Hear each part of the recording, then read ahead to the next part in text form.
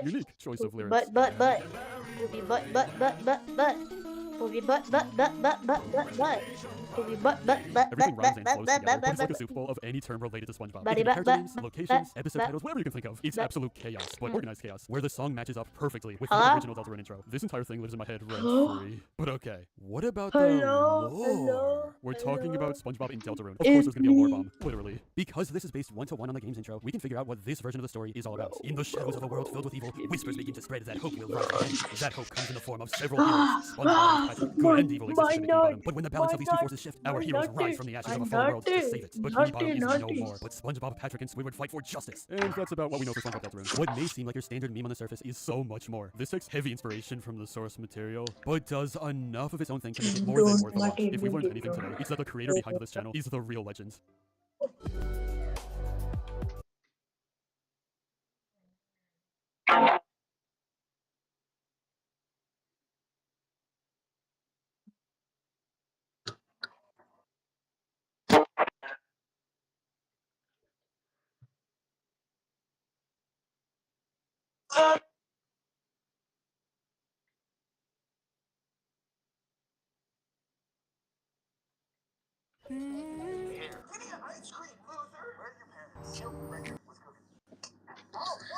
Welcome back.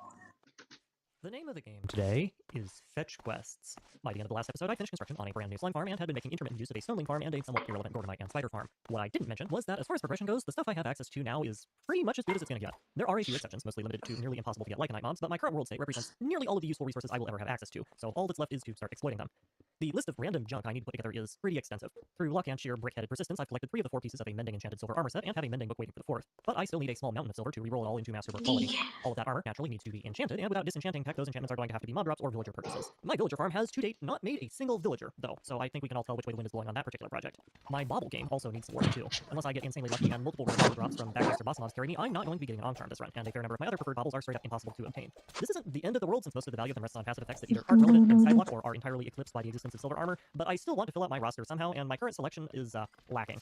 By far the most important part of the setup is my weapon, which will obviously be a bow because the only thing meleeing boss mobs will do is drive up my insurance premiums. This is actually the easiest part because there's only like 5 relevant enchantments that I need to make a nearly endgame bow, and all the arrow variants I want to use are going to be cheap. And then I need all the other stuff for summoning the bosses, and the bosses that drop things I need to make stuff to summon the bosses, and so goes on the list. This is also where I will point out that the Rahovart Soul Cube you use to build the summoning altar requires Ender Biotite, a quark material that you can only mine from the end, and also Netherwort, which is almost impossible to get unless I want to wait a few weeks for a rare Lycanite event, so I will be spawning all of that stuff again.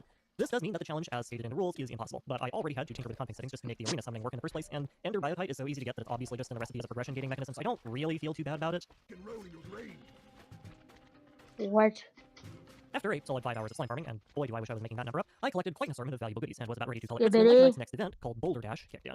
This event is fantastic. It spawns a bunch of Geonox and Vacuolas, which are slow, easy to kill elemental mobs with valuable drops, but more important than that, it offers me a chance to get a head start on one of the more obnoxious tasks on my to-do list, which is getting nether stars. The stars are a hard requirement for activating Lycanite ritual altars, and at a minimum I will need a few to beat the game. Unfortunately, they only can be sourced from withers at the moment, which puts me in the interesting position of trying to find a large amount of soul sand and wither skulls in Skyblock.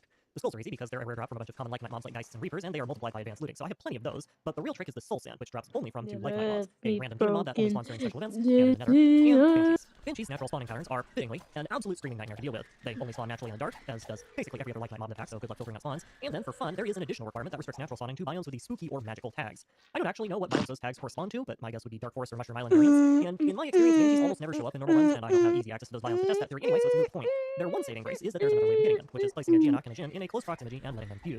This has the unfortunate side effect of spawning a massively overloaded version of the Banshee, but my slime grinding adventure has given me a couple of extremely nice baubles, and I'm nearly maxed out on all of my passive effects, so what would normally have been a nearly impossible fight is mostly just Waiting on freaking ridiculous Minecraft.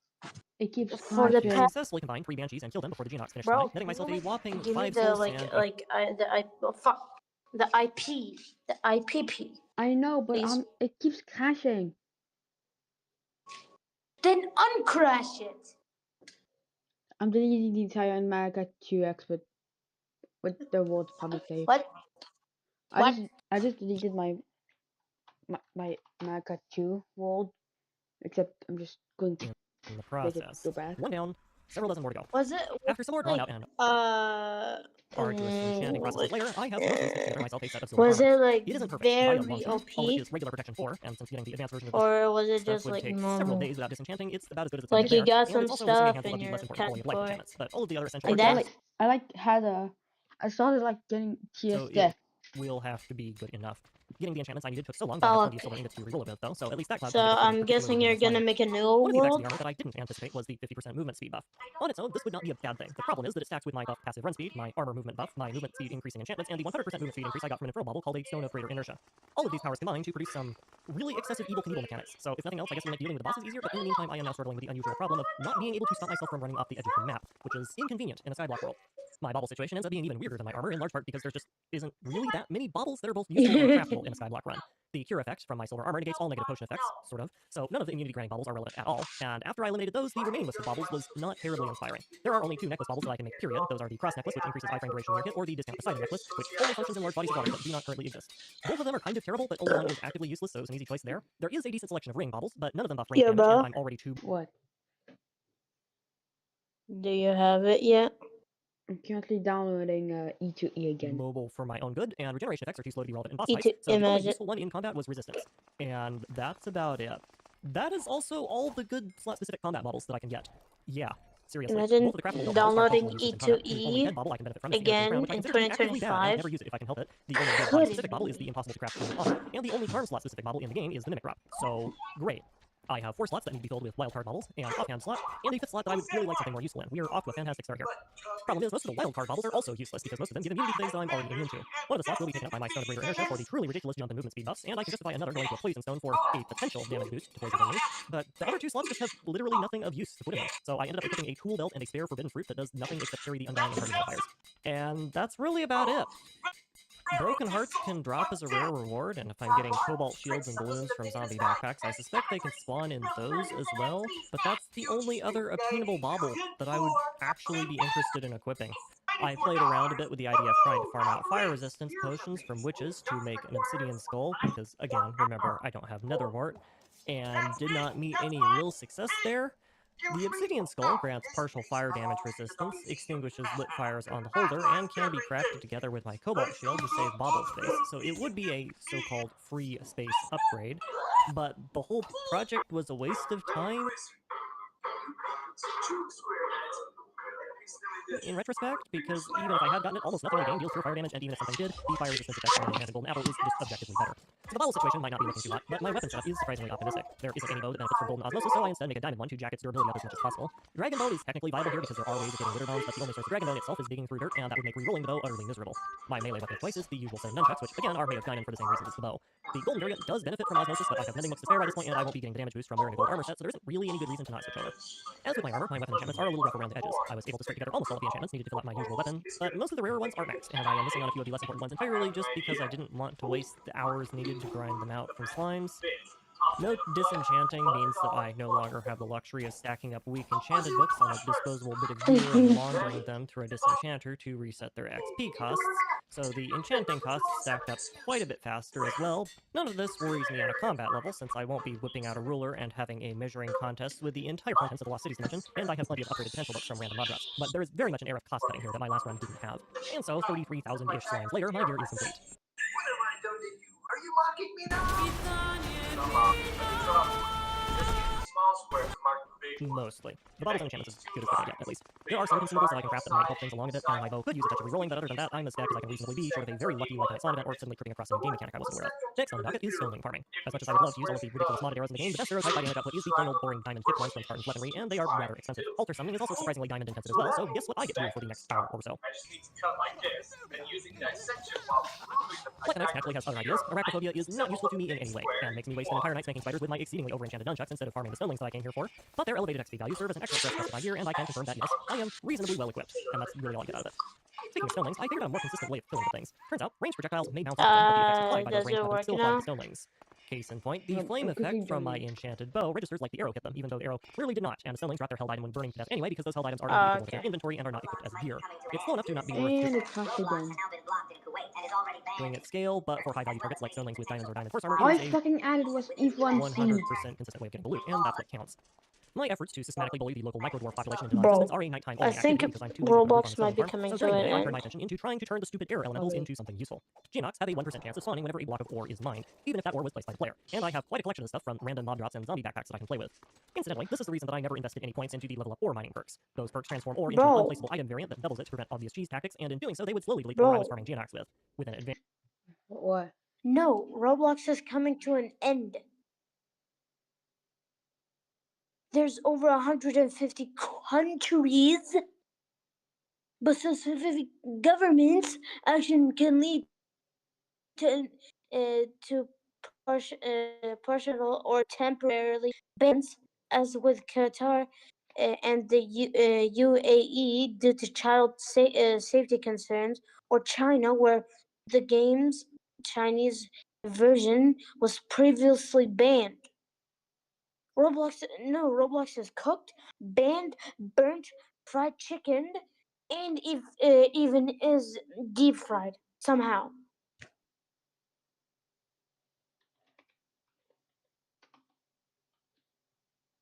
Bro, there will be only like three people playing it. What the fuck, man? Could you go look for some mushrooms deeper in the forest? Consider it done. What was I thinking? I can never tell a truffle from a toadstool. Take these, for example. Are they edible? There you are. So, you got any mushrooms? Well, they've got me, I think. I want to make some soup. I like favorite.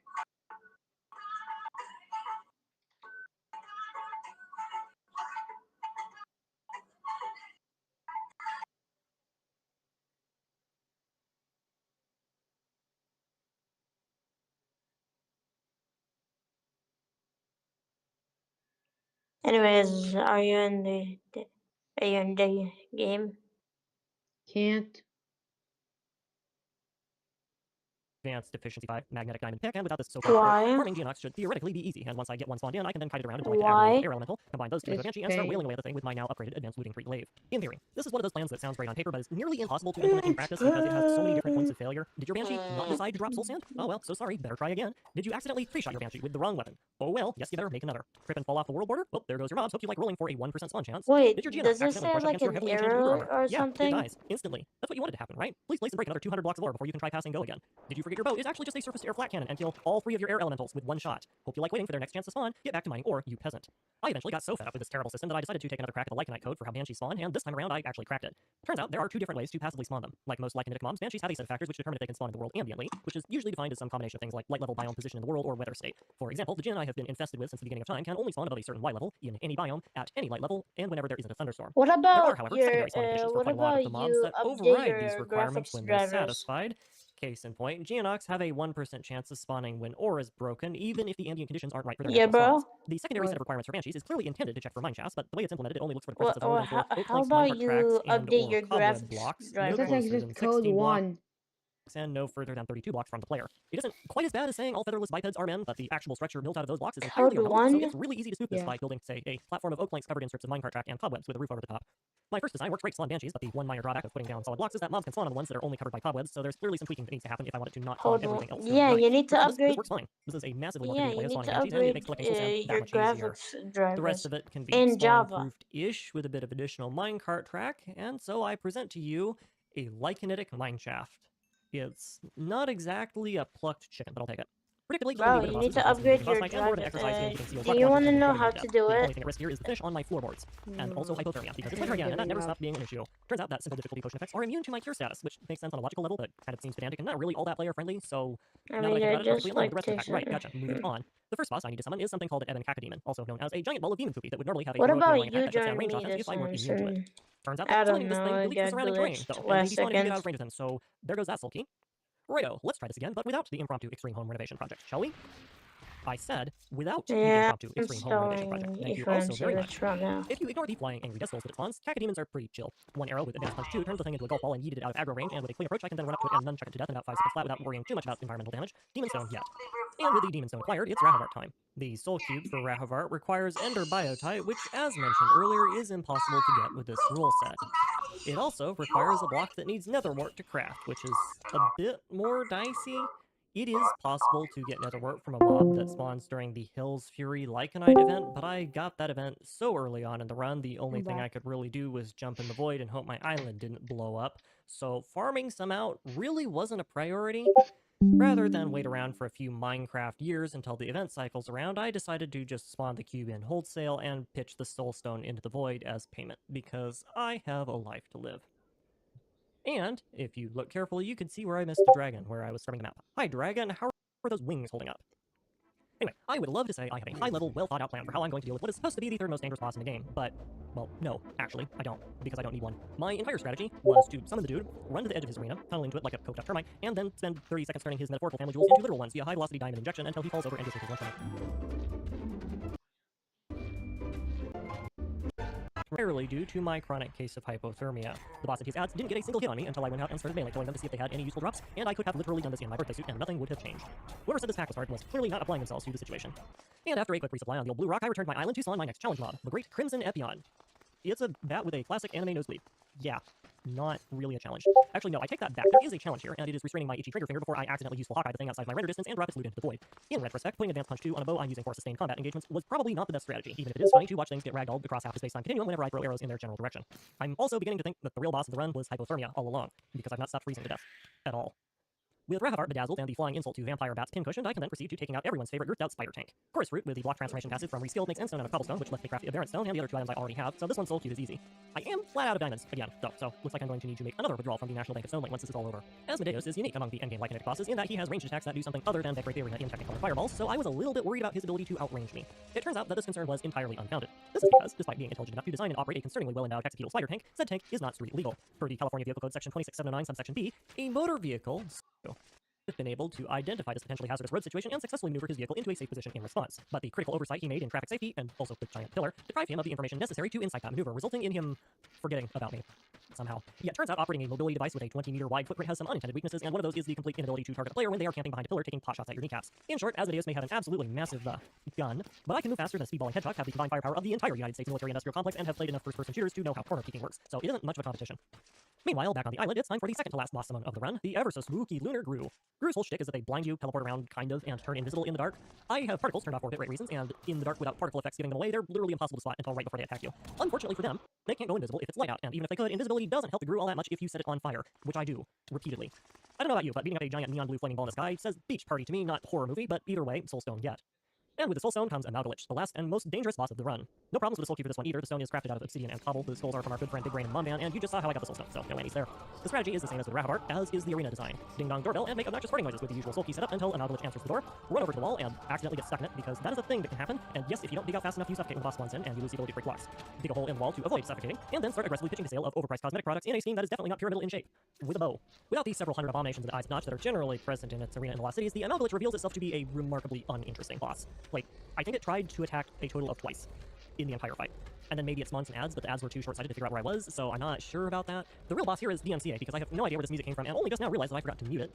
So why don't I find a soundtrack that's a bit more appropriate? Yeah, there we go. That really sets a much more accurate mood. My use of a stone link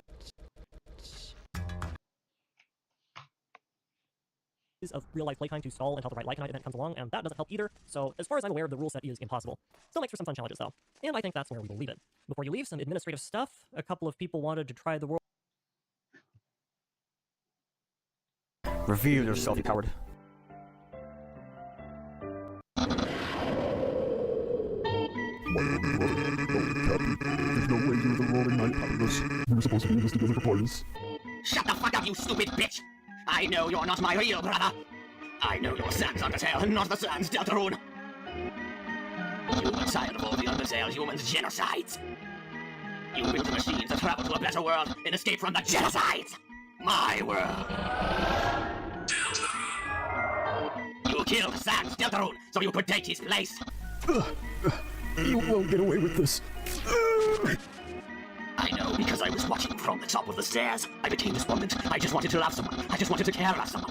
Sans Undertale, you might not believe this, but I decided it wasn't worth living anymore. Not in a world without love. Not in a world without Sans. What the fuck? In here.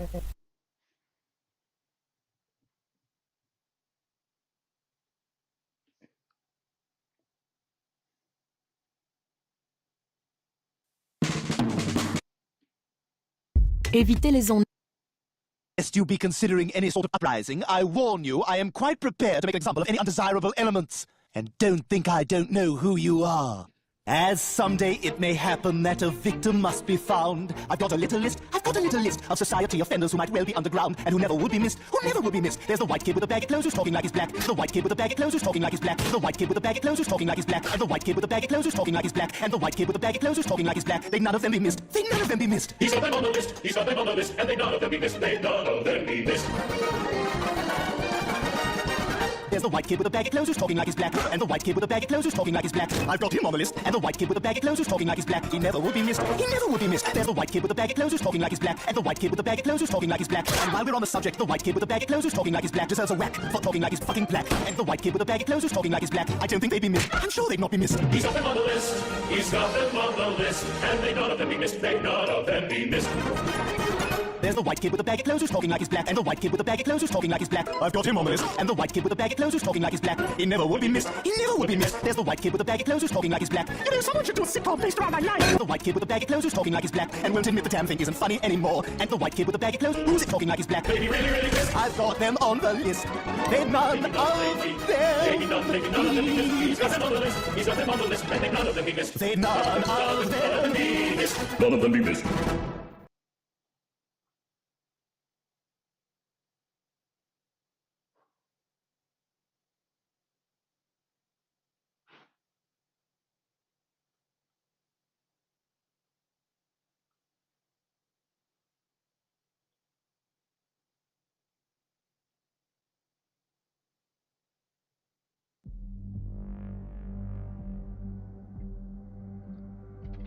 The last 72 hours have been completely insane, with Roblox finally making a direct response to Schlapp. On top of that, Roblox was actually caught using AI in a recent response video, with some of the obvious signs being the senior director of product policy, Eliza, going from having 5 fingers to having 3, and there's a lot of examples of this. To make things even worse, Roblox started unfairly punishing game developers who haven't violated any policies, such as an innocent skateboard game on Roblox. And finally, Roblox made another indirect response, claiming that Roblox isn't for children by changing up their advertisement goals from focusing on children to focusing on adults. On top of all of that, Schlapp has made a full response to Roblox that got over 5 million views in just one day, making it the fastest growing Roblox video ever. In this video, I go over every update on the Schlapp versus Roblox situation, but before we get into that, please be sure to like the video, subscribe, and comment #FreeSchlapp to help spread the word about the situation even more. I want to begin this video off by speaking about how Roblox's response was caught using AI, not just in the audio, but in the visuals as well. I've seen a ton of posts on Twitter, some of them getting nearly 100,000 likes, calling out Roblox for using AI. One of the most obvious examples is Eliza, the senior director of product policy, who literally goes from having 5 fingers to suddenly having 3 in the same shot. There's the prompt, right? Is the prompt policy violating? There is the output policy violating, and then is the combination policy violating. Then there's also David Bazuki holding a cup, where the text is completely messed up and distorted. Long-term behavior patterns, which result in violations of our policies. So which is another clear sign of AI. And that's not even all of it. People have also pointed out that random shadows appearing in the background, furniture that doesn't even make sense, and overall weird glitches that you'd only ever see in AI-generated content. Now, I've seen some people try to defend Roblox by saying these mistakes were caused by AI upscaling, and to be fair, that might explain why the text on the cup looks scrambled, since upscalers often mess up letters and logos when they try to sharpen blurry footage. But here's the problem. Upscaling doesn't suddenly make someone go from having 5 fingers to 3. It doesn't duplicate chair wheels in the background, it doesn't make an arm snap weirdly out of frame and then reappear from the other side, and it definitely doesn't distort someone's necklace mid-shot. Those are straight up AI rendering errors, not upscaling issues. So realistically, some part of the video might suggest that there was an AI enhancer used, while other parts suggest that it might have been fully AI generated. Honestly, I'm not even sure myself what to think, because a lot of the issues in this video can't be explained by just upscaling alone. Things like the triple fingers or duplicated objects in the background prove that there may be something way larger going on here. And that's what makes this so bad for Roblox, because no matter what way you look at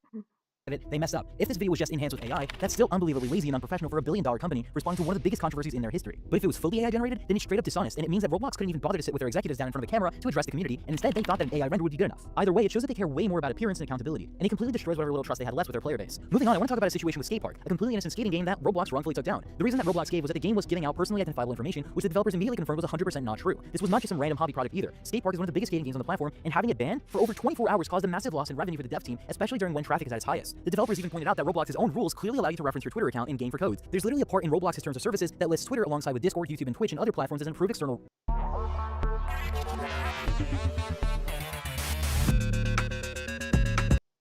reference. Yet, Roblox claimed that this was against their policy and doubled down saying that their moderation was correct. And this is exactly why so many developers are fed up. Roblox loves to claim they care about creators, but instead of fixing their broken moderation system, they're punishing innocent developers when the actual problem games are left untouched. Just look at the garbage that's still on the platform, such as exploit-filled games, Elsagate Smash or Pass content, and literal bathroom hangout games where kids can rent private rooms. Those games stay up, but a family-friendly skating game gets nuked for sharing PII? It makes no sense. But the skate park situation isn't even a rare case. This is happening to tons of other games on Roblox. Developers are seeing their projects wiped off the platform for a completely bogus reason, losing years of work overnight, while at the same time, condo developers face zero resistance. These people just mass-produce condo games on alt accounts, and if even one gets banned, 10 more pop up the next day. Roblox Roblox moderation constantly hits the wrong targets while the real problem spreads non-stop. And if things weren't already bad enough, Roblox has now directly responded to Schlepp. Their official statement defended banning him by claiming that he was taking the law into his own hands and that it's not safe in the real world or online, which is why they supposedly work with law enforcement to hold bad actors accountable. But that's where the entire narrative falls apart. Schlepp immediately called them out, reminding Roblox that his work already led to 6 confirmed arrests of in their own community, something Roblox themselves never acted on, even when he was sending them evidence. And to make Roblox's response look even worse, Minecraft came forward showing direct proof of Schlepp working alongside law enforcement in his videos. You can literally see him with a sheriff making an arrest. That's not taking the law into his own hands. That's called cooperating with police. Even major outlets like NBC Chicago picked up the story, reporting that Schlepp only began doing major things after being groomed himself by a Roblox developer who Roblox promoted at official events. His attorney stated that when Schlepp attempted suicide, his mother reached out to Roblox for help, and Roblox ignored her until she threatened legal action. And even then, Roblox brushed it off, claiming that the abuse on another platform, despite the being one of their own contracted developers. What makes it all even more insane is how Roblox handled the communication. Schlepp revealed that they never once reached out to him directly. No warning, no conversation, literally nothing. They just jumped straight to a cease and desist and terminated every account he owned. Meanwhile, Roblox did reach out to Teddy, a developer known for making games for kids, and here's the best part, this was the same game that Matt Kaufman, the chief safety officer at Roblox, the guy who's literally supposed to be keeping Roblox safe, knowingly let stay up for over a year without taking any action.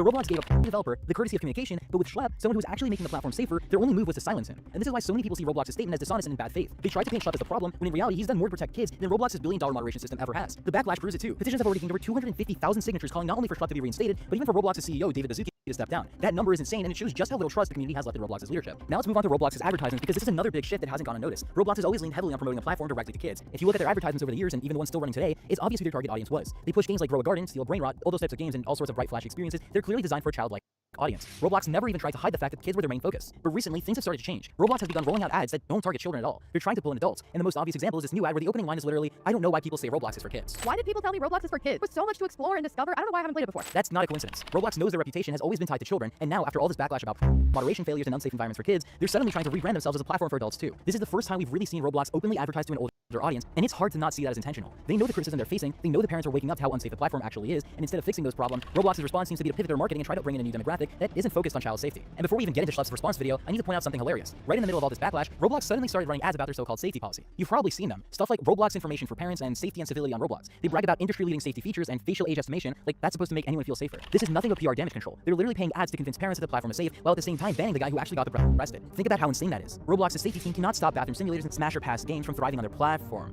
but they'll spend ad money to pat themselves on the back and tell the parents that everything is fine. And it's even funnier when you realize Roblox only started pushing these ads after the lawsuits and after all the petitions and after Schlepp's video blew up. It's the equivalent of slapping a "Trust Us" sticker on a broken car and hoping that people don't look under the hood. Now let's get into Schlepp's response video, because this is where everything comes full circle. In his new video, Schlepp completely tears apart Roblox's narrative. Roblox tried painting him as some reckless vigilante, but he makes it clear that he's not a vigilante and that he works directly with law enforcement officers, and that's why there are currently 6 sitting in jail right now because of his work. And let's be clear about one thing. I'm not a vigilante. That means I'm taking the law into my own hands. We work with law enforcement, which is why we have a rat. Roblox refuses to say mine because they'd have to acknowledge those are rats. He also points out the obvious that Roblox keeps saying that they care about safety, but if that was really true, he didn't even make it to his decoy accounts in the first place. The fact that he's catching them at all just proves how badly Roblox's moderation systems have failed. The fact that these on the platform to begin with shows that their safety systems have failed. If Roblox did their jobs, there wouldn't be anybody for us to find. And the way Roblox compared Schlepp to an actual was just genuinely disgusting. Even Chris Hansen said that they should be working with Schlepp, not trying to silence him. I'm gonna read to you a quote from Roblox's corporate blog describing our operations. Similar to actual, they often impersonate, actively approach users, and then try to lead them onto different platforms to have complete conversations. We obviously do not talk to these platforms. We don't impersonate real children. Our decoys are, adults. I think if they're mischaracterizing what you're doing, and honestly, that's why the whole free Schlepp movement has blown up. People are finally seeing through Roblox's lies, and they know Schlepp has done more to protect kids than the company ever has. Roblox can keep throwing out PR statements, but the arrests speak way louder than anything they'll ever say. So with that being said, make sure to like the video, subscribe, and comment free to help spread the word even more.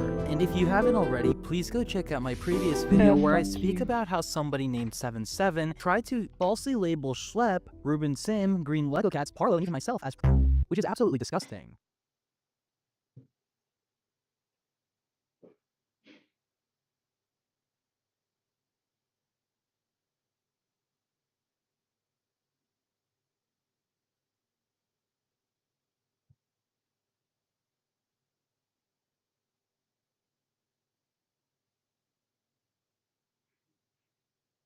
Welcome back.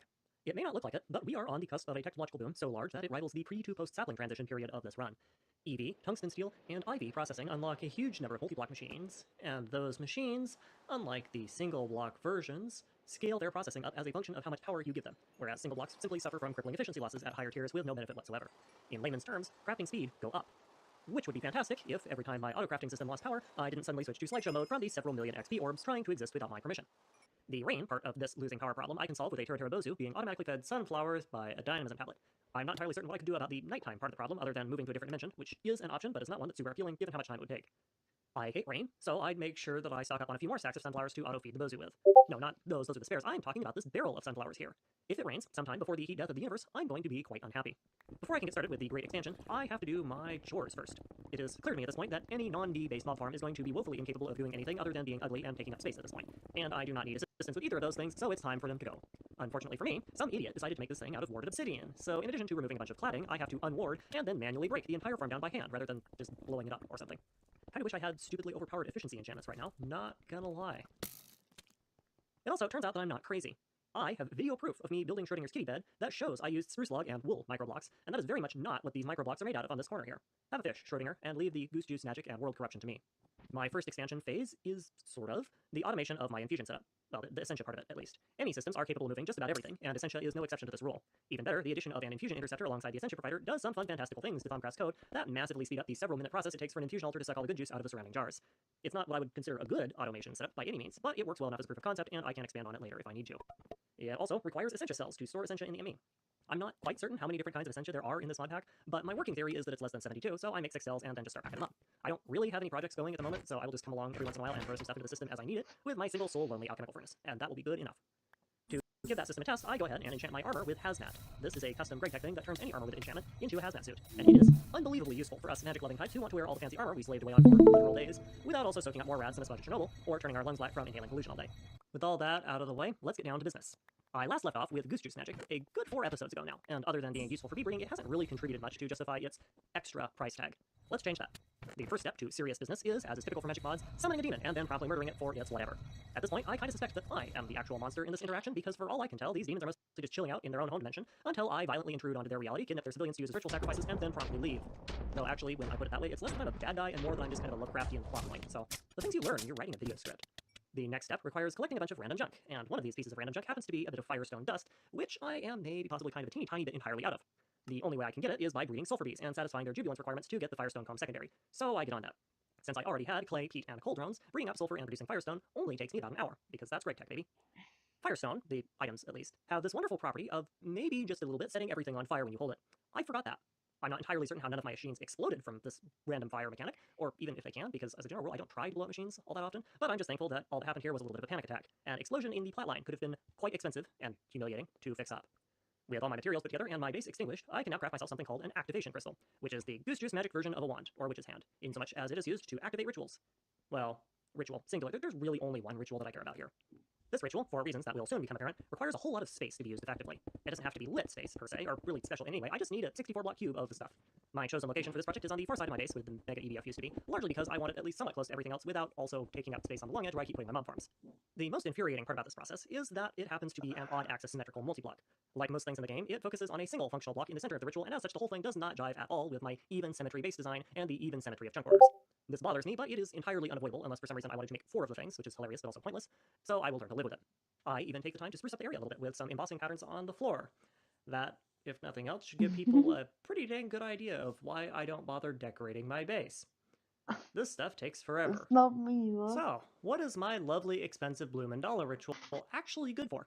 Well, as we all know, Minecraftian space is actually full of nothing but extremely large blobs of litter that, by sheer chance, are composed of different kinds of ore blocks. As an environmentally conscious and reasonable person, I feel that I need to do my part in ensuring the health and safety of my fellow Minecraftians, and as such have taken on the arduous responsibility of applying the big suck to the upper atmosphere in order to filter out those pesky little blobs of raw material using a magical vacuum cleaner powered by the juice remains of my mortal enemies. The fact that I can use these ores to further my own technological progression is, of course, entirely accidental. It also very quickly becomes apparent that I do not have a snowball's chance of mining this thing by hand. That's okay though, because I have other options. In producing, the auto miner. It mines. Automatically. Yeah, that's pretty much it. It's not all that special. Feeding it mining pipes and power will result in digging down and pooping up ores. Of course, it also turns out that you can't disable the auto backfill mechanic with the single block version, so I learned something new today, but it does mean that this thing is entirely pointless, and I will have to mine this giant ball of ore by hand. Boy, I wonder how I'm ever going to get around that problem. But before all that, mallet time. As any veteran of automation games will tell you, the first thing that you should automate is the stuff you need to make more automation, which in my case means I need to get my energy situation figured out. The first step is a dedicated fuel processing setup, read fluid extractor and distillery. Wood tar distills into 3 materials that can be fed into gas turbines directly. At the moment, I'm only going to use benzene, but I'm probably going to end up burning all of them, depending on whether I need them for other things, like explosives. And that's pretty much it. Getting the system wired up to the charcoal supply and reconfiguring my network for fluids honestly took longer than getting this thing built. I gotta say, I do kind of like gas turbine setups for that. They are dirt simple to automate.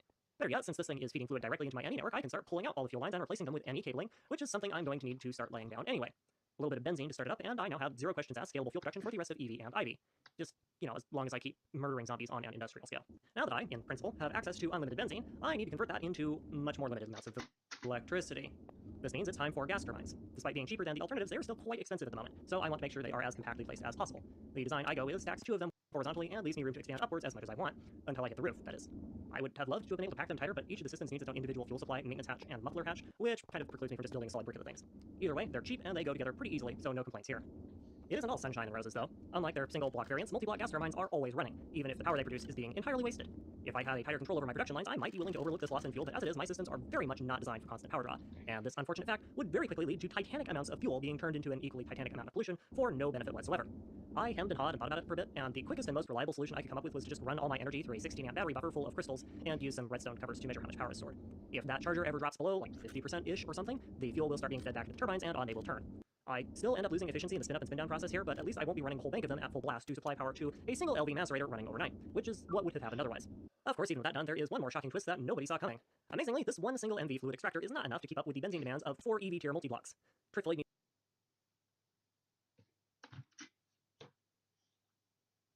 welcome, and welcome back. I haven't even come close to finishing with my retro mod pack bender, but given what happened with Big Dig, I think it's safe to say that I need some additional challenges in my life. As fun as it was to tear apart the fabric of the game engine because I was personally offended at the lack of non-lane sources of renewable emeralds, by episode 5 I was completely off the rails and cackling at the sky about mining space-time itself, which may or may not have concerned Ducky a bit. So, to that end, Blightfall, without the blight, because I just couldn't help myself. For those of you who haven't played or heard of Blightfall, this is a mission-based mod pack. To make a long backstory very, very short, you and a crew of cripplingly incompetent NPCs have been tasked with manifest destinizing a brand new planet. They shipped you out umpteen billion years ago, and you recently arrived, only to find the entire landmass colonized with some sort of crossover between Dead Space Minecraft and the one-eyed, one-horned, flying purple people eater called Blight, which is actually just a perfectly normal tainted land biome from Thaumcraft, but they don't know any better. Your job as the resident survival and colonization expert is to build up infrastructure to remove all of the blight using whatever options are at your disposal. Ores are very rare and generally are biome-specific, so the intended method of progressing requires a ton of world exploration, teching up in a number of various ways, and automating renewable methods to make all of the things you need in bulk, which is great in principle, but that's too easy, so that's where my custom rules come in. All 2 of them. Rule 1, no cheating, duh. Looting or modifying the starting ship also counts as cheating for the purposes of this run because that's lame, but I do actually wonder if it's possible to complete a spawn room-only run, though, so there might be some room for that later. Anyway, rule 2, at no point may I ever step into, extract resources from, kill mobs in, spawn mobs in, open containers, place blocks, break blocks, remove fluids, place fluids, or interact with, in any way, anything that is inside the tainted biome type. The only thing I can do to blighted land, indirectly, directly, or otherwise, is render it, because I have no choice there, and purify it, because duh. Once the land has been purified using any of the methods at my disposal, it can be then interacted with as normal. An important distinction here is that this applies to the tainted biome, not the taint-related stuff that spawns in it. So anything that's outside of the biome is fair game, as long as it didn't leave the tainted biome as a result of my interactions with it. I foresee absolutely no complications whatsoever coming out as a result of this clearly understandable and not at all complicated rule, but I will deal with them as they come up. The starting point of the game puts you on a ship floating over untainted ocean, so the good news is that my run is not immediately invalidated. The bad news is that I can't modify the ship because that would be lame, and there is no way of accessing the outside world, which means that for now I'm stuck with progressing the game the, normal way. This is less of an inconvenience than you might think. Even though the ocean isn't tainted, the Blightfall map uses a custom world generator that does not allow ores or land or anything interesting at all to spawn outside of its borders, so accessing all of this wonderful untainted land would be of very limited use early on in the run. My first order of business is to select a drop location. There are many, with different advantages and disadvantages associated with them because of their placement relative to the different starting biomes and resource areas. I could, for example, choose Drop Point Alpha, a nice centralized point with lots of flat space and easy access to a bunch of valuable biomes. I could choose Drop Point Beta, a drop point with lots of villages and caves nearby for some early looting. I could then choose Drop Point Gamma since it has easy access to valuable ores. Or I could choose Drop Point Omega, a wayward biodome that accidentally got launched into the bottom of the ocean in the middle of nowhere. This is supposed to be the hardest start, but during my routing I found that it had a number of weirdly unique advantages that I'm going to need to leverage later on, so on to Biodome Omega we go. And welcome to Biodome Omega. Let's take stock. Sand. Check. Water. Check.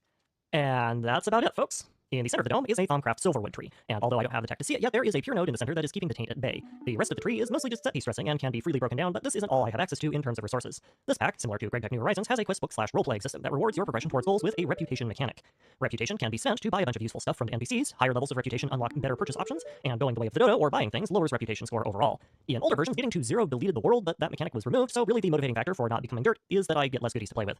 After more than a little bit of schmoozing with NPCs to complete the easy starter quests, I net myself a bunch of bone meal, an oak sapling, and a healthy chunk of reputation, which I then immediately start converting into samples of various kinds of plants. Mob spawn eggs are usually a waste of reputation this early on, but I'm not going to be able to do any real exploration for basically ever, so for now I'm going to have to rely on luck to source most of the plant types I need to get started.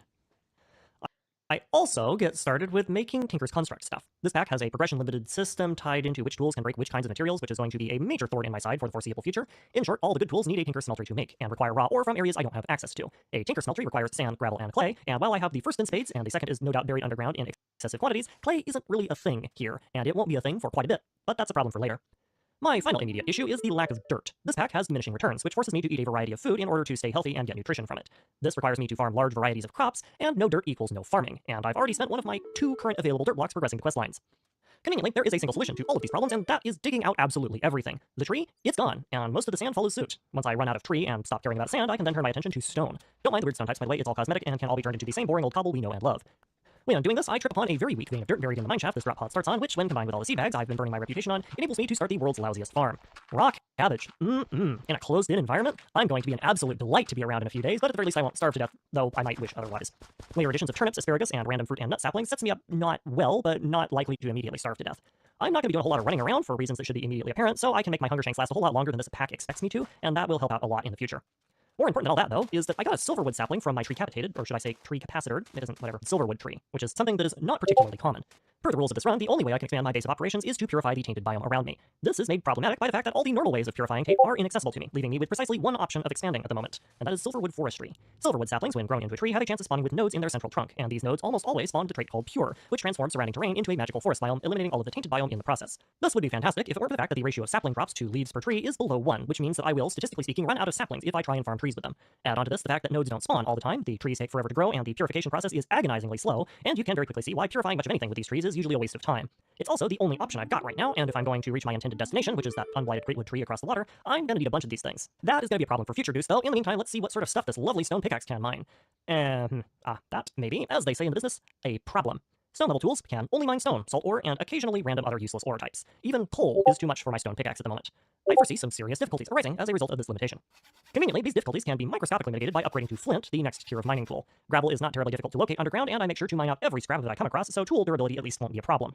This is accompanied by me continuing to fleece the NPCs out of every seed bag, sapling, and piece of junk in their cargo hold, which has netted me a little bit more variety in terms of crops, and most importantly, given me a single iron oreberry bush. The bushes are normally utterly flipping useless, but in this one particular instance, it gives me access to a source of iron without requiring that I first craft a copper tier pickaxe, so in the absolute worst case scenario, I will be able to tech up that way. It should go without saying that I do not prefer this alternative, but I mean, I've dealt with worse. Back to mining. More mining doesn't really help the situation much. The most valuable thing I find is a whopping 1 copper ore, which, while great in principle, is pretty much useless on its own. What it does net me is plenty of extra dirt for agricultural uses, flint for tool uses, and stone for taking up my inventory space uses, all while slowly allowing me to make my way down to bedrock. Meanwhile, my limited reserves of craftable food continue ticking down. My first crops have started growing in, which is keeping me barely afloat, and I have had some luck with catching squids that got caught on my dome, but I'm still pretty concerned about the long-term viability of my food supply. Unlike in New Horizons, diminishing returns in this pack works off the nutritional value of the food you eat. Raw crops are about as bad as it gets by this metric, and my inability to refine them into higher tier food means I can only eat each food about 5 times before it stops being useful, so each new seed type I get only puts off the inevitable by a very small margin. There isn't really a lot I can do about that right now, so I decide to keep pushing forward and downward. In the absolute worst case scenario, I can just buy some food from NPCs. Once I hit what passes as the bedrock layer in this mod pack, I then start burning through all of my limited food reserves working on my next project, which is digging out a giant hole. Wow, this project seems a lot like the previous project. Anyway, giant is relative, considering I'm doing this by smashing sharp rocks against slightly less sharp rocks, and the hole is microscopic by any other volumetric measurement you care to name. I don't find much that's usable by doing this, but every scrap of ore helps, and I'm still waiting on a bunch of things before I can seriously make attempts at progressing my game state. Even though I'm not capable of making any direct progress on the taint problem, there's still a lot I can do to get prepared. Food production is obviously a priority, especially because it's so strongly dependent on Pam's harvest craft, and food needs a lot of space. Expanding outward isn't an option because taint, and expanding downward would take far too long because of how terrible my pickaxe is, which leaves the only viable option of going up. So I turn my attention to making a ladder system and getting myself some brand spanking new oceanic farm plots built up and ready for planting. I've stockpiled enough wood that I can even afford to spend some making good old-fashioned wood slab tree farming platforms. What can I say? When you play Skyblock as much as I do, every problem starts looking like Skyblock. During this time, my first silverwood sapling finally grows up and is kind enough to give me a pure node in the process. I can't break the tree down yet since half of it's still in the tainted land, but once it purifies the surrounding area, I will munch it to pieces and try to replicate the cycle further out, but I don't hold any great hope. The laws of statistics simply are not on my side for this project, and I'm going to need to look elsewhere if I want to do this sustainably. Half an hour of playing I Can't Believe It's Not Skyblock, and I can tinker upgrade to Mine Factory Reloaded Plastic, a material that has no particular great beneficial stats except for its ridiculous durability. I then turn my attention to my new silverwood tree. The area has been purified enough that if I do get another sapling drop, I should be able to retrieve it without venturing into the Forbidden Zone, and my weirdly strong in the early game Mine Factory Reloaded Plastic tinker tools make short work of it. Disappointingly, but also unsurprisingly, it does not drop another sapling, which means it's time to move on to Plan B. Enjoyers of the Great Tech New Horizons run will remember that a couple of the earliest major progression milestones in that run took place when I was able to leverage the trading power of a Thaumcraft mob called a peck. Technically, pecks are hostile creatures, and they spawn in dark areas in a magical forest biome, but they aren't hostile unless attacked, and they have a kind of random gift-based trading system where they will exchange things for items that contain lucrum, the Thaumcraft aspect of greed. Also from Thaumcraft are Thaumcraft loot bags, which are drops from rare boss mobs that contain all manner of useful items, but most importantly for now, a bunch of them have lucrum in their composition. Silverwood trees in this pack tend to fight weirdly with the starting biodomes for some reason, probably tied into the fact that the biodomes' taint-free zone are not actually maintained by the node in the center, and the end result of that infighting means that very little of the area inside the dome is actually magical forest at any given time. Fortunately for me, I got a second pure node very early on from my lucky sapling drop, and purifying the area outside the dome has no such problems, which allows me to carve out a very carefully shaped peck hunting pit from the surrounding stone. I'm only going to need one of each kind of peck, but they have a very low spawn rate, so realistically getting all three is going to take some time. Meanwhile, construction upstairs continues. In addition to pecks, loot bags afford me access to gold, which I can combine with apples and naturally spawned witches to theoretically cure zombie villagers. I've not had any luck at all farming any kind of hostile mob so far, and I theorize that this is because there's so much land around me that mobs can spawn in, which eat up the mob cap, but I don't really have any way of testing this or speeding this up, and I still have to have the mob farm for this to work, so I decide to build my usual fugly dark box design up top and cross my fingers and pray. Some more time passes, and I discovered that the whole hostile mobs don't really spawn issue is way bigger than I thought. In my routing tests, I manipulated the mob cap to accelerate spawn rates because I was more interested in proving this seems to have been a miscalculation on my part because hostile mobs may be technically able to spawn, but they sure as heck aren't inclined to. Out of desperation, I even made a 124 block tall pillar on top of the mob farm using spare wood to try and de-render all of the Thaumcraft mobs in the area, but this doesn't seem to have made any difference whatsoever. And for that matter, I don't even know if hostile Thaumcraft mobs can despawn naturally, which leaves me a little bit stuck in terms of how I want to progress. Fine then, plan C. With no access to hostile mobs, progression in this game is going to get really annoying really quickly. It's not impossible, though, which means I keep going. Aluminum, copper, tin, iron, and essence ore berries are all valid drops from the seed loot bag loot tables, and with some rare saplings from the tree bag loot tables, I can get tools strong enough to mine all the way up to diamond tier, so with some good RNG, I can actually go quite a ways on the back of those loot bags alone. Additionally, mob loot bags give a single random spawn egg and are more heavily weighted towards farm animals, but they do contain in their pool all manner of hostile mobs and villagers if I get absolutely desperate. The limiting factor here is the incredibly low drop chances of the things that I need and my lack of reputation. To my complete and utter surprise, it seems that schmoozing your XO out of an entire starship's worth of biosamples tends to have a negative effect on that, and the lack of reputation would make it impossible for me to progress if it weren't for one key detail. And that detail is blatant bald-faced bribery. Apparently, space food is just as terrible in Minecraft as it is in real life, and the poor schmucks upstairs are so desperate for anything that isn't dehydrated space rations that they are willing to sell their souls for it. Or in this case, they're really questionably well-stocked emergency reserves of loot bags. Every 7 Minecraft days, I can generate 9 reputation points for the low cost of 4 stacks of bread, which you expect to translate to a random spawn egg or sapling pole every 2-ish Minecraft days. This expectation is incorrect because it turns out the quest book also has absolutely no idea how long a day is in Minecraft, and all of the repeatable quests renew way faster than the flavor text implies that they should. So this so-called 7-day quest actually renews somewhere in the neighborhood of 3, which decreases the pain produced by progressing this way from I just stubbed my toe on a cactus to merely agonizing. Lacking anywhere else to put it due to the non-existence of buckets on this planet, the expanded farms needed to produce this amount of bread get thrown down in the biodome and fed with water by bashing a hole in the ceiling of my nearly uninhabitable living quarters. It does the job, though from the perspective of the NPCs, I have thus far done nothing except steal everything that isn't nailed down and vandalize their terraforming equipment, so they are no doubt wondering what Command was thinking by hiring me on as their survival expert. That's fine, though. I'm not the one who's going to need a multi-stage rocket-assisted Emma after eating nothing but microplastic-laced barley bread for months straight, so we'll see who has the last laugh. In the substantial amount of downtime that exists between my bouts of loot box binging, I start extracting every resource I can get my hands on from my local area. And I do mean every resource, to the point that my first step is digging out all of the sand that I can locate, because it's the easiest thing to get rid of. Having entirely excavated and leveled the interior of my biodome/cabbage fart box, I then turn my attention to mining it out. In this case, by running strips of clear space down the floor with 2 blocks between them to guarantee that I'm exposing every possible block of ore, no matter how small. Single block veins of ore are quite common in this mod pack, and I do not feel like taking chances. Well, I say that, and it is true, but really it's more that I just have nothing better to do. Bread farming isn't exactly the most time-intensive of processes, and while I could just pause the game and let the quest book cool down that way, that seems a bit lame. Things start looking up again when a couple of lucky sapling bags give me darkwood and fusewood saplings. Between the two, this means that the strongest mining level I have access to now jumps up to hard metal, without requiring me to spend any of my actual metal doing something so banal as making tools. On its own, this isn't particularly useful, other than possibly as a convenient way to help self-terminate, but the upgrades do allow me to mine out all of the ores that can spawn in underneath my biodome, which is, I'm hoping at least, a way of progressing that isn't reliant on praying for lucky villager spawn eggs. Once I finally get a bloodwood sapling, I'll have access to a decent tool material with diamond tier hardness, but for now it's not a priority. I haven't seen a single non-Thaumcraft hostile mob since I started this playthrough, by the way, which leads me to strongly believe that the spawn cap is being gobbled up by the purple people, and that continues to present a massive logistical difficulty to forward progression. There is nothing for it but to continue cementing my cruise intestines and crossing my fingers though, so carry on. The ability to mine and smelt iron ore at scale unlocks a couple more quest lines related to Thaumcraft progression, but they very quickly stall out due to the complete and utter lack of any way to make paper. From what I can see of my surrounding landscape, this isn't going to change very soon either. There is no sugarcane in sight, and the other tech-based ways of making paper require power production, which is functionally non-existent and remains so for quite a bit. If nothing else, it's free reputation to feed into the spawn egg gristmill though, so I can't complain. Eventually, my strategy of bash my head against the problem until the problem suffers crippling brain damage bears fruit, this time in the form of me discovering lead ore. This discovery unlocks a couple of quest chains that, as a side benefit, give me the option of purchasing sugarcane. Well, that problem solved itself fast. And, more importantly, a full leadstone energy cell full of power from the quest book. Yeah, those problems really lasted a long time, didn't they, Goose? Unfortunately, despite the energy cell being supposedly reserved for my use, in order to encourage the supply master to remove the shaft of calcified starch from its rear end and give it to me, I need to feed the crew another 32 stacks of bread first. This further convinces me that whoever did mission planning for these extraterrestrial voyages was a complete blithering idiot. The bar for this was already so low that I would have had to break bedrock to see it, but even before you account for the fact that these dingbats can't even figure out how to transport seeds in stacks larger than 1, who in their right mind prepares for a remote extraterrestrial operation by charging up an unupgraded leadstone energy cell? You would unironically be better off shipping the raw materials. But hey, energy is energy, and the atmosphere of this planet is apparently unconducive to using any non-reactor-based power system. Ooh, so I'll take what I can get. Many bread submission quests later, and my base has transformed from a supremely lousy farming outpost to a mostly lousy one. Let's take a tour. As before, we have my mob farm, which has, to date, not produced a single hostile mob, but next to it, oh, what's this? It's my animal cruelty box. I managed to roll duplicate chicken and sheep spawn eggs, and decided that I might end up needing some of their drops later. This is 1.7.10, and mob cramming isn't a thing yet, so I've been breeding them for multiple hours without stopping, and see no flaws with this plan whatsoever. Over here, we have every single piece of ore I have access to contained in this one itty-bitty little chest. It's not a lot, but I can now cram bread down most people's throats to buy ingots of pretty much everything I need by this point, so I'm not terribly concerned by this. Most importantly, hidden here in the corner is what I call the constipation station. 3 guesses as to what that's for. I also have this lovely sugarcane farm that I'm still trying to expand, which conveniently lets me use all of the space left over from the entire everything I ripped out of the ground to more agricultural ends. Wow, it's almost like I planned this or something. That's not the most important part, though. The most important part is that I finally crammed enough ground barley into the quartermaster that they'll give me my contractually obligated noob trap, complete with just enough energy to start processing a bit of my ore. Huzzah! Welcome to the modern age. It only took literally a chest and a half of bread to get here. Who needs to mine diamonds when you could mine the ship's septic system? Good grief. My first machine is a pulverizer. For those of you who have been living under a rock for the better part of 10 years with Minecraft mod development, this is one of thermal expansion's answers to improved ore processing. It doubles the output of regular smelting by converting most ores into two dusts that can smelt into the ore's respective type of ingot, with a chance for secondary outputs depending on what ore was pulverized. I have precisely 3 ferrous ore to my name, but proudly sport over 2 stacks of iron ore, which can produce ferrous as a byproduct, so this is my second pulverization target. My first target is actually wool, because wool makes string, and with string I can make books for Thaumcraft and fishing rods to keep myself entertained while waiting for my idiot crewmates to work off the carbohydrate coma. Once I get up into iron dust and ferrous dust, I can then turn all of that into a machine called an induction smelter, which does a bunch of weird alloying recipes, but most importantly for me, lets me turn redstone flux and sand into slag. Normally this would be utterly useless, and it is actually intended to be a waste product, but there is a very special crafting recipe that uses slag, dirt, and water to create clay, meaning I can finally start doing things with Tinker's Construct. This would be great if, I actually cared about upgrading my tools, or if it made enough slag to scalably produce enough clay to do this. Yeah, I didn't really think this one through. That's fine though, clay is nice to have, but was not the end goal here. The end goal was the string. Having sustainable string production means blah blah blah books, blah blah Phenomenon, Thaumcraft research, and paper, and blah blah blah, all that Thaumcraft researchy junk.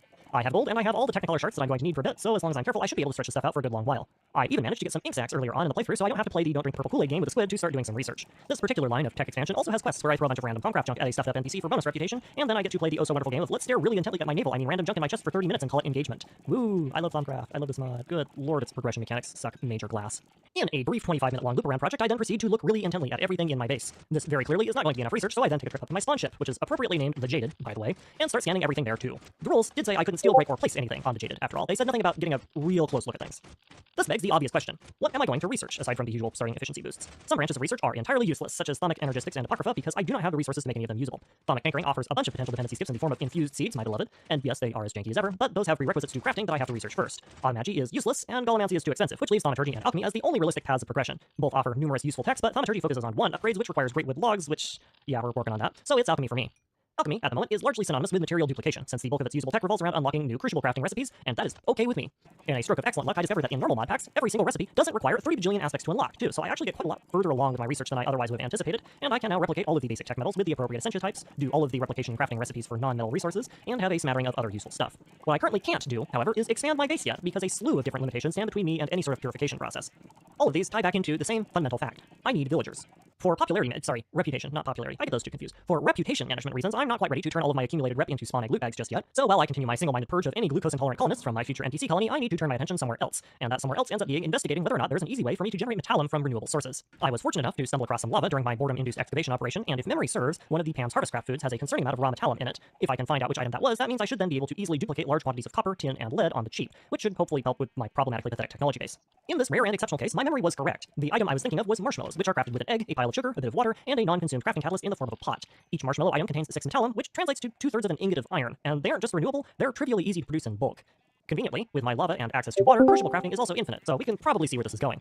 As far as I'm concerned, this means I have carte blanche permission to spend as much iron as I want doing whatever I feel like, and that opens up a bunch more utility options for me with such novel technology as literally the entire Cooking for Blockheads mod, which takes all of those obnoxious Fiddly Pam's Harvestcraft recipes and simplifies them into a convenient button press. This mod is perfectly designed for the bulk production of NPC butt glue and heavily enriched marshmallows, but it can also double as a faster way of making food for you to eat, I guess.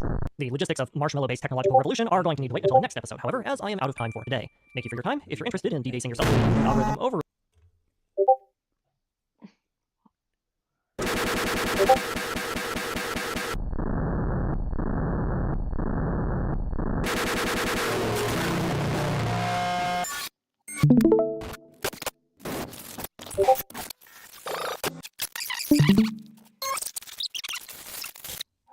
Sushi.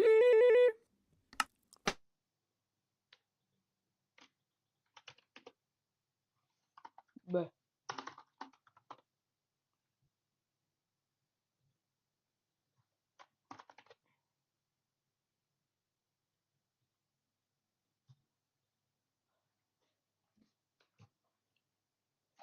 Later. Oh, just a very real chicken.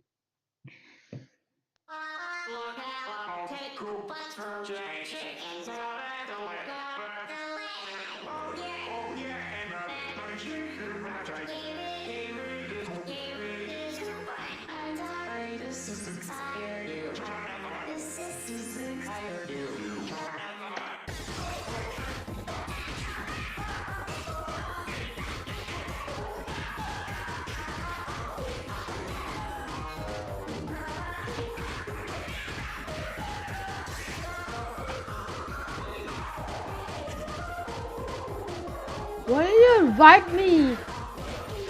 I'm just playing fucking Minecraft.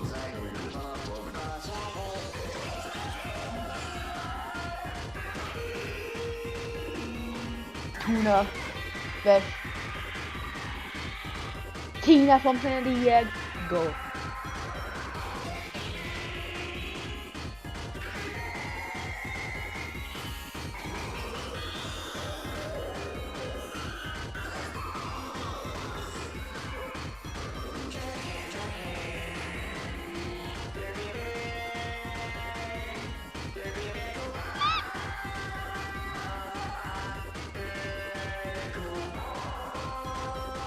Let's go.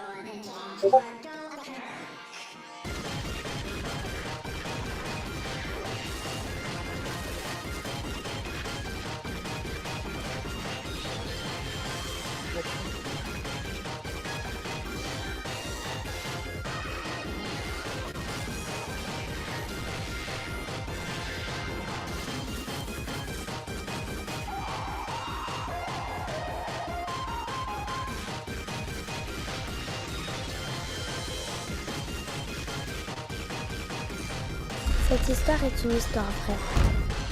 17 enfants se sont évanouis dans la nuit et ils ne sont Nigeria.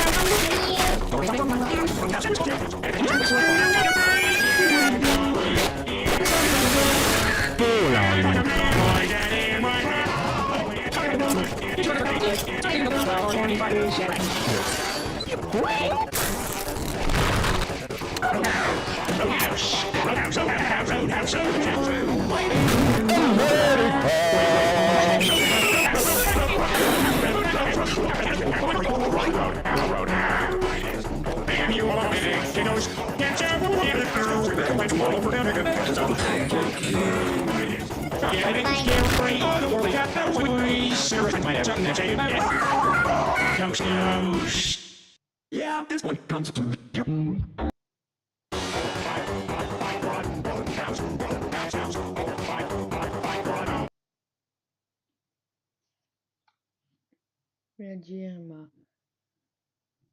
Nigeria. Yeah. Why is that Mr. Beeb? Why is that Mr. Beeb? No, busted.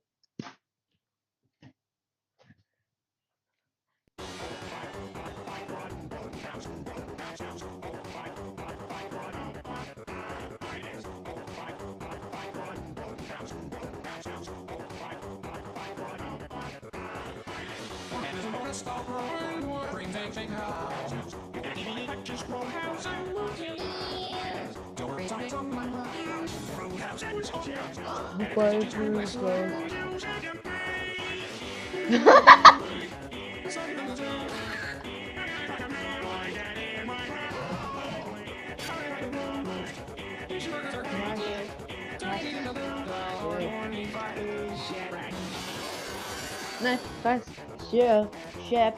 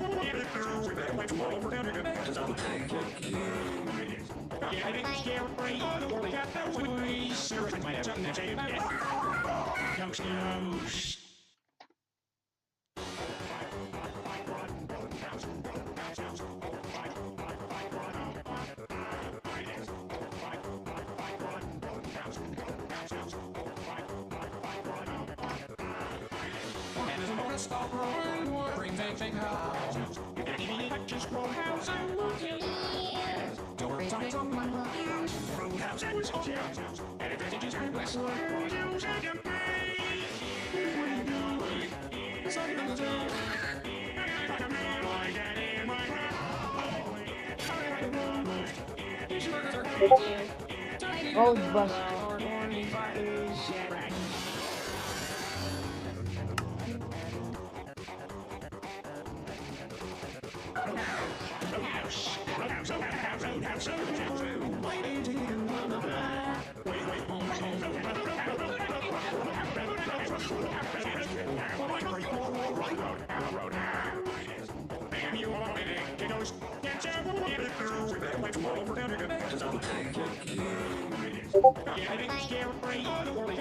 Damn, boy, it's fun.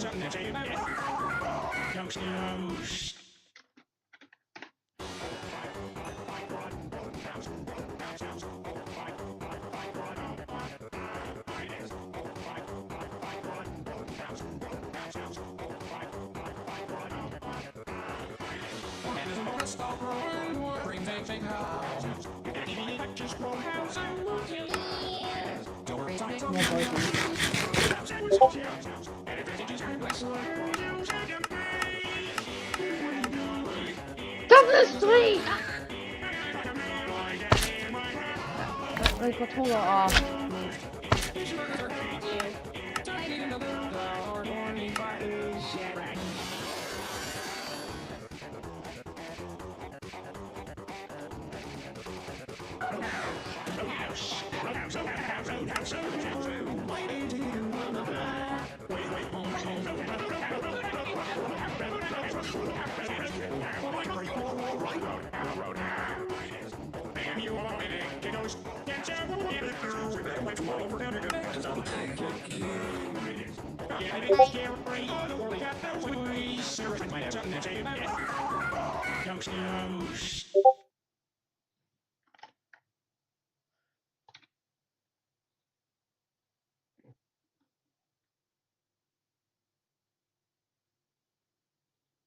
Around 3 weeks. Actually 2 weeks.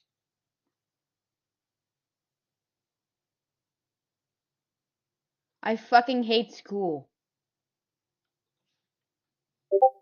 Like, what the fuck you mean? Oh, I have to learn symmetry. If I want to work a fucking 9 to 5 job, I would click like do some random shit to just making fucking cars. And you disagree with people say, oh, school is good for you because it lets you have a job. And also you fucking people just say, this sense a job. And like, oh yeah, job is scary. No, your dumbass is scary. Why you fucking 5 IQ? I'm dead. Chicken!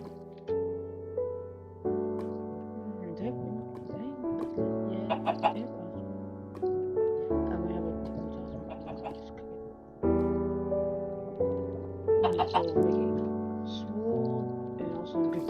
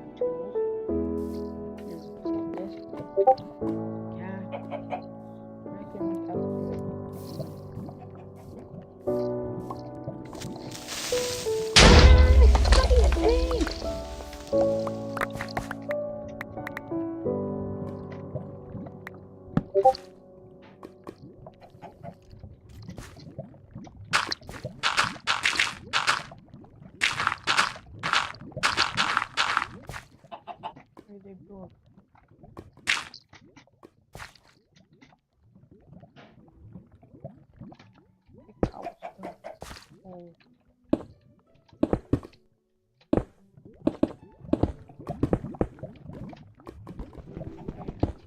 Old house, old house, old house. Another fucking creeper!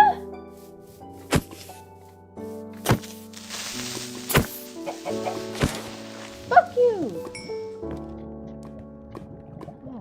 Oh, that's why.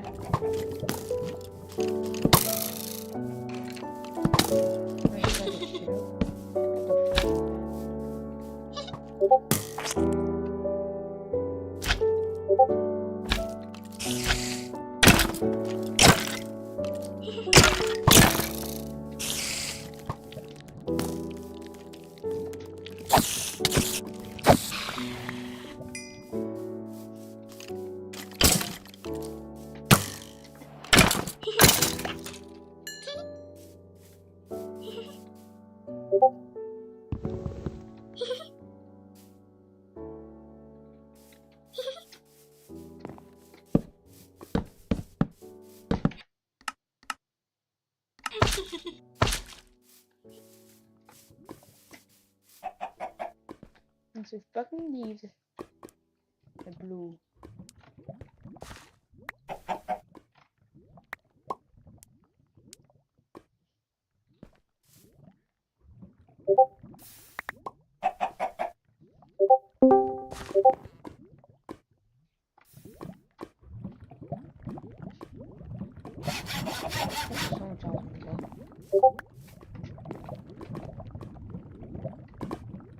There you go, some.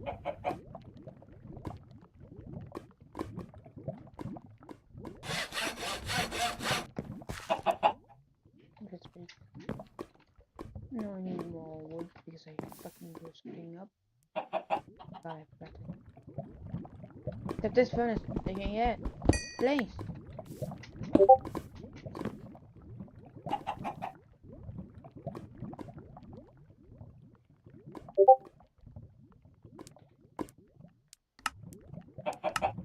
Iron chest.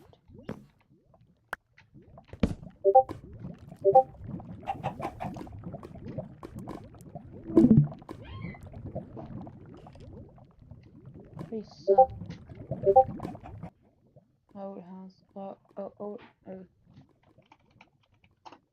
Are you dumb? I love Krabby Patty.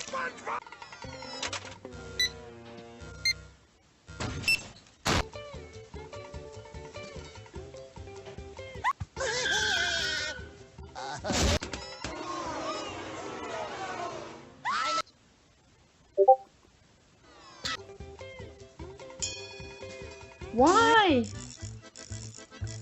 What the? Oh no! This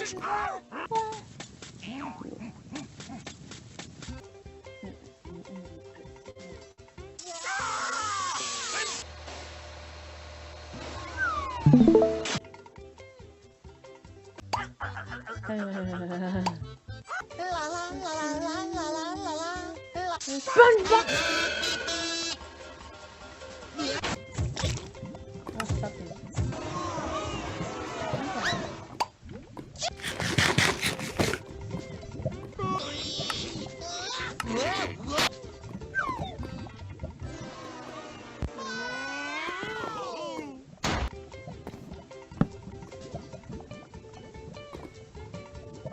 Bet you can't catch me.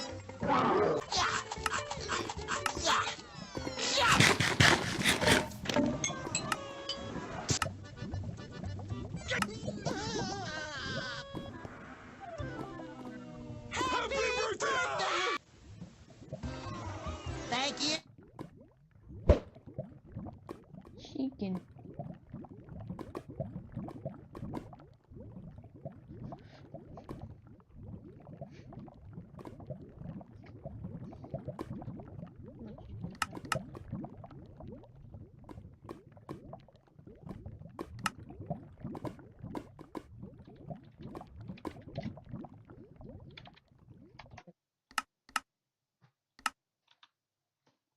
Oh. West. L. Right. Thank God.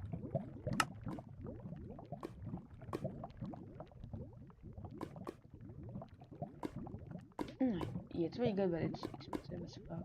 I know. Wait, I think I fit. I think I fit day. That's worth it.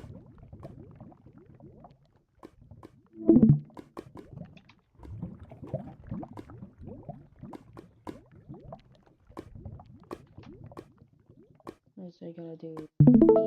Those. And that's not an awesome line now.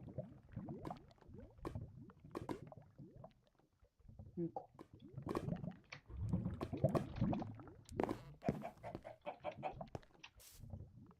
Some gold. Okay, I do. Actually, I can make a little less.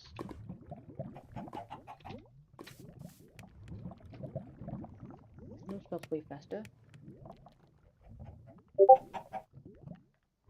And mouse and copper. How do you get copper?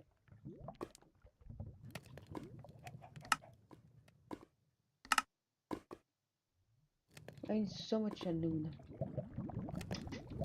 Yeah.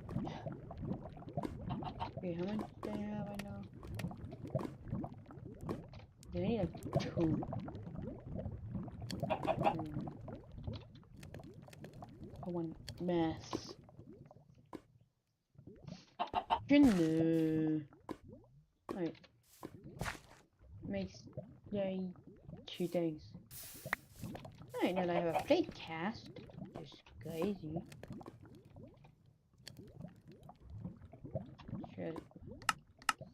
Let's see. What metal iron alloys as there?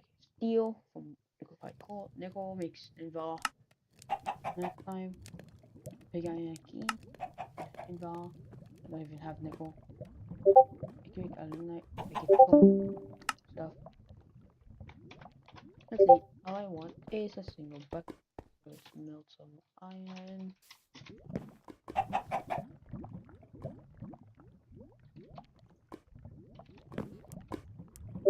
Do it. Try to make it. Bruh. It's a bucket. You can make a bucket cast. Oh wait, you can make a bucket cast. Nice. This is for plate, I guess. Yeah, that is for plates actually. It's still worth it. Also, I'm going to take a sword blade, make a single husband.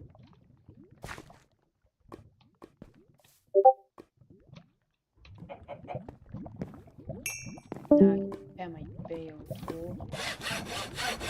Just this one.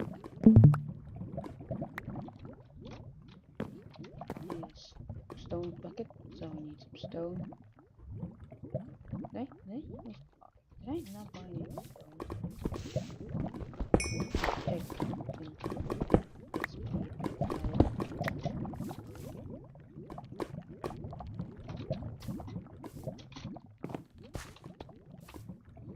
Alright, then I put some aluminum and 3 units of molten iron.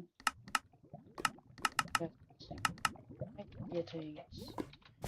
So it's really just the same as we except, well, in one step instead of like 3.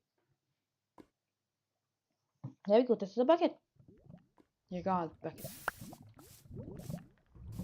It need water, so the water.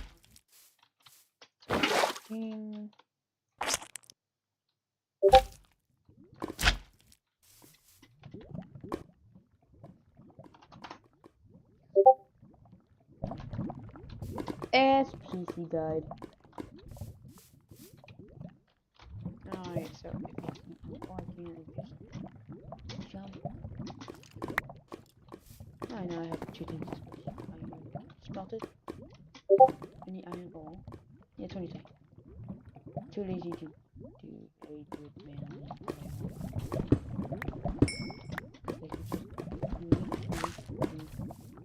But I want some armor stone, which is cheaper. Granted, I only need 3 stones.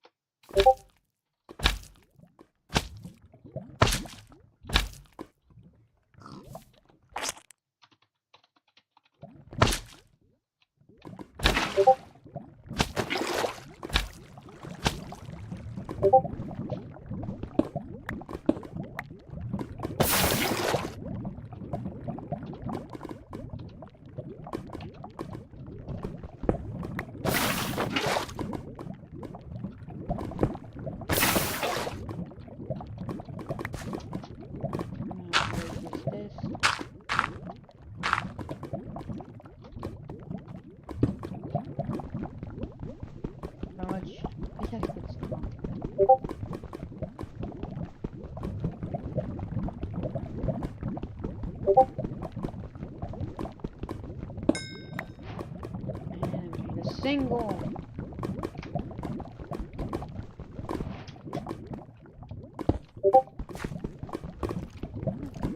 It's can't connect to Wi-Fi.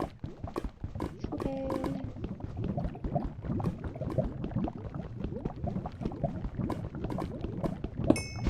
Why do I have to move? I can just eat this. I guess this. Then with this I can do some arm stands.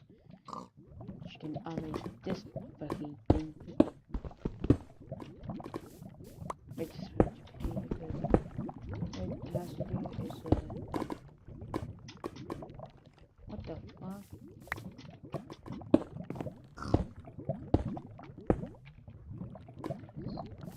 So now where's my button? Did I lose my fucking button? Did the crate explode my button? Whatever, it's going green. I'm not going to destroy it.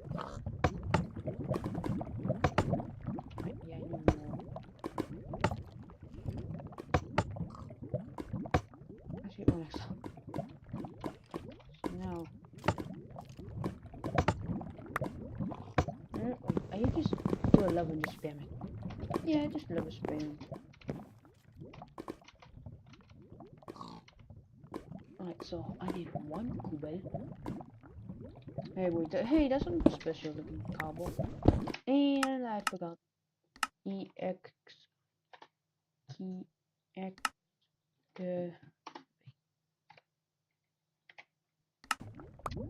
I figured out why. I thought it was time to just. I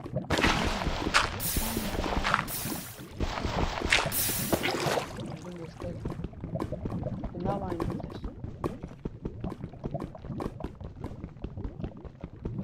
Doing it for the nether. Right, nice. Ooh. Oh, fire resistance. It has a lot to do with.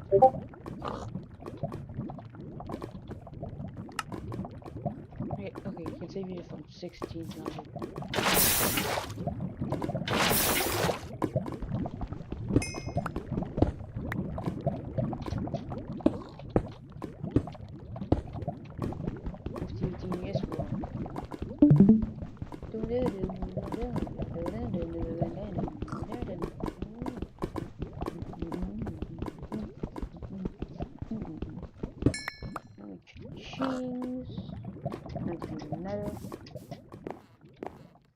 This step of bring it down. Okay. Oh, I was trying to cast the wrong thing. Yes. Alright, now that it's working on, I just need to do this.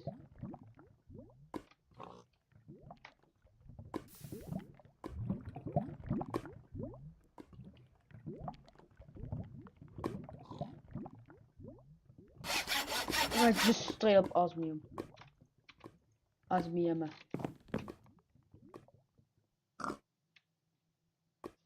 Yeah. I'll just use my weakness, my fatigue. There we go. Boo. Alright, obsidianing, sharpening, and kitted. Nice. One of these, flint. Yeah, thank God I'm saving my flint, and now that's all I'm doing here. Mine. Obsidian level. So now I get all these. Next is cobalt. So I can get a ball axe. So yeah, I think the game now wants me to do some gaming.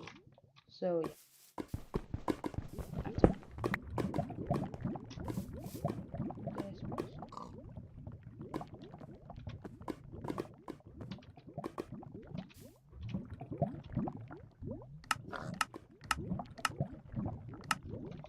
Level.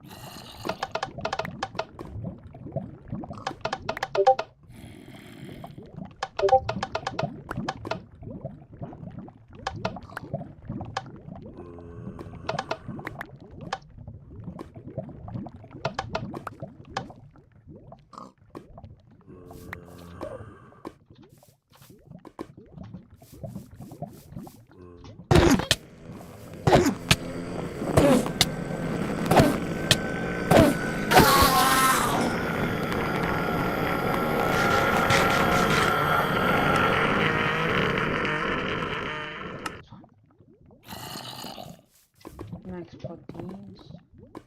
More protein you can eat. Oh, beef picks up power. Wait, I can just cook it for better.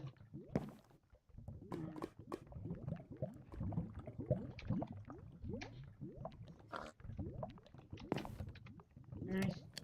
Oh, these things use type thinker.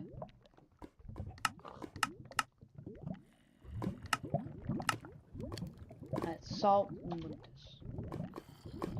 So I'm missing that stone.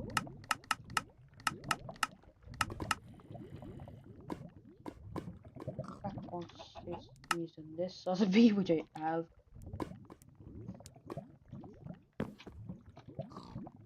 Just tells me.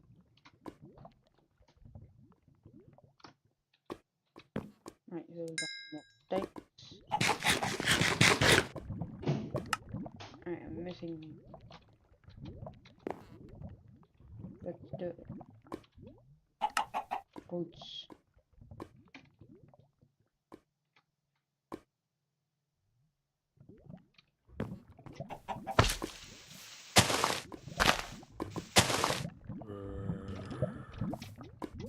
Fucking I'm using a cook.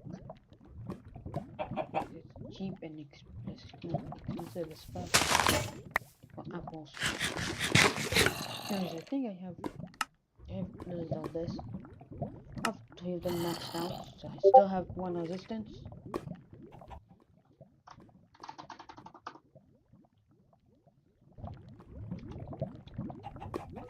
Boy is dead.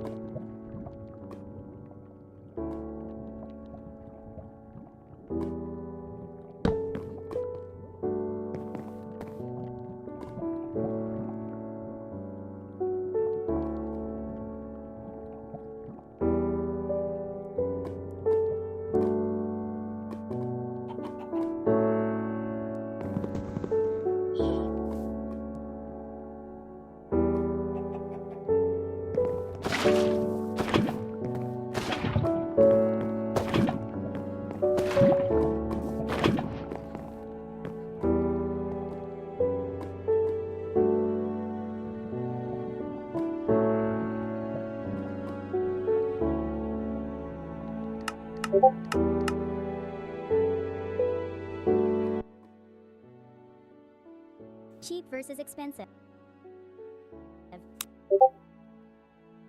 Cheap versus expensive.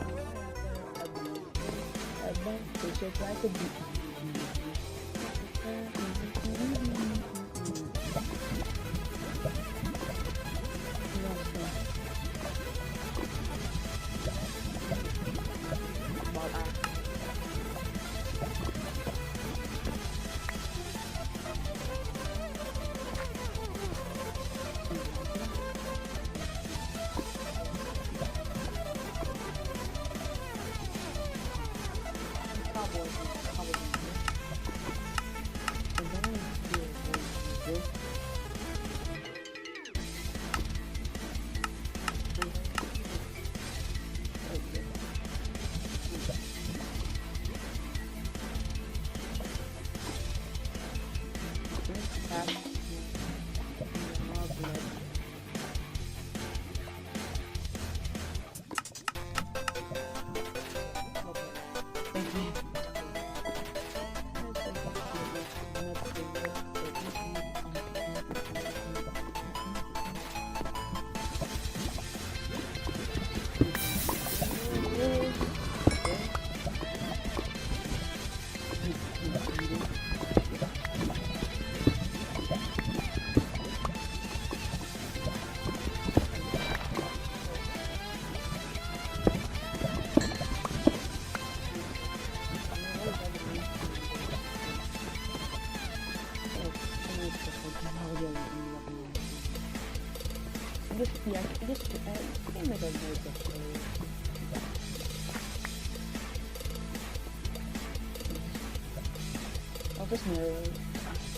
In Danium, smelting.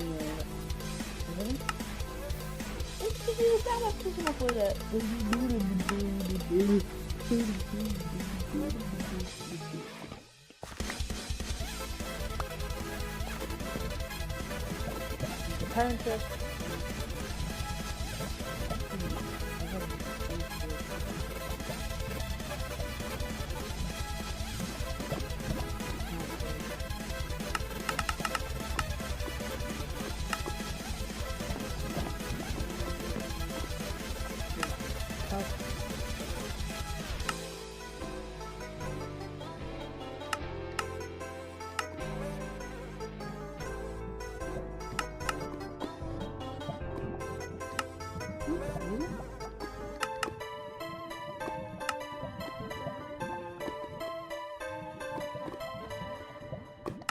Also, I'm getting a hammer. Nice. Big shovel. Is it full? No, we have it. Whooping game master. I'm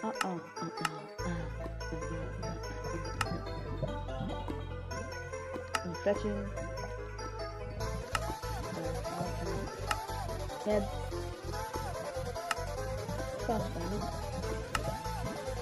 You're also down. Pipe. Razor. Chisel. Steady.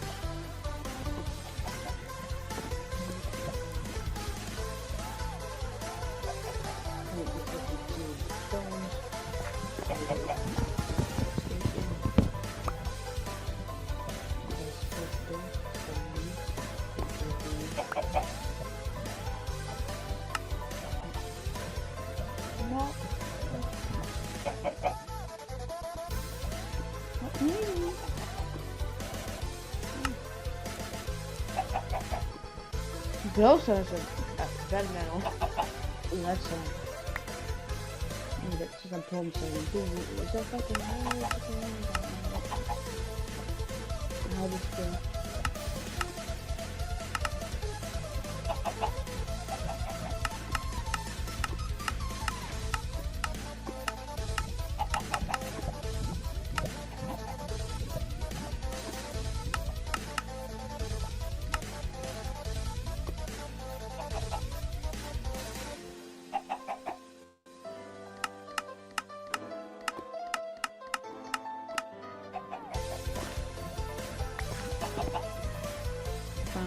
It's awful.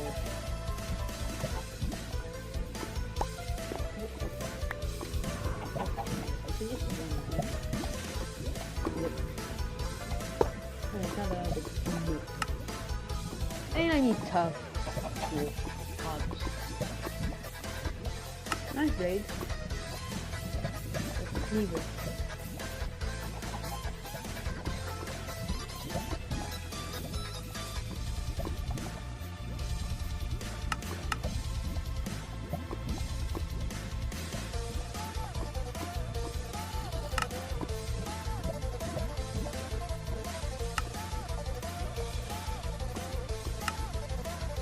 Laser gun.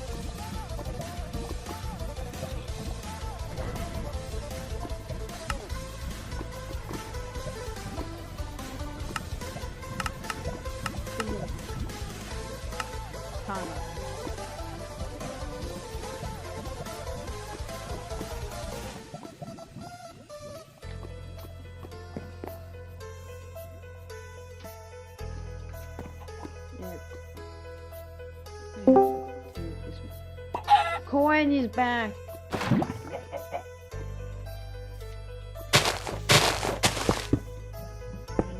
2, 3, 4, 5, 6, 7, 8, 8 plus 7, still 9, 9, 9, 9, 9 more.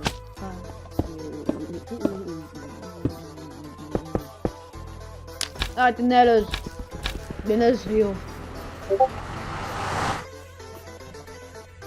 Well, you're fucking dead.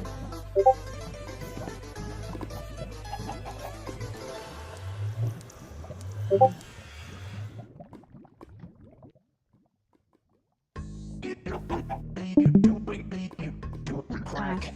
What the fuck? Man, I still got cranking brain. Yeah, this is exactly a good substitute. Where'd you get crack from blacks like that? Right behind black's heart.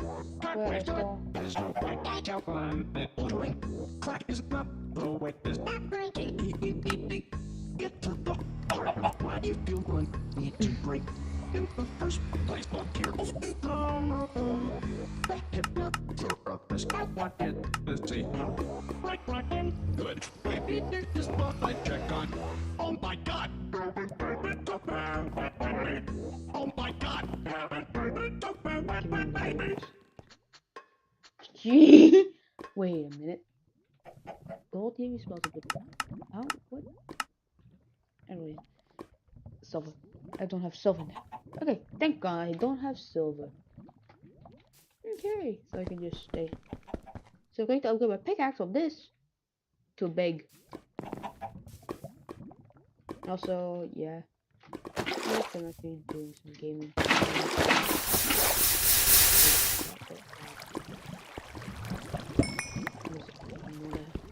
I'm fucking on this little spot. And if all the little kids need some give me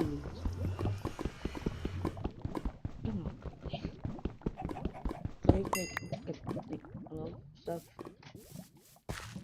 So we now have a block of gold, so we're just going to make some binding car, which are very good.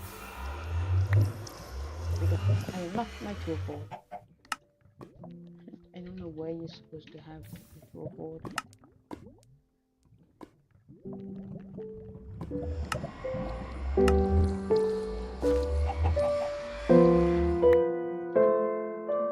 Need a ball axe. I didn't make a ball.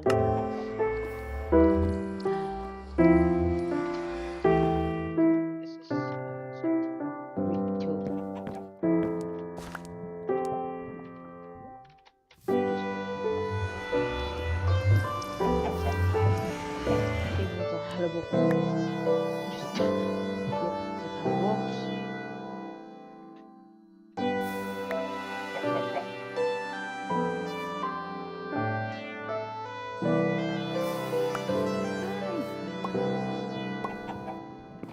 now that I have some good patterns, what am I going to do? Next video.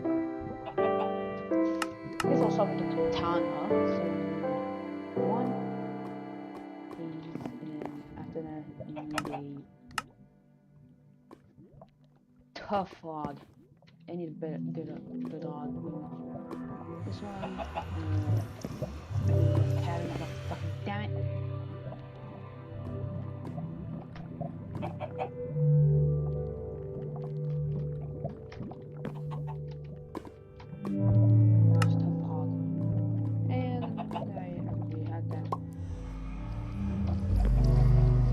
And he left.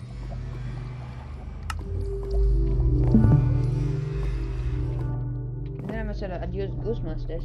Now, sleeping pretty much gives you weakness and minor fatigue for sleeping on the ground.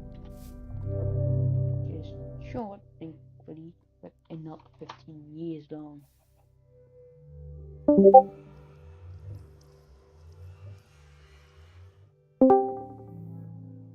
There, he's back. I used to watch this when I was 7. Now I'm 9, and I can't remember my childhood. Indian food is back. Nice English to generate. Your mother is detergent. Jail rules. Subscribe, like, no. No watch Olivia Rodrigo. No watch Taylor Swift. Skippy Toilet. Master Uwe. Speed M. Hitler. Andrew Keith. Trump. AFD. Orban. Putin. Meloni. Vox. Chega. Elon Musk. Or swatted Democrats. Buttigieg. No dislike me. No terminate me. No report me. No unsubscribe me. No dox me. Escape matrix. Gay. Trans. Jew. What the heck? Is it just me or the headband is transgender? Transgender. You stupid Nick! Transgender.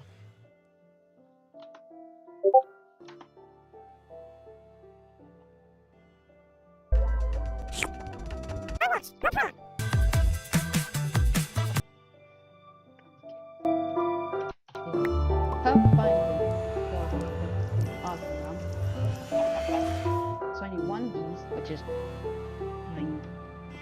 I want to make a katana because I want to see how powerful it is. Combos. So I need 2 of these large thingies. Yeah, I totally have not enough. I 2. I need more mining. Let's go falling! Let's try Undertale.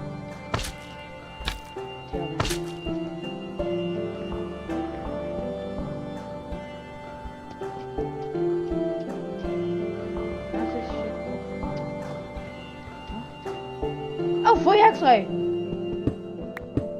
Where's this? You can't see well here. Oh, black quartz. Ooh, nickel and iron. Damn. Got 1 all the way there. Actually 2 all the way there. So wait, I have a slime string guy. Yeah, it's the fuck.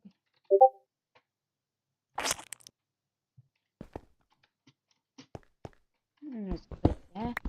Let's click. Oh, nice, more osmium. That's really what I wanted. I didn't know it was there. More iron. Nice. Right. That's it. Right. Here. And more quartz. So it only goes for black quartz.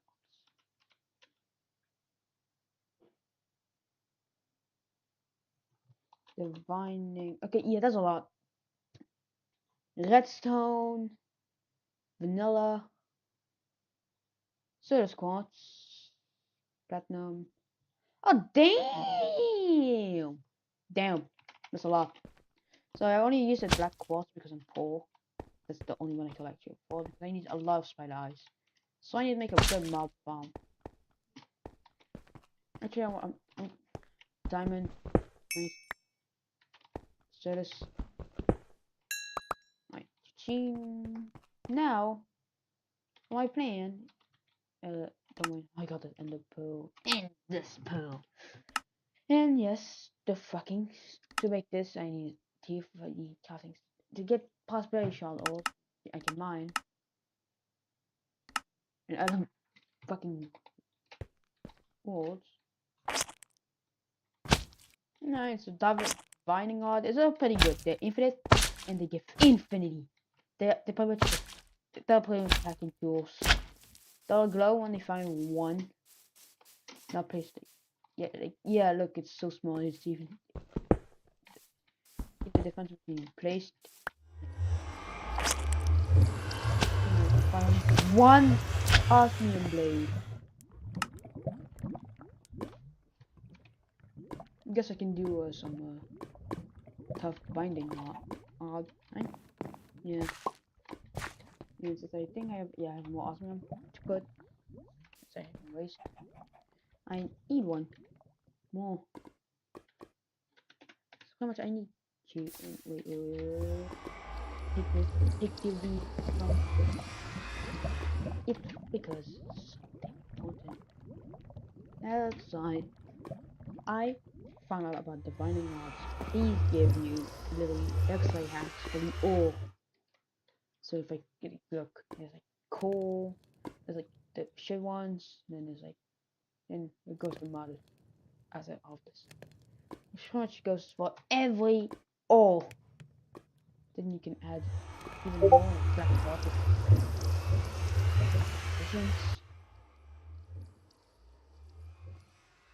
Huh?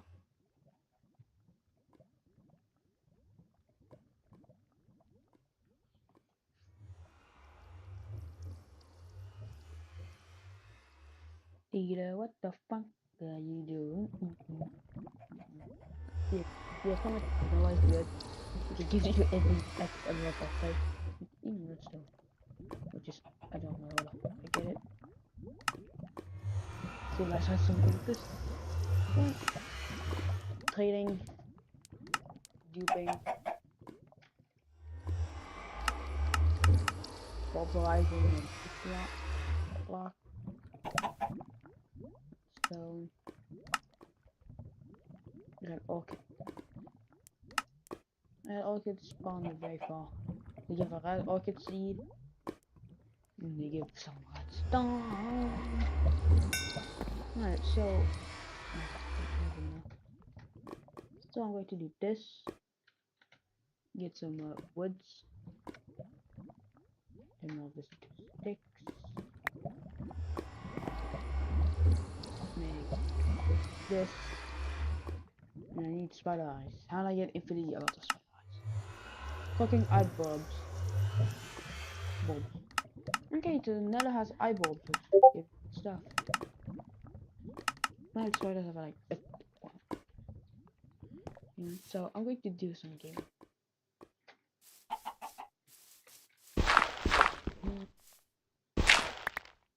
That's not right. I need to actually build it.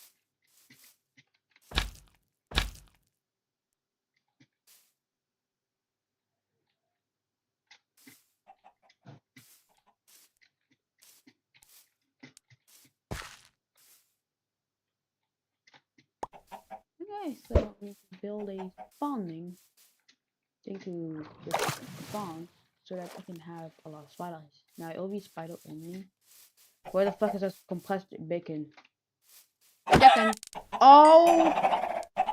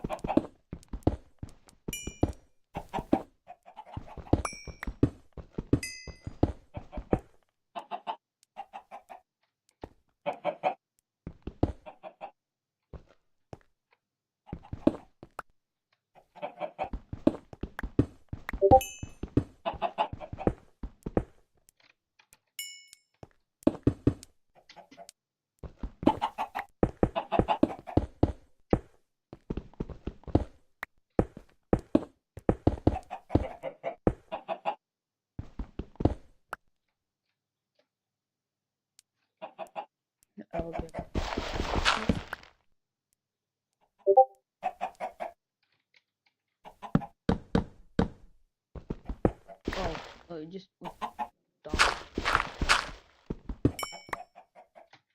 Okay, so I should actually move here. As this is my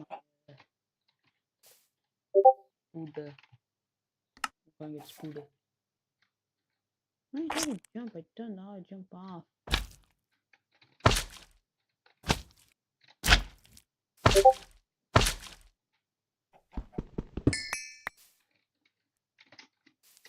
What are you talking about? Nice, this thing. The one.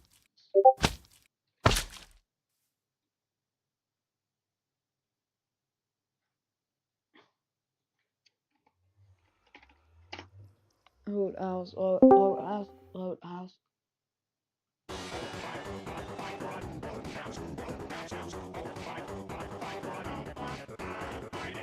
Oh, house, house.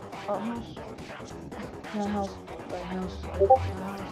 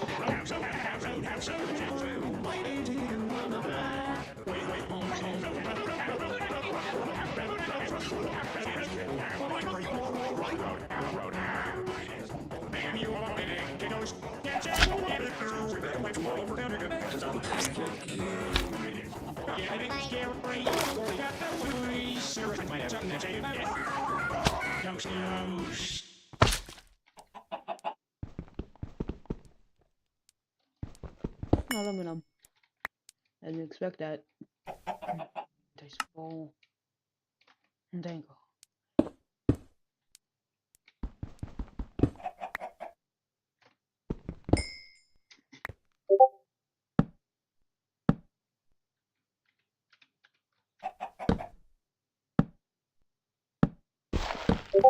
So the no evil. It's bad because I need evil. Who does? Spores only spawn one.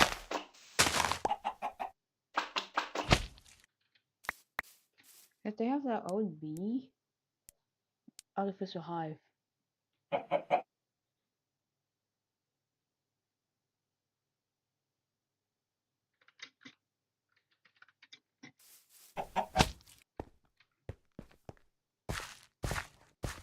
Botanas. No, why do I keep jumping? Why is all jump still on? Meh! No, I got more for a single piece of shit tool. Wait a minute. I have a perfectly normal spawning device thing called by fucking trees. Yes, trees. That's like the trees actually can spawn shit.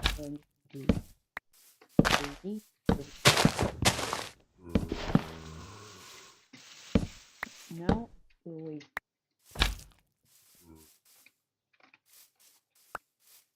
Egg. Eat. Oh dang it! Nothing. There it is. So with 5 eggs plus a couple leftovers.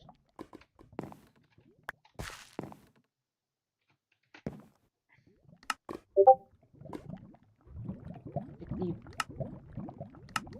I have everything for cleave. Oh. Except I need 2 of these. If I want the spider, always spider eyes. I use cleavers.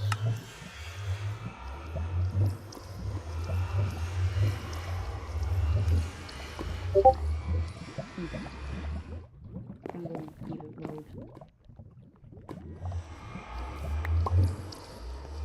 I need eggs, so well, we sacrificed.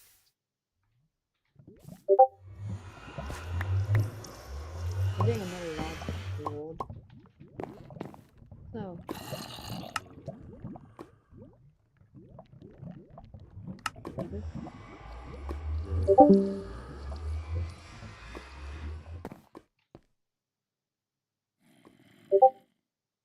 what? Oh. Back.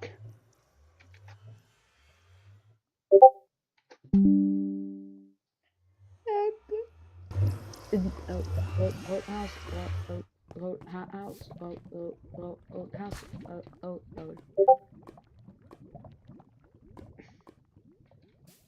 back. Job.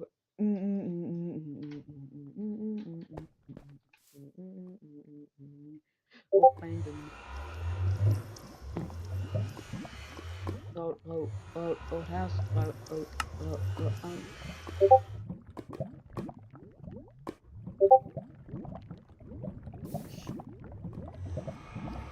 two hands. Wait, so you need 2 hands to do some game. And I made it. Fuck it, we're going katana. You have everything? Yeah, katana. This shit. Come on. It's pretty fast for so a bit less.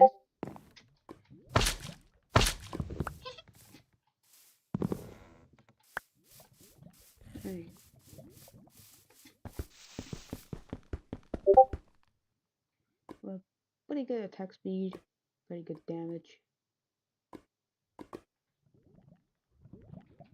Any more?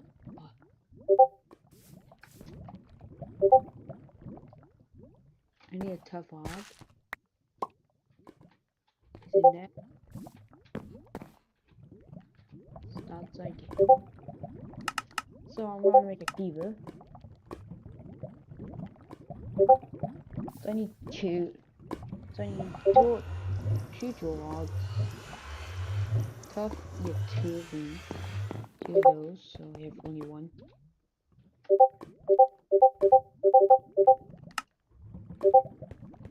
And then I need more osmium. So for here this night. All stuff okay.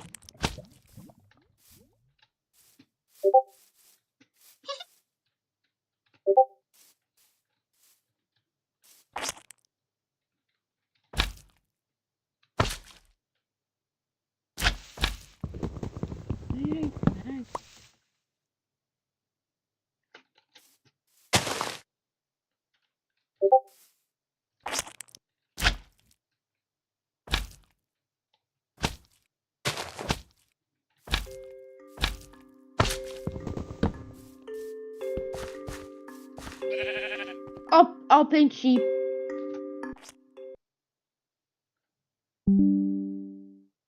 No. No. No. No. No. Man! Coca-Cola! Like balls. Dude!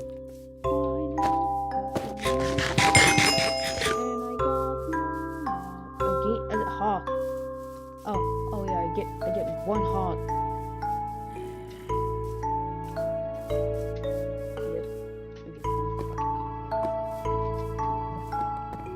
Okay, that's not what I wanted. I don't know why I'm doing creepers.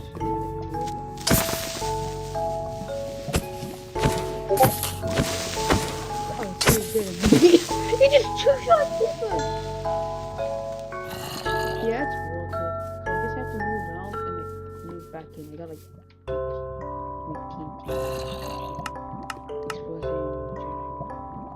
explosive generator is pretty good. Just prepared. This. Now what are you doing here?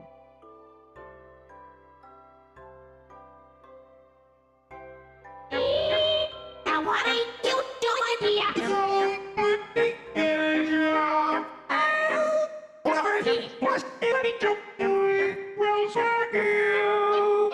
Yes! I'd like to deposit place is good. Another 100 chocolate bars. Eat at a grocery store is my domain. Don't worry, you order one me. I'm watching it if I do which I can. If I do which I can go in with the force.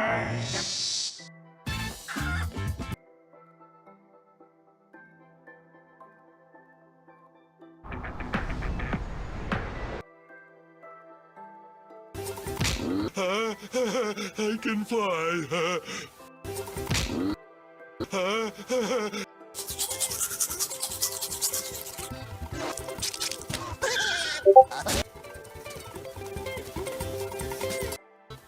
I love Krabby.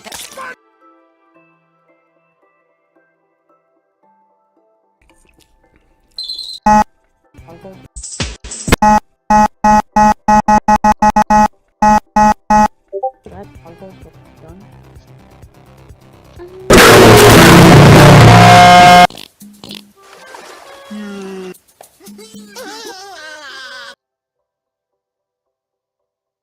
Me, so what the fuck are you doing now?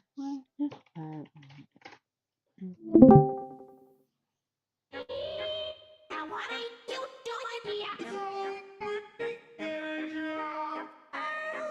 Whatever it was, will serve Huh?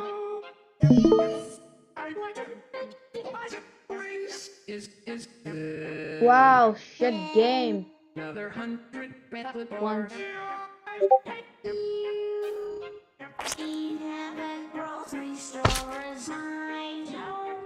No mobs. All of them living now.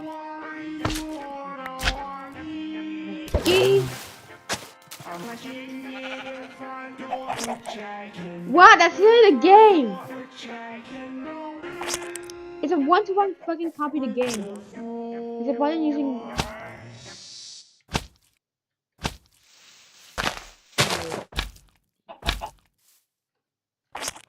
It's the two-shot keepers. So I think yeah.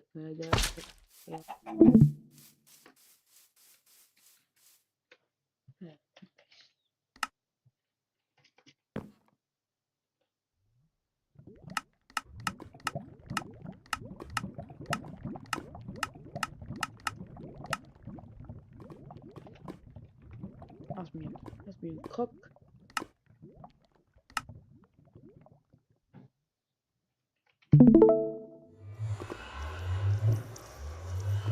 The winding rod.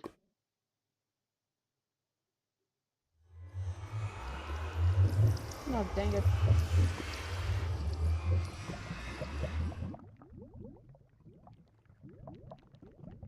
Oh, at least I can get other stuff.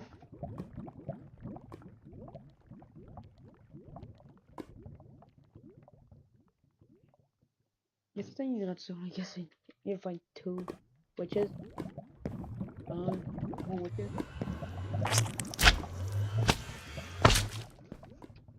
Jeez. Alright, I'm gonna find Mom. Over here.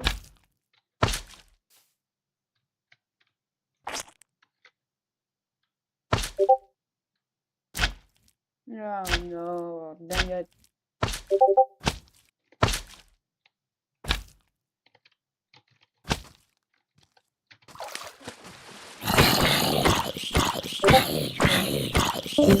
Damn, it just said.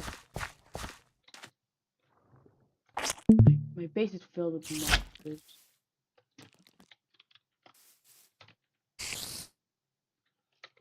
I'm hearing spiders.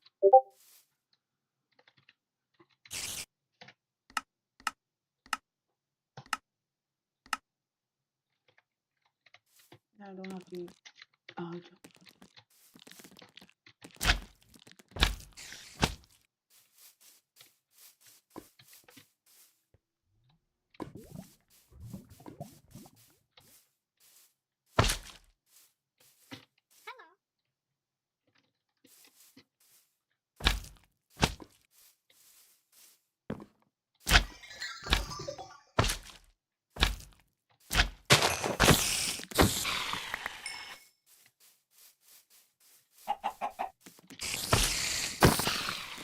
oh damn, you just one shot. I'm feeling comfortable.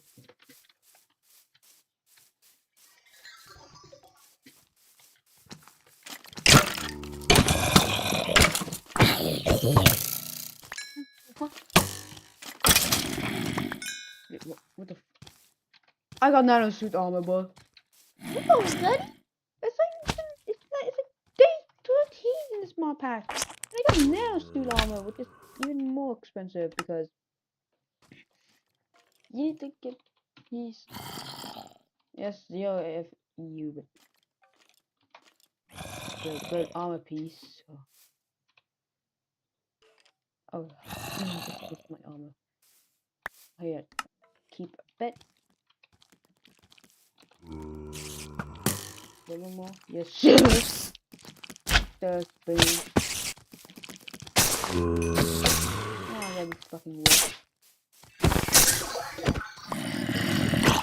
I don't know what the guy has, so I'm not getting no hit. Alright, hey, it's a spider.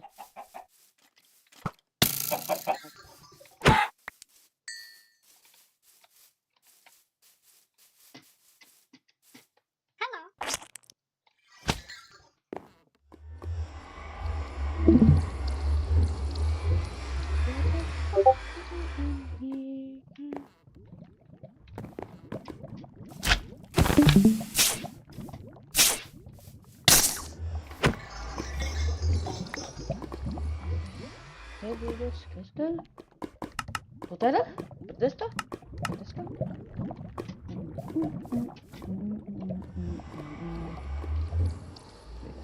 I have a transfer down.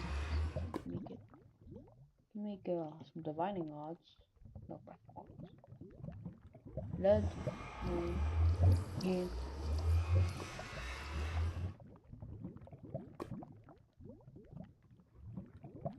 Red magic.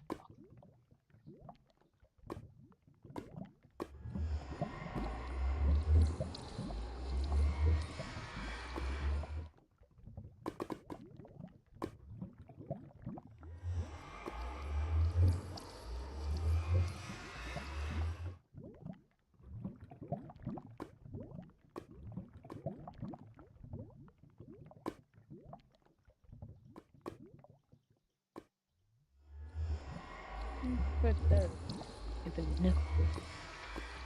I have nickel, so just put some stuff here.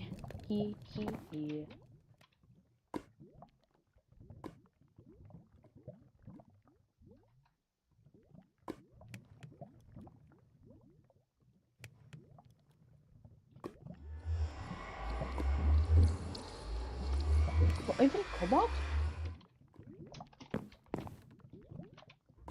Yeah, one cobalt I can get infinite by because using that. Placing goods. Hungry.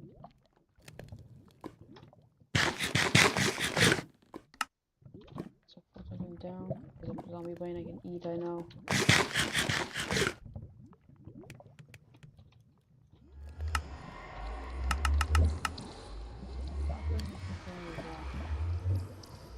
And this back with me.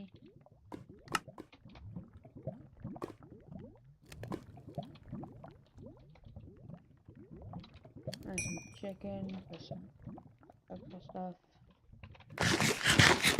I'm full. That is full.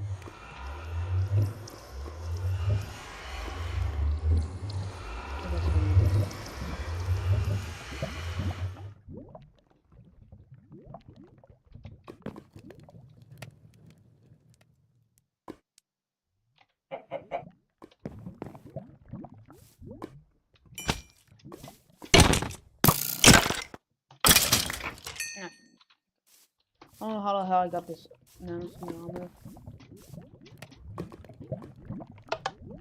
Wait, no, I can't keep mine. I need a normal pickaxe and gamble. If I get two, I get cobalt, I can just do the single thing. So cobalt. What?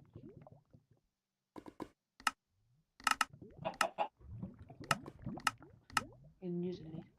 Only hell and blackness biomes are none. Yes, it's called hell. Whoops, I accidentally wasted my fucking thing.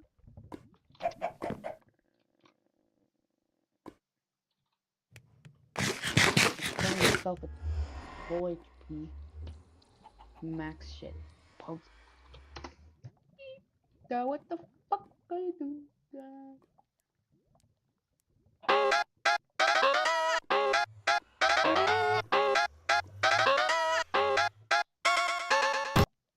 Money back guarantee, you said.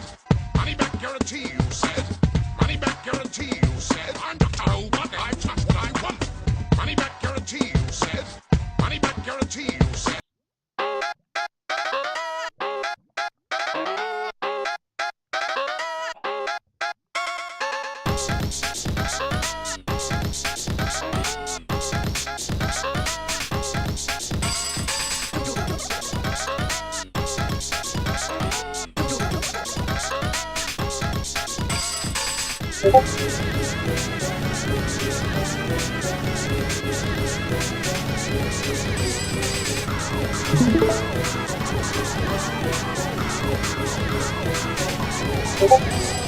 Now's your chance to catch a hedgehog. Catch a hedgehog. Catch a groundhog. Now Now's your chance to catch hedgehogs. Catch hedgehogs. Now's your chance to catch hedgehogs. Catch groundhog. Now's your chance to catch hedgehogs. Catch hedgehogs. Now's your chance to catch hedgehogs.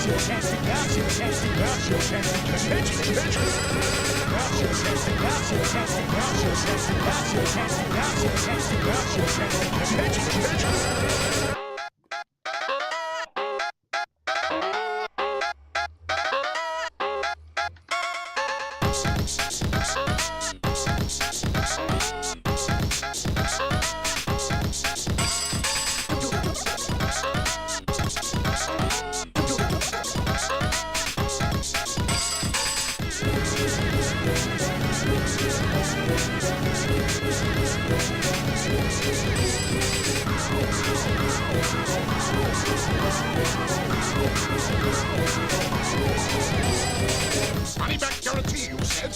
Money back guarantee, you said. Money back guarantee, you said. I'm not a robotic, I got what I want. Money back guarantee, you said. Money back guarantee, you said. Money back guarantee, you said. You are this cover. HDFC-ADM, HDFC-ADM, HDFC-ADM,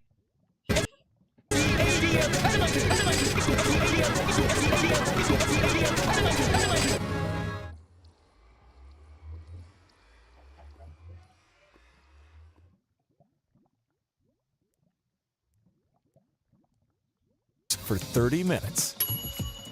It's burnt! Oh, for fuck's sake! Carefully crack an egg and carefully crack the egg. Continue carefully spinning the water. Slow down. I said carefully spin the water. Just stop spinning. Stop. Just stop. You've ruined it again. Carefully crack the egg. Carefully spin the water. Oh, for f***'s sake, carefully crack the egg. Carefully spin the water. Slow the f*** down. For f***'s sake, carefully crack the egg. You forgot to crack it. Not like that. Let's start again. You forgot the water. Fine. This. Step 7, don't egg the fish. Step 7, don't egg. Step 7, don't egg the fish. Stop egging the fish. Please. Stop egging the f***ing fish. Stop it right now or I quit. Step 7, don't egg the fish. How to skin and debone a fish. Not too basic.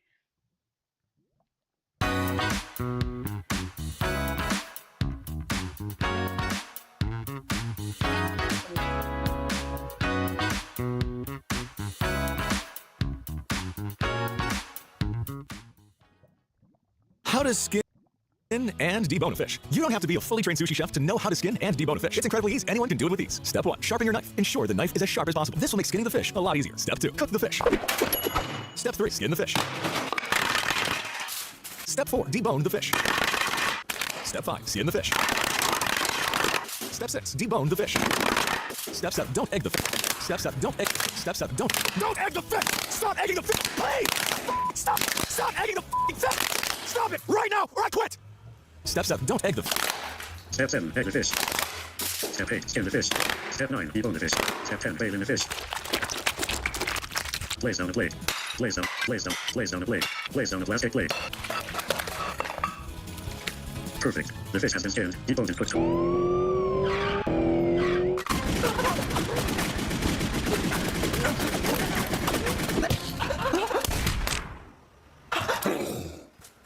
Perfect. The fish has been skinned, deboned and put to perfection.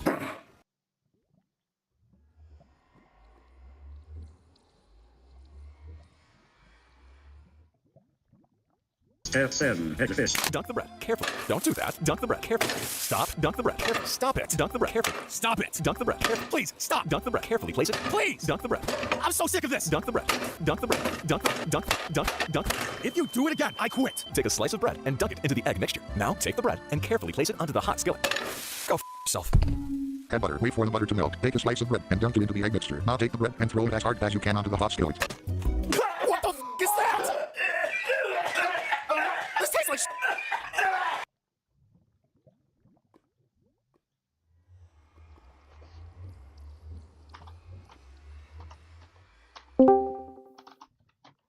For 30 minutes. It's burnt! Oh, for fuck's sake! Carefully crack an egg and carefully crack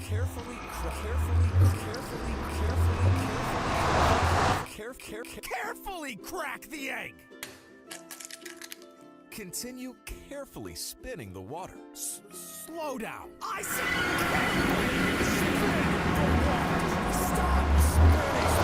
stop! You've ruined it again. Carefully crack the egg.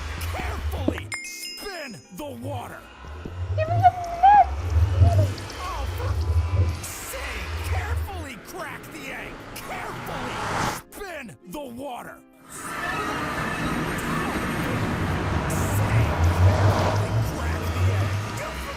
To crack it! Not like that! Let's start again. You forgot the water! Fine. This. Step 7. Don't egg the fish. Step 7. Don't egg. Step 7. Don't egg the fish! Stop egging the fish! Please! Stop egging the fish! Stop it right now or I quit! Step 7. Don't egg the fish. Step 7. Egg the fish. Dunk the bread. Carefully. Don't do that. Dunk the bread. Carefully. Stop.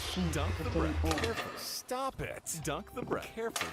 Stop it. Dunk the bread. Carefully. Please. Stop. Dunk the bread. Carefully place it. Please. I'm so sick of this. Dunk the bread. Dunk the bread. Dunk. If you do it again, I quit. Take a slice of bread and dunk it into the egg mixture. Now take the bread and manually place it onto the hot skillet. Go yourself. Add butter. Wait for the butter to melt. And then I need also slice of bread and dunk it into the egg mixture. Now take the bread and throw it as hard as you can onto the hot skillet. What the is that? This tastes like There's no way you're gonna tell me this is a f***ing chicken. People eat this crap? Do not make this fried dog. More eggs. Add more eggs. I said more eggs! Come on!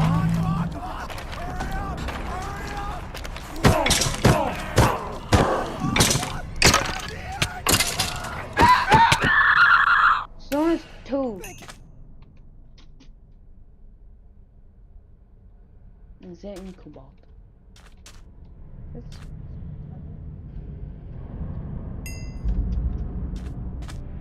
that sauce? So weird. Why am I? Ah! Lazy.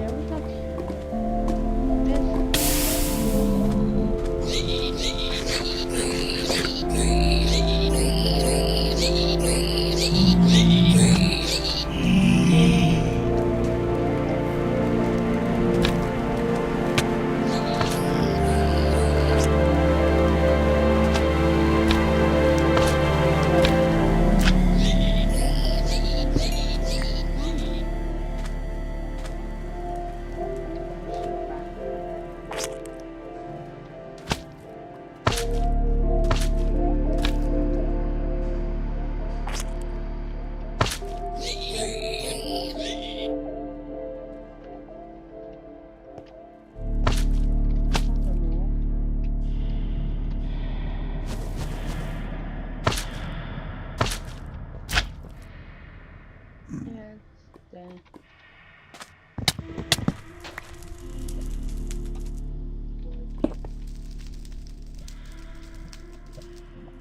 Day. That's alright. Right now, alright. And actually, mine the entire fucking nether. Oh.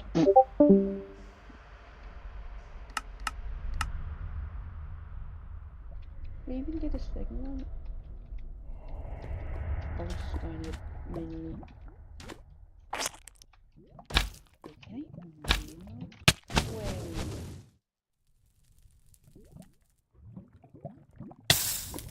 Oh, you piece of shit. Can I get all that?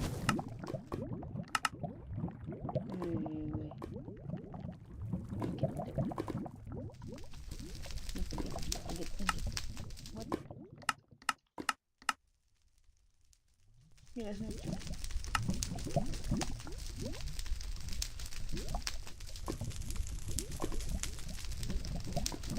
I need void miner. Oh, void mining. There's a lot of the light in it. Easy.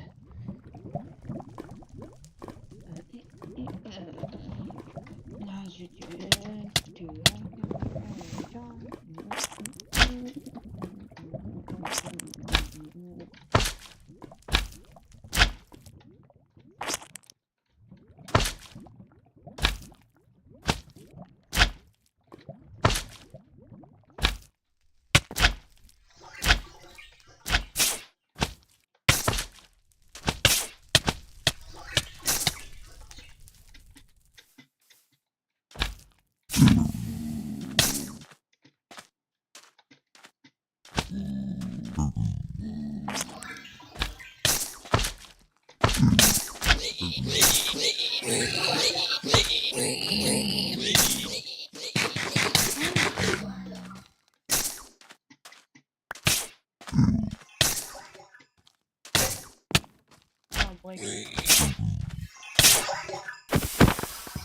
Fuck you. I'm so low. I forgot I had to fucking open. Fucking this guy's killing himself. Coney's gone for a couple hours. Up 1 hour. You don't gotta call me because you're not responding. Blah blah blah. To base?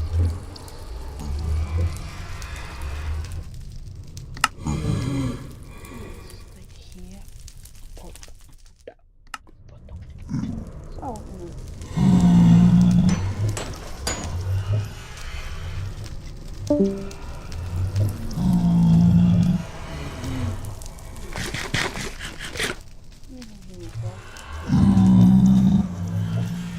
so the other guy that's from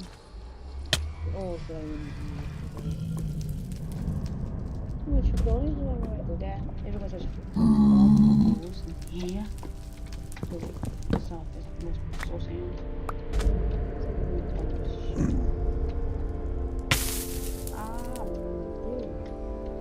Look, I'm jumping off.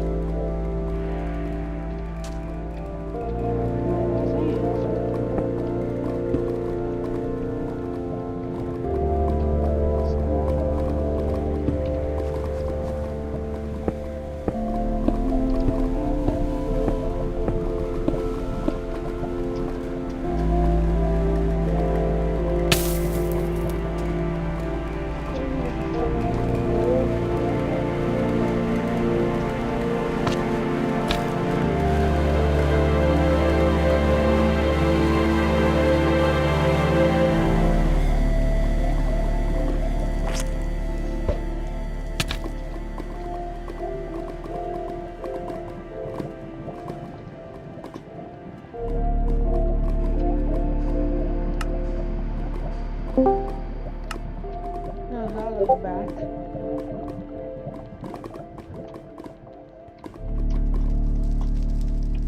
Oh, still burning.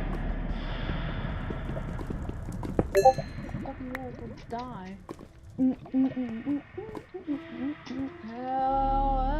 Help me. There's no cobalt. 216, let's go. Some hard dieting. That's no cobalt, really. Why is the cobalt? I have more art than cobalt, and I'm fucking. Are you kidding me? Where's the evil? That's too fucking hot. Where's the blaze, bro? Is it because of the, is it? No, it's the hole. I'm not mining it.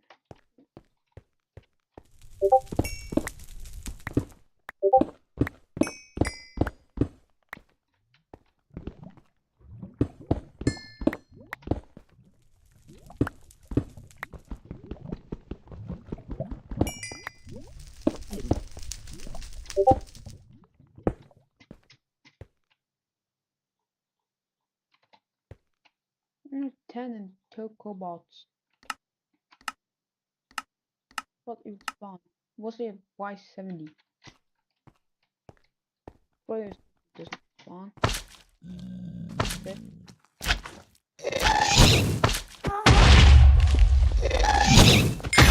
Fuck you!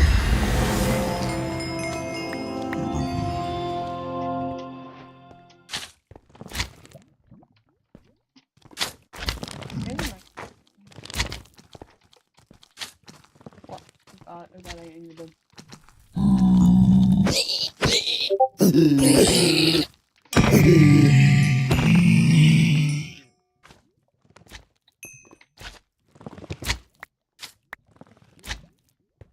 Meaning more on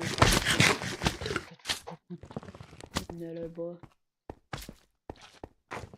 And this guy takes 12 damage instantly.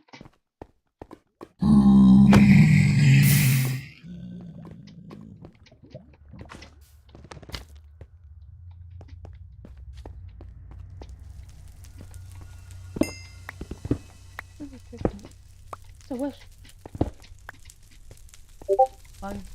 Run. What's this? Silver? Give me my metal ore.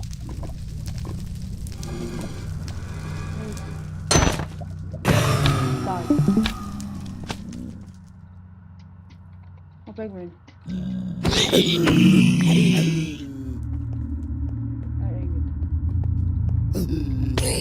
Oh. Adios.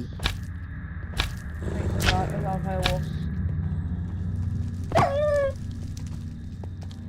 Going on firewalls.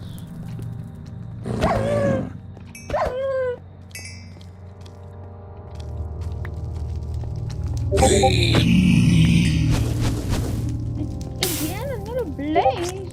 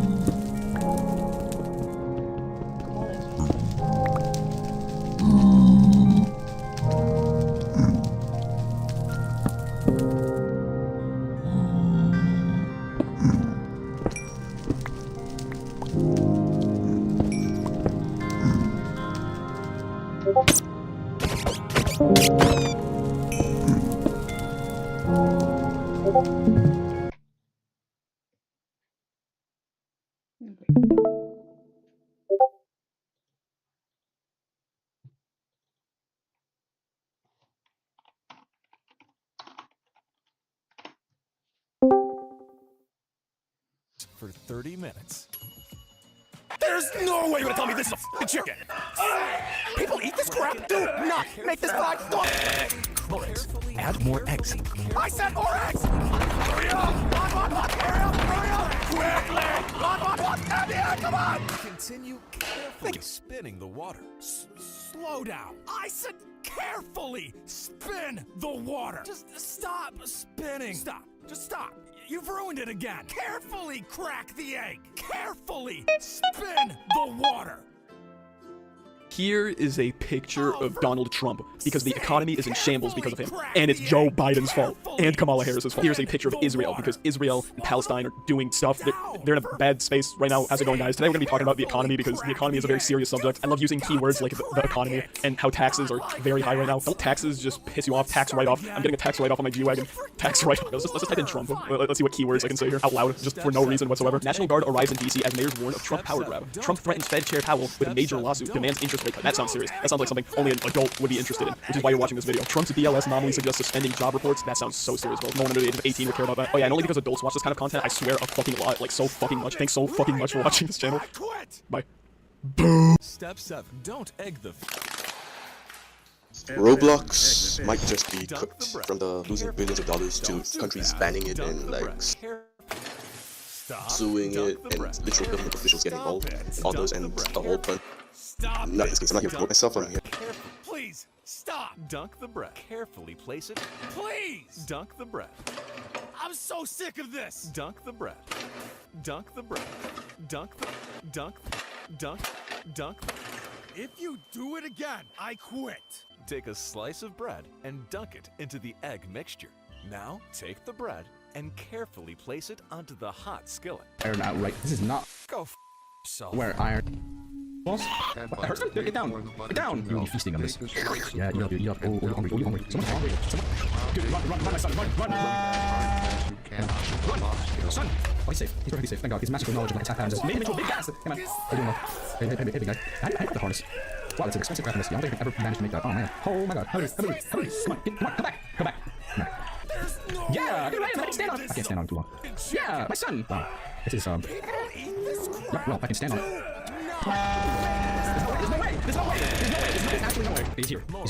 Yeah, I'm floating on a gas. Can you go up? Can you go up? Okay, slowly. Holy shit. This was 2D story, you know. Dude, watch out, man. It's falling on us. Watch out, dog. Watch out, big guy. Watch out. If you enjoyed this, click here to watch another funny video. You can also follow me on Twitch to catch my weekly live streams and join my... Thank you.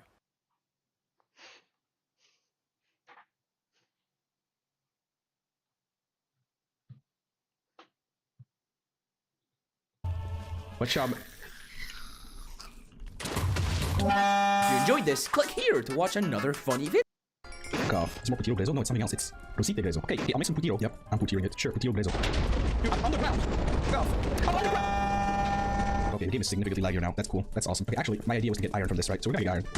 Bro, I'm underground. Dude, can you not? This event better not be like one of those. Money! There'll be treasure! Yeah, the next event better not be another one of these thunder storms that hits me when I'm on the ground. I'm not pissed off. I need to drop all my bad items over there. It's thunder storm again. Dude, I'm for it. Done. Bro. This is targeted harassment. It's targeted harassment! If I die again, it's bullshit. I'm allowing myself to go here and spawn something to help me out. I'm gonna take a bite out of this nice fig cake. Boom. No! Bro,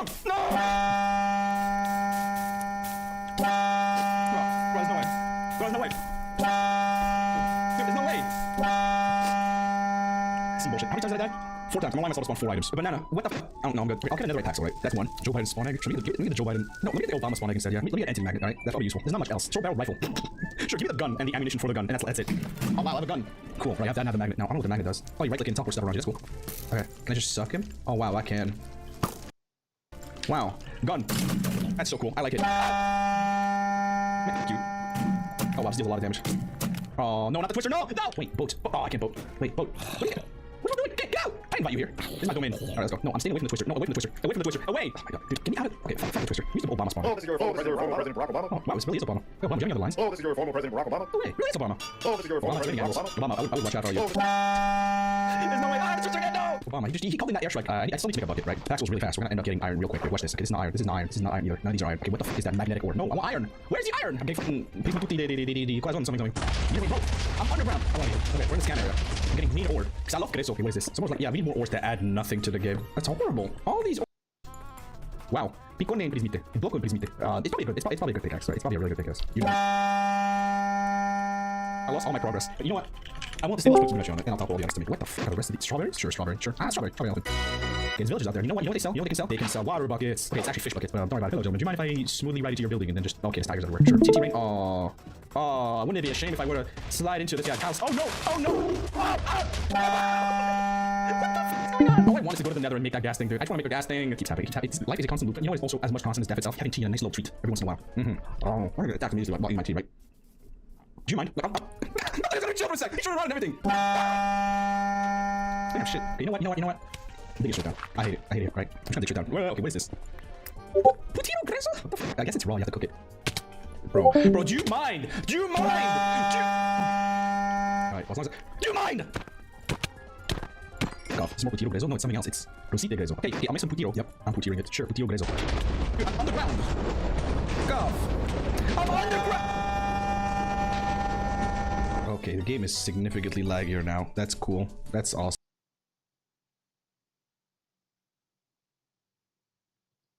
There's no whitey, but the baby goes talking like his leg. There's no whitey, but the baby goes talking like his leg. Just get the text and get it. Page guy, what's not to everything blind. Everything feels it's a cliche. This is how I'm on the list. I'm on the list. I'm on the list. This is how I'm on the list. I'm on the list. Icons don't follow time. There's no whitey, but the baby goes talking like his leg. This core kicks ass, I'll be free ass, I'll be the staff party, but that is not making up. I was hurt, I go back to shut, okay, no, and you're okay, you stop making on, so what have to be the shit, and something. Every people, every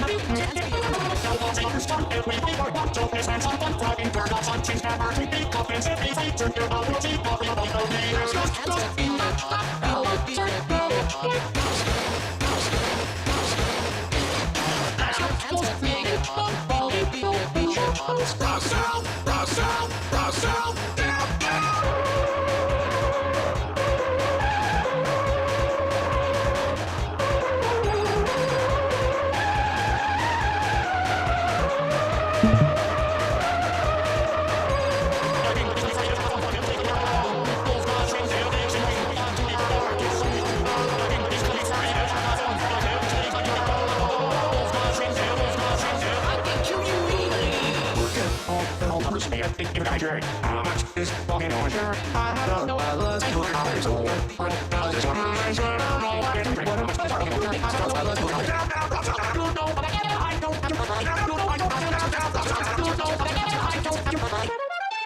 This project's SLL like I do what's meant to guess not what I'm driving to those animals don't fucking fucking to make me water burn with the looking up the over what feature of this body the no one will forever one messing will be cut the city everything but it's a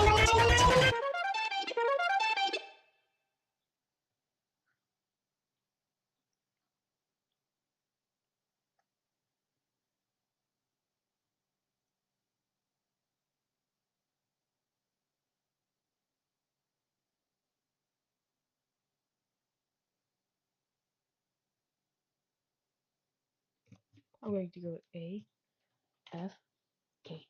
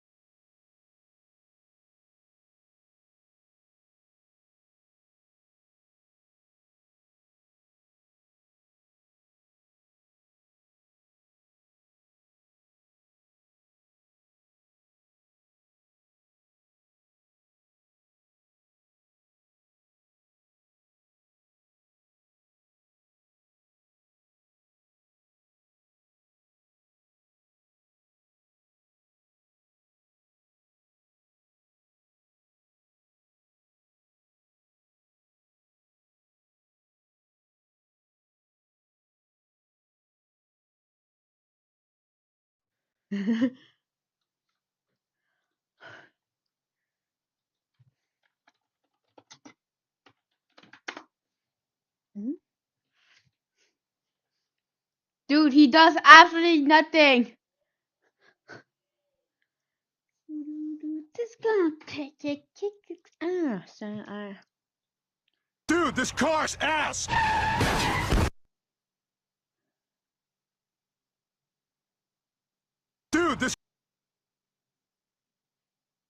Dude, this car's ass!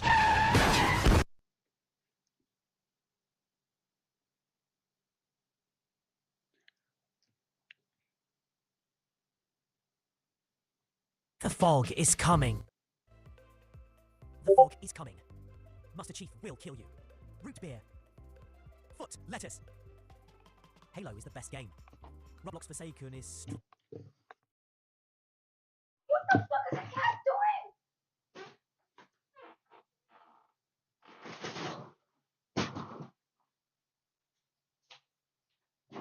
Bon, le chat était dehors. Bah non, il était allé dehors. Bah il est rentré, mais en fait il était là. À la fenêtre, oui.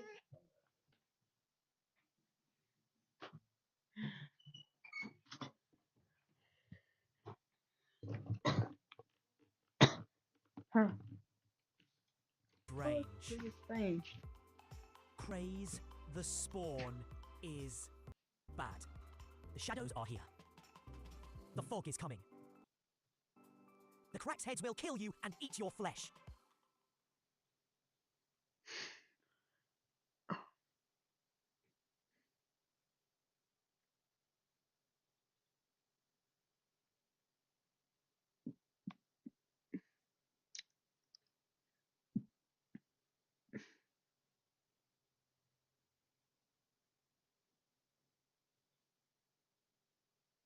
The spawn is bad.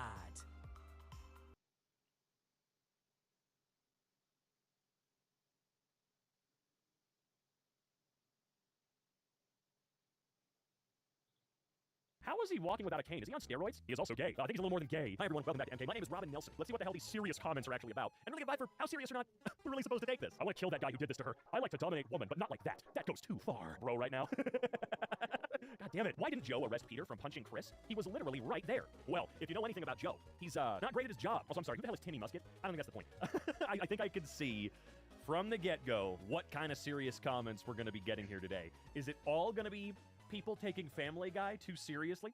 I really hope that that's all this is going to be. But come on, you know Joe, while he might take his job seriously on occasion, is not, like, good. Joe sucks. Joe kind of sucks, okay? On occasion, he can be normal, but for the most part, that guy is just a jackass, okay? From day one, he's always been a little, you know what I mean? So don't be asking, you can't ask questions like this about any of the characters of Family Guy. You just can't do it, because the answer is always going to be, they are an asshole, or they are very stupid. Usually both at the same time. I guess unless it's Quagmire, in which case he should be dead, but that's like a whole different can of worms we're not opening just yet. Oh my god, that's child abuse! Stewie is only a baby! Okay, wait. I'm actually kind of curious about something here. How old is Chris Griffin? Chris is initially 13. His current age is 15. Okay. Choisissez un navigateur rapide. Choisissez un navigateur sécurisé. I wasn't trying to like argue that because Chris is also a child, it's not child abuse. It just made me curious because yeah, Stewie's a baby, but I just never knew. I never knew how old Chris was, or you know what? Screw it. Why not? How old is Meg? All right, she did turn 18 at one point in the series, so she's 18. Chris 15. Stewie is like a month and a half old. I don't even know at this point. Again, I was not looking up the ages to try to justify it. I could justify beating the shit out of Stewie because he's an evil piece of crap. You know, that's how we justify him whooping Stewie's ass or doing whatever he actually is in this clip. I can't place what episode this is or what he's doing, but you're right, Romeo M264. You're right, man. That is child abuse. You're right. He's like Mr. Arnold. Times that his head is perfectly football shaped or something stupid like that, and they tried to maybe theorize as to why he's like this or something stupid. I don't know. I watched the end of the show. You know, a Barbie girl in a Barbie world, aren't we all? I was expecting a deranged Barbie doll with most of its hair torn off to run towards Peter and attack him. Quagmire sees the evil Barbie doll attack Peter and turns into Aaron Yeager and starts humping the doll. The doll grabs Aaron Quagger and throws him at a tree. The tree turns evil and starts attacking the forest. Starts attacking the forest. Peter then throws Magnum at the Barbie doll and melts it. Everyone cheers Peter on, and then the tree comes back and uses its hands made of tree branches to grab Joe and eat him. Feel like comment at this point is swinly for their futures narratives. I mean, those shouldn't code vaguely. This is so sad. He really bit Peter. You see, Brian is a very good dog. Peter, this clip, and what I wasn't until this moment. I this Dolan's apologize. Should Gallop, our friend. Everyone felt a little bit closer. What should type down? Go give. No. I got it wrong. Fault for because you're late. Rain made it. It took me until the end to run on Sento. Believer that they doing this is about that I next episode or drum like these Brian trimmed the button at Bay. Today Rupert. He is, dude. I don't hurting Mun the Neek. No, or the baby. I don't know of Chris at first, but the more we learn about him, the more he works his way into our hearts. yeah, sure, man, sure. Look, I think Chris is about as good a character can be on the show. Like in a how is he walking without most on this good Peter shaper mo on the good set scavaroid who times and two on the Shagmire he Diane. Oh, is it can't how the misses I was watching? I told her, oh dude, come on, can't you freaking read? They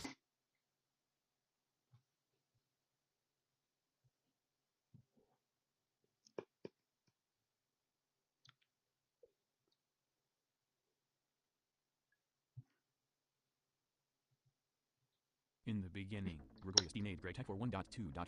Then there was GregTech 2, GregTech 3, GregTech 4, GregTech 5. Then Gregorius T moved towards GregTech 6, and Bloodask made GregTech 5 unofficial on version 1.7.10. But Mojang decided that Minecraft must go on. It updated 5 more times until version 1.12.2. Archengius, an apostle of Greg, built GregTech Community Edition, but Technology 22 said that it is bad, and so he built a more optimized version of GregTech CE called GregTech CE unofficial, and it was good until Chinese developer Killa Bashleyang decided to move GregTech to a version of Minecraft that does not exist, version 1.20.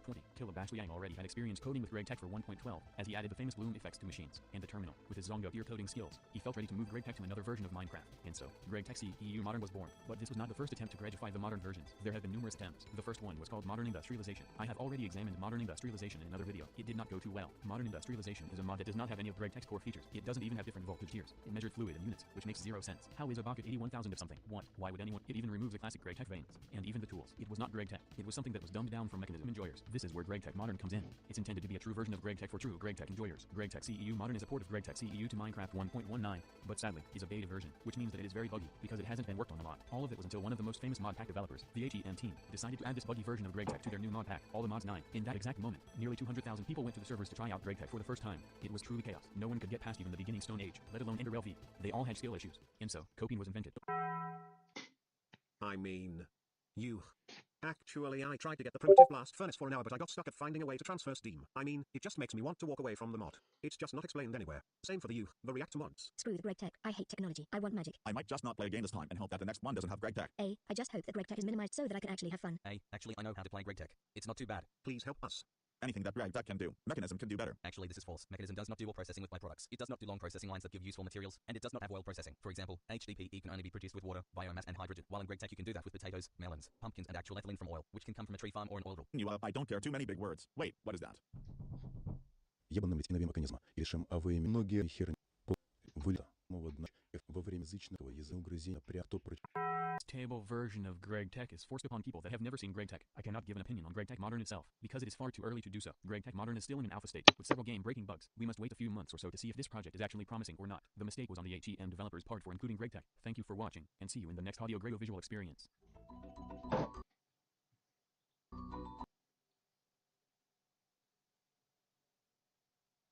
Bill Clinton 420 recognized another member, Reagan, as the third highest upvoted person on the entire website of Reddit. But Reagan...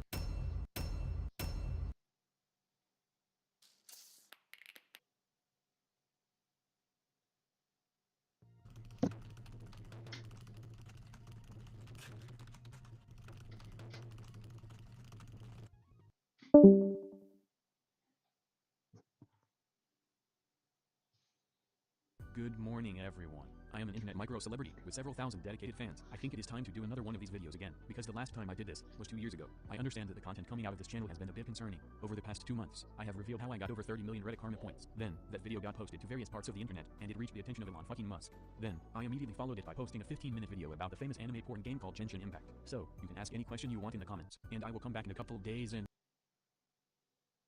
Good morning, YouTube. Today I will be answering several questions sent by you guys. Now, I got rid of the curse that kept me making videos exactly 5 minutes and 1 second long, so I can finally speak more. Let's start. All of these questions have been analyzed using the GPT-4 language model to determine the IQ rating of the people writing them. About 70% of comments did not pass the test. Any news on Supersymmetry? I forgot to catch up on the latest news on it. I quit it in September, but I don't think there has been any really big major update in the past year. But I've seen that a tunnel bore was added. I think it's inactive. How many Gregs does it take to make a tech? Greg made 6 versions of GregTech, so the answer is 1/6. How big is the probability that you will be returning to Minecraft? Pretty close to zero, unless a miracle happened. I want to go to college and socialize with people in real life, and have fun. Going on an adventure in real life is infinitely many times better than anything I can do online. Also, the current state of Greg Tech is shit. It was definitely better a couple of years ago. I believe my first comment was deleted. That is no problem. Here are some questions, Region. I hope they find you well. 1. What is your full legal name and address, and what are your parents' names? 2. When is 300 days dropping? My real name is Grzborzbrzamczyk. I live in CHRZA a ring at Nkoadi Poviant, but I grew up in Zano Isis, Grzmizjzas commune, Trishchanagrish Poviant. My father's name is Spang Brzan and my mom is Jakuma Baszakozka. Are you a direct descendant of Julius Caesar? No, but a lot of people in Italy have the same last name as him. That is a very long question, but it starts by saying, hello, ChatGPT. I am not ChatGPT. I will ignore it. Can you explain the NFPA 70 National Electrical Code Handbook? The NFPA 70 National Electrical Code, NE. Have you heard about Neebs Club? Do you think he's copying you? It looks like an Instagram page with 39 million posts. I don't think he's copying me. It looks like some kind of weird code trickery, or a bot. There's no way he actually has 39 million posts. Will you return playing factory games like Greg Tech or Factorio on this channel? I don't think so. I could play Factorio by myself without making a video, but there is no way in Cox's ass I am opening Greg again. How much do you regret using Reddit and Discord? According to various stats apps, I have a stupid amount of time logged into Discord. Most of this happened between 2018 and 2023, when I decided to stop being active all day, and I uninstalled Discord from my phone. I think installing Discord at age 11 was a very bad idea. I just wanted to find people to play Mario Kart with, but I found myself in a server with mostly 25-year-olds. I ended up telling my psychologist that, and she got kind of scared. I will post a video about what happened on that server in July. It's quite funny. Also, when I started high school, I got invited to the WhatsApp group chat, and the first thing I did was forward all the messages to my Discord friends, saying how my classmates were so cringe and normies. But now I understand my errors. I was 12 when I did this. There are a lot of other moments like this, where I completely regret what happened, but I don't have enough time to put them in this video. In 2023, I became much less active. I put myself a limit of 15 minutes per day, and I uninstalled the app on my phone. It made my life much better because I thought much less of what people on the internet cared about. How did you learn to socialize after spending so much time on the internet, ruining your social skills? I only started relatively recently in 2021. It was really easy, because a girl in my class was nerdy like me, and she understood my situation and tried to help. It wasn't much different than talking on Discord. I even sent her Russian memes from Nerdlox to 28. It went much better than expected from some guy who grinded Reddit for 2 years before that. But some stuff happened, and now she's not my friend anymore. I miss her a lot, and now I understand just how truly fucking difficult doing anything is. Everyone in my class is so busy and doesn't have time to hang out or go for a walk. Instead, they only hang out on Saturdays, go to clubs, and stay there until 4 a.m. drinking alcohol while loud music plays with flashing lights. I tried to go there, but ended up almost vomiting after half an hour. What is your opinion on soy jacks and wojacks? Which one is your favorite, and why? Also, are you based or keyed? I'm alkaline, actually. Also, I don't think this question passed the IQ test. Oops. 11 hour quest sprint montage video win. Only if you play the Homestuck minigame that takes 5 hours to complete. Why do they call it oven when you have in the cold food of out hot eat the food? I think you have schizophrenia. Do you upvote your own Reddit posts? That's not even a question. Reddit automatically upvotes your post once you post it. Have you ever been outside? If so, what is it like? I try to walk at least 5 kilometers a day. If I'm inside for more than 24 hours at a time, I start to go a bit insane. Do you have a Discord server? If no, could you make one? No, I am trying to quit. YouTube comments are a good way of communication. How do you get addicted to games that easily? I found it interesting, noticing by the Greg Tech, Reddit Karma, and Genshin videos. Greg Tech and Reddit are things I've been doing for 4 and 6 years. I really wanted to reach the top of Reddit, and I wanted to know everything about Greg Tech too. First question, are you going to the AGT NH playthrough? Second demand is that you are going to the AGT N series where you legitimately beat it all the way from Stone Age all the way to the Stargate using only a self-made calculator running on a potato that you will steal from a Polish potato farm called Hodowla Ziemniaka Zamarte spółka z ograniczoną odpowiedzialnością grupa IHAR. Located in the small urban commune called Gmina Kamień Krajeński, and all of your power generated only from steam generators taking steam from solar boilers connected to wooden water tanks even in the late game. Only if that Polish farm is close to the Greg Tech located in Horjów, Poland. Joe, your PC specs? Listen here again. I know for a fact you set a song you hear at the beginning of Flower of Technological Sciences that means only one thing. The OYOU play library OFRUINA. I tried. I can't get past Urban Nightmare. Maybe I should learn to read. If all the Igblon Susie participants were in Spurb, how badly would everyone lose load? This would be catastrophic. I would die within the first 4 hours because some guy got god powers early and assassinated me. Also, I think the game only allows 12 players at most. What was your favorite act of Homestuck? I think the best one is Act 4, but Act 5, Part 2 is also really cool. It just went on for way too long. Did you like Act 6 of Homestuck? 447,348 words. It's by far the worst one. Not much happens in the story for a good half of it, and the amount of characters is increased to 8 billion. At least the music is still good. No. In your opinion, how would your ideal Greg Tech mod pack look like? It wouldn't even be Greg Tech anymore. I think that Greg Tech is too repetitive. It just involves putting things into a machine and getting them out. Squirt Squad or Cream Team? I don't know what that means. I looked it up, and I think you should stop. Instead of thinking about sex all the time, why not try inviting a girl to something? They are people too. Will you ever stop shaming people for talking online while you yourself are a friendless loner who spends all his time lurking and have recently cut connections with the only group of people who ever cared about you? You're watching watching this video most likely from a phone, possibly a computer or a TV, and if you're really freakish, maybe even a smartwatch. Hey man, you okay? What are you doing here? Everything all right at home? But regardless of your chosen device, all of them are made up of a combination of red, blue, and green blips, tricking your stupid reptilian brain that what you're seeing is real, three-dimensional, and filled with millions of colors. And since gaming consoles and displays have grown and evolved over time, gaming has tried to keep up, and for decades it did, with enormous graphical leaps that would genuinely, instantly antiquate what came before it. And if you grew up in the 90s like me, you would have seen modern gaming evolve from this to this, and before my childhood, you'd have moved from arcades to in-home gaming to crazy visuals in your pocket. But if you're growing up now or just getting into gaming in the last 10 or so years, you would have seen modern games go from this to this, but somehow the prices to make and play these things have gone from this to this. What? We are no longer living in a time of meaningful graphical evolution, and half the time we seem to be going straight fucking backwards with a monstrously higher development cost too. But why, when we look back at two different titles, really from any era, one striving for realism and the other a defined art style, we reliably get the same conclusion? One will soon be replaced by a slightly different looking, equally as expensive to produce product with style. Style is forever.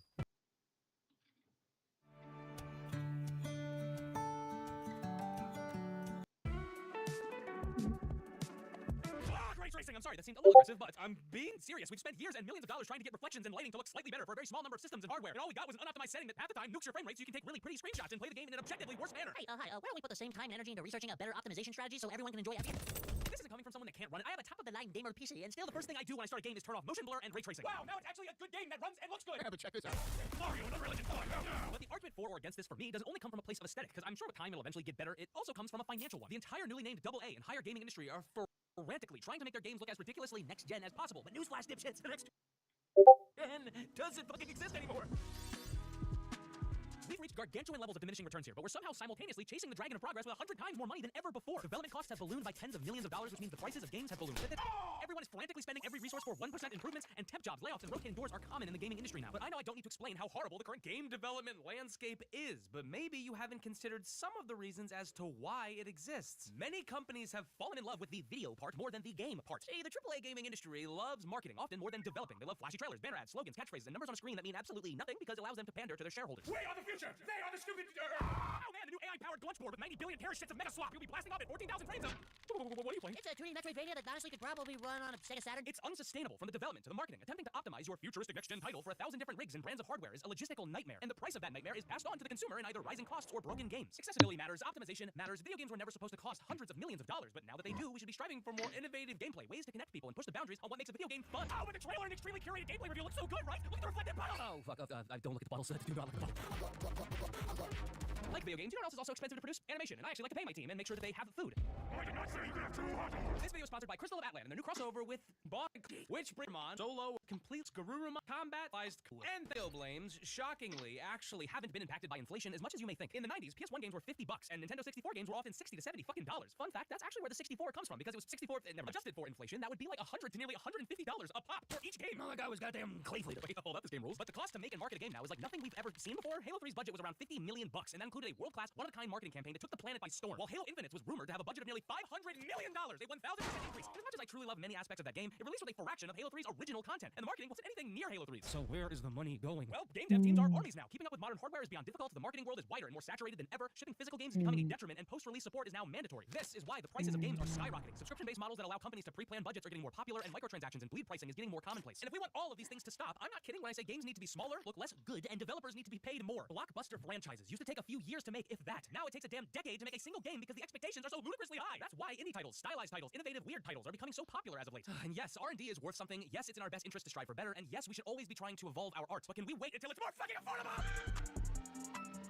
Nintendo, I feel, is a perfect example that encompasses all the good and bad here. Check this out. Nintendo launches an extremely affordable console that breaks nearly every record ever, but it runs on leapfrog hardware and a dream. Most of their games look extremely good, even on the weaker hardware, because again, a concrete style is worth far more than high-fidelity realism and graphics. But because of that same lacking hardware, some games run poorly or are forced to make optimization cuts either in graphics or frame rates. So what does Nintendo do? They work on a second console, this time far more powerful than the last, one that can run modern-looking games but maintains the hybrid gimmick. This causes the price to jump up, and even though it's still on the mid-end of modern consoles, it's seen as greedy, despite gamers begging for this exact upgrade. But I don't want the price! Then why did you ask for it? Now, games being $70 to $80 is complete bullshit. It's not the highest we've ever seen by a long shot, but it's also obviously not the cheapest, and the new tariffs and trade war doesn't make things easier at all. Why do old Pokemon sprites still ooze charm, but every 3D Pokemon game somehow looks worse than the last? Why are indie games coming out faster than ever, toppling AAA studios and claiming so many awards? How do these smaller gaming experiences, sometimes made by a single individual, garner such massive loving fan bases? Balatro, Vampire Survivors, Slay the Princess, Inscription, Animal Well, Pizza Tower, Blueprints. Because a refined art style will always age better than the skin tours of the month. Because you can tell an emotional story, no matter your poly count. And because bold and defined visuals let your game stand apart and speak for themselves, no matter the budget. Just take a look at Expedition 33, a small team's first project. An outstandingly beautiful title that blends the two design philosophies together, sacrificing neither while making a visually distinct and affordable game. By the way, this is like one of the best games I've played in the recent decade. If it doesn't win Game of the Year, I might actually lose my mind. This isn't isn't like nostalgia glaze either. This effect happens time and time again, and not just with modern indie games, the gaming industry as a whole. Look, Last of Us is an incredible game. No argument there. One of my favorites, and obviously a very high fidelity and pretty game, especially for 2013. By the way, do you want your brain to like fucking melt? Last of Us released a year before Dark Souls 2. Yeah, what? But do we really need to remaster The Last of Us so many times to the point where you can't tell the fucking difference? What's the point of this? What the hell does this mean? You are spending millions on something I can't fucking say. Now, none of these arguments mean bunk shit if I can't point you towards a modern game that encompasses all of the attributes I'm seeking in a title. Affordable for the consumer, low development costs, balanced and sustainable work environment, gameplay first framework, kinda indie but kinda not indie, no long bloated playtime, stylized graphics that will age beautifully, heart, soul, and dare I say it, fun. What the hell? A game's priority being fun? I give you one of the most innovative, impressive, and genuinely fun games ever created, where there unironically wasn't a 5-minute gap at any point where I wasn't smiling ear to ear. I could sum up this title in one word, it would be hybrexneotherapeutic, which I made the fuck up because there's no actual fucking word in the English language that can describe how good this game is. From the very first second to the last, this game assaults your senses with a bombardment of creative ideas, only to throw them away 5 minutes later so they can fit in another dozen crazy mechanics into the same section of the same level. It's downright baffling how many fun and interesting gameplay ideas are packed into this 12-hour game and how often they build off of them multiple times.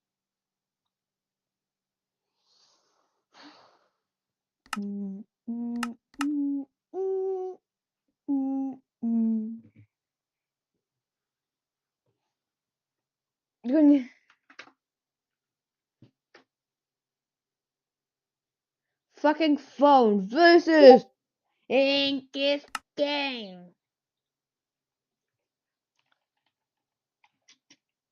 Flam Mister.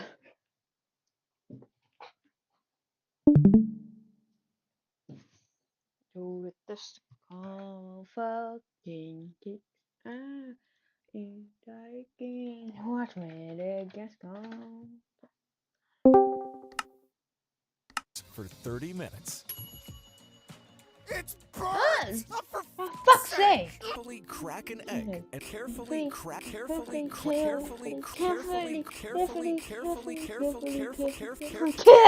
crack the egg. Continue carefully spinning the water. Slow down. I said carefully spin the water. Stop spinning. Stop. You ruined it again. Please crack the egg. Carefully spin it. The water.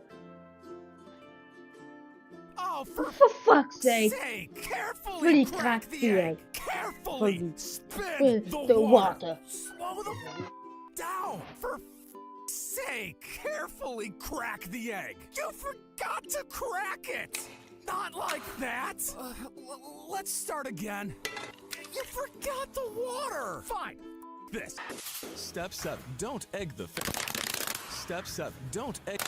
Step 7. Don't egg the fish. Stop egging the fish. Please. Stop egging the fish. Stop it right now, or I quit! Step 7. Don't egg the fish. Step 7. Egg the fish. Dunk the bread. Carefully. Don't do that. Dunk the bread. Carefully. Stop. Dunk the bread. Carefully. Stop it. Dunk the bread. Carefully. Stop it. Dunk the bread. Carefully. Please, stop. Dunk the bread. Carefully place it. Please. No. Dunk the bread. Gaboy, you can't get so away sick of this. outside the house and Dunk the bread. leave. Dunk. If you do it again, I quit. Take a slice of bread and dunk it into the egg mixture. Now, take the bread and carefully place it onto the hot skillet. Go yourself. New Wi-Fi for $15 billion. Also, there's a cat in my house. Into the egg mixture. Now take the bread and throw it as hard as you can onto the hot skillet. What the is that?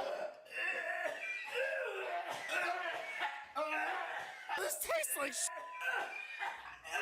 There's no way you're gonna tell me this is a f***ing chicken. People eat this crap? Do not make this fried dog. More eggs. Add more eggs. I said more eggs! Hurry up!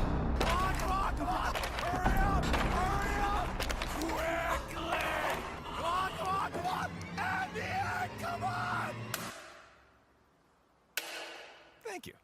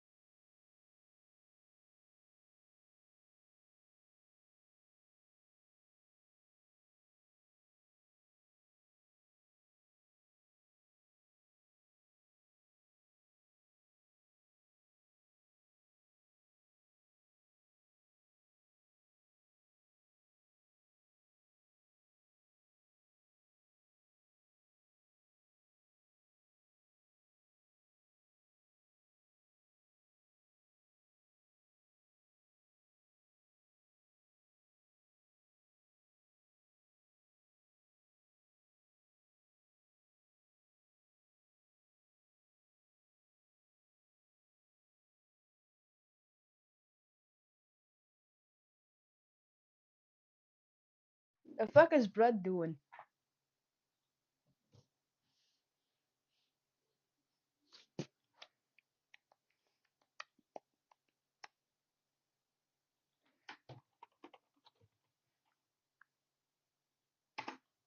I'll kick your house.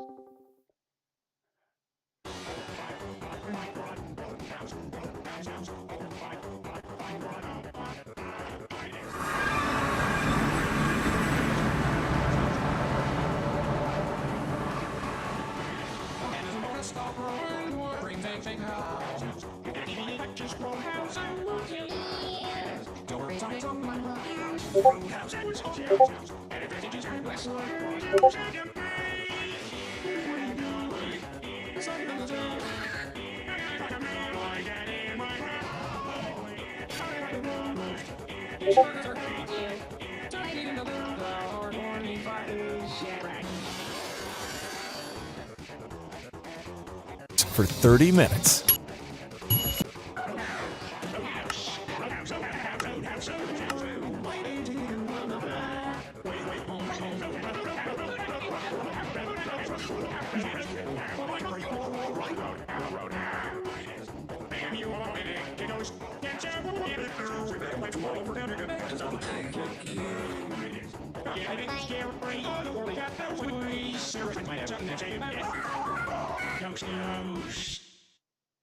For 30 minutes.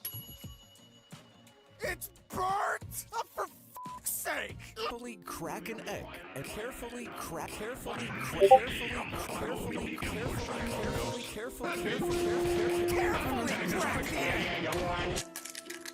Continue carefully spinning the water. Slow down. I said carefully spin the Quantum water. physics was invented in 1905, but quantum physics in Minecraft was only invented in 2021. You've ruined it Today, again. we will explore the famous quantum physics mod from Crack the Minecraft, egg. QMD. Keep in mind that I don't know. Spin the water.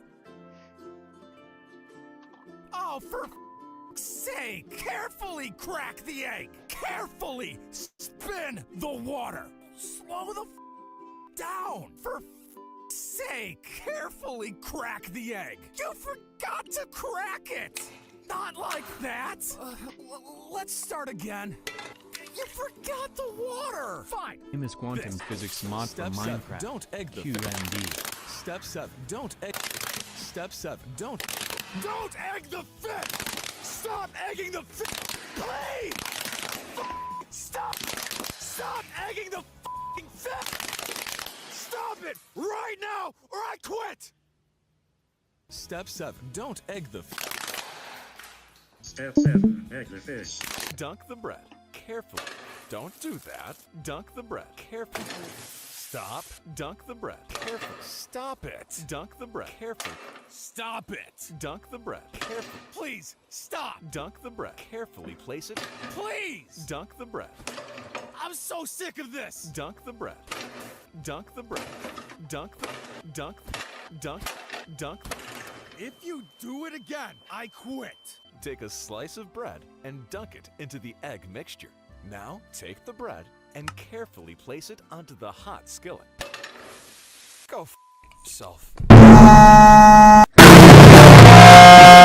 Take a slice of bread and dunk it into the egg mixture. Now take the bread and throw it as hard as you can onto the hot skillet. What the f is that?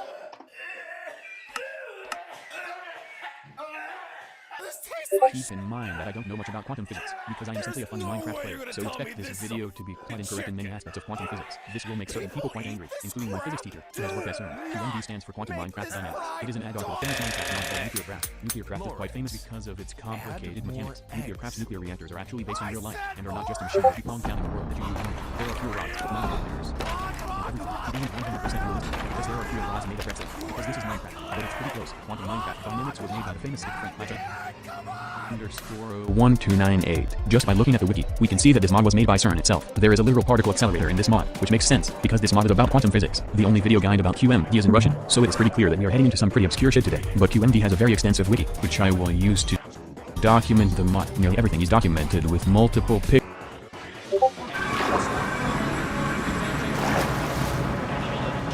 Jungle.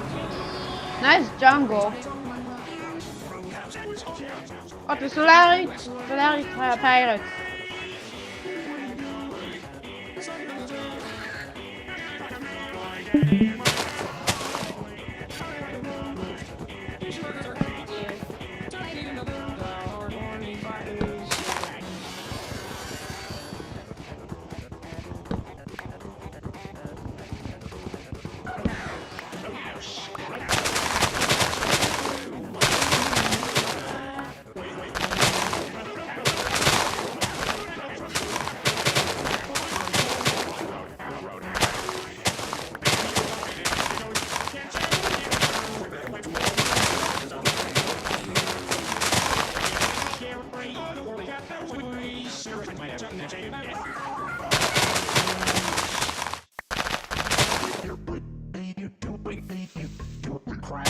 What the fuck? Hey, this does not rank in brain. Yeah, this is exactly a good substitute.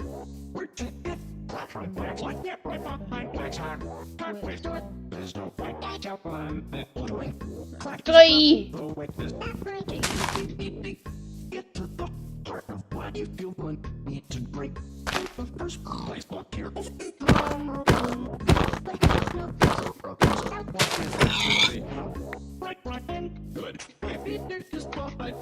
Oh my god! Oh my god!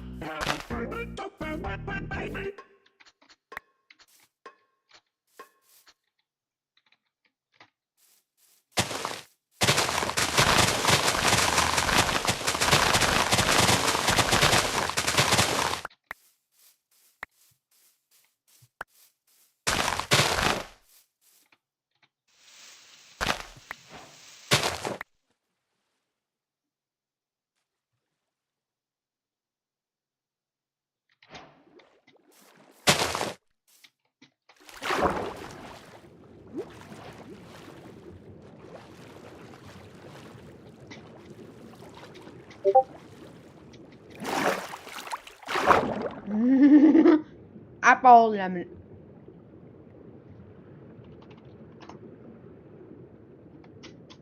Oh, I'm kind of a bit cooked.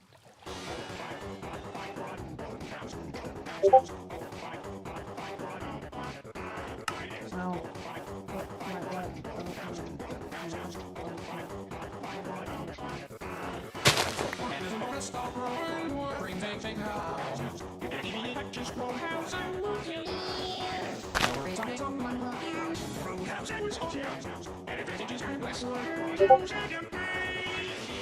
So thirdly. Fuck.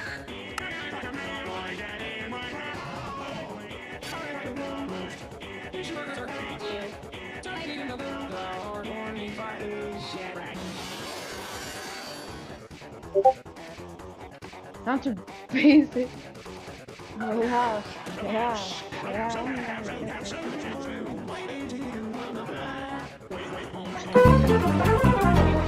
Peter, I can't believe you burned down that orphanage, Peter. You're gonna go to prison, Peter. Oh, don't worry about it, Lois. I'll get out of it, just like that time with Chris Hansen. Emma, hello? Are you there? I'll be right out. I left some pizza. Oh, this is friggin' sweet. Hello, Peter. I'm Chris Hansen, and you're on To Catch a Predator. Holy crap. For 30 minutes. Unobtainable items. Items that exist in the game but aren't obtainable via normal survival or creative modes. Only via glitches. The name unobtainable items doesn't make much sense at all considering they are actually obtainable, but whatever. There's a bunch of videos going over Bedrock and Java unobtainables, but not very many for Legacy Console Edition, so that's what I'll be doing. Quintuple chest. The console edition section of the discontinued features wiki states, if the bonus chest was broken in a world within set for some version range, the bonus chest would try and regenerate. This phrase, for some version range, is used a few times in this wiki. I first looked at the changelog and found that bonus chests were added in Title Update 5, so that's where I began. And it's true for this version, the chest will regenerate, but it seems to be randomly placed near the spawn, similar to how the player is. So I placed chests in a checker pattern, and after several tries, I eventually got the infamous quintuple chest. This occurs when the bonus chest regenerates in between 4 other chests. So big, it doesn't even fit on screen, holding 15 rows of items. As a comparison, a regular double chest holds 6 rows of items. A quintuple chest holds a total of 8,640 items. This dwarfs the normal double chest at 3,456 items. Filling it with overstacked gold blocks would equal to 309,825 gold ingots, or 2,788,425 gold nuggets. The bonus chest stops being regenerated when broken in 231, meaning this glitch does work in Title Update 9, which is the base version of the game for the physical release. So this could be done on real hardware very easily.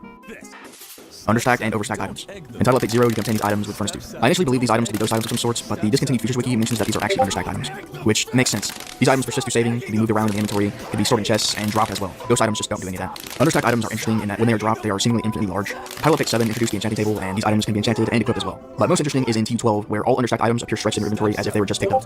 Like in TU1, understacked items can be easily turned into overstacked items. This results in a 255 stack of whatever item you use, including armor and tools. In TU14, these overstacked items are interestingly changed to display as 64 plus items instead. Why change this so long after these were obtainable? I don't know, but it's interesting, I guess. Overstacked items can be enchanted via the anvil, but not the enchantment table. Moving them into the enchantment table doesn't work, and quick move deletes your entire stack. TU12 introduces the biggest glitch in the game when it comes to unobtainables: block transmutation. There are a lot of items obtainable via this glitch. Dunk the bread. Dunk the bread. Dunk.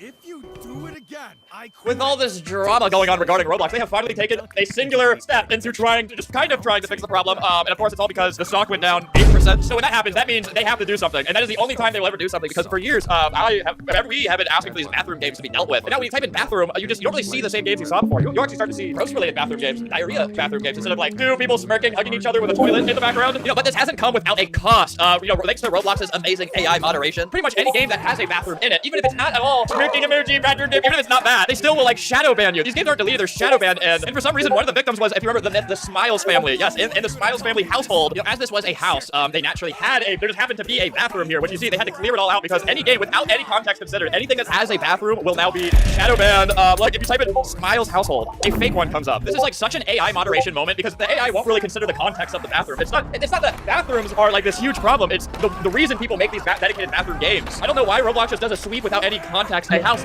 will have a bathroom in it. So this is the action required message they got. Update: social hangouts with private spaces, examples being bedrooms or bathrooms anywhere within the experience will be restricted to users 17 and up, which I mean, sure, we can do without bathrooms, but I feel like there could be some type of context considered. It's not like, I feel like you can hire a few people to then, you know, make the difference on which bathrooms are just a simple, tiny piece of the game, and which ones are just trying to make a horrible environment for kids to get kidnapped in. It's really hard to appeal. Obviously, he took the bathroom out of the game because it was such a huge problem. In the email he responds again from his appeal from Alberto, which is me. I actually wrote this to him. I'm trolling him. It's just automated responses. In order to provide you with the best possible assistance, reply to this. But like you just get stuck in dealing with their epic AI moderation. You just get stuck in this loop. I've tried to recover accounts before, and you just you get somewhere, and then they give you another automated response. Roblox has a horrible customer support system. The thing is, bathroom games are kind of like they're a thing of the past. They were already fading out of style. The thing is, hug games, like they still have every single hug game, which is like these are what the bathroom games were. They all just moved on. Their new keyword is hug. Hugs roleplay, hug fights. Last to stop hugging wins. Legs wrapped around. This is not a hug. Select client or hug therapist. I think that Roblox is like, oh, it's the bathroom is what these people are complaining about. Our stock went down. I guess we'll just get rid of the bathroom thing. It's not. We're not just mad at that bathrooms exist. Ah! Oh, we're like that too. And now I'm locked in here, and I'm getting kidnapped, and I'm a child. Like, that's kind of Roblox's whole style. They just wait until a problem gets so horrible, then they just nuke everything. Not that I'm like defending bathroom games or anything like that, but just when innocent games like the Smiles household. I mean, I don't know why you can't even search it up anymore. Here's another game in the Smiles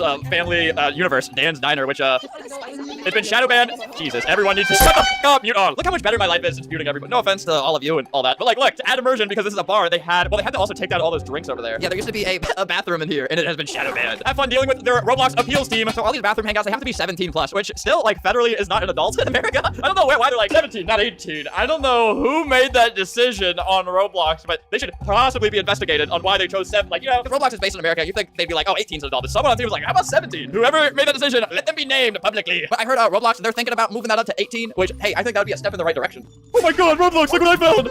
Oh my god, get rid of it! Oh my god, see, it's like, that's not the problem. Also, why isn't Deep City completely shadow banned? Like I was saying, Roblox always just waits until a problem is so horrible. They wait until they might see some consequence before taking action. Like when, like years Roblox might have just gotten banned in Qatar. They might just be getting sued by the Attorney General of Louisiana, but we do have some good news. There's public emotes. I don't care what people say. This is the best update they've done in a very long time. And despite some getting through the cracks, like this emote, which makes your body spell F-U-C-K-Y-O-U with an exclamation point at the end. You could use these to get past the swear filter and curse at people. But there's a lot of really good ones. This person made Kirby Victory and turns your body into little Kirby and does his victory dance in Kirby the Crystal Shards. Very, very cute. This one called Start Digging Twin, and it's as you can see, he digs back there and then starts smelling it. These are ones I could buy this. I could buy this right now. Will Roblox refund me if I just so knowingly buy something that's not good? Hey Qatar, unban Roblox. Look at all these funny things you can do. Isn't that funny? Who cares about protecting your kids? This must be one of those cool emotes. Very nice. So you're telling me I could just go up to someone and just quote unquote start digging? Whoa! Oh my god, that's horrible. That's horrible. Woo, sheriff time. I'm not gonna play invisible from the murderer. Stop! God, man. Uh-oh. There he is. Dude, he hasn't noticed me yet. Oh my god. Yeah.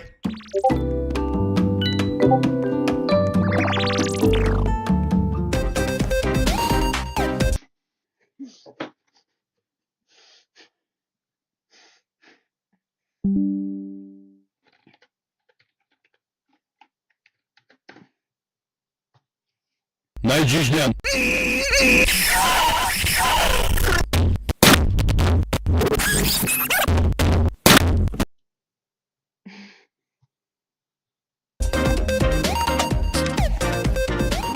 Well, it worked against that guy specifically. I don't know how much that's worth.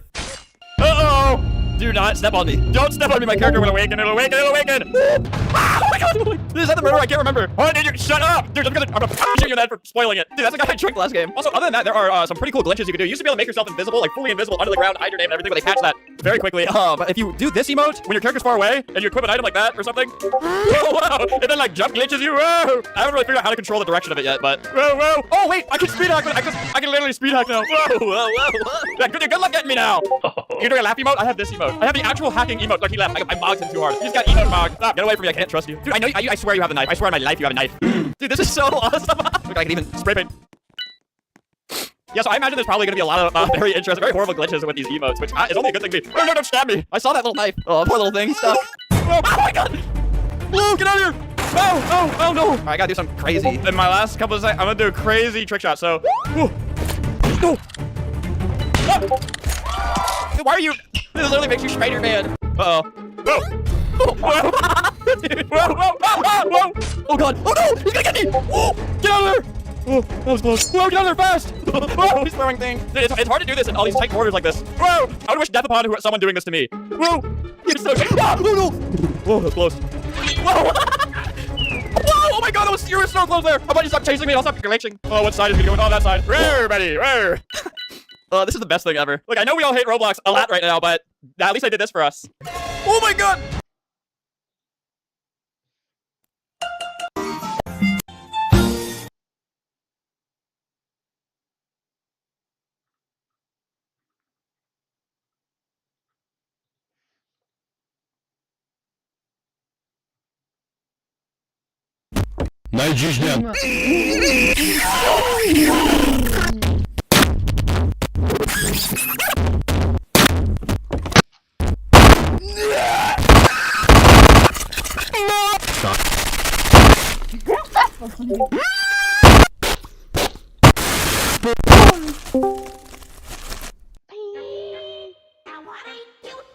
Yes. Oh my god, what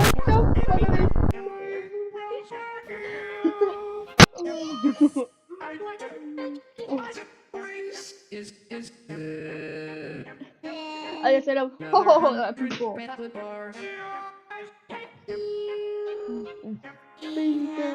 the fuck are you doing, Jack?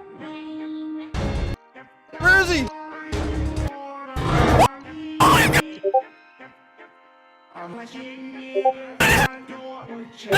No, that's not, that did not count. You're lagging. He's lagging, guys. Yeah, emote on me.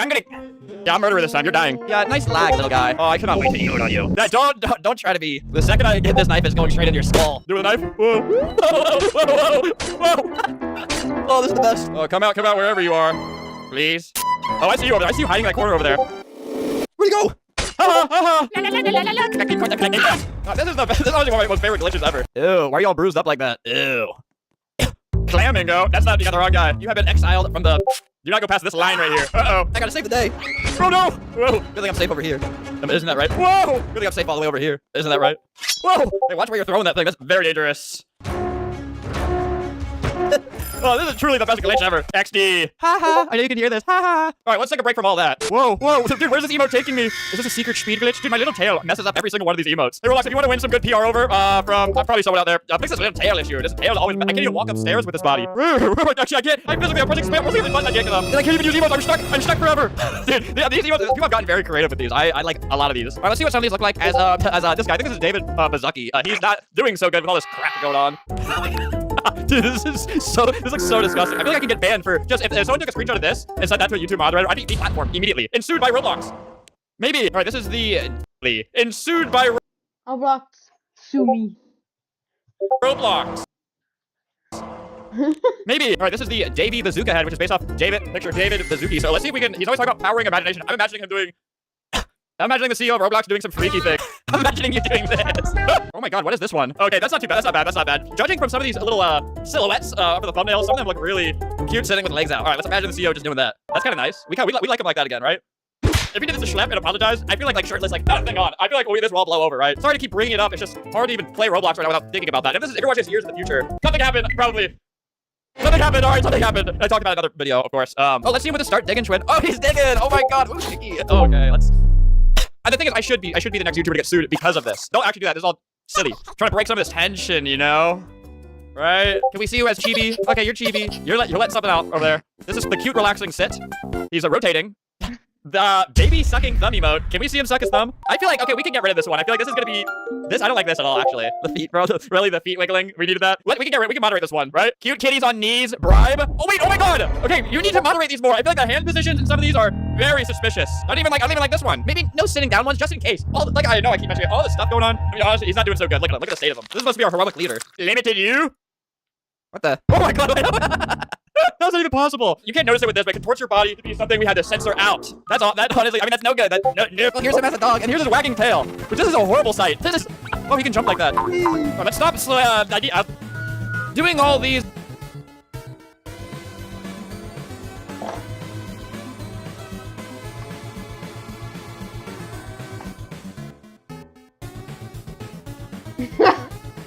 Says the CEO of Roblox. If I ever see this guy in person, I don't want him to I don't want him to know that I did that.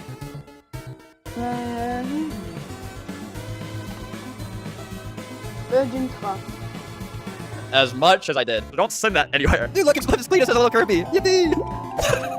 Oh, I love it. It's too cute. Man, I wish I had this emote. That one's very creative. Look, they got coin flipper, where it's like a little, you know in R15 we got that weird kind of piece of your hand when you're blocking, you can flip that around. Uh-oh. Hug emote, not here. We gotta be very careful with these hug emotes. Dude, they got a tycoon one, where it's like a tycoon dropper. Little race car. I think I did that one with the CEO. Play basketball dunk with your own head. Look at this guy. You got one of these. Whoa, Rizzy. You got actual, I like this Rizzy emote. They got idling at a booth, like, please donate. See, this is, obviously, this is gonna lead to so many horrible things, as it already has, but there's some good stuff. Well, guys, I'm just gonna use this probably until they...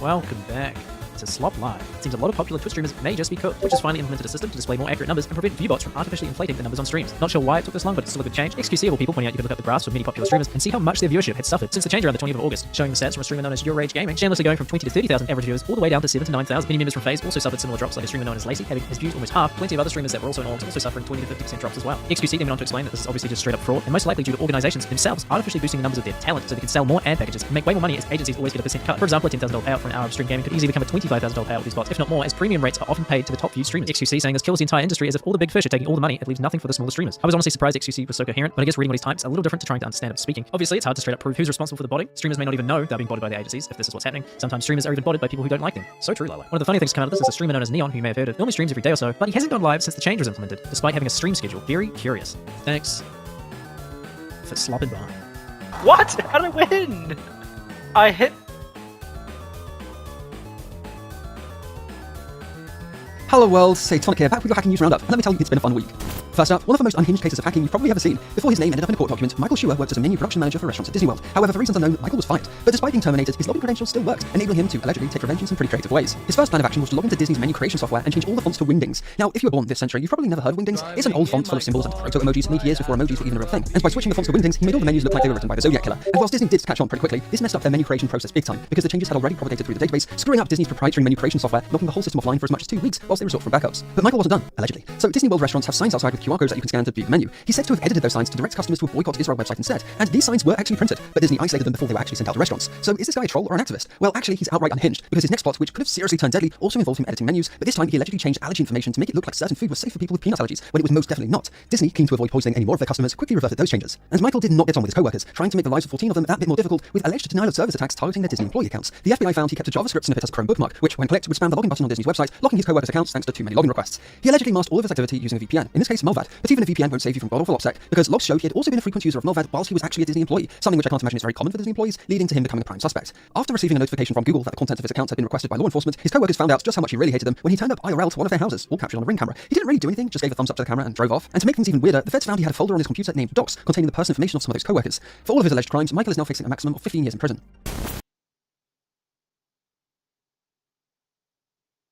You?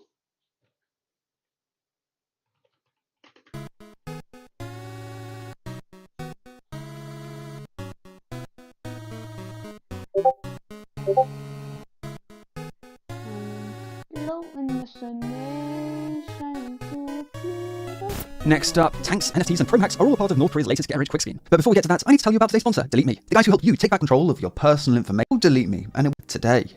But as for North Korea's latest get-rich-quick scheme, this is coming from researchers at Kaspersky, who detected that one of their Russian customers had been infected with manuscript, a variant of malware known to be a favorite of North Korean state-backed hackers. The malware originated from thetankzone.com, a site for yet another NFT multiplayer game for you to waste your time on competing for tokens, which will probably end up worthless. The Tank Zone game was downloadable, but after extracting the 400 megabyte zip and launching the game, you couldn't even get past the login screen at all. Turns out this was all just one massive distraction, and by the time you so much as loaded the website's homepage, it was all over. The page featured a hidden script which exploited two zero-day vulnerabilities in Chrome, allowing the hackers to bypass Chrome's built-in sandbox and access the entire address space of your Chrome's process, enabling them to extract your cookies or tokens, save passwords, and browsing history. Kaspersky thinks the attack probably went even further than this, that the North Koreans were able to escape the Chrome process entirely and gain full access to victim computers. But soon after researchers started investigating, Kim's henchmen quickly killed the campaign, stopping researchers in their tracks. This was clearly North Korea's latest spot to target people in the crypto world, and it seems every few months North Korean hackers do successfully pull off yet another crypto heist, sometimes stealing tens if not hundreds of millions of dollars in a single operation. This wasn't a silly website designed to steal your Netflix account, but rather potentially the starting point of a major bank heist. And in order to direct traffic to their site, the North Koreans created numerous Twitter accounts to promote their Tank NFT game, which seemed to have spent time just harassing people from seconds, paying them to respond. Aside from Twitter, Kaspersky also documented them cold messaging influential accounts on LinkedIn and Instagram. Admittedly, the idea of a Tank NFT game is a pretty creative scheme, though even that is a total fraud. The North Koreans ripped off a legitimate game, DeFi Tankland. But the plot thickens because just 2 weeks after the fake clone was launched, the real DeFi Tankland announced that $20,000 worth of tokens had been stolen from their cold wallet. The devs blamed this on Insider, but Kaspersky thinks this was also the work of the North Koreans, and that before stealing that 20k, they first stole the game's source code for use in this operation.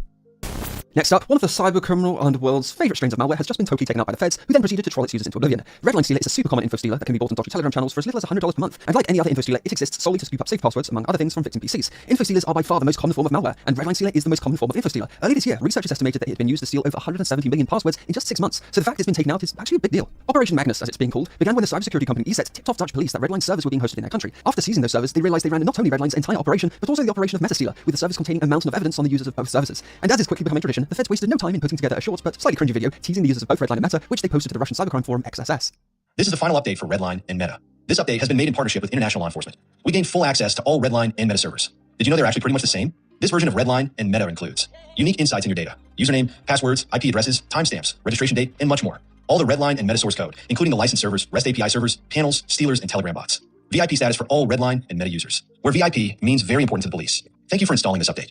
We are looking forward to seeing you soon. Someone who the feds might be seeing soon is one Maxim Rudomitov, a Russian suspected of being a developer and admin of Redline. You could probably make a whole movie on just how the feds tracked him down, but in a nutshell, they discovered an archived forum post on a Russian hacker forum alleging that Redline was made by two guys going by Dendimira and Alinchok. The post led the feds down a bit of a rabbit hole. Using leaked databases, law enforcement linked the Dendimira pseudonym to a certain Yandex email address, which was used to sign up on a totally different Russian hacker forum under the name GHackyHG. In this post, he's trying to sell hacked PayPal accounts, but this is from 2015, when the guy, who's now in his mid-20s, was a lot younger and a lot dumber, and did a very silly move. He shares his Skype account, email address, and even his VK profile, which revealed his identity as allegedly one Maxim Rudomitov. However, the real evidence that this guy's behind Redline was found when the feds grabbed the contents of his iCloud account and found a suspicious file called mysterypanel.ra, which corresponds to one of the info stealers he's alleged to have been behind. And further analysis shows that he was using the same IP to access Redline servers as he used to play Tennis Clash on his iPhone. But regardless of being criminally charged, he lives in Russia, so the US can just add him to the list of other Russian cybercriminals they'll probably never get their hands on. Next up, this is rare.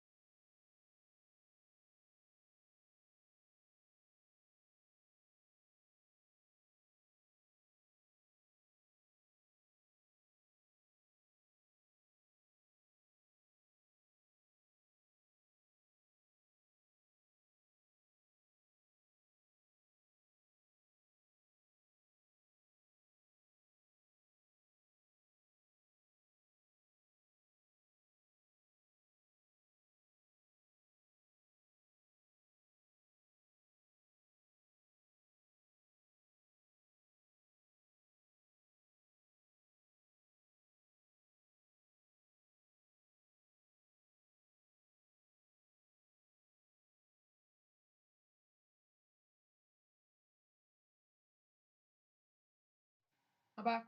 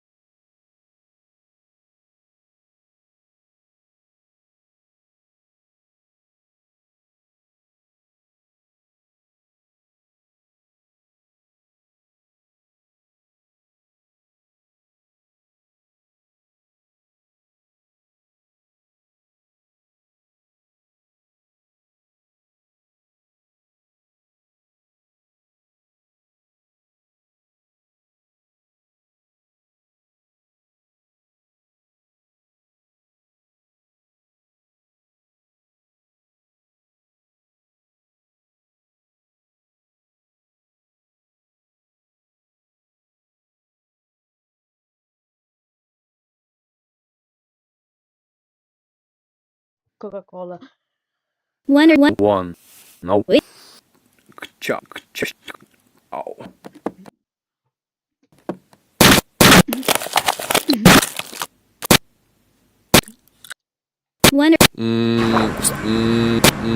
Why? Yeah. Golden log. Golden rain.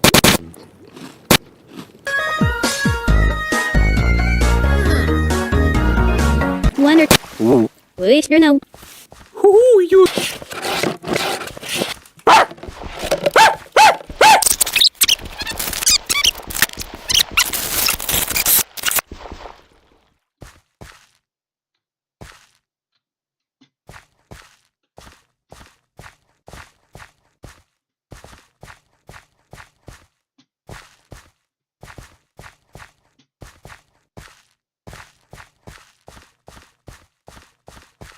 Whoa, wait, what? Wait, did I find a special tree for that mod?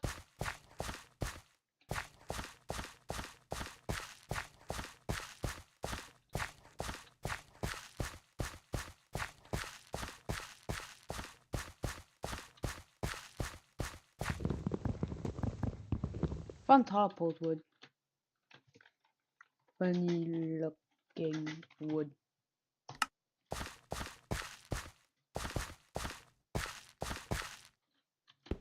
Wheat? Salt.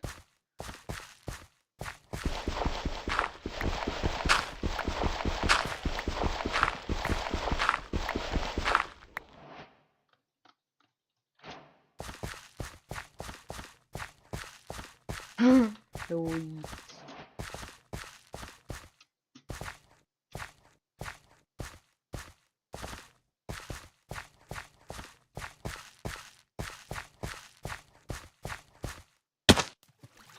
I landed on one block.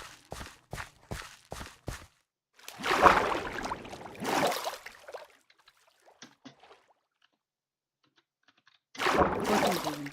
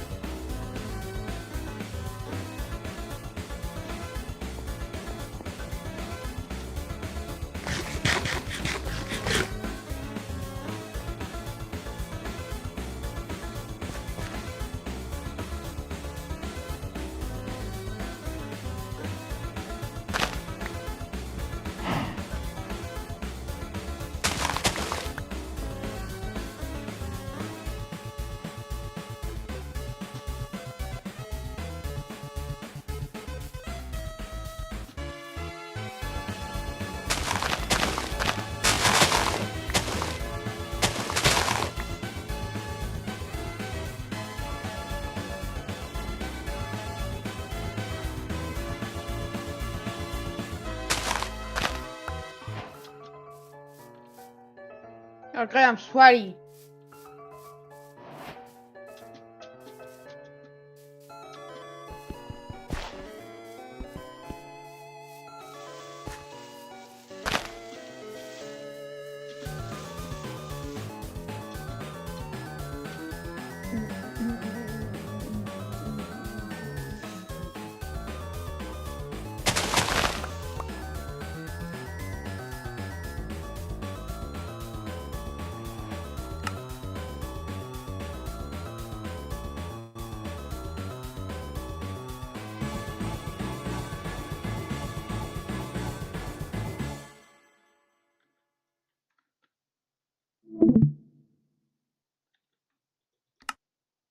nice. Hey.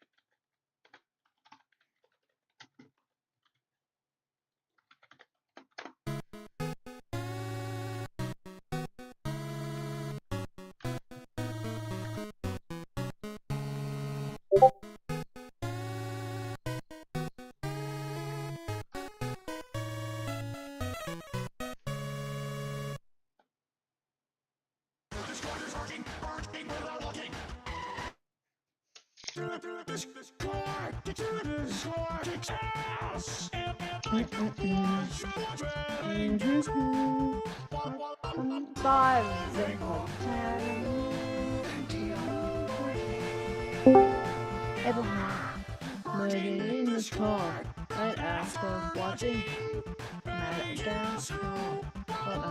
What the fuck just happened? What? And play Virgin Truck Toby. What? Did somebody delete the bot? Where bot? Well, where's the bot?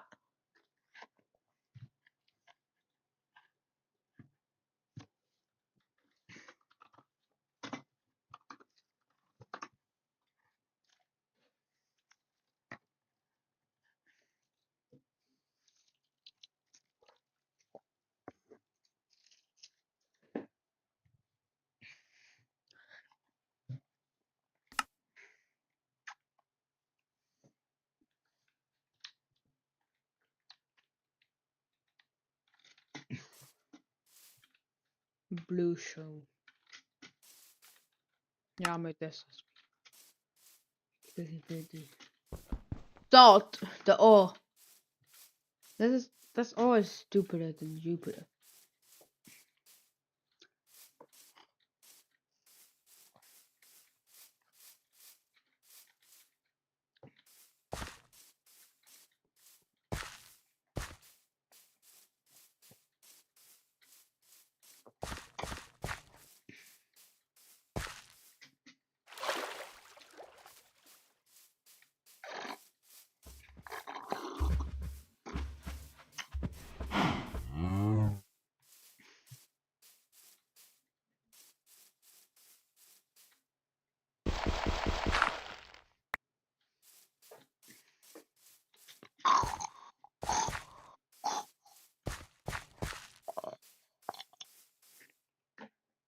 Do the Disticon is called kick its ass. And I can watch me make that gas cool. Well, I'm living. What kind of music do you like? Hyper hop, merging in this car. Right after watching Madagascar while I'm driving. Ooh, ooh, yeah, baby, how do those animals are so fucking funny. Uh, uh, mm, mm, mm.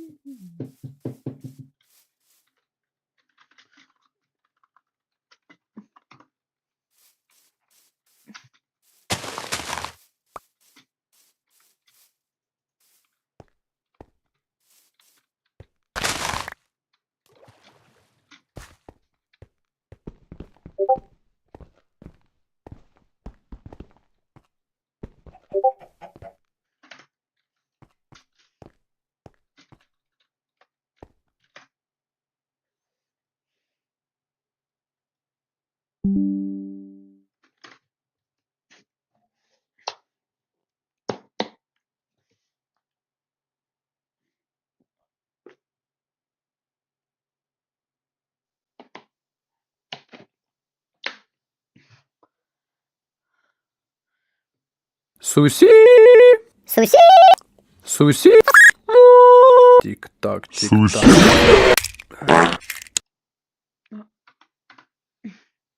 For 30 minutes. It's burnt! Oh, for fuck's sake! Carefully crack an egg and carefully.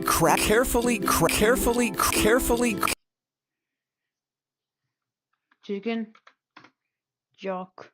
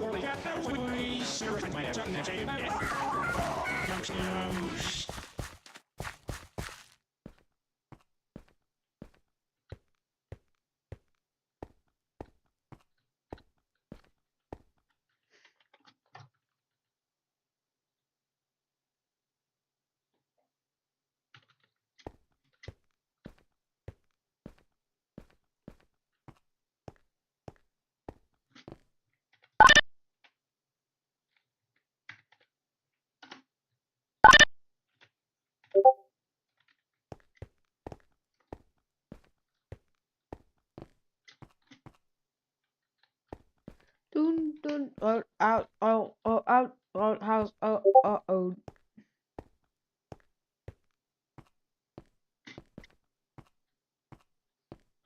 Oh ha boiled bush.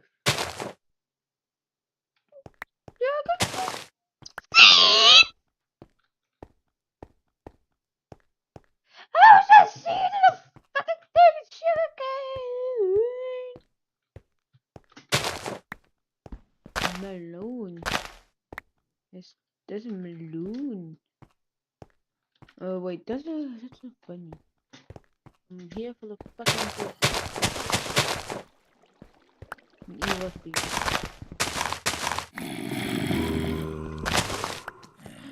Evil. There I got industrial hemp.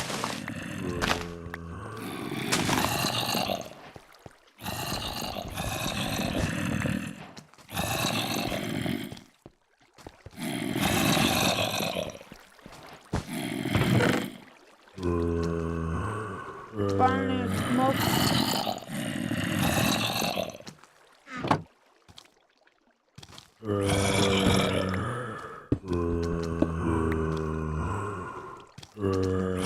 Efficiency 10!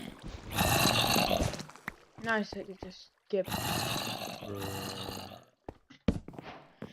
I already have a bed. And I forgot I can't skip. Nice. Well, I'm guilty, I guess.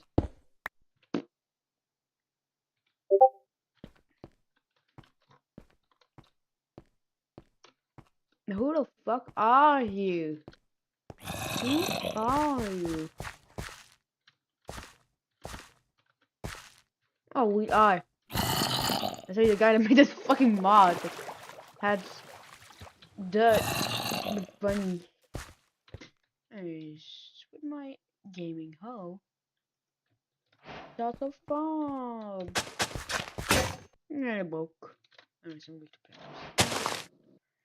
Even this contains melon.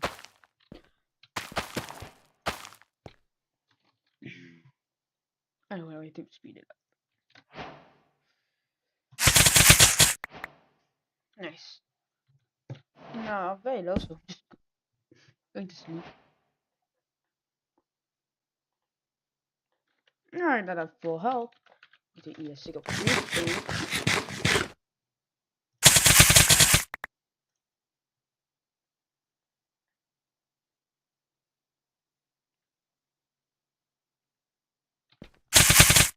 No, 16 missing me, which is guess that was early on, but the iPad kid meets this ball.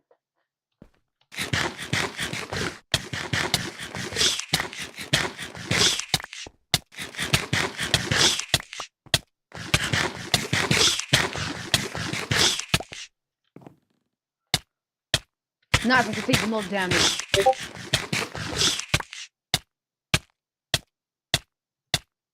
Why can't I snip instantly?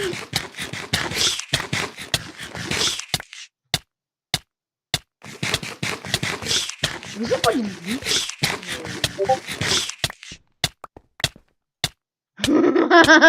I can stay up.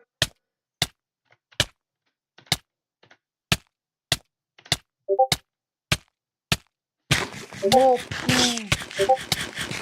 I'm kidding myself.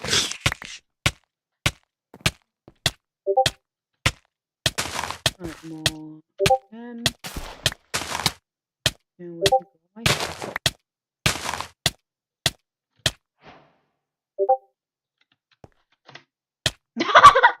nice.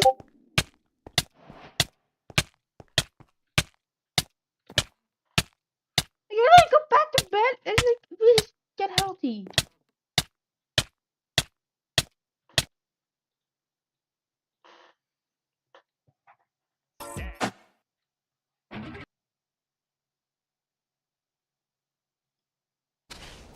Oh! GregTech was invented in 2012, and in these past 10 years, GregTech's progression has changed a lot. Let's take a look at what the GregTech energy progression looks like. The most important part of GregTech is energy. There are 15 different tiers of energy in GregTech, and they are all fundamentally different from each other. Each tier produces 4 times more energy than the last. The first tier of GregTech progression is the steam age. In the steam age, you produce power using steam engines, and not electricity. You generate steam using steam boilers, which heat up water using coal or lava. This is equivalent to humanity in the year 18. The steam age in GregTech is quite short, as it only requires a few machines before you proceed to the next tier. Beating the steam age in GregTech only requires a few hours of gaming. However, humanity took over 100 years to get electricity.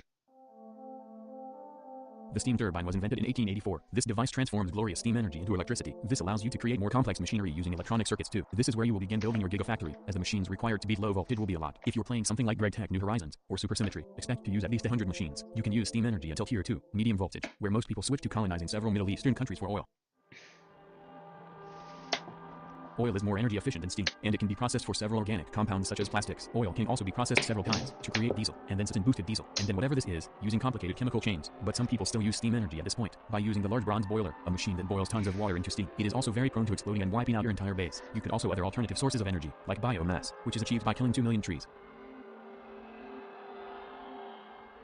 In extreme voltage, or tier 5, you unlock nuclear energy. Nuclear energy is quite dangerous but also quite fun. Most versions of GregTech nuclear energy differ from each other. Some are very simple, while others require a degree in physics. Nuclear energy was achieved in the 1940s in real life. It involves splitting uranium atoms to cause a chain reaction that makes things go boom very fast, which generates a lot of energy. But you know what's better than splitting an atom? Fusing 2 atoms together. Affordable fusion reactors have not been invented yet in real life, but in GregTech, it is much more simple. You get to tier 7, ludicrous voltage, and build a massive donut with high-tech blocks. Then, you generate plasma by fusing 2 elements together. And then you put that plasma into a plasma turbine, which generates millions of energy units per tick. And this is where the realistic part of GregTech ends. At tier 7, you start to see many bullshit forms of energy, like Nakwada, which has been stolen by the show Stargate Test G1. Gregorius T really liked Stargate, and for some reason, the show has kind of a cult status in the community.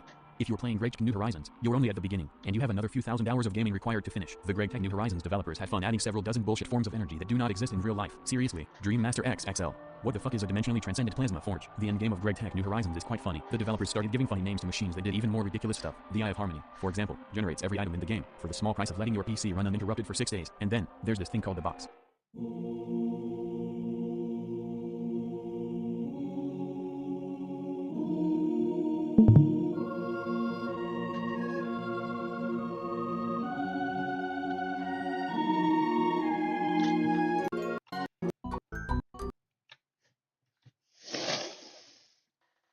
Come.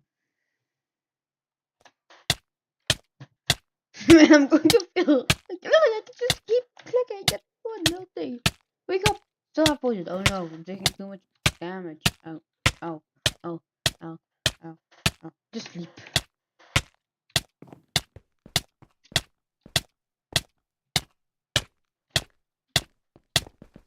Oh, fuck. Thankfully, he can't swim. He can. I'll die. And he's really slowing it down. The beer was doing absolutely nothing except sleep. What? Oh wait, is that?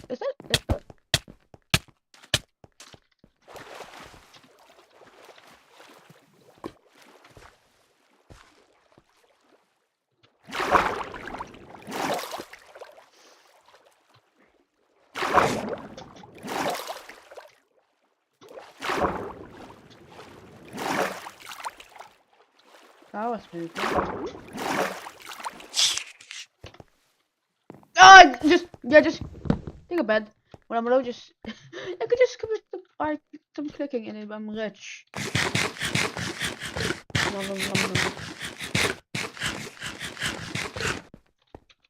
Oh, he dies when he just moves too slow. I'm moving.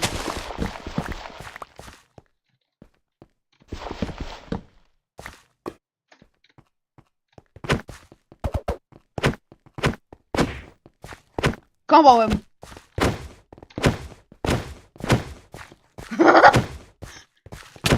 Oh, you take two.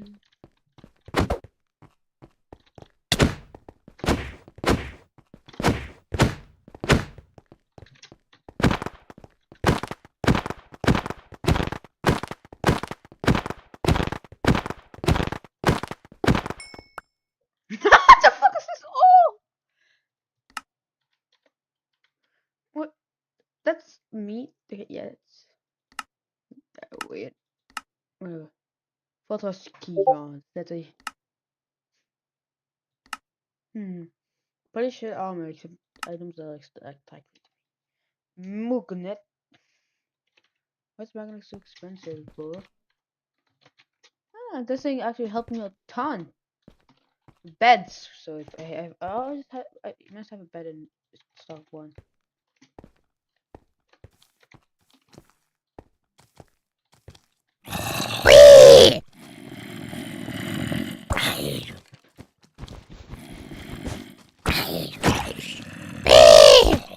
Fucking golem bug.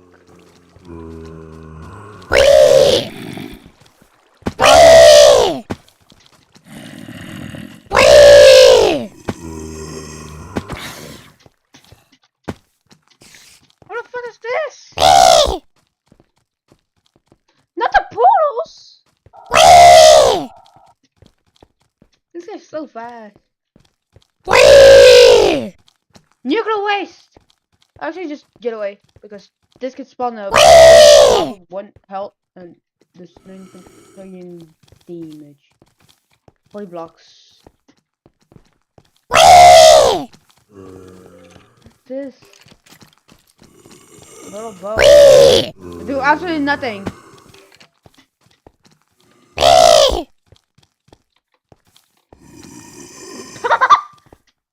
Nice job, the mask. You somehow failed. Who the fuck are you? Dude. Damn, he takes 0 attack damage. What punches? He's indefinite.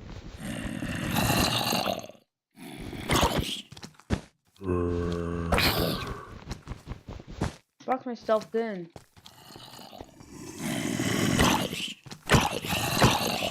Oh, good weapon. Yeah, it's pretty good.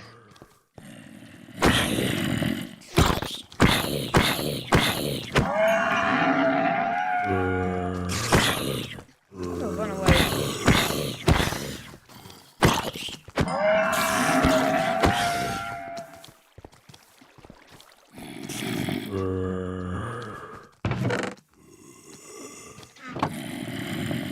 Yeah, bro.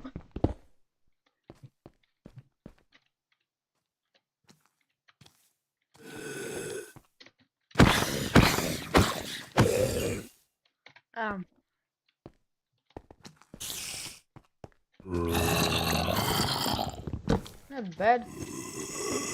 Focus. Oh, that's a lot of damage.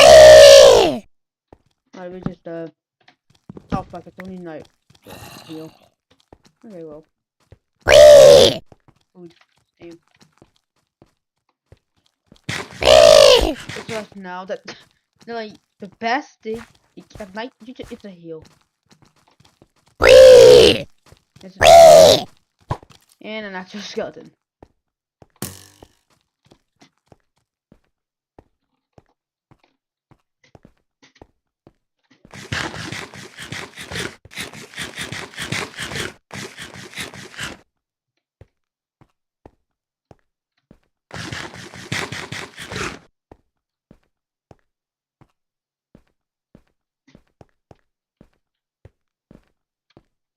I have a pickaxe, I can just make some stuff.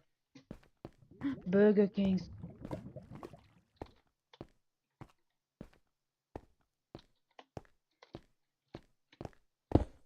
Oh man. Oh, meat. Even more meat. FBI. I can skip.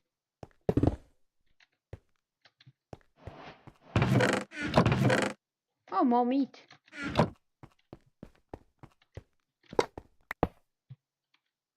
I can melt it. Yeah, I can just smelt it for free. What requires molten obsidian? Molten obsidian is from melting obsidian.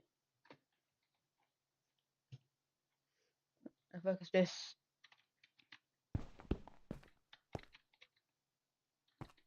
That's a Burger King. Oh, cool. Right at Burger King. I was die by that dumbass amazing mod. What? Eat? Slap with a 5, which is an instant death. If you eat the poop, you instant die. Like, how the fuck?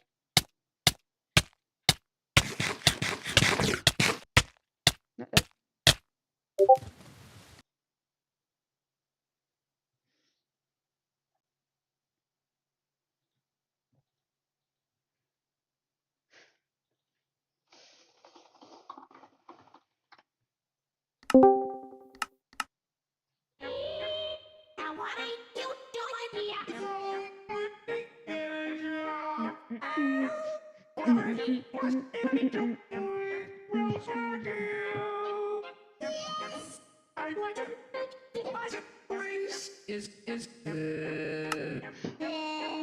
another 100 chocolate bars. Eat at a grocery store is my domain.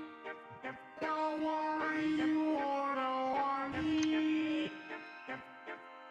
Not the if I got which I can, if I got which I can know with the force.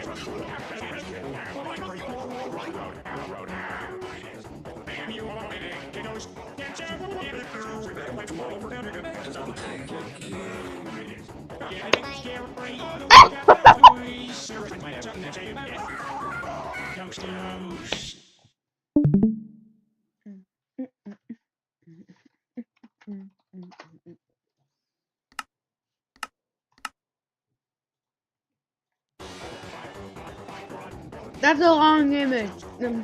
MP4.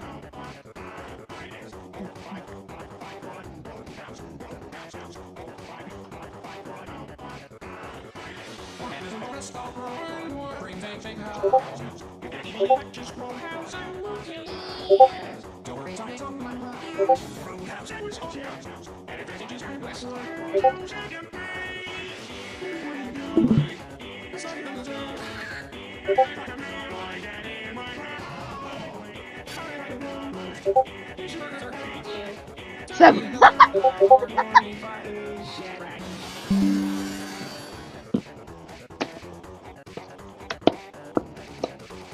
Oh wow. Oh wow.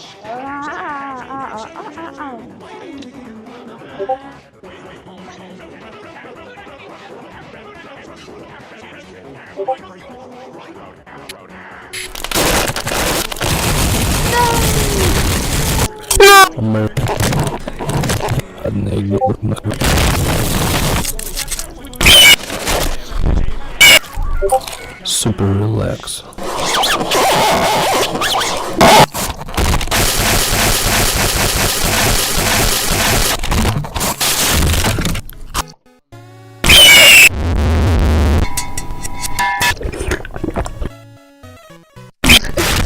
It's like you got everything.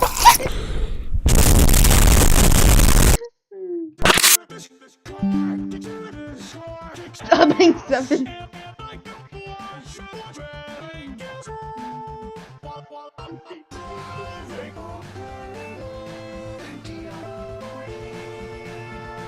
Hey, Bob. It's cold. I'm after watching Megas.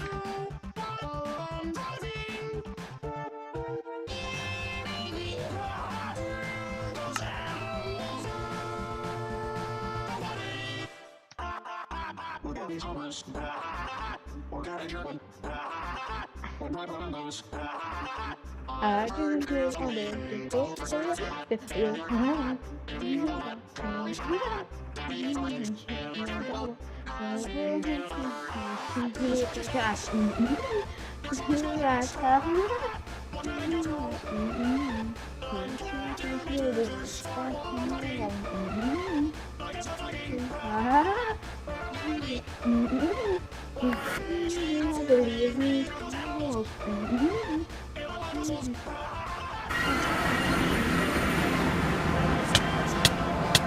Fuck. There's a little bug when you stop dying. Piece of fucking spawn. I just was dead. Where did I go? You should have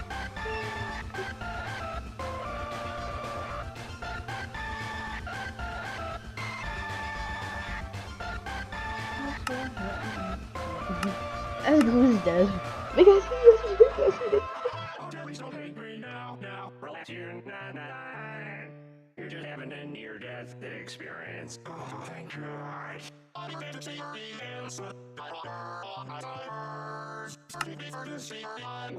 Brutal are quiet.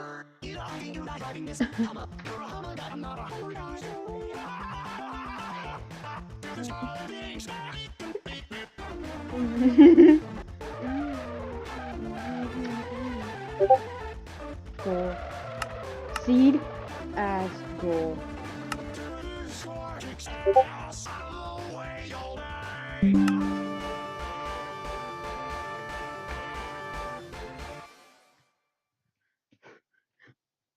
Wait, how long is a pickle? How long is a pickle session?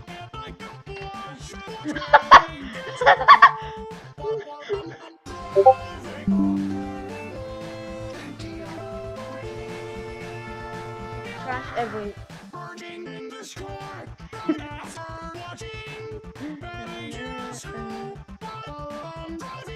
Nonsense.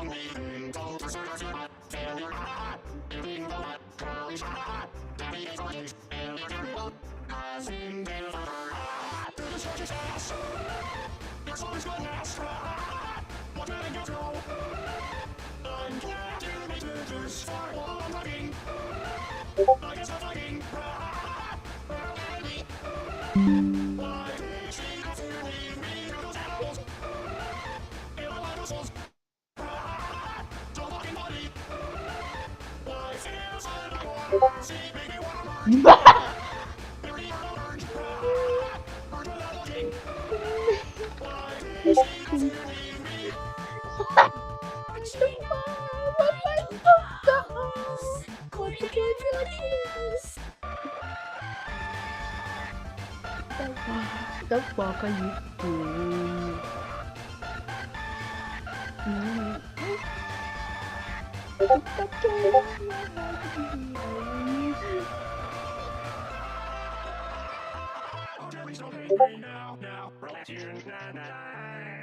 You're just having a near-death experience. Oh, thank God.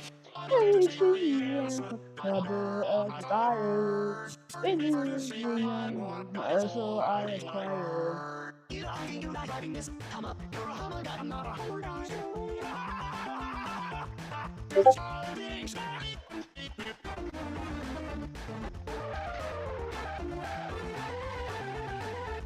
They want to find not.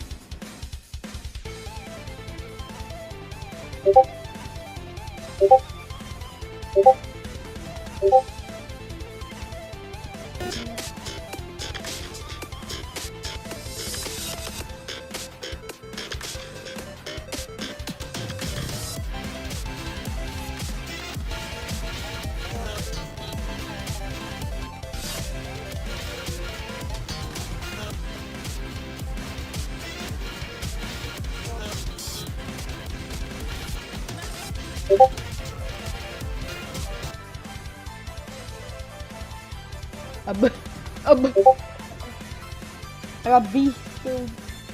B filled.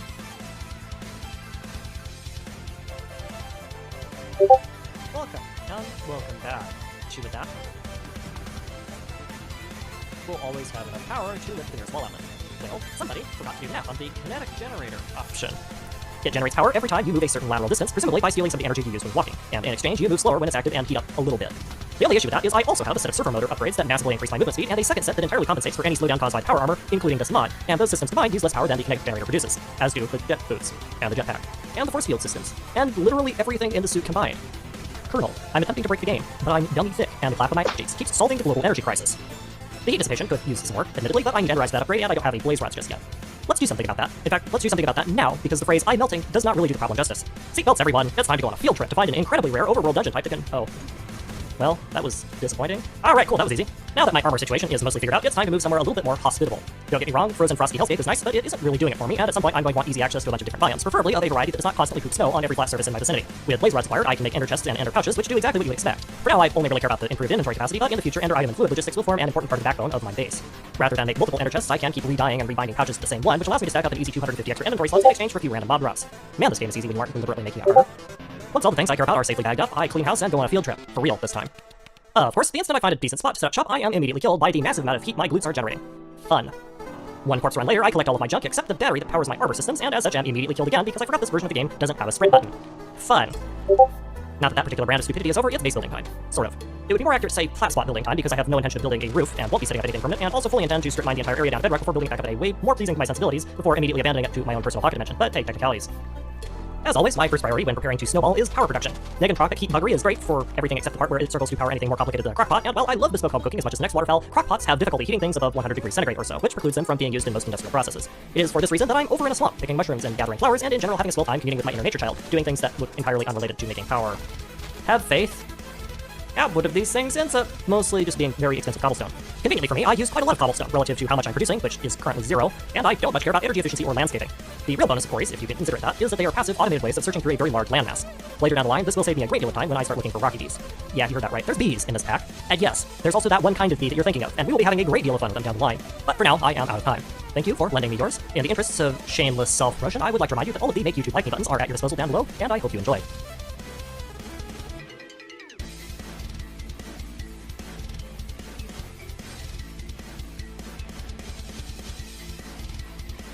Hello world, Satonic here. Let's jump right into today's hacking news roundup. First up, someone tweeted that they used a publicly disclosed vulnerability to take down 69% of the Dogecoin network from an old ThinkPad in rural El Salvador, and he wasn't making this up. According to Blockchain, the number of public Dogecoin nodes dropped from 647 to just 205. The network was seemingly under attack, but the price of Dogecoin was totally unaffected. So what was going on here? Well, last week, security researchers disclosed the Doge Reaper vulnerability, which allowed anyone to crash a node in the Dogecoin network with nothing more than an IP address and port. Just type your target into the Doge Reaper tool, and a segmentation fault would cause the nodes to try and access memory that it wasn't allowed to, resulting in the target node crashing. The vulnerability was responsibly disclosed. A patch was released, and many nodes did update, but not all of them, leaving the door open for Andreas Holt to come along a week later and do some mischief. Whilst it claims that he took out 69% of public nodes, I should point out that this is according to Blockchain, which some people say underestimates the true number of public nodes. Other sources say there's well over 10,000 of them, in which case 69% would be a huge exaggeration, but there is apparently some indication that these guys are overestimating and including inactive nodes in their list. But regardless of whose numbers you trust, had this been widely exploited before nodes were able to update, there might have been more of an impact. With public nodes knocked offline en masse, transactions might have had trouble propagating throughout the network, and it's not like your Dogecoins would have just disappeared, but you might have had trouble spending and receiving them for a little while until patches were applied and nodes restarted. The security researcher who discovered the bug was able to get the payouts from Coinbase's bug bounty program, since their own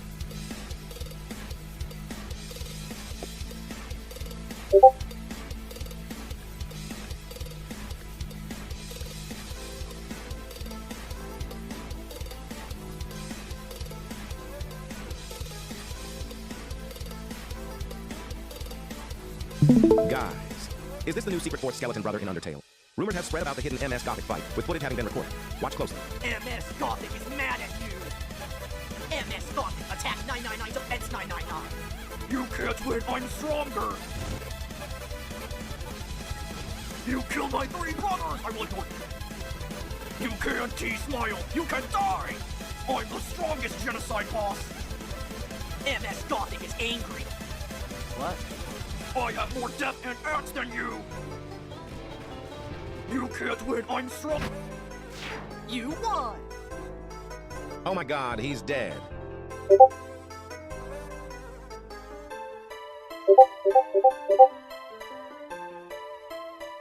It's genocide boss!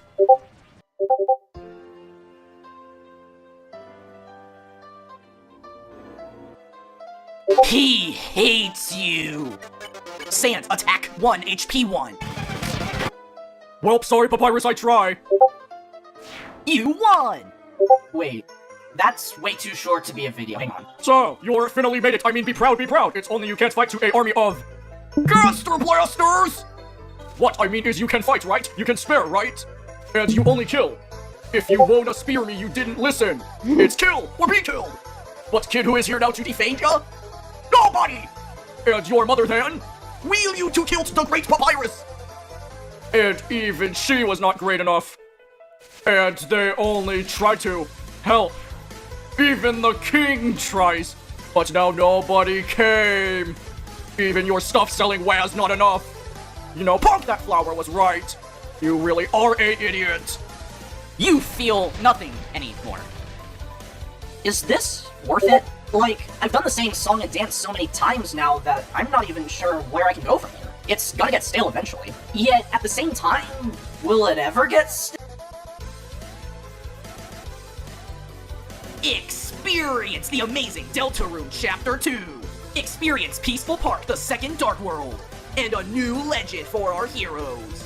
Hi, I'm Noelle. I don't know why I'm here. Kid, you did genocides. Now I'm gonna murder you. Hello, I am Gaster. I did the Deltarunes. Oh, hi, Chris. Wow, what an amazing TV. Oh no, the 7 human flowers. Chris, why are you genocides? Hello, I am Gaster, and we're fighting for some reason, even though this is Chapter 2. Sup, I'm Betty, and I'm here too. Yeah, remember me from Glitchtail? I'm back. Deltarune Chapter 2! August 7th, 2019.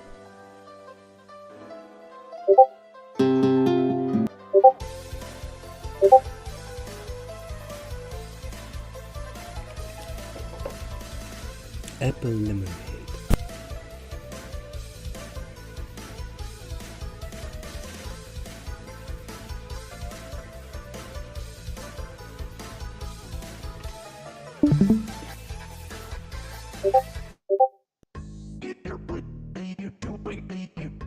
Crack. What the fuck? I stopped my cranking brain. Yep, this is exactly a good substitute. Where'd you get black from black like that right behind black's heart? God, ways to it. There's no way I jump on it. Doing crack is not the way. There's not cranking. Get to the heart of what you feel when you need to break. In the first place, look here. The hypnotherapist, I wanted to see how right and good. Maybe there's just what I check on. Oh my god! Oh my god! Baby!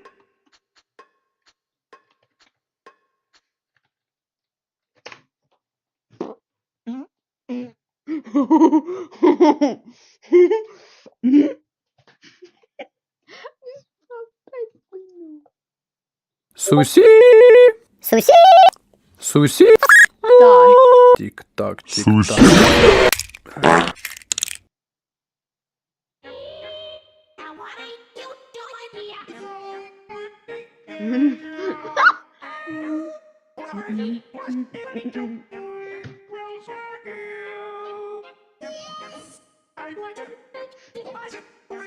Is another 100 chocolate bars. Even the grocery store is I know.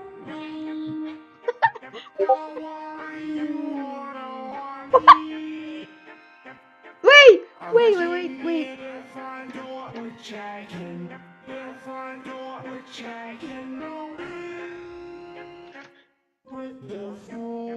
Cone.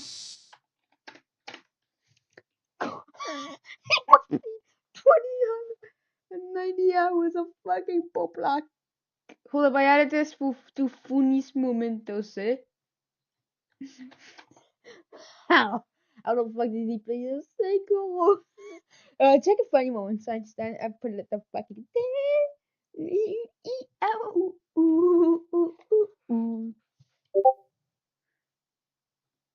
yeah. I'm fucking bye.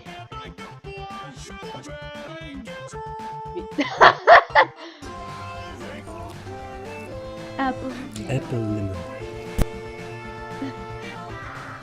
Moving in the sun right after watching.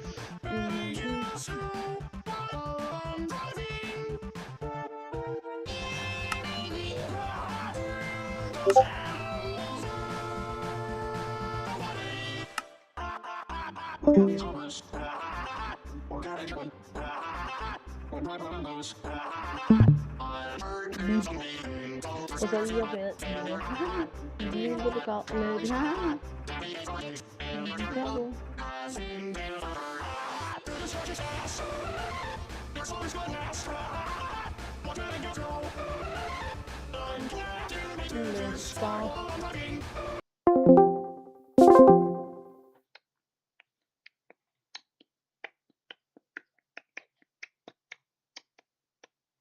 Dun, dun, dun, dun, dun, dun.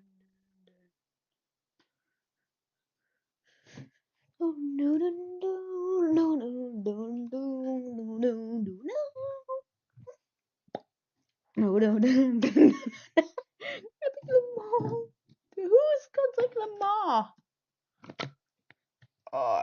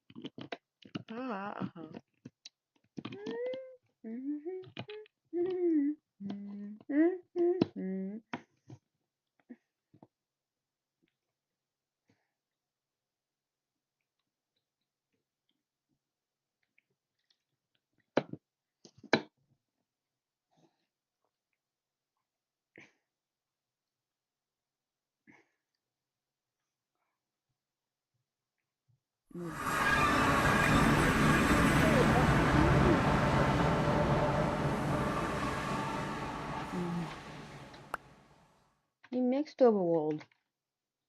Skyblock mode. Yeah, I just did it. Alright. Alright.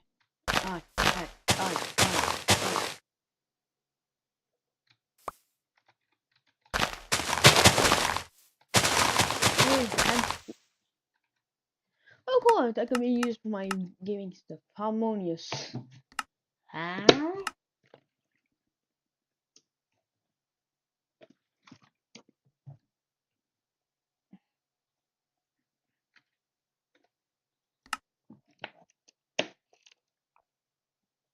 Melee somehow. It's not so bad. That's what. Use. Oh, Greg Tech Football. See, how can I get? Alright. Smelting, molting. Oh, processing.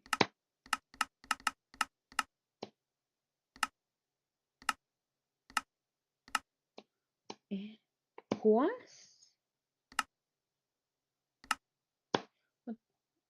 Oh, cobalite ore.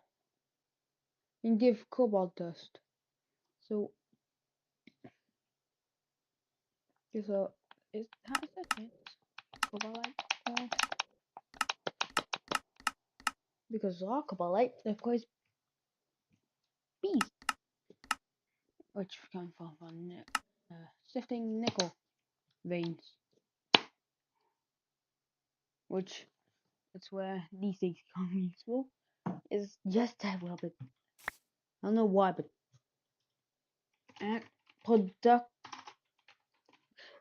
500 pages. That's how he might be. You can definitely comment me. What this? Huh? Why? How many bees are there? Why? Ah, yes, but that they have three. Why is it 59 pages? What's productive? Oh, bees. 12 pages. And there's still like, yeah. I love Shot Knight. Comes from platinum in a centrifuge. Yeah, why? Oil sands come from obsidian You need obsidian and bees? What's that? What? Alright, so we'll try to get some ham from dollar store. What can I get? Steaks. Steaks are very useful in the early game because, well, there's almost no way. Touch very early game. Welcome to very early game. Also called the most painful area of which he left the universe. Anyway, you have a music disc and he did for dummies, which is actually slap useless. But if you shift and right it, you get the free book called He Died for Smarty. It's the book that actually works. It's not working anymore. What's this squid doing? So as we break in,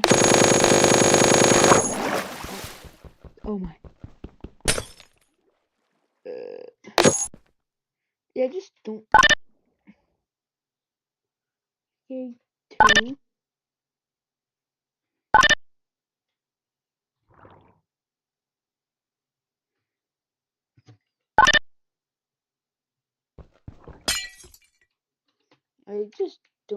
I don't worry. Alright, he dead for Smarties. I don't need it. I think I know how to gaming with them.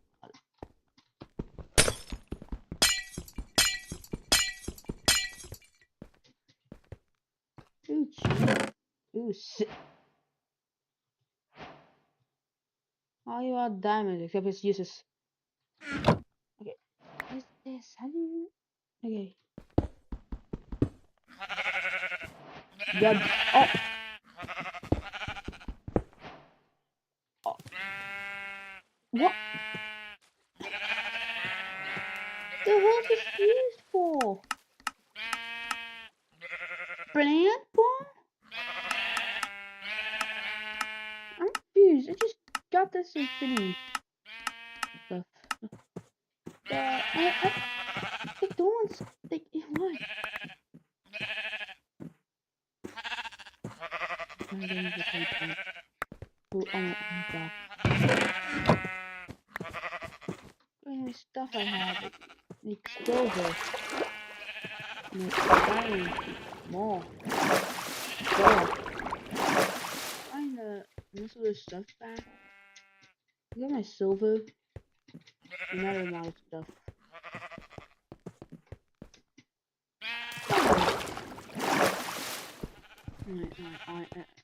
Silver.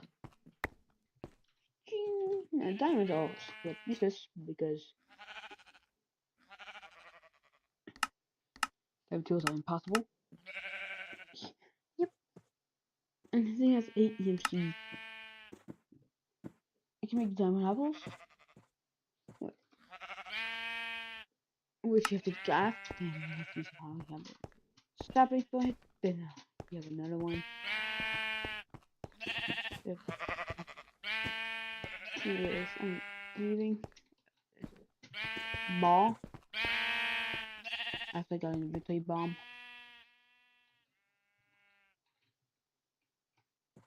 I'll drink the pirate stuff. So I'm leaving.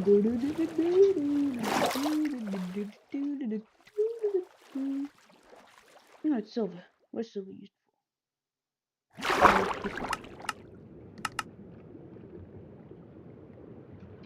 Wait, I can tell this to not silver? Why does this have to do value? Why can I have infinite amounts of silver? Also, how do I get glowstone?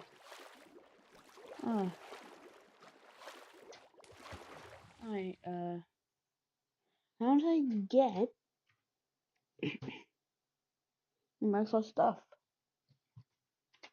I forgot. Oh, cities.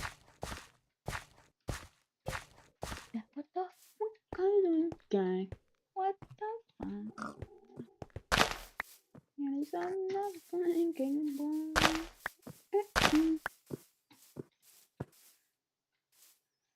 Finally.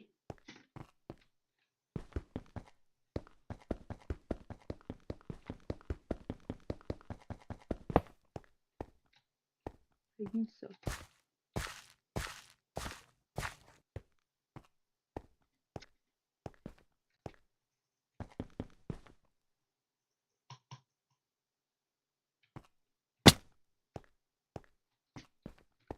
Just go so. Alright, but yes, we can. Stalled. But just that zero squads, which is wait. What is that zero squad? Okay, that's two zero squads for some reason. I can use that in machines, just a compressor and assembler for like let's not compare this. In crushing. What's this name? Just normal. And it's also for some reason molding into a gem. The packaging. So I got my glowstones. Now I can make it cool. To even start, I need this thing. So I need that stuff. So I need, if I only have the gamin, I only have to say FE. Oh, but with chemistry. Yes, this spots can be setted, but also that ignore those spots. And I found a funny looking tree. Oh, very good. It's just overpowered.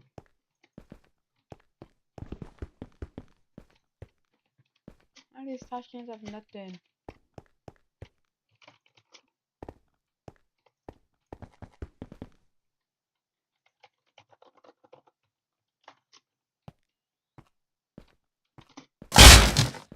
Oh, bread, which is easy, but also I could do of this.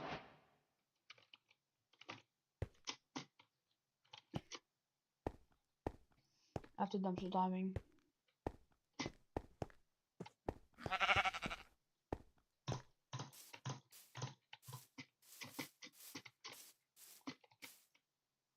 Purchase hot dogs for $2. This guy, I'm a broke as hell, so I can't buy hot dogs. Hot dog. Hot dog. What is hot dogs? Hot dog stand. You can make hot dog stands. Hot dog wrapper. Hot dogs. A sausage cooked.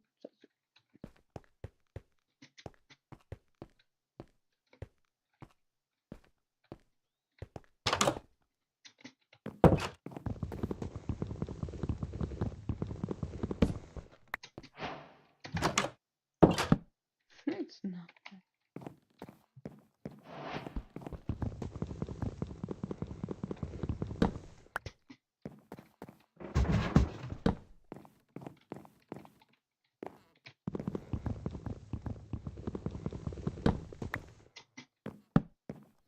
That's perfectly safe. Like, how do you make a glowstone block now? Don't tell me I have to go.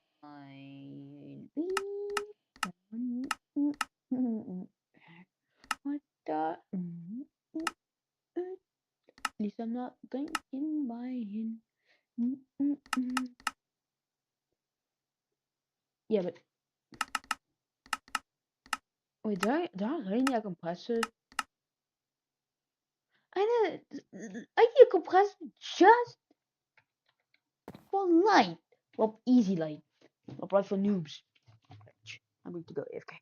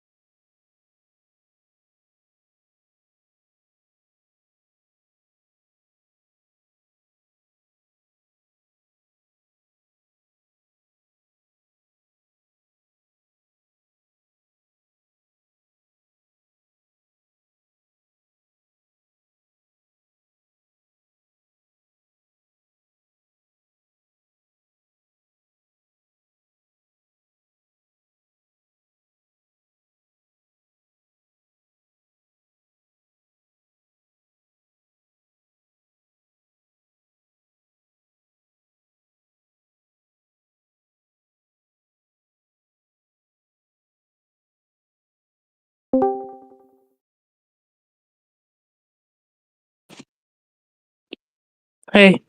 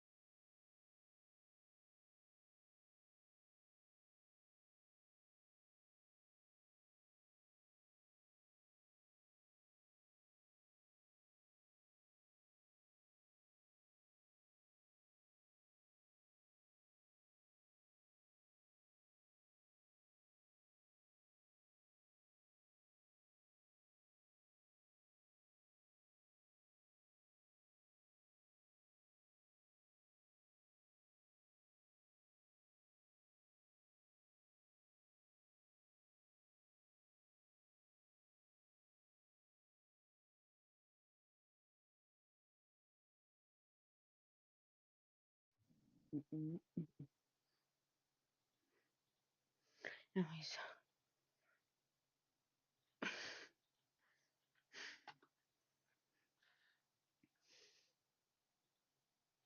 Chris Hansen just exposed Roblox big time. So make sure to like and subscribe if Roblox needs to be banned. Before we get into the new information regarding Chris Hansen and Roblox along with him exposing them, we're going to take it back to a couple weeks ago when Schlepp, a massive Roblox YouTuber who's known for creating videos, got sent a cease and desist letter from the company. And in this really garbage cease and desist letter, they accused Schlepp of mishandling the situations involving all around. They tried to make it seem like he was doing something wrong by exposing these individuals, which wasn't true at all. However, before we go any further into the situation and the crazy things that Roblox has said so far, go ahead and subscribe to the channel right now to help me hit 50,000 subscribers. We could literally hit 50K today if you subscribe right this second. So just do it. Essentially, there was a Roblox cease and desist letter. Schlepp's lawyers put out a statement really exposing just how big of a problem this is, and in this we learned that Schlepp was actually a victim of a prominent Roblox developer, and we also learned that Roblox has a history of doing this, including Ruben Sims' lawsuit with Roblox regarding their moderation system, which is just horrible. And after this, they released this horrible press release basically announcing this AI moderation system and claiming they make so many reports even though it's nothing proportionately to other companies. Then they released this goddamn Roblox podcast response where it was actually revealed this was most likely AI due to some really serious errors made in the edit. And look, it doesn't surprise me that they would stoop that low. However, recently he released a brand new response that I think we're going to take a look at today before we expose Chris Hansen's involvement in this entire situation. Now, Schlepp released a tweet stating, Roblox responded now directly to me. When do I ever take the law in my own hands? We work with law enforcement. We have 6 arrests of child predators in your community. Why did you do nothing about felony child predator arrests? Oh, we're sending you information. What a joke. Now, if you're wondering what this is in response to, there was actually a news article where Roblox responded to everything. It was from an outlet called NBC Chicago, and the article is called Roblox Faces Scrutiny After Banning YouTuber Schlepp Amid Ongoing Controversy, and it's a pretty accurate title, obviously, but what they say in this is absolutely insane. The developers behind the mega popular game Roblox are facing a firestorm of controversy after banning a popular YouTuber from the platform. The user known as Schlepp worked to expose predators on the platform after himself being a victim of a developer who allegedly groomed him for years, according to his attorneys. And yeah, I think it's pretty insane that they're suing someone who was actually a victim of Roblox grooming who went on to try and catch predators on the platform. Like, that is definitely a horrible look for them, that they are literally sending a cease and desist and trying to shut up a victim who went after these predators, the exact people that hurt him in his childhood. And it was so bad that he let end his life over it, and Roblox did literally nothing. If you guys don't know, like, they didn't even do anything until, like, when his mother threatened to sue them, and then in that case, they just stated it happened off-platform mainly. And this guy had official Roblox merchandise too, so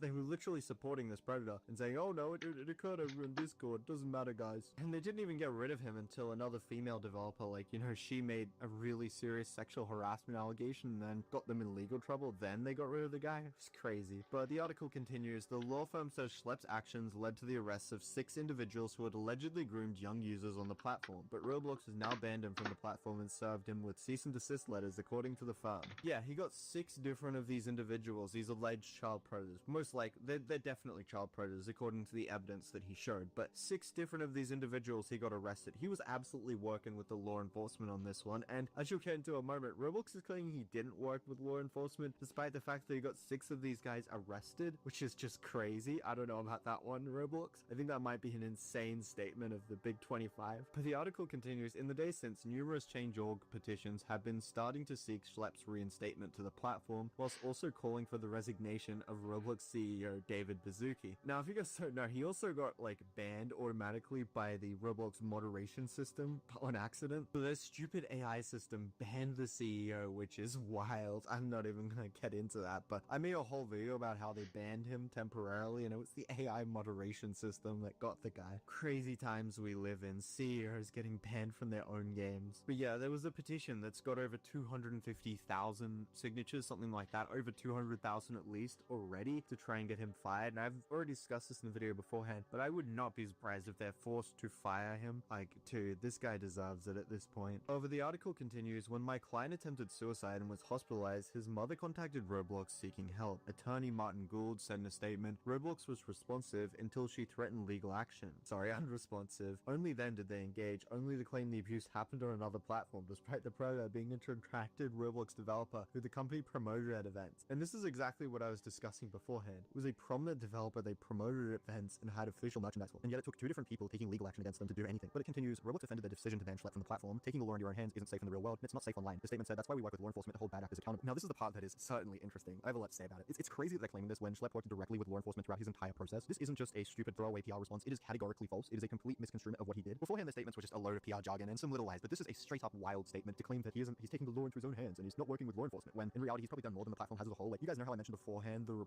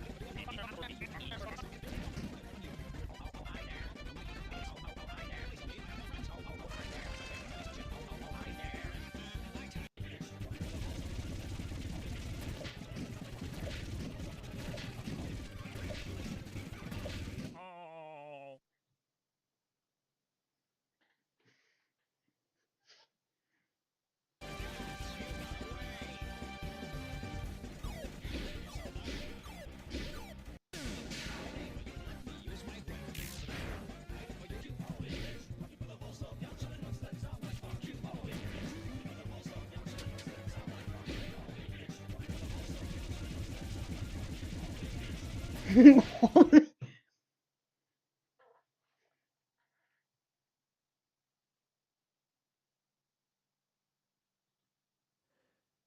back. To start this episode off, I'd like to thank you all for your patience during hiatus. Nothing still firmly holds the role of flagship series on my channel, so I was a little bit apprehensive when I announced that I was going to be slowing my roll a bit on it. Universally, people were quite respectful about the whole thing, and that made the process much easier for me, but we're back, so let's get to work. When we last left off, I was still grasping and clawing my way towards an assembly line to try and punch through into Louvre tier technologies. In retrospect, that seems like a less than optimal strategy. The thing with layer tiers is that you need a staggering amount of stuff to really do anything of value, and I know better than to try and punch through without solidifying my tech base. As a general rule, you need to firmly establish your technology before you start grabbing more advanced stuff, and I broke that rule here and got burned for it. Looking back on it, I can only conclude that my motivation to get one of these things working had far more to do with maintaining good episode pacing than it did intelligent planning, and I will have to keep that in mind for the future. Applying that philosophy, my first task is not going to be to finish the problematically abbreviated assembly line. It is instead going to be ripping through my factory to resolve bottlenecks in production speed. The first one you've been watching me patch up already, and that is my horrible habit of programming recipes to only craft one of something. Multi-block machines have parallel crafting for a reason, and not exploiting this to its fullest capacity is both profoundly inefficient and profoundly stupid. The second is less of an immediate bottleneck, but I need more wood tar byproducts. My ammonia production is largely unable to keep up with all of my ore processing demands, and upgrading that requires sourcing more hydrogen. And producing more polybenzim or whatever the heck it's called needs a surprising amount of this stuff as well. All of those materials come from wood tar distilling, and right now the weakest link in that is my distillation setup, in large part because it's serving the dual purpose as also being part of my plant line. I'm a little ways off from being a distillation machine and paralyzed, so my only option is to make more of them, but they're super cheap, so that's fine. Another problem I'm running into is the processing speed of my assembly machines. For incidental crafting that only requires a handful of items, they're fine, but I have gotten into the habit of, for example, crafting quad uranium fuel rods in sets of 100. Since that recipe is run through a machine that processes all of my frequency for assembling, this has the side effect of stalling out any other crafting builds that, say, require frame boxes for 10 to 20 minutes at a time. There are multiple multi-block variants of assemblers, not to be confused with the assembly line, but most of them are a couple tiers away still or too expensive at the moment, so I have to make do with upgrading all of my single block variants and eating the energy cost. Pro tip: giant ore balls spawn creepers. This is marginally inconvenient and is recommended that you do something to prevent that from happening for reasons that should be fairly apparent. Also, ignore the tortured gas noises in the background, that's just my system refilling its chlorine buffer. Once that mess is cleaned out, down comes another rock. This one is special though because it has a bunch of Nequata ore. For those who have to ask, yes, Nequata is in the fancy unexplainium that was used in that sort of popular TV show a while ago. Greg Tech has run out of normal metals to make things out of and is now just straight up making stuff up. I'm less interested in it for its magical unexplainium properties and mostly just want it to make coil blocks and use in my eternal quest for spicy metal bricks. Speaking of spicy metal bricks, one of the largest pain points in my factory setup was waiting on EBFs to process raw materials into a usable form. I got around this problem a little bit by upgrading the living daylights out of them, but that just made me run out of power. I upgraded my power, but then I expanded my production lines, and that just resulted in me having power problems again, so the end result was everything just broke down the same way it broke before, and I lost power even faster. There is probably a graceful way of handling it. Well, actually, no, there probably isn't. There probably isn't a graceful way of handling this, so I've applied what I would like to call the hammer of overwhelming material superiority, and slammed down a third, somewhat simplified back nuke setup. Side note, the definition of insanity is doing the same thing over and over and expecting different results. This has been your fun goose factoid of the day. Rather than bothering with all the fancy rah-rah automation nonsense, I've instead done the bare minimum to keep the thing from blowing up and have wired up this industrial arm to do, this, whenever it needs enough fuel. I've done math, and with fuel rods lasting a hair over 5 hours, I should have enough clean pairs of pants in my wardrobe to maintain the system for a couple of days before I have to do laundry. Since doing all of this laundry almost certainly will take less time than it would for me to recreate the meme-fueled Eldritch Nightmare that is currently running the main power system, I consider this to be a significantly more efficient option. And where is all of this lovely power going, you ask? Why, to my brand new EBF setup, which are no longer EBFs and are instead something called a Volcanus. Because this is great tech. Not only are there better multi-blocks for your single block machines, there are better multi-blocks for your multi-block machines too, because this mod pack has zero chill.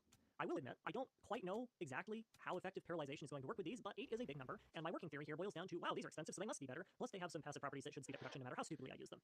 Even better, since the system is using linked input buses which share an inventory, parallelization, also known as a fancy way of saying just do more of it, is super easy as long as I keep them running in sets of 4. Of course, doing this requires me to reprogram all of my smelting settings, but that's been such a constant task in my modern factory that it's sort of like breathing at this point. That is to say, it's mildly annoying, but it isn't particularly complicated unless I'm being grounded in a toilet by an assassin wearing a clown suit. Given the general lack of homicidal clowns in my environment, or, for that matter, toilets, I am unconcerned by this. This actually brings up another interesting point. The better EDF system brings up an interesting point, not the clowns drowning people in toilets. For a good long while, I have been subsisting off of helium extracted from end stone dust that I centrifuged a really long time ago. I've been able to source a little bit more passively by producing noble gases from my nitrogen extraction systems, but at the rate that I'm blowing through it, I'm set to run out any moment. Not only does this mean I don't get to smelt anything fun in my brand new nuclear-powered hotbox, it also means that I don't get to have any fun with fusion reactors once I get them, because I am sort of maybe just a little bit entirely unable to produce fusible gases at the moment. I could solve this problem by spinning up my stone lily farm again, but that is lame and slow, and involves growing plants that I have to take care of. This is instead going to be a job for Goose Tech. Now, at this point, you're probably going, okay, Goose, why did you just make an obnoxiously over-engineered cobblestone generator? We stopped needing those by episode 6. You are correct. This is, in fact, an obnoxiously over-engineered cobblestone generator, and I did stop needing them by episode 6 because I have better ways of producing cobble. What you're forgetting is that the special sauce has yet to be added, and that special sauce is magic, or more specifically, Thumbcraft.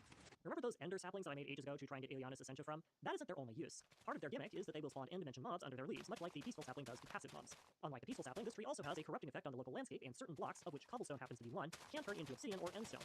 Macerating endstone gives impure endstone dust and tungstate, and impure endstone dust can be processed to return helium, which is useful for all sorts of things, but also helium-3, an isotope that is essential for early-stage fusion crafting. It also yields platinum metallic powder, more tungstate, and enough sand to build a beach out of, so my production demands for all of those are going to be more than satisfied as well. On second thought, better double it up. Wouldn't want to run out of end stone after all. So, this disaster solves the end stone issue. Now for the maceration stack.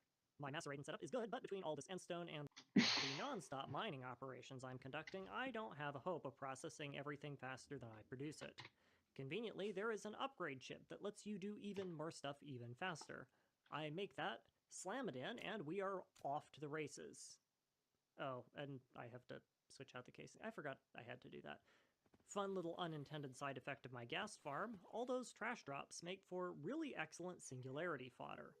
I need something called singularities to use as a crafting ingredient for various things, and each one of them requires a small quantity of 500,000 random items to be fed into something called a matter condenser. Normally, this would be a bit complicated, but with the power of looting 200, all this means is that I have to disable the automatic voiding of the 90% of the things the mob farm drops that I don't want to store, and it will fill up in no time. Dude,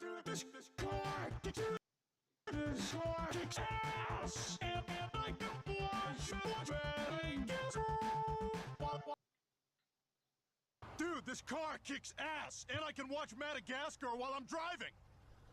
What kind of music do you like, Gloria? Hippo hop. Woohoo! Yeah, baby. Dude, those animals are so fucking funny, they make me want to merge without looking. Yeah, Rumsfeld!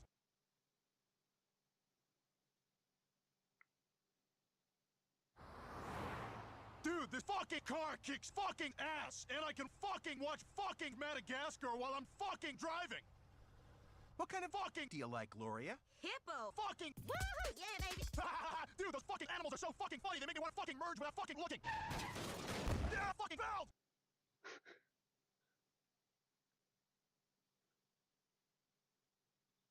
What kind of music do you like, Gloria? Hippo hop. Woohoo! Yeah, baby. Dude, those animals are so fucking funny, they make me want to merge without looking. Dude, this car's ass! Dude, this car's ass!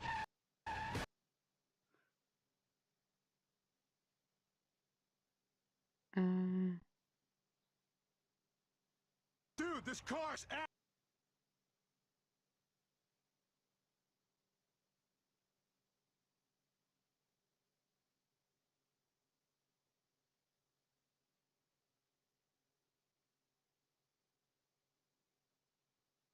Ass!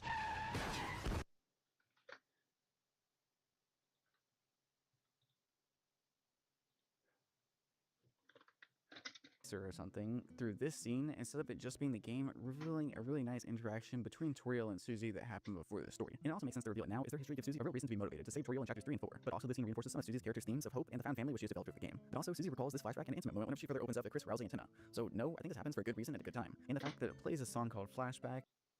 Nobody has existed since 1523, but what nobody knew in 1523 was that in the electronic game based on Canadian independent science fiction horror movies, there is a top-secret game modification that allows one player to simulate capitalism in Minecraft. That aforementioned mod pack is known as Nomi Factory Community Edition Unofficial, aka G version. But what exactly is that, you may ask? And why is it so addicting to the point that an entire article was written about something similar? The same question is being asked by 4.9 billion minus 26,000 people, amounting to 4.9 billion. But these questions will be answered in this new Greg Tech series, because I shall attempt to make more than 3 videos on the same mod pack for the first time in human history, and complete what is quite possibly the most addicting game that nobody knows. But first, a bit of lore. It all began with the invention of Europe 5 million years ago, leading to the invention of Marcus Persson, who invented Minecraft. But not everyone was so happy with this, leading to people inventing modifications to turn Minecraft into mine and craft, the main idea behind industrial craft. But what if the industrial modification had its own modification? That question was answered by the Gregorius who invented GregTech, which would have 6 official versions. But then, these assortments of people had an idea. What if they recreated stuff from a bunch of different GregTechs and combined it into one giant GregTech community edition that worked for a later version of Minecraft? Which they did. Of the 1 million people who consumed this product, a bunch of other people decided to combine this GregTech with a bunch of other technological modifications and fidget spinners to create an incredibly deep technology-based modification called Omni Factory. But this is where things get weird. The main developer aka Damien abdicated the Omni Factory throne to XXX2 to the power of 12, leading to an epic tale of development that is summarized in this ancient text, which included politics. And due to drama caused by these certainly off-topic politics, some developers staged an epic rebellion. They switched around the letters and added some other letters to create their own quest-driven expert large-scale factory automation skill test, called Nomi Factory. And in one final chain, a team of people with words in their name received their blessing from Gregorius T to create GregTech Community Edition Unofficial, now featuring realistic black body radiation and troll face. Fictional character Tracer from Overwatch combined this with the automation skill test to create the topic of this series, Nomi Factory Community Edition Unofficial Edition 1.4.1 Alpha, the product of several years of progress, a modification of a modification of a pack of modifications based on a modification of a modification of a game from a guy in a continent based on a modification of a planet modified in the universe. So far, it seems that GregTech has been around for so long and has seeped into nearly every corner of the modification addict community. And this is not the first time I have contemplated playing it, because this is only my 5th attempt in returning to GregTech to beat it once and for all. And it all begins sometime in mid-2021. A partnership of high-pixel Skyblock players consisting of me, Infamous The Realm, Infamous Rice Blades 11 and Infamous High Auctions decided they would play Omnifactory. This ended in catastrophe after I accidentally broke an expensive machine in a fatal accident, and everyone quit. The second attempt came 6 months later when I decided to brute force beating Omnifactory by myself. But the foolish past version of myself did not know it would take hundreds of hours to accomplish this Herculean task. After days of grueling technological progress and building a giant troll face during the renovation, I got distracted by watching Filthy Frank while building my new base, leading to me forgetting to actually play, and eventually losing all motivation to continue gaming. The third attempt is the incident that came to be known as the GregTech movie, where I hosted a civilization event to see what would happen if 100 players were dropped into Omnifactory. The fourth attempt came during the third attempt when I decided to play GregTech on my own after seeing other people having jollification in my own GregTech event.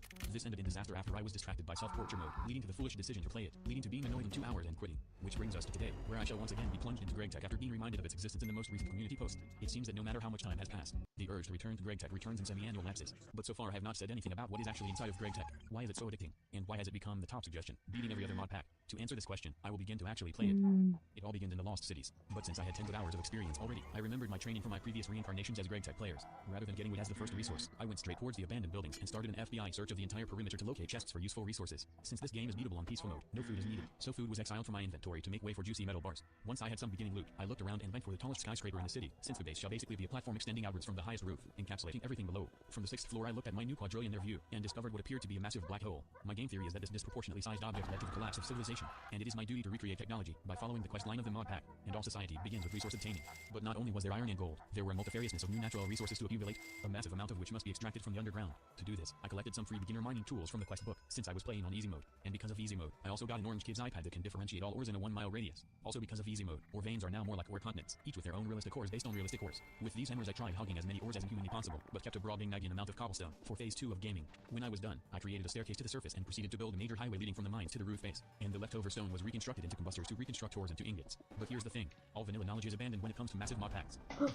The first change is that coal ores have to be smelted before coal is obtained, which will be done with cellulose fiber, and all this wood will be homemade with this new miniature Amazon rainforest without the rain on, for free infinite wood without having to leave the quadrillionaire base. Anyways, I continued following the quest book, which starts off as a comprehensive tutorial until getting the first power source, before dropping everyone into the rabbit hole of industrialization. But for each task completed, a reward of Minecoin ripoffs would precipitate into my inventory, which can be traded with the crafting table himself for free ores. But I must resist temptation. The first mining trip focused on getting iron. When I returned by the highway, I decided to mine copper, nickel, and tin, which were all thrown into the Nightmare's Furnace Row Rights Reserve. Iron could be smelted again for iron but pink, or it can be reshaped into industrial tools and an iron hook for energy conservation defying transportation. With the first tool, aka the hammer, I could create plates for a file to make rod for a screwdriver for a wire cutter for blah blah blah, with byproducts of sound effects. Every other part is not really necessary for now, but in addition to new shapes for materials, I needed even newer materials. So by using the kit iPad I triangulated more elusive materials such as redstone. Due to a better cave generation and a mysterious person known as Kilovash, redstone was now 50 times easier to find, made obvious by the hypnotizing glowy red shader. I then made a detour to mine scrumptiously in silver. After doing some on-camera mining I had obtained 2% of the game's periodic table, which can be crushed and further combined to create whatever alloy is humanly conceivable. Before being processed further into even more material parts, but I now had to triangulate rubber, a feat deemed impossible by the orange kid I had. But rather than searching nature for rubber, I bought saplings from the imaginary voices in the crafting table. Almost immediately I performed the rookie mistake known as planting everything with no space. According to GregTech tree calculus, this left no space for leaves to grow, so every generation of rubber trees gave less and less saplings. By creating a spacious growing area, leaves were leaved everywhere, leading to exponential sapling obtaination. But why am I so obsessed with GregTech leaf calculus? Because these leaves could be stolen from myself to be combined and cooked into rubber. The only thing missing from the trinity of industrialization was now water. By using my new tools and material parts, I created the infinite water cube. And now, since I had basic resources and had basic parts made from basic resources, it was time to finally create factory equipment, which included I can add enter IO. Dude, this call fucking kicks ass. And I can watch Madagascar down.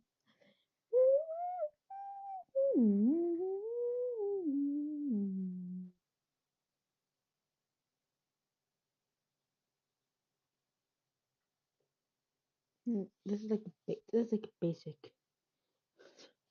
and like the basic and the chest. But there's like cool shit. Industrial bullshitting. You just got a gax. You go watch Madagascar.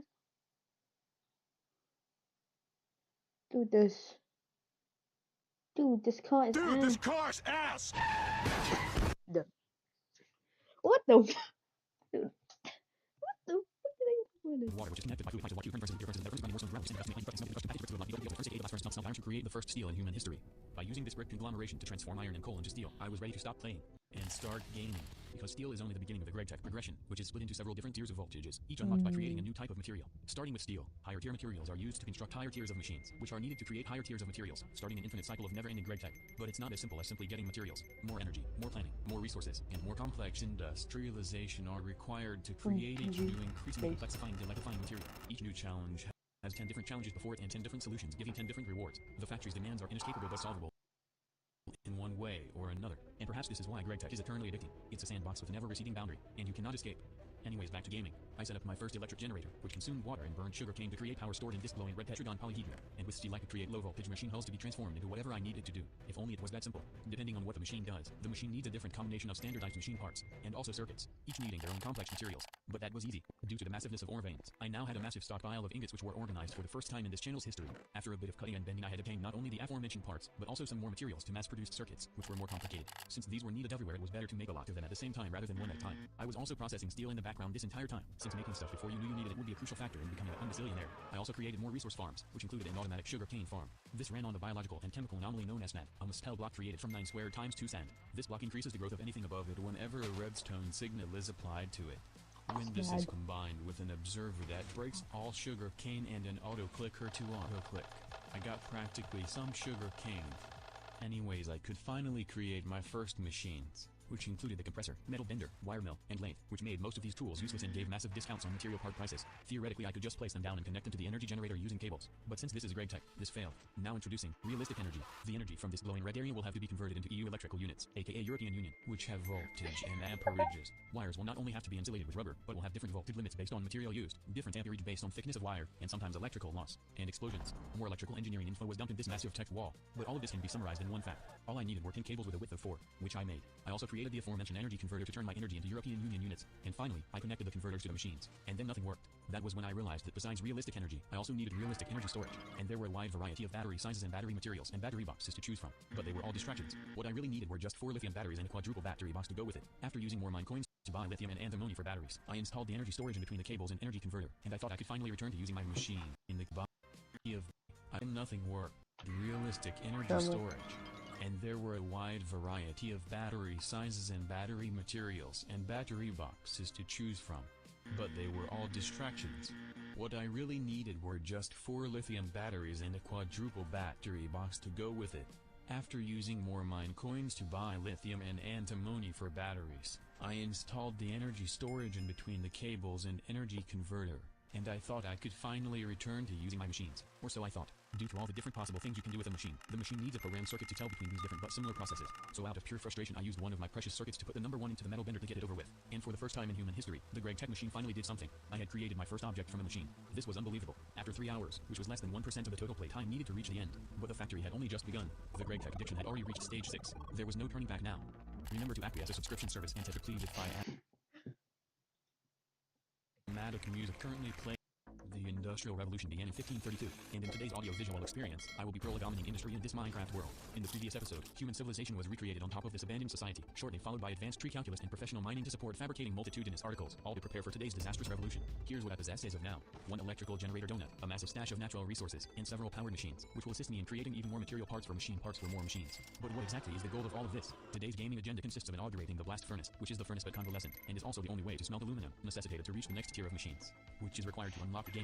Before that, however, some people have requested the acquisition of the modified textures depicted in this audio-visual content, so the texture pack has been linked in the description. With that out of the way, there was a problematic problem with the factory. According to theoretical and realistic predictions, the generator donut is too inadequate for future purposes. What I really needed was a boiler and turbine setup before the Industrial Revolution could begin. This shall be done simply by duplicating this donut into a triple donut system, connected with the pipes I made from episode 1. The way it works is that the first donut drinks water from this Amazon box and burns cane from this cursed sand farm to initiate a phase change into gaseous steam to be channeled into 2 donuts that drink the steam to spin the turbine object not depicted in game to create energy, leading to a noctuple energy increase. With that out of the way, it was time to check the quest book to foresee the next industrial goals. As it turns out, everything was needing attention. There were overwhelming quantities of new upgrades, new machines, and new materials to be obtained, but one thing at a time. The current machines had heartbreakingly low amounts of input and output slots. To amend this issue, I shall concoctify storage boxes and connect them to the machines using item pipes, with the top box leading into the input, and the bottom box storing the output. With this, the machine technically now had around 100 slots of input and output. But why stop there? I was rich enough to create even more machines to carry out any possibly possible type of industrial task, ranging from cutting to melting to freezing to fabricating to magnetic long roading, all of which are required. So I grabbed a bunch of random materials, put them in the material processors, and used the products to make massive amounts of machine parts at once, which will be used to make new machine parts but more annoying,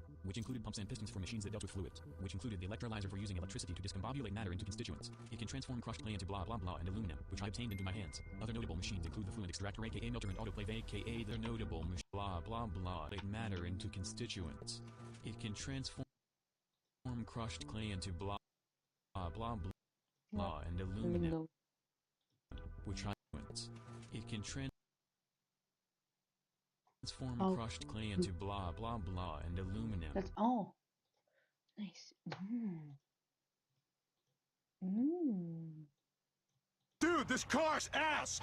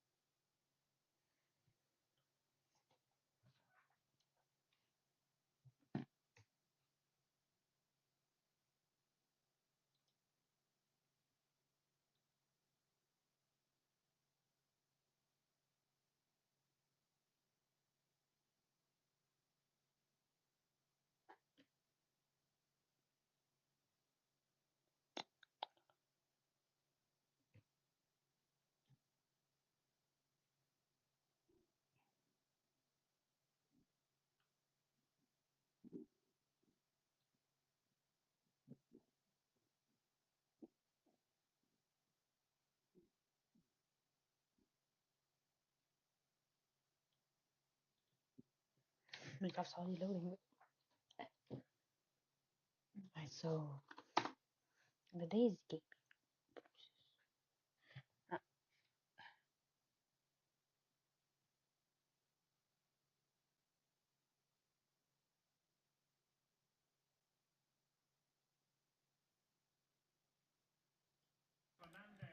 No. Yes. No. Yes. Yes. Getting right. Toilet break. Toilet. Yeah, where's the next part? Oh, the stairs on the left. Right. 1 minute. Yeah. Okay. Yes.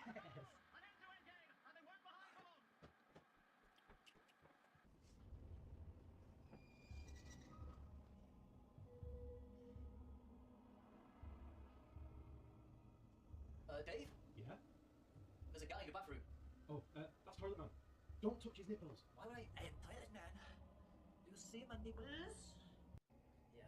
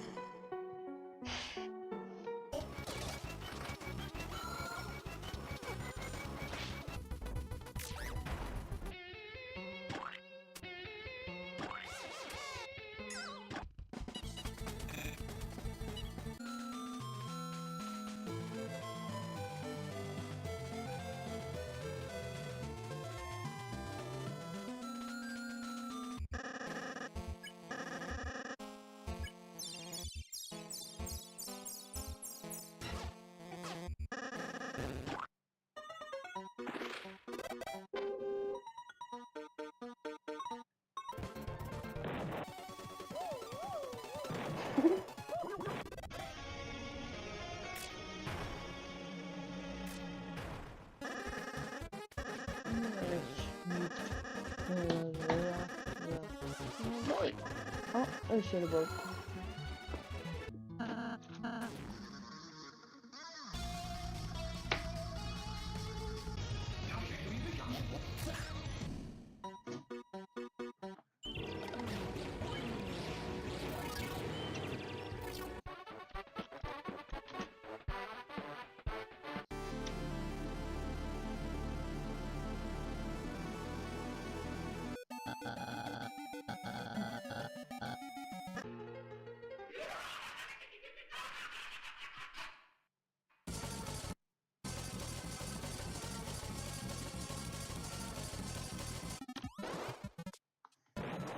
Oh.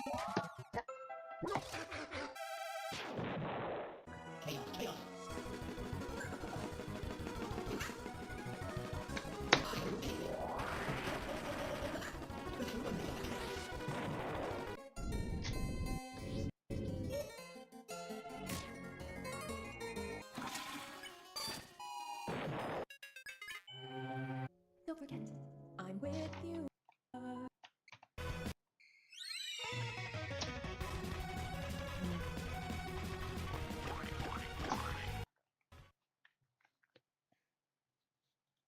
Subscribe!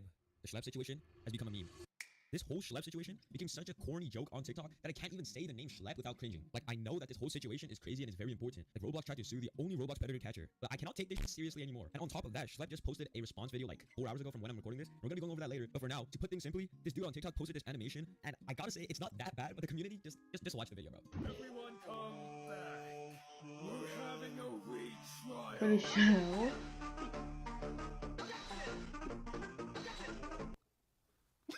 Alright, if I'm being real, the animation itself isn't bad. It's just the concept that, like, it's just so corny, and the comments do not help at all. Now we get to create our character. We want to be female. We could have a boy. Totally a chibi girl. That's cute. Roblox, assemble. Adrian. Schlepp defended us, now we defend him. Now there's a bunch more that I can go through that I'll put up on the screen, but these comments were actually frying me, bro. I could not hold back my laugh, bro. And the fact that a grown-ass man recreated this edit IRL does not help. Everyone come back. We're having a retrial. Like, this dude is a grown-ass man. He looks like he's supposed to be studying in college, but he's at home recreating these fuck-ass free Schlepp edits, bro. Like, what was going on in your head when you decided to take a seat and pull that and hit record? Alright, that's a little too far, but you guys get my point. And I'm starting to think that Schlepp's new response video is completely useless because of the absolute core of brain-rotted people that are like turning this whole situation into a joke. And I got one more video for y'all to watch because this is probably the most corniest one out of all of them. I can't tell if it's satire, but I hope it is. Like, bro, what the hell do you mean by let's MTS? Unfollowing Roblox ain't doing shit. Like, I agree with everyone that Schlepp did nothing wrong, and he was actually helping the Roblox's CEO, David Baszucki, has finally responded to the recent Roblox safety concerns in quite possibly the worst way possible. They would go and create accounts on Roblox claiming to be a child, and they were seeking out adults, and they would try and use those conversations to simulate. Matt, is this anecdotal? This is a really bad video. Roblox isn't doing enough to keep children safe. Instead, they're trying to legally strong-arm vigilantes into silence. It's just such a horrible look when the chief safety officer of Roblox is saying, we're gonna kill you if you touch one of these guys. On top of that, Roblox has just released controversial updates regarding romantic content and social hangout games. Roblox accidentally banned their own CEO's account. More countries are banning Roblox due to safety concerns, and former Roblox admins are even coming out to explain the real reason why Roblox's moderation is an absolute shambles right now. So what on earth is going on? And why was David Baszucki banned from his own game? To understand where the situation all started, we first had to travel back to the 15th of August, when Roblox dropped this video on safety initiatives, a video that I had to tragically sit through the full 43 minutes and 38 seconds of, so please subscribe. But what shocks me the most is that the topics discussed in this video by David Baszucki and Roblox's safety staff are by far some of the most appalling and out-of-touch things I've ever heard. Alright, so I've just finished watching this entire 43-minute video, and David Baszucki touches on a lot of interesting things. For context, this is the chief safety officer, Matt Kaufman, who's been the one writing all of these controversial Roblox posts, and this is Eliza Jacobs, who is the senior director of product and also part of the safety team. First up, David Baszucki talks about connections. A feature that was really in the very first spec of Roblox almost 20 years ago, which was a feature called Friends. We renamed that to Connections and Trusted Connections. This was a very controversial move, because for ages, the people you add on Roblox used to be named friends, and this really ties into the whole metaverse thing that Roblox is trying to push. I think this stems from a future vision. Some of the people on Roblox are going to be my business associates, but not my friends. And some of them may be a parent or a sibling or someone maybe some other thing. So I think part of this is a future vision of having a wider taxonomy of the people and not really making any assumption about those relationships. Although we do realize the passionate community, this was a tough one, and we appreciate them understanding of the future. If we take a look at these avatars from old Roblox like 2010, 2015, all the way up to even 2019, they are completely different from the avatars that Roblox envisioned in this metaverse. And the reason why David says he has a future vision of adding business associates on Roblox is because he no longer sees Roblox as this fun children's game, but instead a metaverse where you connect and add business associates like it's LinkedIn or something. And that explains why a lot of the decisions they're making right now are completely out of touch from their community. Next up, they talk about the COPPA 2.0 situation, which is a very dangerous law for both YouTubers and viewers that David Baszucki himself is actively trying to pass. We're supporters of COPPA 2.0, and I think legislators are reacting to some things, and we're going to riff into, obviously, vigilantes on Roblox.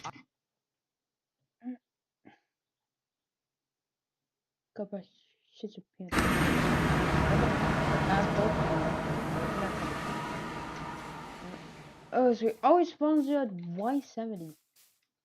Just why? Alright, the first thing you do in Asbel seed. Yes, seed Asbel. This is the actual seed Asbel.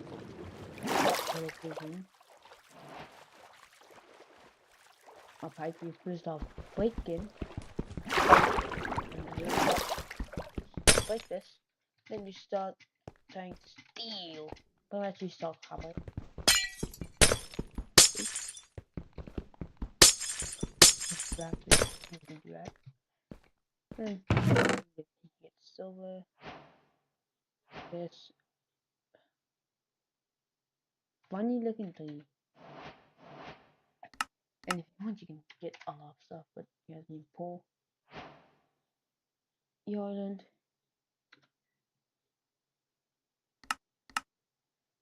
We had bones from bones. Skeleton. The predator. Why is he called predator?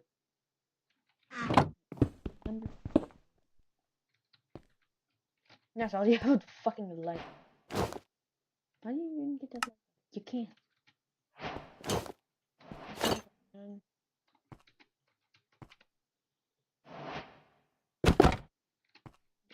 Cookies.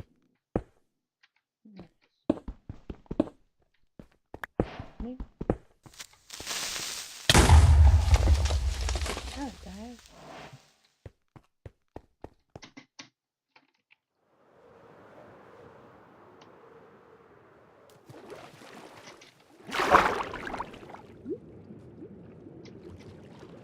You have a fucking laptop. What? What?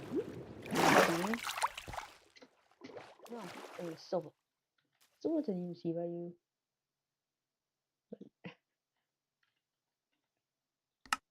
Look, this is all the silver needs, like Signalium. Almost nothing except play which. This is again until the which actually make a steamboat. Yeah, maybe like steamboat. There's actually like the key, so you can actually grind stuff. Like this. So get some go some. I can't even get this and blocks, so which is literally my because coal. Yep, there's cheap and coke dust. Yeah, I need coke.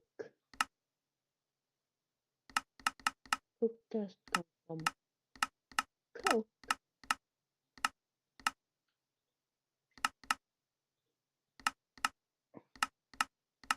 Yeah, coke, which comes from coke ovens. So I feel like coke oven after 24.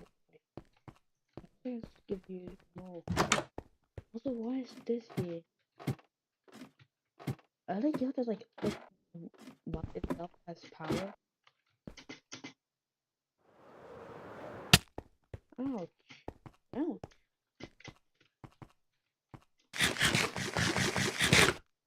Alright.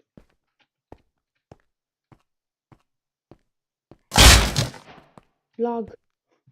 It's like, it's not like if it's useless or something. Yeah, I don't want to craft it. I don't want to use this because you're supposed to do this, then get wood hardwood.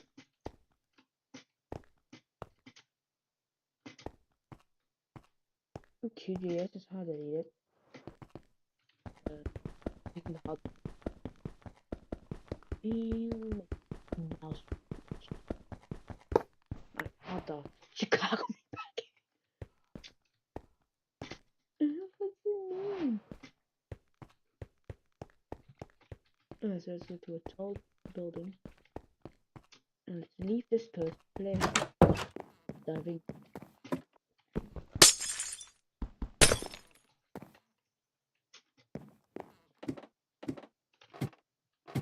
Get some blocks so we get 10 down.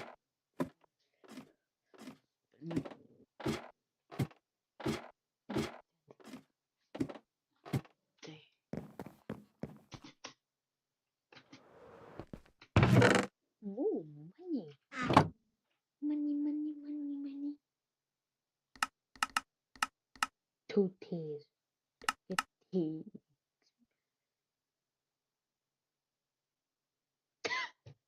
Humongous.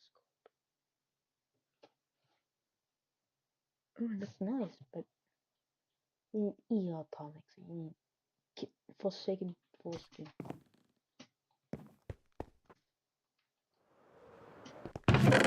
I want monies.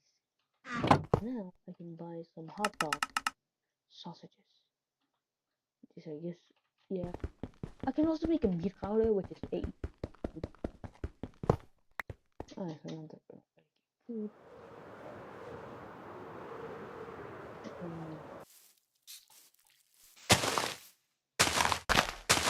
think it's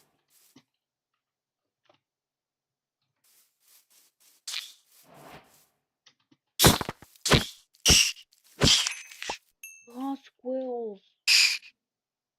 That's how you can duplicate your own memes with that? Dude, no.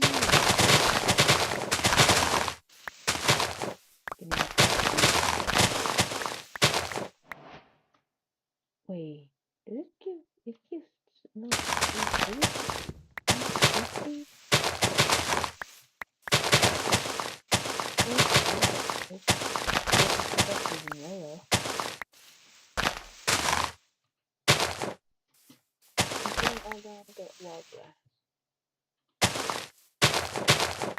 oh, that's tomato. Yep, it gives us non-vanilla shit. Hope at least I can make some baked food and pig juice just so it can be cooked for 250 FE or a lot more FE, but anyway, so this is how you beat in my version. If something's not looking good, I'm getting hot. It's your pole. Then you make this, then you put all your logs, wood, and then you make a scalpel. Put once, then more meat.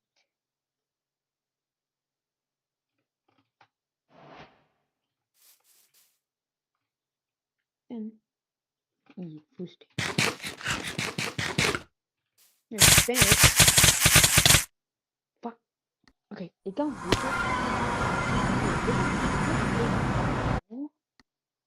wow, why the fuck did I not put it at hardcore?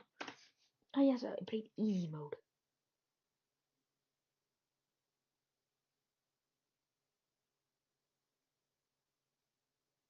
In today's roundup of cybersecurity tech news, and you're going to absolutely love this, a hacker who was himself quite literally hacked by North Korean spies has taken it upon himself to get some revenge. He hacked back North Korea, and yes, hack back is the correct technical term for revenge hacking. So what kicks this all off? Well, North Korean government hacking groups have over the past few years been running a whole array of operations targeting security researchers, i.e. white hat hackers. They'll typically set up fake cybersecurity companies, making them look as legit as possible, with fake websites, fake research blogs, Twitter accounts, etc. Then on behalf of their non-existent company, they'll DM legit security researchers. In some cases, they'll offer them jobs, in other cases, they'll ask if they want to collaborate on research together, but in either case, it always culminates in the researcher being sent malware, which provides the North Koreans backdoor access to the researcher's computer. Why? To gain access to the research that the white hats are working on, such as fresh new vulnerabilities and exploits that the North Korean spies will then use in their other operations. Enter Pax, a security researcher who himself fell victim to one of these North Korean operations. In late January of 2021, he opened a file sent to him by a fellow hacker who described it as an exploitation tool, but he later became suspicious when he saw a blog post from Google exposing North Korea's operation to hack hackers. After analyzing the file he was sent, he realized he himself had been pwned by North Korean spies. Luckily though, he took the right precautions and ran the malware in a virtual machine, so it was only his VM that was pwned, so not a big deal, but he was still understandably salty having been the target of North Korean hackers. I mean, who wouldn't be? To make matters worse, whilst he was contacted by the FBI, they never offered him any support in gauging the extent of the hack, and in an interview with Wired, which I'll of course link below, he said he felt like there was really nobody on our side, and so he decided to take matters into his own hands.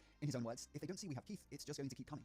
And so, in the past week or two, headlines have started popping up about North Korea losing internet access in suspected DDoS attacks. Literally all North Korean websites were under attack, of which there aren't many by the way. A North Korean name server misconfiguration in 2016 leaks that they have only 28 websites on the public internet. North Korean websites use the extension .kp. Anyhow, it was kind of just assumed that some government was attacking North Korea, perhaps in retaliation for recent missile tests. But no, it was Pax, who is described in Wired's article as an American man in a t-shirt, pajama pants, and slippers sitting in his living room night after night watching alien movies and eating spicy porn snacks. I can only guess this is Wired's interpretation of what a hacker looks like. Vivid, but not sure how I feel about that. But anyway, instead of blindly launching DDoS attacks, Pax found various vulnerabilities in North Korean systems. Vulnerabilities which are well known about, but ones that North Korean sysadmins just hadn't got around to patching.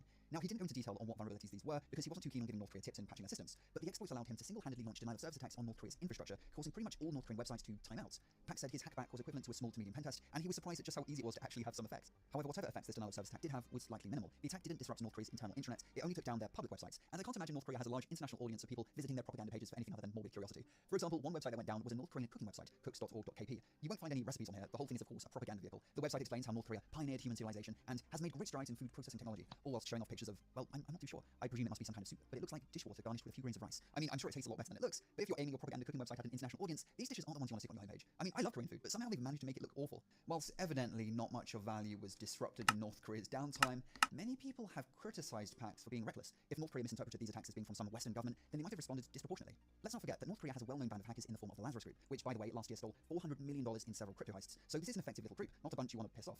Pax has also been criticized criticized for potentially messing with Western government operations, as in it's quite likely various three-letter organizations will have already scoped out these North Korean websites, and given North Korea will now probably have a security review, that might screw up any ongoing operations against these sites or the infrastructure which underpins them. Our hacker, Pax, who is staying anonymous because he is breaking the law here, even if the target is North Korea, Pax isn't giving up the fight anytime soon. He's explained that he started examining Red Star OS for juicy exploits, Red Star OS being North Korea's own operating system. It's a Linux distro but with a skin to make it look like macOS. I can only imagine it was made by some Linux nerd with some kind of an Apple kink. Pax has also launched a dark website called The Funk Project, with the aim of recruiting more hacktivists into his anti-North Korea crusade. Now, the Funk Project isn't linked to in the original Wired article, and I searched for ages, but I just couldn't find the site's onion link anywhere. If you have it, please let me know. So what do you think about Pax? A living legend standing up for white hats everywhere and giving North Korea exactly what they deserve? Or do you think the party poopers?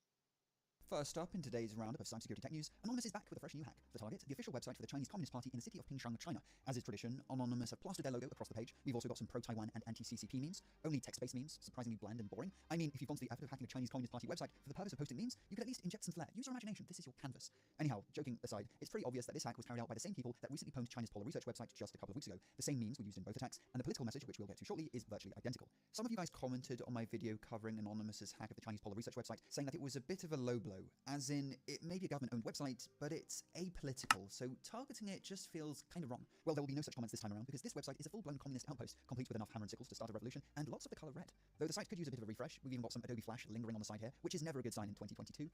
Now, it doesn't look like Anonymous pwned the site in its entirety, but rather they gained privileges to post content to the site, probably in the form of acquiring account credentials. Now, this is judging from the URL of the page they graffitied, as it looks like some kind of attachment, as opposed to an existing page on the site. That being said, the hack was enough to spook the Chinese Communist Party sysadmin into taking the whole site 100% completely offline. So what was Anonymous's message in doing all of this? Well, it's complicated, as they're pushing various messages. Firstly, they slam China for the Peng Shui saga. I won't go into detail on that here because it's a bit of a rabbit hole. She's a Chinese pro-tennis player who, after accusing a senior CCP official of sexual assault, randomly disappeared for a few weeks, and on her return she took back her accusations. So it really looks like she was coerced in some way. Then Anonymous has a bunch to say about the Ukraine crisis, threatening that if the current tension in Ukraine continues to worsen or does not diffuse, then they'll take hostage of industrial control systems, which would be quite a step up from hacking CCP websites. But I don't know, this whole page is really confused and just all over the place. There's even a section where they push an experimental antiviral drug for COVID. I'm not really sure what the goal behind this hack is, as there's no coherent message. Are these guys LARPing as Anonymous? Let me know your thoughts in the comments. Next up, a familiar foe on this channel has just had their death certificate signed by Microsoft. This is even being described by some as a historic security milestone. We are of course talking about malicious Microsoft Office macros. Might sound like a boring topic, but I assure you it is anything but. These things are dangerous. Macros are a feature of Microsoft Office applications like Excel. They allow for Visual Basic code to be embedded within documents, so that it's easy to automate certain tasks. For the most part, macros are dead. Barely anyone uses them anymore, but they haven't been deprecated because they're still being used in legacy infrastructure by organizations like banks, who have been using them since the turn of the millennium and see no reason to migrate away from them. This is a big problem for the rest of us because cybercriminals figured out that they could weaponize innocent-looking Excel documents by having them contain macros with malicious code. Open an Excel spreadsheet containing one of these macros, and you're opening yourself up to ransomware, banking trojans, who knows. The typical Black Hat playbook has been to send out phishing emails with these malicious documents attached, using some kind of law, like claiming the document is an invoice. But when you open the document, you'll receive a security warning, and this yellow bar here is the last layer of protection before a victim becomes pwned. A victim would have to manually click enable content for the malicious macro to run, but this doesn't make much of a difference as miscreants have become quite creative in how they encourage victims to click that button. IMO, this is one of the most pitiful security warnings I think Microsoft could have come up with. I'd even argue basic security warnings like this are kind of useless nowadays, simply because we're so accustomed to them, they almost feel like disclaimers at this point. It's like, you receive a work email from another company, security warning, the email originated from outside your organization, open an application you downloaded from the internet, warning, you downloaded this from the internet, are you sure you want to open it? Warnings like this have become so ubiquitous that many of us just ignore them. Though of course, the technically literate like you and I, we understand you don't want to press this button. But all it takes is Karen in accounting to not quite catch on for the whole company to become ransomed for millions of dollars. That is, until today. After 2 whole decades of shenanigans, Microsoft has finally awoken to the scourge of the malicious macro and is implementing some meaningful changes to help stamp out this curse until malicious macros exist as nothing more than a crusty old Wikipedia page. Microsoft has announced that in the coming months, macros will be disabled by default in all documents downloaded from the internet. If a document carries a mark of web, which is an invisible attribute automatically applied to things downloaded from the internet, then you'll be met with a new security warning, which looks a lot scarier. But crucially, there's no enable content button, but rather a link to an article which tells you someone's probably trying to hack you. However, you can bypass the block by right-clicking the file, going into properties, and checking the unblock attribute in the security section. This will be interesting to see if bad actors still utilize macros even after. We've seen a lot of Hotel Mario memes, even though the is far. This is the story of.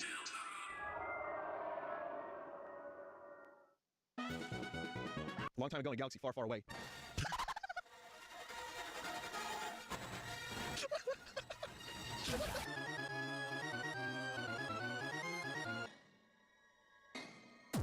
What a piece of junk! Thank you. Now it's time for you to die.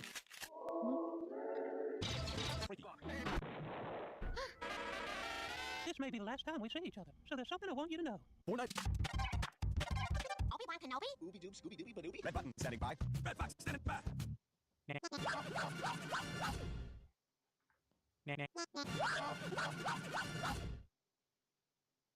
The following film is a... All you see is violence in movies. It's violence in movies.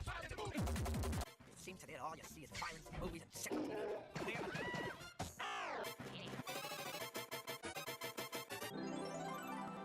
Seems today that all you see is Violence and violence and violence, violence and movies and sex on TV. I haven't seen blasts like this since Taco Taco to your mess house. This place is hotter than this place. Lucky, there's a family. To your mess house. This place is hotter than this place. Lucky, there's a family guy, and he's coming. A family guy, and he's coming.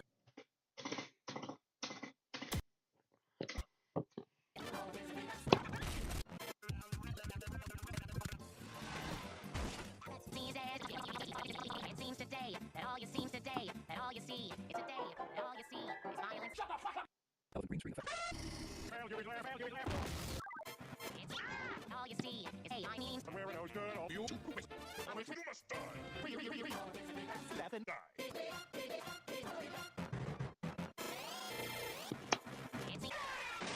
All you see is sex. Move. Good old fashioned.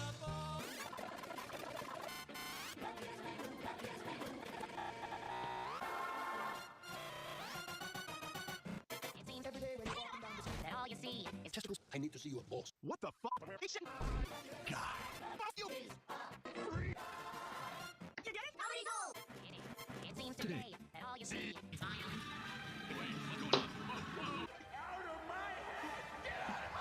Violence. Sans? Sex. Give me some of that. Wait a minute.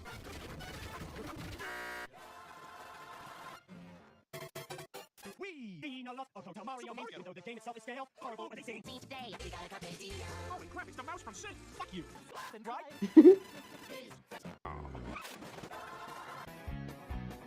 You guys seem like crazy morons to me. You don't believe Satan.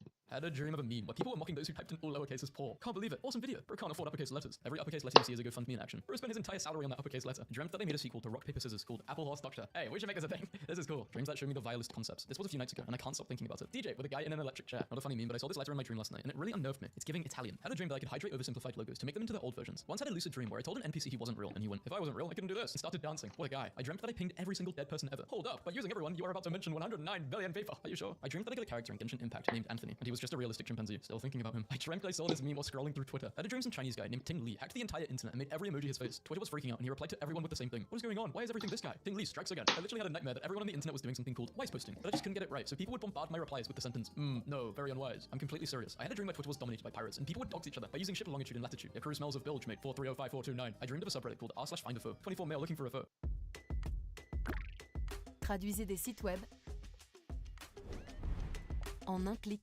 Hello, living in Oklahoma, and I'm looking for an enemy. I saw this while I was asleep and thought it was utterly hilarious. Money saved, 22k. Money saved, 33k. Loser, money saved, $5. Nah, nah, nah. This morning I woke up from a dream where Eminem came out as non-binary and told everyone his pronouns with them and him, context in common. Last to leave the infinite staircase wins $1 million. I had a dream Twitter added a pronoun feature, but it looked like this. I'm just living, she, they, he. I had a dream where Mr. Beast posted a video where he inserted pieces of his soul into 7 objects, hit them in random places, and whoever found and destroyed them all would win $50 million. Dreamed up this meme today. I don't get either. Bruma. Ha, you're so smart for your age and so mature too. Bruma. Holy, I keep sweeping. I had a dream I prayed to the continent of South America to get rid of Elon Musk. Please, South America, I beg of you to get rid of this clown. I dreamed that I was in a bank, trying not to laugh at a man wearing this big weird Yoshi hat. Woke up from an incomprehensible dream where this was the new hot meme. Would did. Had a dream people used the 7 deadly sins to describe bad people. Racism is actually good for this country, but people just don't want to admit it. The amount of pride and wrath you have disgusts me. I had a dream that I googled a question, and this is what it gave me. Who created the world? In 1979, the planet Earth was created by Luigi from nothing, other than a few grapes. I could deal with a grape right now. Had a dream I dropped by a friend's sister's Sweet 16, and this was the banner in front of the house. Ah, Sweet 16. I had a dream that Moist Critical made this video. My captain is a fool, and I want mutiny. I thought my crew was better than this. I had a dream that prisons and elementary schools were in the same building, and on school break, inmates were released from their cells to socialize with the children. Last night I had a dream that someone graffitied these nuts on the tomb of the unknown soldier, and a national manhunt ensued to find out who did it. Dreamt this comic. I still have no idea what it meant. Alpha, Omega, Scooby-Doo. Had a frightening dream where a shadowy figure stood in my door frame and said, "Lock your door now." I woke up, got kind of scared, so I crawled out of bed and checked my door. I locked my door. About 20 minutes later, a drunk guy tried to enter my home. Crazy timing. You have just been saved by like a being, a ghost. Had a dream that like how people can link their Spotify to their Discord account. You could also link your smoke detector to your Discord, and it notified your friends when it went off. Had a dream where Moist Critical got exposed for something terrible. So he made a video about his own drama with a cartoony disguise, and no one knew it was him. Moist Critical situation is insane. Had a dream where Heavy got a new minigun that was explosive, and Valve couldn't balance it it out, so they shut down Team Fortress 2 forever. I had a dream last night. I was at a hyperbole convention, and someone asked how many people were in attendance, and this dude said, like a bajillion, and everyone started clapping. I had an interesting dream last night that I was the director of Deadpool 3. I asked Ryan Reynolds to do one of those fourth wall breaks, and he told me, "You're dreaming, kid. Time to wake up." And right after he finished talking, my school alarm went off. I had a dream where Eminem released a song called Crybaby Train, where he responded to the haters by telling them to board the Crybaby Train. I saw this diagram in the dream, and felt like I needed to introduce it to the waking world. No legs, no house. Legs, no house. House, no legs. Legs in a house. Yeah, I don't have legs in a house, yeah. Accurate visual representation of a dream I had last night, where I tried to get an infinite money glitch through an app, and then this thing appeared out of nowhere with the most ear-piercing screech you can imagine and woke me up. I had a dream you had to physically tune virtual instruments. Uh-oh, looks like Virtual Guitar 3 is out of tune. I had a dream that they changed the material handcuffs were made out of to this metallic gold color, and people kept trying to get arrested in Sonic cosplay, so they could, quote, get those rings. And it was the hottest craze on the internet for a solid 2 months. Basically every location in the Western world banned Sonic cosplays, and Sonic ended up being a symbol for an anarchist ideology. I had a dream Taylor Swift came out as non-binary, and made everyone call her Taylor Swift. For some reason, Tyler the Creator dropped a diss track on her called Valish, and I woke up in a cold sweat. I had a dream Vin Diesel was my mailbox. I mean, like, it was just him from the waist up attached to a pole in the ground. He handed me my mail and said, "Looks like you got some bills today. Would be nicer if they were dollar bills, you know?" Then he chuckled to himself for the rest of the dream. I've included an image that best represents what I saw in my dream. The only difference is where Vin Diesel had a huge goofy smile on his face, and his arms were folded across his chest. I had a dream where to get my driver's license, I had to take this test. I took a nap earlier and dreamed that MatPat made the international news because he did a game theory on Uno lore, and every possible world leader made fun of him for some reason. This was the thumbnail. I had a dream where someone just cloned the website 4chan, but changed all the fonts to Comic Sans, and a lot of people hated it. This website is a nightmare. Examples of nightmares: falling to your death, being naked in school. You're an idiot. I recreated the toilet that appeared in my dream and left me feeling very confused. Had a dream tonight that there was a game called Eat County where you played as a salmon with legs, and it had this cute low poly art style. Then they added a new map called the Moon, which was a dark barren wasteland, and it just had this colossal entity called the Giant just roaming it. I had a dream where I started selling this hat, and it gradually took over my life. Women want me. The minds of fish are unknowable. My dreams have a weird special feature that I like to call emergency Markiplier, where if I'm stuck in a horror situation, Markiplier's face cam will appear in the corner of my vision, and he'll start controlling my body like he's let's playing me. What happens if he makes the wrong decision?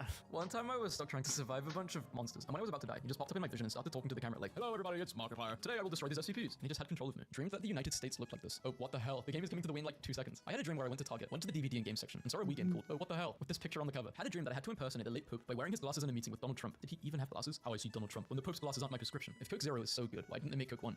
Had a dream there was a trend on Reddit called Metacama Jimbo Maxing, where you posted a picture of Jimbo from Super Wings, and the post would get an absurdly high amount of upvotes and awards. Eventually it got so popular that Reddit became solely used for this, and it had to be shut down. I was doxxed for making this meme in my dream. When you're eating, perhaps you were a crop in your dream. After a late night of going down the YouTube rabbit hole, I dreamed that Praga U and Vox merged together to promote progressive conservatism, and this was their debut video, how supporting gun rights will help combat climate change. Dreamt up this meme last night. Cantaloupe, cantaloupe. This image haunted me like a specter in the night, and I had to recreate it. I died of a heart attack in my dream, and the afterlife was a Discord server. No meme posting in general, Lincoln, you nut. I don't know who this guy is, but he broke into the women's restroom to tell me about his new album. But instead of telling him to get out, I took a picture of him and put it on my Snapchat story. Neil, what the hell, get out. I saw this in my dream. Nothing else, just this. Artist dead, and you are one of the many flies who adorn his rotting corpse. I had a dream someone posted a picture saying, Miyamoto is best girl on r/Mario, and they had to invent a new number for the amount of downvotes it got. I don't know if this counts, but this for you. And they had to invent a new number for the amount of downvotes I got. I don't know if this counts, but this flashed in my head during a mental breakdown at school. Movie leaks. This character dies. No. Leaks movie. I just got a new car. Want to take it for a spin? Sure thing, but first I gotta go take a leak. My brain came up with this during the scariest power nap of my life. The paramedics staring at my lifeless body. I had a dream where Twitter added an update showing the user's highest spice flavor tolerance. Why the hell did Twitter think this was a necessary update? Anthony Fantino. Mayo. You're eating mayonnaise. He's got jalapeno. I can have a lot of spicy stuff because I tried the one chip challenge like a year ago. I only had a corner piece. I didn't even swallow it, and I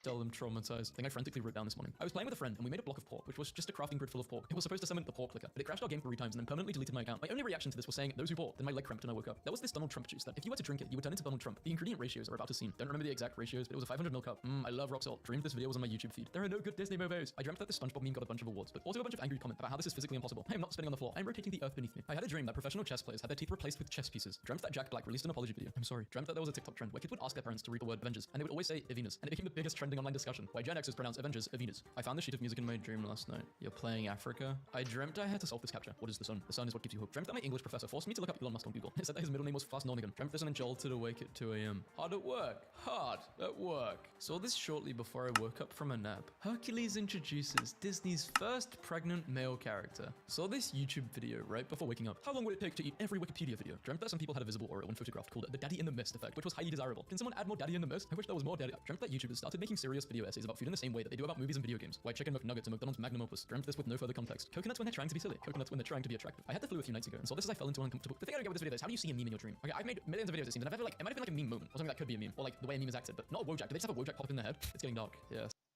I added so many tool and armor sets to my Minecraft mod. Like, so many. Like, seriously, I might have mental illness. The first new ore on our list is zinc. Zinc can be found very commonly underground, almost as common as copper. Zinc can be smelted and crushed. If you crush it, you get zinc dust. If you smelt it, you get zinc ingot. Zinc on its own doesn't have many uses, but I do plan to use it in like some other things. But for now, all you can do with it is combine it with copper in an alloy smelter. It's gonna take its sweet time because it doesn't have a super version yet. Here it is. We got brass. Brass can be used to make instruments suggested by this person. You can make a tuba, a trombone, a trumpet, and a bugle. They're just fun items that make noises. Currently, they use goat horn sounds, but I'm gonna change it at some point. I just could not find good trumpet sound effects online for some reason. We'll see what I do. Next new ore on the list is tin. Find it underground. It's also common like zinc is, so you should not have trouble finding it for sure. And like zinc, it can be crushed and it can be smelted. Now with copper and tin, we can make something in the alloy smelter. We make bronze. And now bronze is an alternative to iron, which of course means that it has tools and stuff. It mines as fast as iron, attacks as fast as iron. It's the same as iron. But the key difference is that you don't use iron to make it, because iron is really precious. It's used for a bunch of things. Copper Copper and tin, not so much, and it's a lot more common. So what's an alternative to iron tools that's easier to get, I guess, once you have the stuff for it, of course. Also, here's the brass block. And yeah, of course you can make bronze blocks, but you can also make bronze bars and bronze grates. Just like how you can make iron grates and iron bars, you can make bronze versions too, because it's an iron equivalent. Bronze doors are also planned, but I just haven't gotten around to it. I really need to upload this video, seriously. I mean, you can see over there, unfinished features. That's because originally this update was supposed to be something different, but I ran out of time. I don't have time to finish that stuff, so I'm doing this instead so I can make a video. These next 3 ores are found really deep underground, between Y30 and Y0. I gotta kill this brainless. They shouldn't be spawning outside of their area. Here's the first of these new ores. Dryso Barrel, I don't know if I'm saying that right, but I'll mine all of this. Requires iron to be mined. All these new ores require iron to be mined. Next one on the list, Topaz. And lastly, Moissanite. All 3 of these ores do pretty much the same thing, they just look different. Now all these tools act as the same thing. They're all alternatives to diamonds. What that means is if we want to use them, we have to refine them, just like diamonds and Evilstone. Quick refresher, this is how you refine diamonds. You need conch. Same thing for Evilstone. And same thing for these new ores. Let's put in some Dryso Barrel, and I'm gonna build more of these alloy smelters. There we go, we got some refined Dryso Barrel. Let's do the same with the Topaz and the Moissanite. Now that they're refined, we can use them, and they're the exact same as diamond. That's because, like bronze, these are alternatives. You can make tools as good as diamond without having to use diamonds for them, because diamonds are used for quite a few things, and you probably want to use them on those things instead of tools and armor, right? There is a key difference though. You cannot mine obsidian with any of these pickaxes. You still need a diamond pickaxe if you want to mine obsidian and stuff. That's because they all mine as fast as diamond, same durability, whatever, they're the same as diamond, but they're still technically iron level, so they can't mine all the stuff that diamond is used to mine, like obsidian and tungsten. Of course though, they also have blocks. The last new ore in this update is this stuff. You find it under wheat field biomes, but actually pretty high up, so you only have to dig down a few blocks to start finding it. Mine it up, it can be mined with wooden tools. Petrified wheat. Let me grab a bunch of this, because it's actually maybe more interesting than all these other tools. Now petrified wheat is only used to make tools, but these tools have special features. Now these tools are as good as stone. They're a stone alternative, but they're a little harder to get, so this is what makes them kind of worth it for anyone who might want them, I guess, I don't know. Look what happens when I mine a block with them.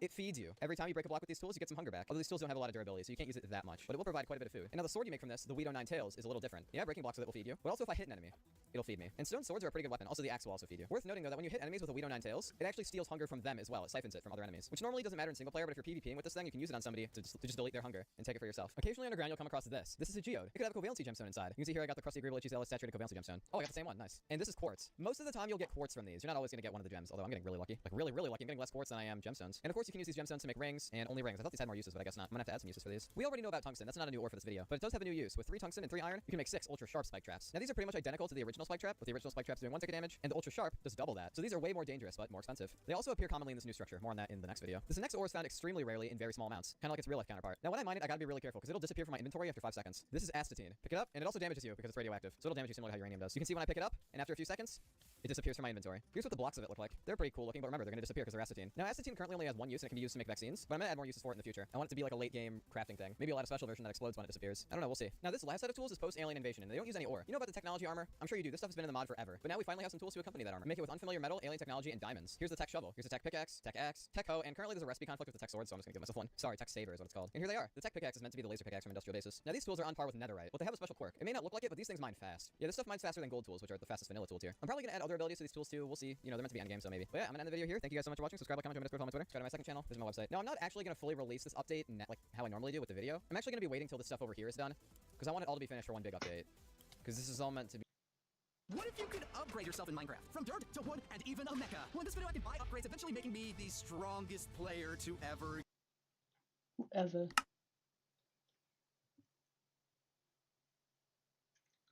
I love Crab SpongeBob. Welcome back, and welcome to the final episode of the series. That's right, in this one we solve the material scarcity problem forever, but not in the way you might be expecting. Last episode I left off with a mostly sort of complicated kind of working model of what I will politely refer to as a world eater. In essence, it's a giant machine that stops the game silly, and the resulting brain damage causes the spontaneous generation of new chunks of land, which I mine to produce an enormous amount of lag, and also have a chest of sort of free-ish ore, and a small micro handful of emeralds. This is great. It's fantastic. It's also apparently not broken enough for some of you people, because within literal hours of uploading that video, y'all had already deconstructed the mechanics of its operation, had half a bajillion ideas about how to improve it, and also gave me the keys to break the game even harder in a completely different way.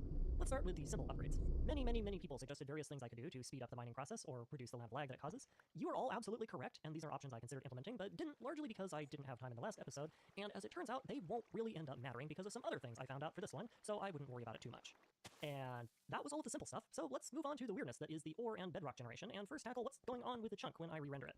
As a user by the name of Ms. Potato Explains, this is because of how Minecraft generates its terrain. When a chunk is initially formed, it exists in the raw state that you see here, i.e. it has no real interesting features, it's just a giant blob of stone, no ores, no nothing. Or, in most of the other interesting things, are later spawned in a process called population, which happens when the chunk experiences something called a lazy load. These loads can be made a bunch of different ways, and they are usually the result of a player wandering around and rendering the terrain naturally, or, in my case, a nether portal opening up the area which forces a load. They also explained that the oil probably came from the weird way that Buildcraft does terrain generation, so this debunks part of my theory that the ore generation process required an actively processing chunk, but I was at least correct.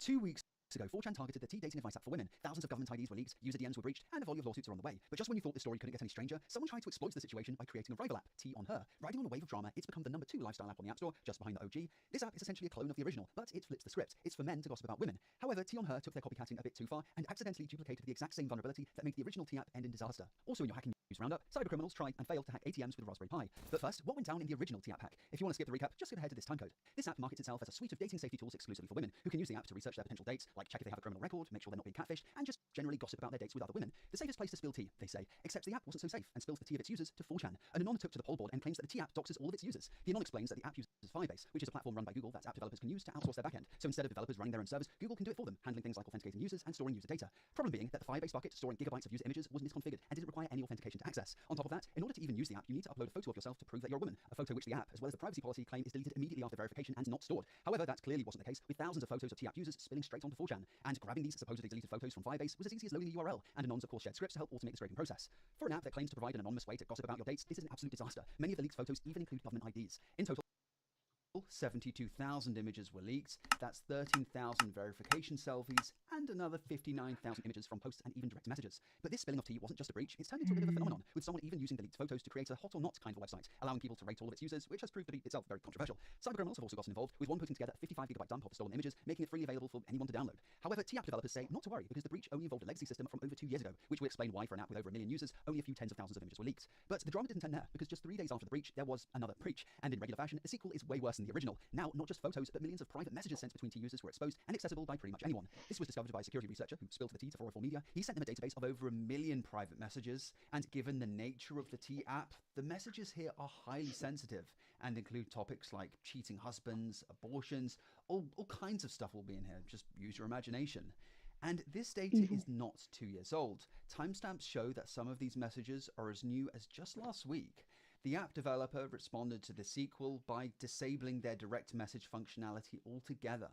But the good news for Tea users is that the researcher who discovered this database of DMs didn't head to Channel 4, but rather has responsibly disclosed it. But that didn't matter to 10 women who have already filed lawsuits, and if more people join the fray, this could end up costing the company millions of dollars. But in the last week, a new app has spawned, Tea on Her, keen to replicate the success of the original Tea app. This app is essentially the same concept, but for men. Users can make profiles of women they've dated and tag them with green or red flags depending on their experience. The app has been designed with vengeance. If you take a look at the description, much of this is just copied and reworded from the original Tea app. And just like the OG, it's a little controversial, with reviews suggesting it's attracted a particularly creepy user base, and others wondering whether exposing random women is even legal. In order to use the app, you have to upload a government-issued ID, but after that's done, you can choose to use the app anonymously. But Tea on Her took their copying of 15 total mess. Researchers at TechCrunch discovered that the images of government ID that the app requires you to upload are publicly accessible. Just like with the original app, anyone with a link to the images can just load them in the browser. The flaw also exposes usernames, email addresses, and selfies, and the fact that the app has 53,000 users. The researchers aren't giving us the technical tea on how they discovered this, because as far as I can tell, there's no indication that the problem has actually been fixed. The developer, Newville Media, ignored the researchers' emails, and interestingly, their Instagram bio leads with the forefront of AI which might have played a part in development, which might help explain the app's leaky database. The researchers also found that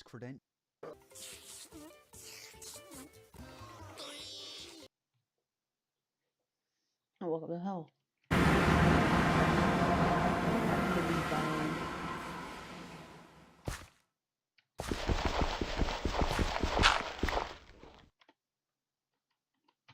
It didn't create veins, what you mean?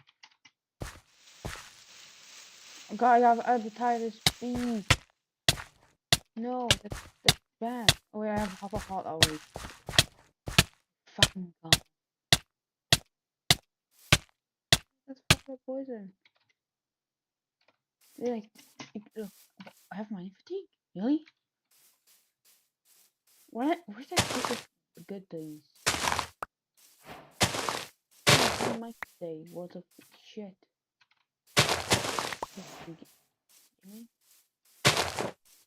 God, yeah, actually, it's starting because one, no, it was bad luck.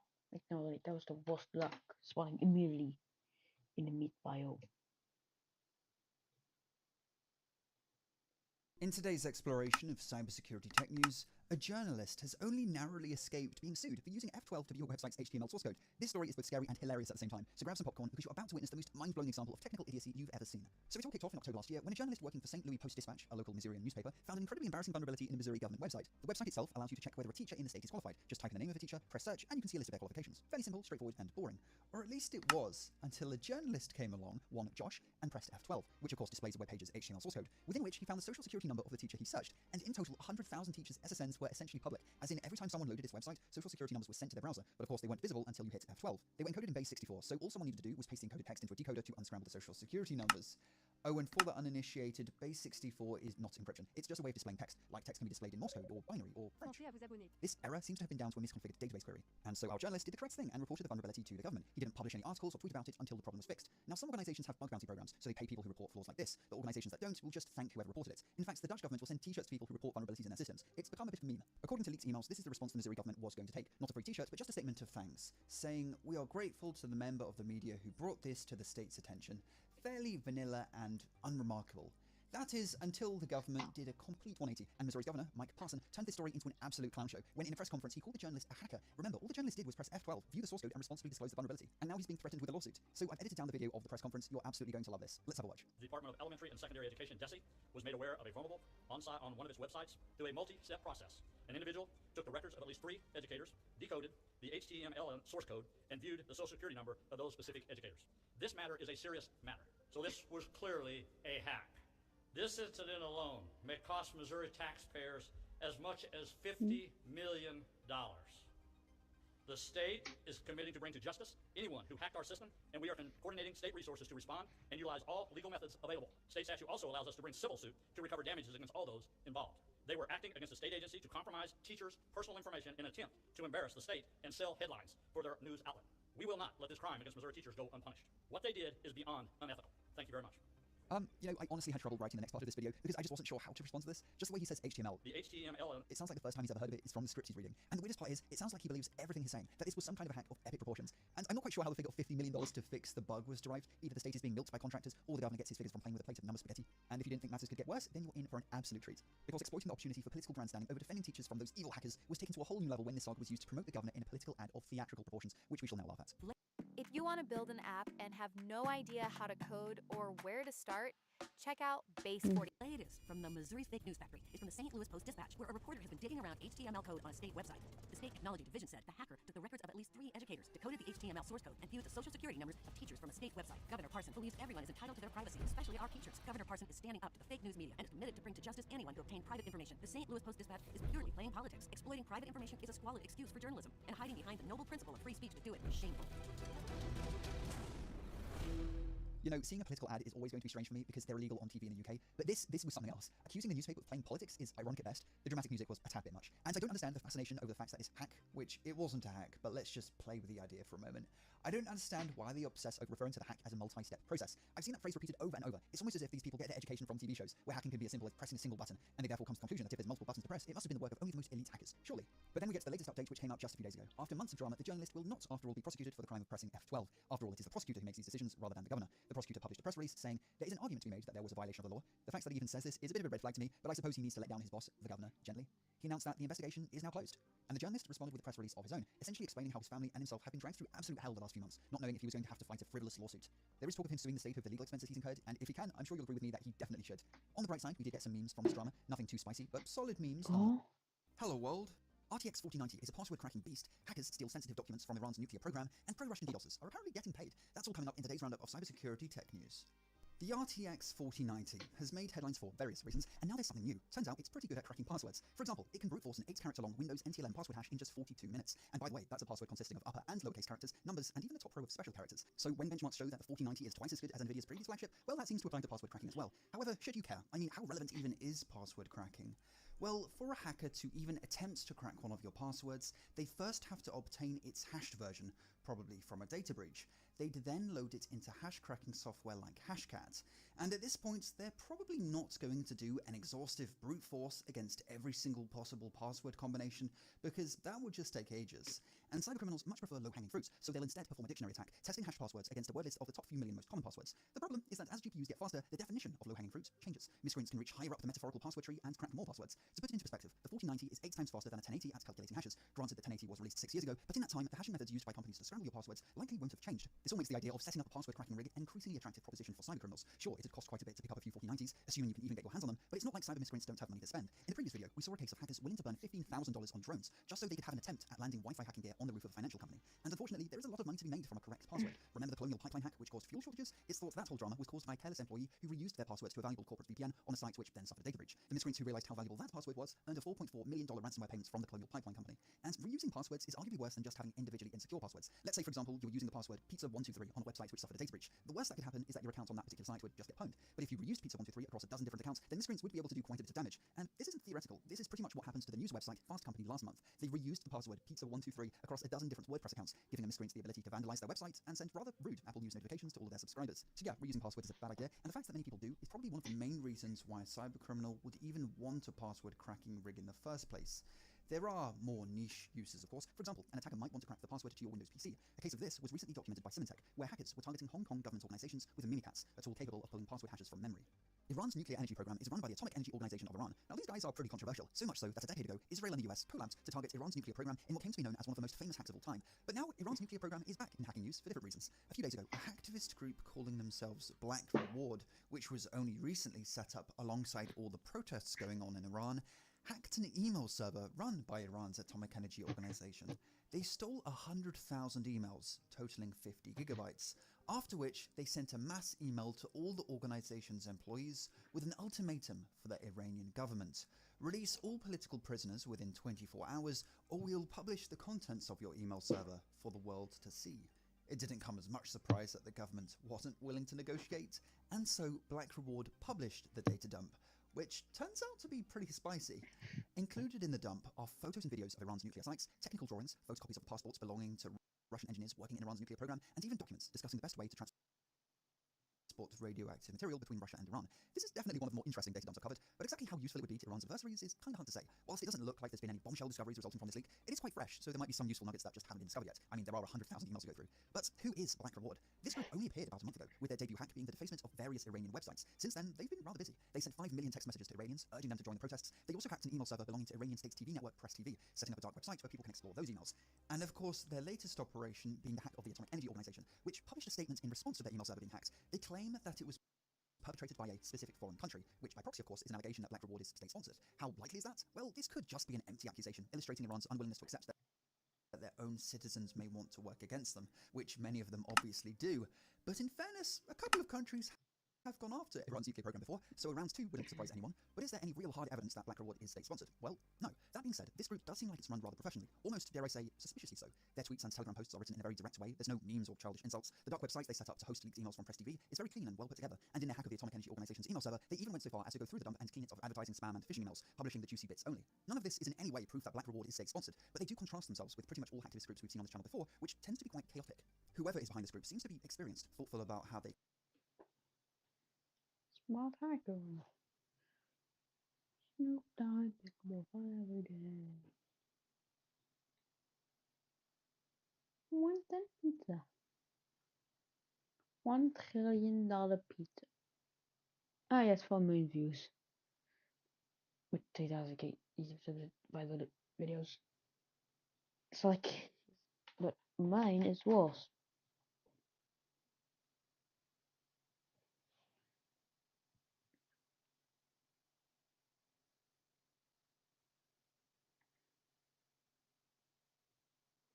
Like, my channel, I posted 58 videos with 5 subscribers.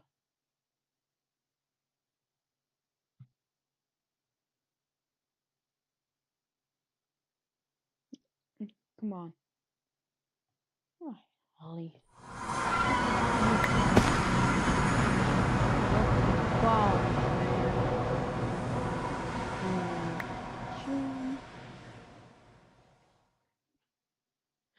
Ja, jest to ekstra. Barely, that's perfect. It's delete. We need a jungles. Wait, is that? That's a village.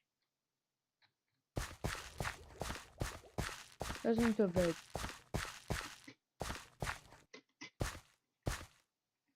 10.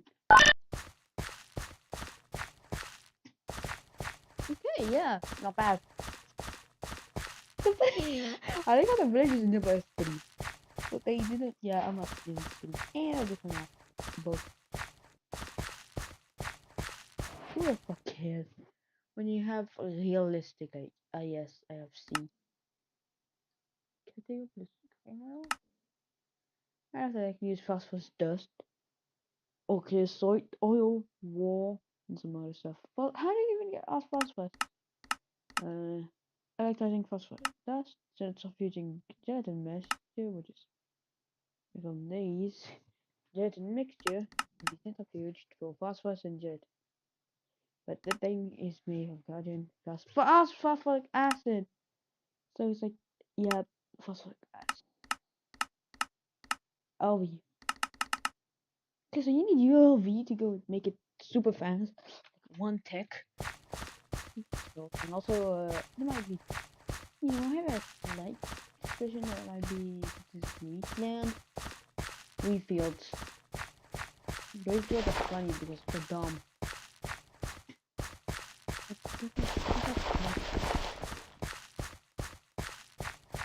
I just want a broken villager. Yeah.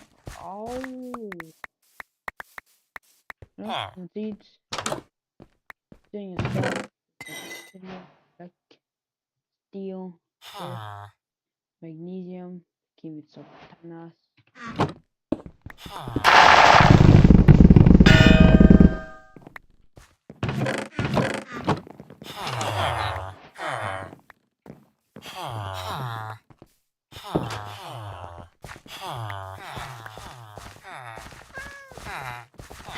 Nope.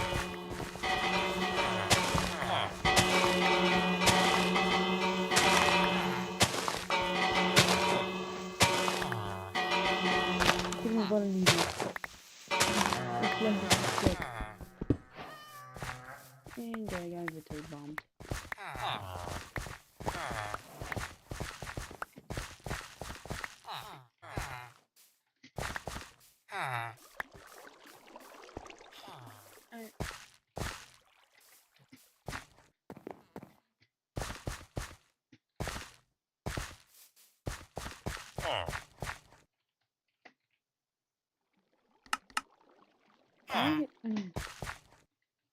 The thing is, and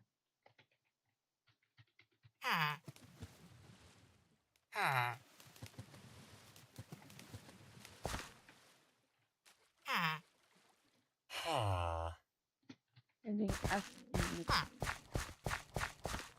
looking worse,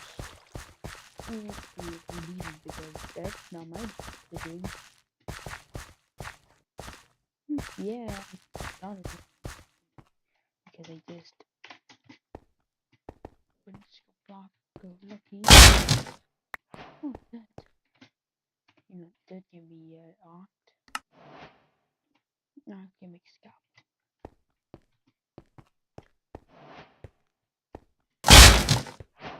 Oh, steak.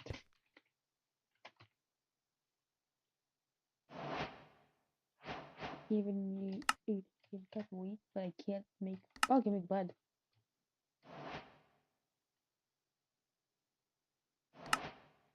Oh, he takes a counting as if I have blood, and I don't even have food stamp.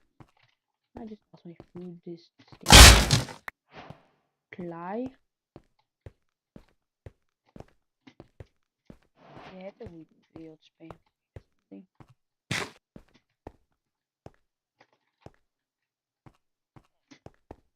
Oh, look, a computer.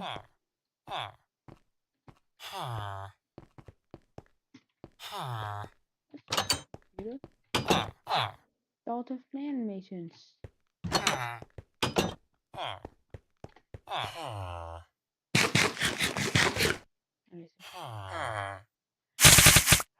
Okay, apparently on alcohol it does more. I'm moving it. Okay, with the help of invincibility text, I'm resisting. This thing's a good weapon. Because they just slow the grenade damage. Don't like it though. take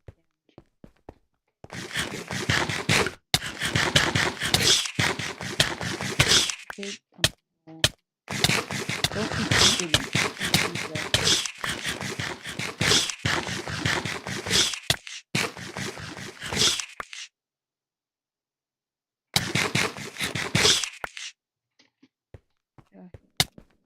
So low, and a single this will instantly. It's a gun. The good stuff to also. Yeah. What's happening there?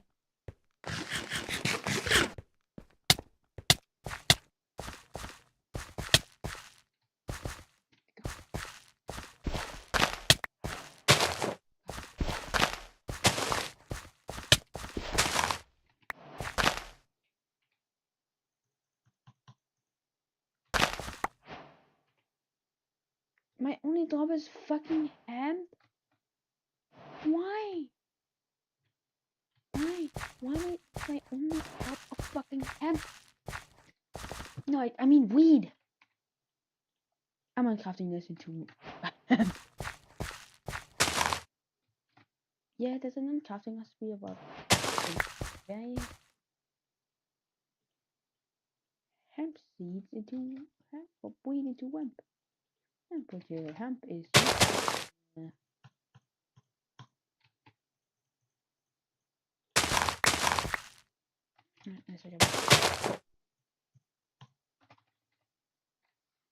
I can't build myself.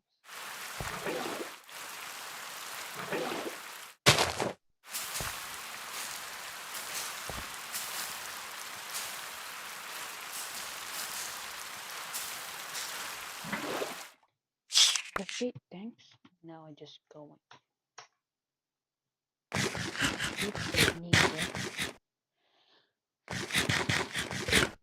How much fucking what is magnesium?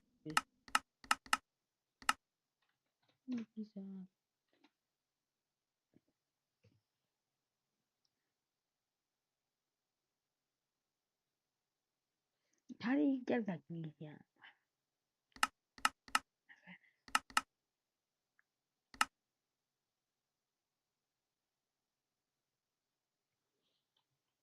God. At least I'm not thinking about Peter, what the fuck are you doing? Peter, Peter,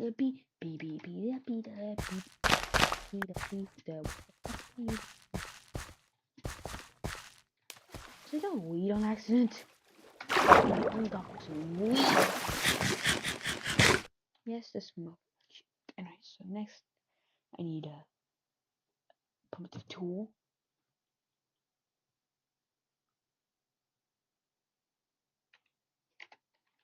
So I need a lot of sticks. So I need. Hey, that's a funny long story.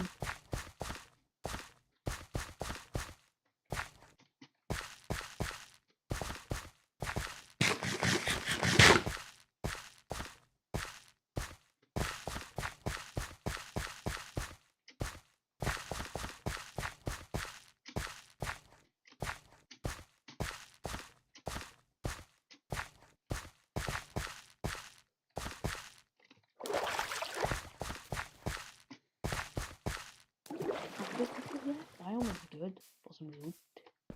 And if I do this, they died like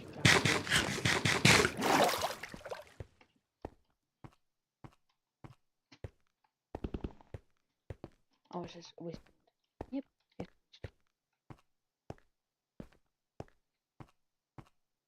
Really job because it's the here. Oh, just kidding.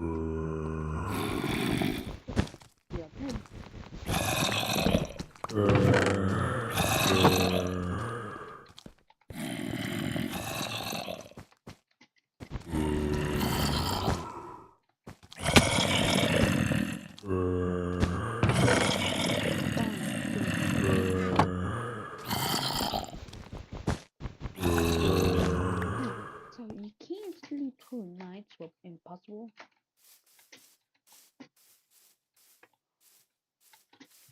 I'm going to slide down because I'm poor.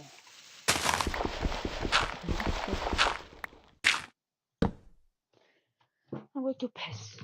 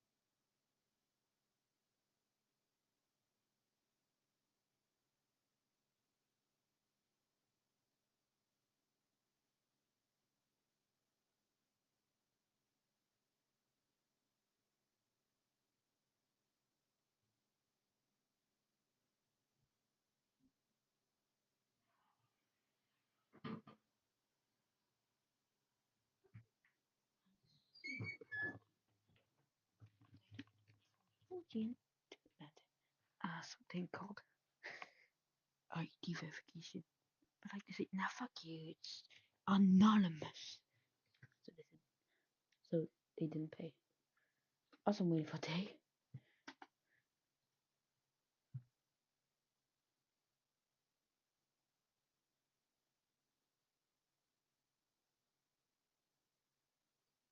The other day, I got this comment that said, I dare you to build the safest base ever made in Minecraft, but you can only use our dumb ideas. And when I think of safe bases, I think of those mega mansions with lava walls, obsidian bunkers, and crystal explosives. This is going to be the best base ever built in Minecraft. Just build an ugly base. Yeah, so much for that idea. This might be the ugliest base I've ever seen. It looks like it was built by a chicken walking across my keyboard. And the worst part is, we have so much work to do. How are we going to turn this into the safest base ever seen in Minecraft? I mean, right off the bat, there are two major problems. Number one, you just walk right through the door, and then like, you can just, like, break through it. It's dirt. You can just build right through it. This is a problem. I don't know how, but by the end of this video, this base is going to be the safest base ever built in Minecraft. I have a key hidden under the doormat. Ah, yes, the locked front door. Okay, let's grab a crafting table. La, la, la, la, la. Move.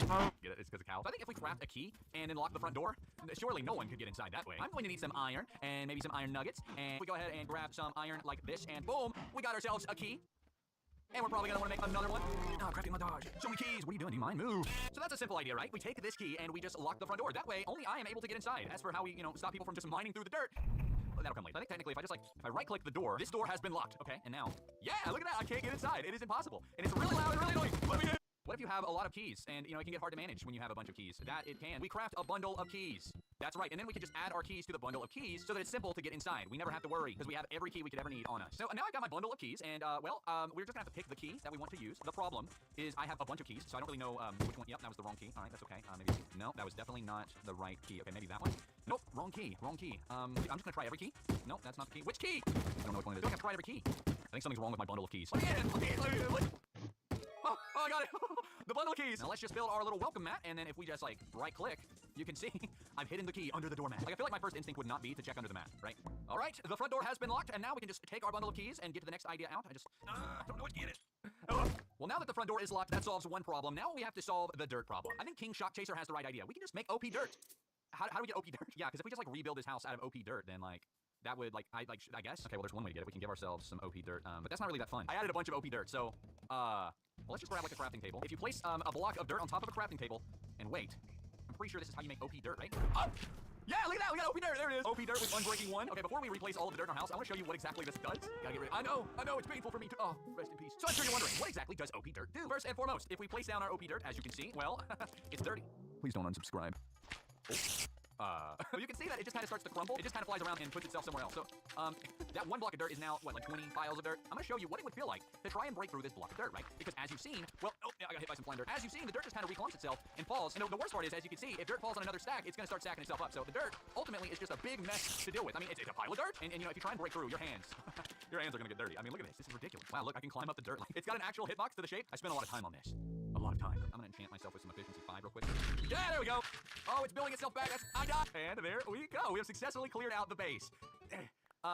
Yeah, this is really annoying. Okay, I feel like Yamcha right now. This is ridiculous, honestly. See, I think you get my idea. If we replace all of this dirt with OP dirt, then like, I mean, you know, it's gonna be impossible to break inside. And now our house is entirely made out of OP dirt, which is great because if I just try and start breaking in, well, you can see that just doesn't work. And then the best part is, if someone tries to break in and they get really tired of it, then I can pick up some dirt and I can just replenish the dirt. It's definitely not a private base. I mean, some peeping toms can definitely look through that. If I just give myself some dirt here, I can patch that hole right up. Very good. Oh, I forgot the door's locked. See, if I just break the door, that's a problem, because like now I can get inside, right? That's a problem. Well, this guy gets the idea. It's simple. A turret that shoots very pretty firework rockets. Simple. You mean very explosive pretty fireworks. Oh, that's okay. I have the perfect idea. Gonna need a golden nugget, a little bit of a red wool ought to do, a dispenser, and a lever. Very good.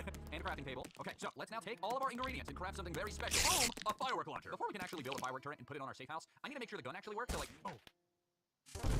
Yeah! And it's pretty powerful, if I do say so myself. To demonstrate how powerful this firework launcher is, I want to go to a bastion. We actually do need netherite. Bring me the netherite, please. Okay, I have no armor, so this is probably not the smartest. You know what? I've got a firework launcher. That's all I need, right? Hey guys, I'm looking for netherite. Have you seen any by chance? I should probably give him a chance to answer.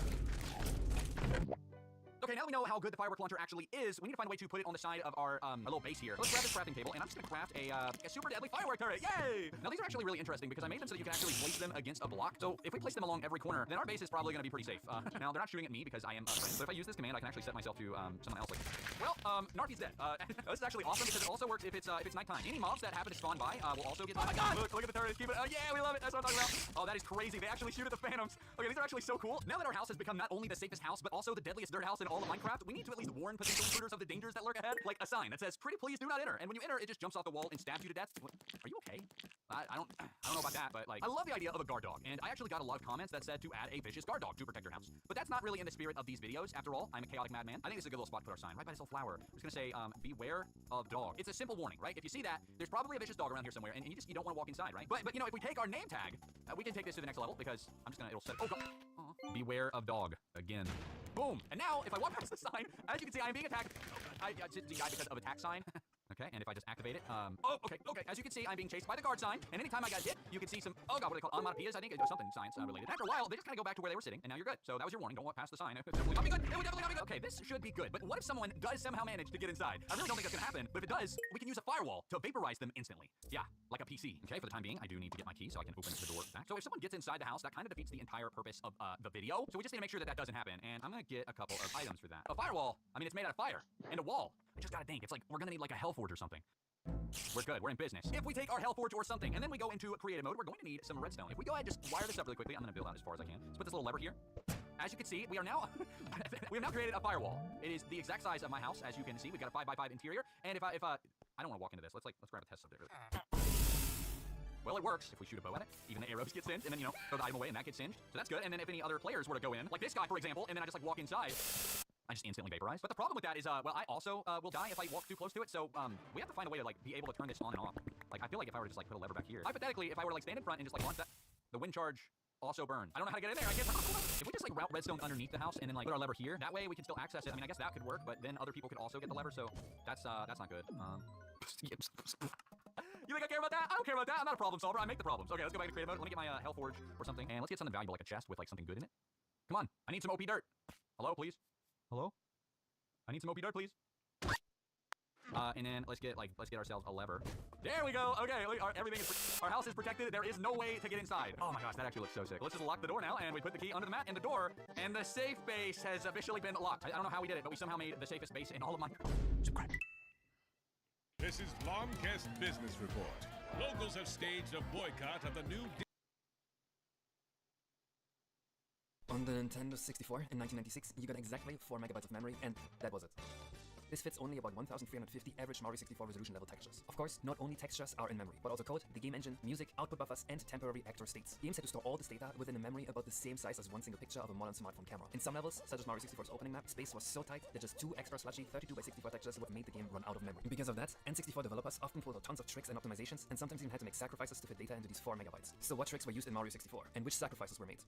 Mario 64 uses all 4 megabytes of memory exactly, despite the cartridge only holding 8 megabytes of data. But what if I told you a huge chunk, about 93 textures worth of data of this was wasted to do it to 2 separate typos, each wasting about half of that extra space? And how much memory did Mario 64 really need? People like to say that modern games are extremely wasteful resource-wise. I'm talking, of course, about the rapidly spreading virus in gaming right now, known as bad optimization. But were old games really that different? Could we theoretically maybe fit Mario 64 onto the PlayStation 1's much smaller 2 megabytes of memory? Have we simply been using hardware in wasteful ways to cut down on development cost and push that cost onto more expensive hardware all along? We will find.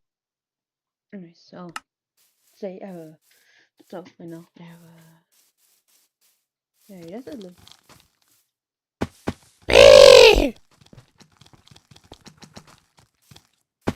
Why is that a fender block? Can't play this. Shut up. Shut the fuck up.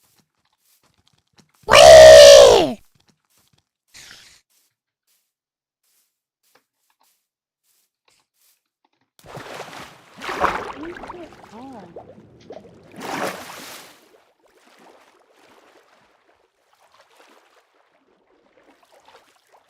I don't live in a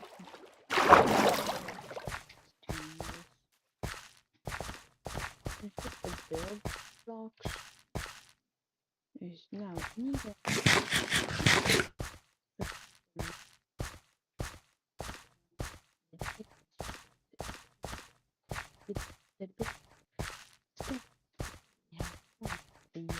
Single.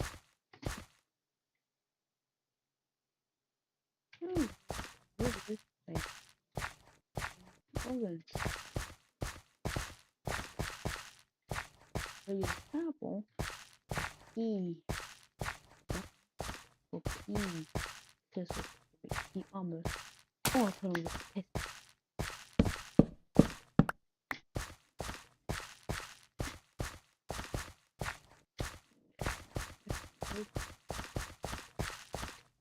Alright, so we'll kill some villagers. We can make a villager actors for which is shit.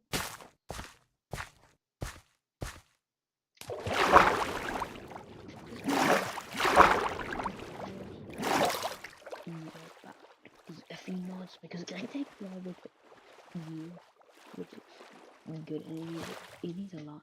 So no. Also, who built these houses?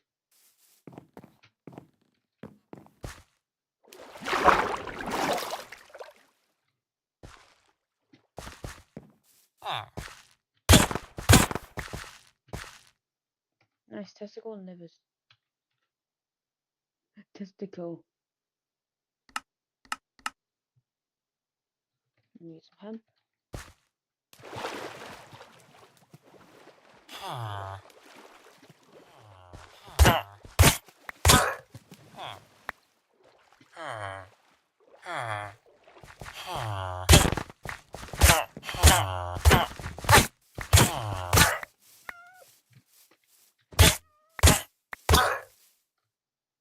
Nice big brain so you can make this afterwards. Just actually just replace the blocks.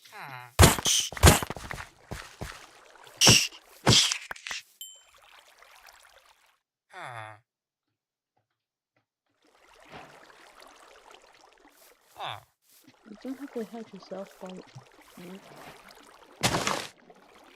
Huh?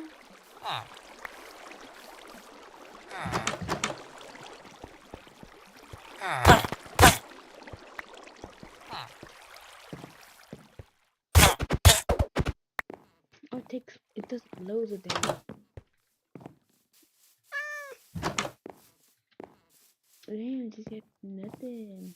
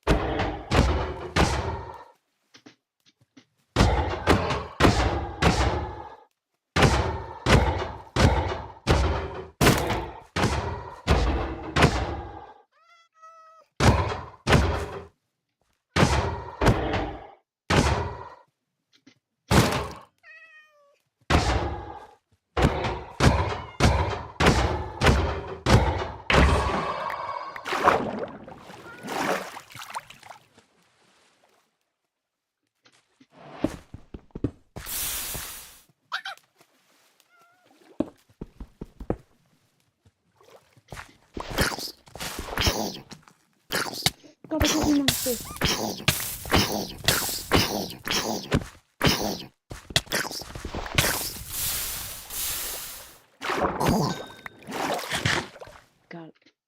myself from the Cookie Monster. Dinner. Because I'm hungry, even though almost time. They have modality. Yeah, I can do that. Yeah, actually, fuck, I'm doing the wood armor. I keep almost dying. Let's make this fun, 3.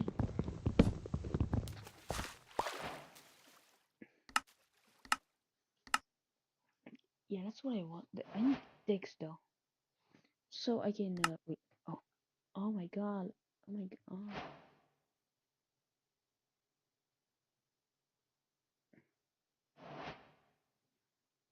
The helmet.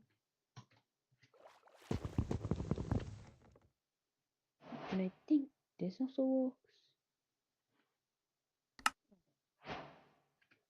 This isn't huge yet, but what I have is all I have. Shit armor. Chest plate. This filter. I can make a 100% like harvester of all goblins.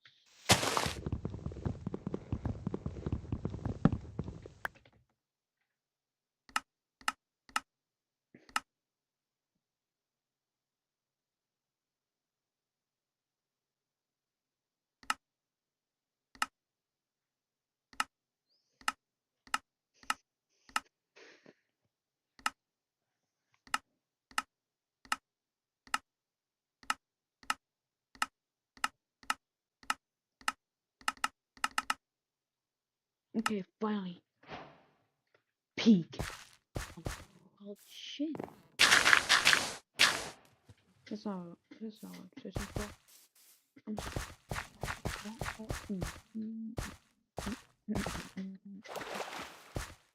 That's a novel, bruv. I tell you, fatty bitch.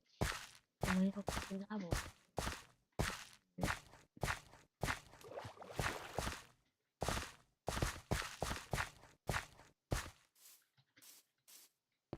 The reason why I'm not doing that, also called a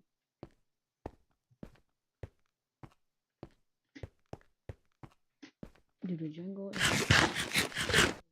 of enemy spawns. You know. Also, why do Westlands have Boogie Kings? Burger Kings are good because they give you free meat, which pushes you and gives you poop, which actually helps you. Which can't smoke the joint though.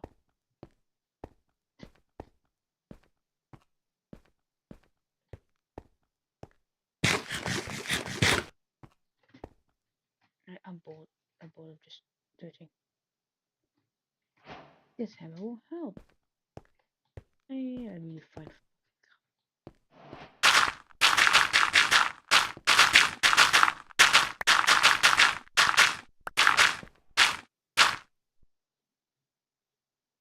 Flint and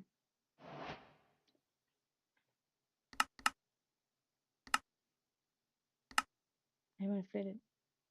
Steel. Flint and steel. They over-engineered it?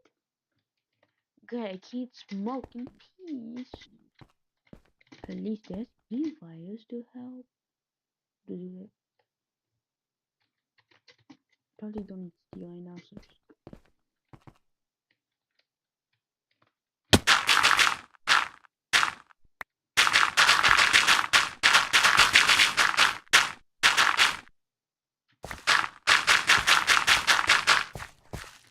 also have a cut the phone so I can. And how many sticks?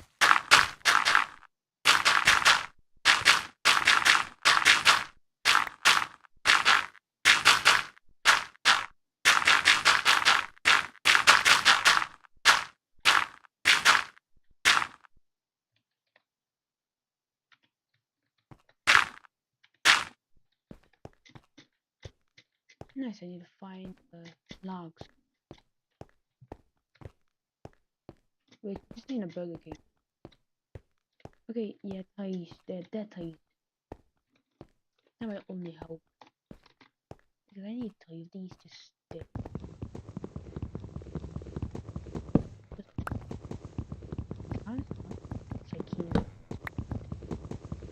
And it's, why is this brain near nuclear waste?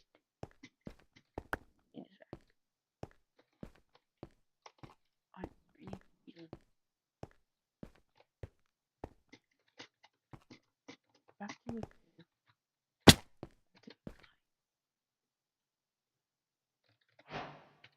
That's fire. Bonfire lit. Now let's just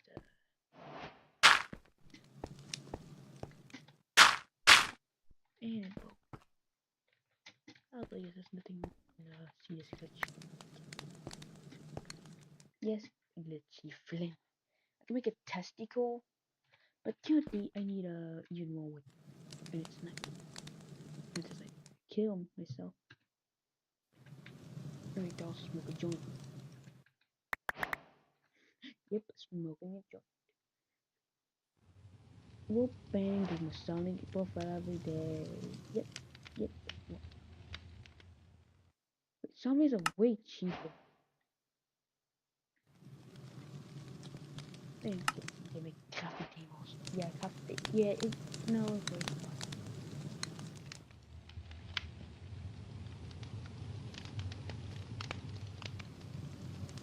Picture this. You're grinding Mario Galaxy to 100%, missing just a few comets. Now, which comet should you do next? Oh, fiddlesticks. There's no comet on the board. If this has happened to you before, you've fallen victim to the Galaxy Comet Scheduler. This system has been giving headaches to players for years. While it's recognized to exist, it's still not understood perfectly. Until now. In today's video, we'll cover how comets work in Super Mario Galaxy and Super Mario Galaxy 2, explaining once and for all what's up with these seemingly random comet appearances and how they actually work. Enjoy! Just to get everyone on track, comets are special extra missions that take a normal mission and revamp it into a more or less unique experience. Some comets give you a time limit, lower your health, or speed up certain stage hazards. Surely this is nothing new to you. Now, what is probably new to many of you, the appearance of these comets, despite looking like it, is not random. We'll cover Super Mario Galaxy's comets first. To unlock comets as a whole in that game, you are required to collect 13 power stars. We can see that in the internal game event flag tag. But that's not the full story. To have a comet appear on, let's say, Good Egg Galaxy, there are 2 requirements. One being the original 13 stars that I just talked about, and the other being that a certain mission, I'll call it the comet-based mission, has to be completed already. As you can see here, that's mission 1. This requirement varies for other galaxies. Space Junk wants you to be mission 2, Beach Bowl requires mission 3, and Toy Time asks for mission 6, which is the hidden star. I think you get it by now. Though Super Mario Galaxy doesn't just have 1 comet per galaxy, but 2. The second one is always of the same type, purple coins. And yes, they also have unlocking requirements. However, it gets a little funky here. The first purple comet you play is always Good Eggs. It becomes available after beating Bowser's Galaxy Reactor for the first time, which unlocks with 60 power stars. After beating Good Eggs purple coins and having beaten the required missions, purple comets will unlock for all other galaxies. Here's a little fun fact. When you are in a state between beating Bowser and playing Good Eggs purple comet, the game will ensure you don't miss Good Eggs purple comet. Take a look. Here we are at 61 stars, having just beaten Bowser's Galaxy Reactor. I used Comet Luma a few times to make the spawn Good Egg purple comet go away. Look here at the terrace. The normal comet for Honey Hive is available. Next, I'll simply save, quit, and restart the file. What's this? All other domes have stayed the same, but the terrace suddenly shows Good Egg's purple comet to be available. Yeah, Nintendo programmed it so you really can't miss this comet, which is nice, I guess. Alright, back on topic. We unlocked all comets to appear, and now we want to play them, one after another. Hey, wait a minute. Suddenly there's no comet available whatsoever. This is when the Galaxy Comet Scheduler takes effect. You see, each dome in Super Mario Galaxy can only hold 1 comet at a time. In the terrace, this is either Good Egg or Honey Hive. We don't know why Nintendo made that limitation, and to make things even worse, Nintendo put the appearances of the comets on a cycle. These cycles are sourced from internal tables, which have been dumped recently. Let's again take a look at the terrace to understand this system. Once 13 stars have been collected and at least 1 galaxy has its comet base mission beaten, the cycle will start cycling. First entry in the Terrace's cycle is Good Egg's normal comet. Next is Honey Hive's normal comet, assuming you beat its comet base mission. If you didn't, the Galaxy Comet Scheduler will skip that entry and look for the next valid entry in the list, being down here, Good Egg's normal comet. Again, as you can see, it skipped the purple comets as well because those aren't unlocked at this point. So, how does the game advance this?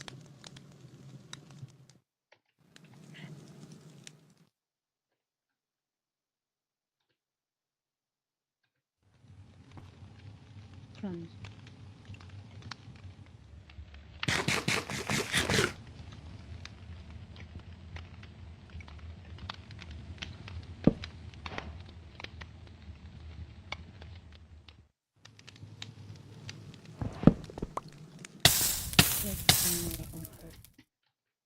Take your.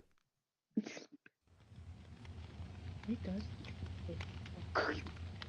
It just makes you full health. You don't even have to sleep. You just have to wake yourself up and you start sleeping. Make screwdriver, crowbars, lever, a screwdriver, a strap it curtains. I got more of these shits. Ibi apa malah best friend semua.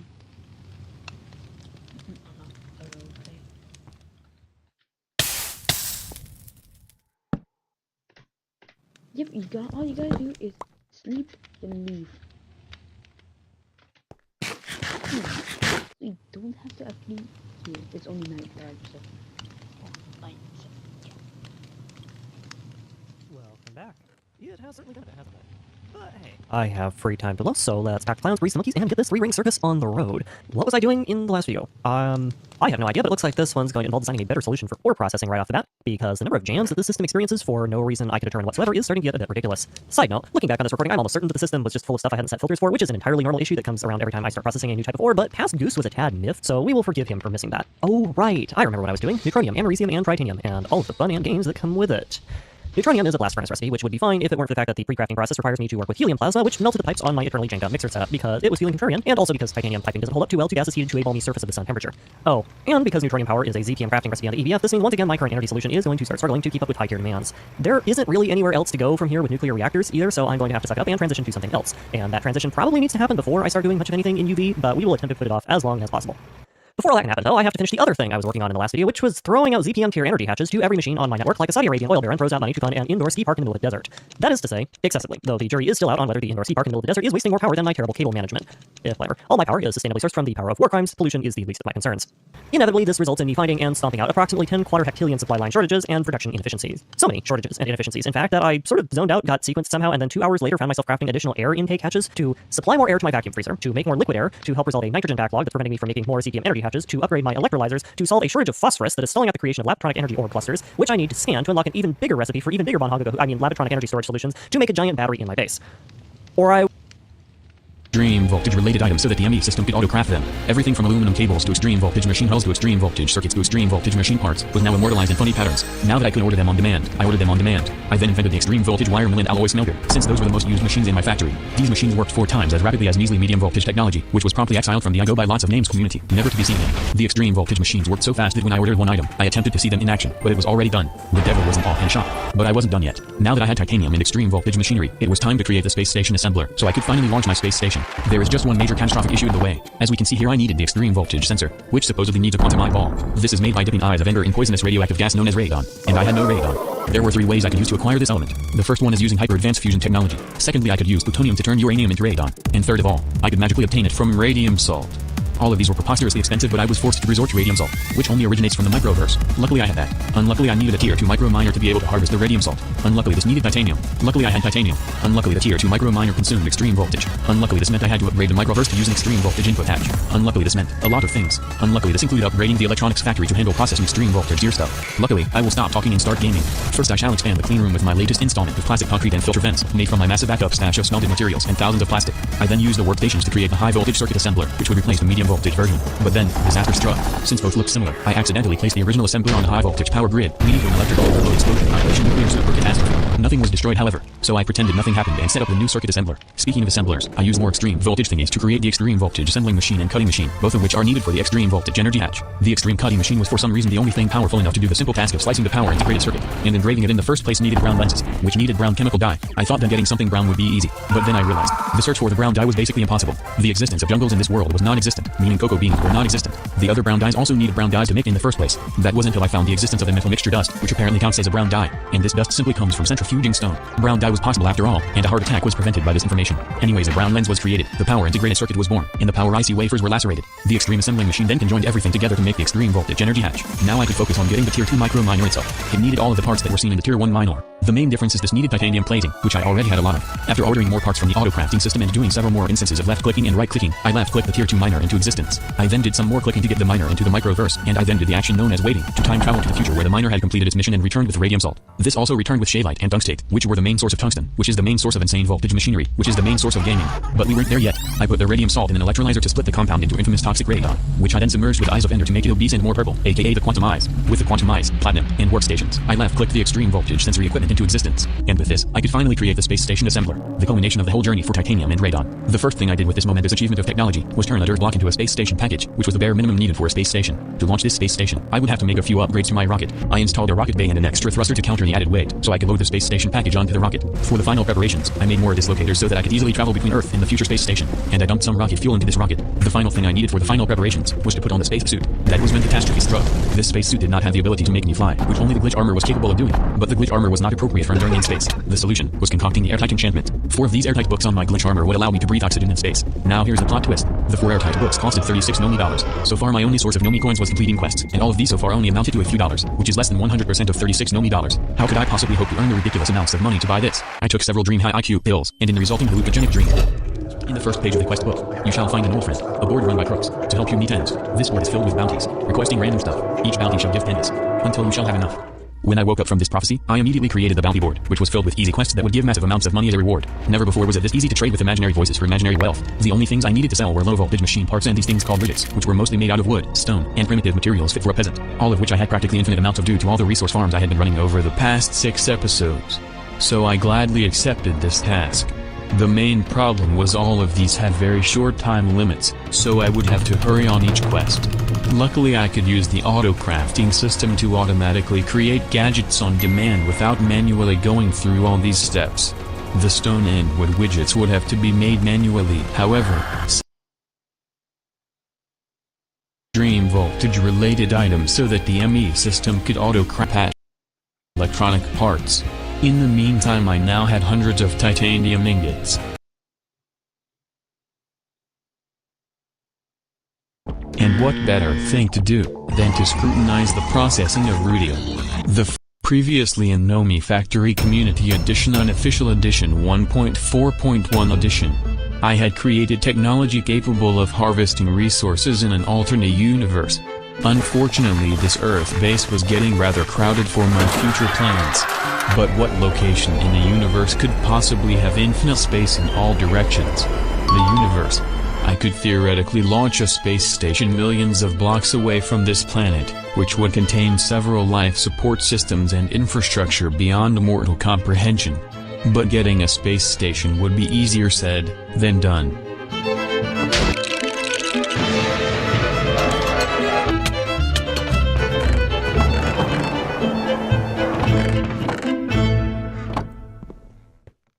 The first order of business is to deal with the massive amounts of ores that were piling up. Theoretically I could simply smelt all of them to get various ingots, but this was a waste of the ore's true potential. Because by using machines, not only could I extract more than double the usual material from ores, but I would get profuse amounts of different byproducts ranging from rare earth to radioactive materials. Theoretically with enough machines I could get 3 iron from 1 iron ore, as well as the byproducts of gold and nickel. But iron ore is boring.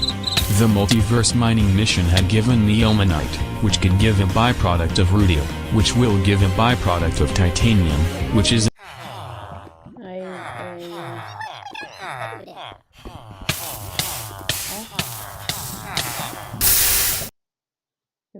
an ingredient of extreme voltage machinery, which gives a byproduct of gaming. After doing a bit of literature analysis, it appears that for the best ore processing results, I would need 1 macerator, 1 ore washing machine, 1 thermal centrifuge, and yet another macerator. I would also need packing machines to turn the tiny dusts into normal dusts. So after using the auto-crafting system to formulate me some high-voltage machine parts and machine hulls, I created all of the ore processing machines at high-voltage tier, which would give me a quadruple speed boost for processing everything. The next step is to connect all the machines together. In this corner of the base I concocted a new high-voltage power grid connected to some high-voltage cables. The first machine to process ores is the macerator to crush ores into the crushed version of ores. That was when everything went wrong, because each ore gives stone dust and some random byproduct as well when they are pulverized. The next ore processing step was the ore washer, but it only worked on crushed ores, meaning I would have to somehow filter out all of this random garbage. But how? And normal filter had only 5 slots, and processing all these different ores gave grand gold zigzag amounts of byproducts. I was about to call 911 for assistance when I discovered the object known as the ore dictionary filter, made of some basic metal parts. This aforementioned filter can sort objects based on what words are in the item's name, meaning I could use this to extract all items that have the word crushed in its name. The stone dust was sorted into this garbage can to violate the conservation of mass, and the random byproduct was sent to the storage drawer wall. Anyways, the ore washer turned the crushed crushed ores into purified objects, with a tiny dust byproduct and more useless stone dust. The tiny dusts were sent into the packager to be turned into normal dust, and the stone was forced to mysteriously disappear. The purified objects were then extracted with another ore dictionary filter to be propelled into the thermal centrifuge, causing the formation of centrifuge doors and even more tiny dust. In the final step, the centrifuge aggregates were pounded into even more dust and byproduct dust. All of these dusts and packaged dusts are then suctioned into the drawer wall. This entire system should be able to extract massive amounts of rubial from ilmenite. To test this hypothesis, I deposited the ilmenite into the beginning of the ore torture chamber, and waited for the results to materialize. And they did. The amounts of rubial I got were, for lack of a better word, falsifiant. I also received a myriad of ilmenite, which could be processed further into actually useful rubial, and a byproduct of iron. But the ore processing journey was not over. There are two types of ores and gem ores. For gem ores, instead of using a thermal centrifuge, the crushed materials could be redirected into a sifting machine to extract several different tiers of gems, ranging from not even a gem to exquisite shiny perfect circle gem. But looks can be misleading. This is not dust. This is actually purified dust, which can be centrifuged for even more dust. So according to my calculations, sifting was more effective for raw materials than the normal route. To turn this sifting dream into a reality, I created several more high voltage ore processing machines and attached them to the power grid. I then connected it all together using some more iron pipes and ore dictionary filters. The idea is to have a system put gem ores in the sifting machine rather than in the funny hot spinning machine. To do this, I simply added a normal item filter and told it the specific gem ores to accept, and I made this item pipe priority number 1, meaning that instead of going straight into the thermal centrifuge, all the ores will first be checked at the high priority item filter, and any ore that does not match the accepted items will be denied from the sifting machine and sent into low priority hot spinning centrifuge land. The first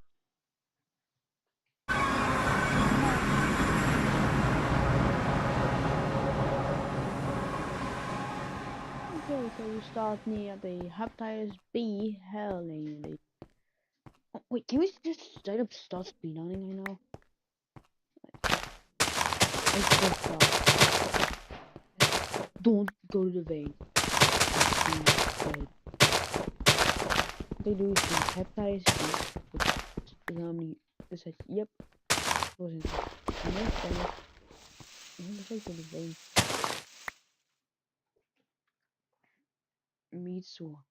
Ready? You need infinity. Why do you need down?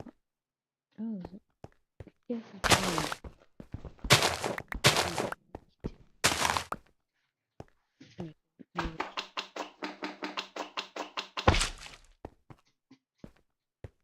Yes, tell me I knew West.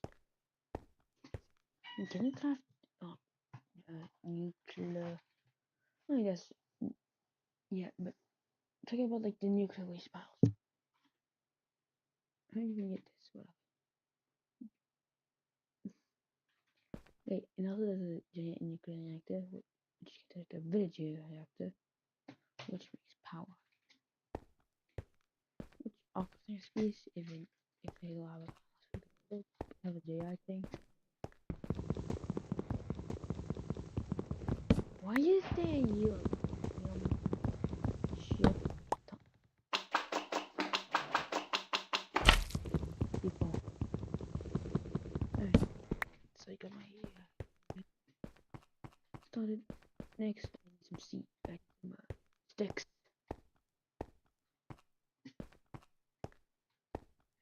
Yeah, I get some sticks.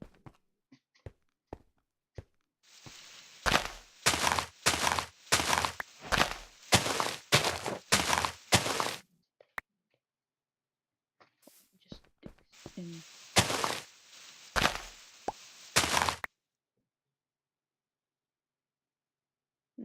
get a hole. Clip this thing. Oh, we failed.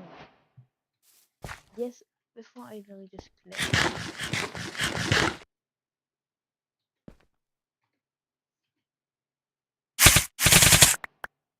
Alright, 6 meat. So now I'm low. I'm going to do it.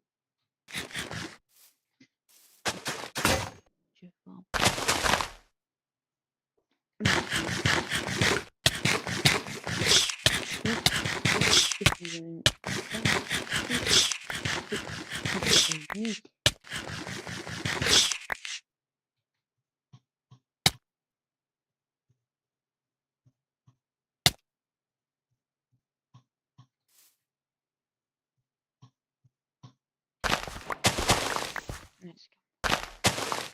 I'm back. So I need wicker. Well, my sweaty bar. My study day 1. With a good seat. That actually scares me. Because I have alcohol and I have no way to heal back. Unless I climb in my bed. Which is level mega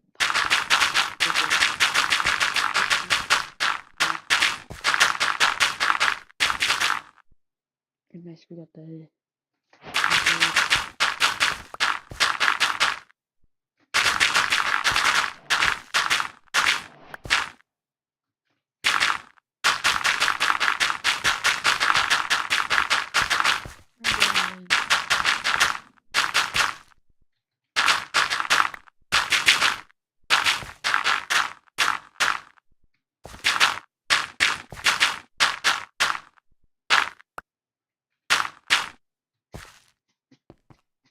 I got nothing useful.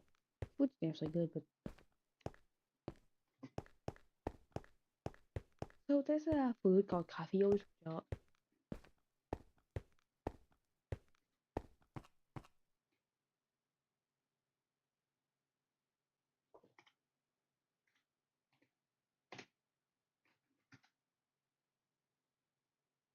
Gem ore to test with this with salt ore. The salt ore could be sifted for salty gems that could be pulverized to get even more salt, amounting to ridiculous amounts of salt.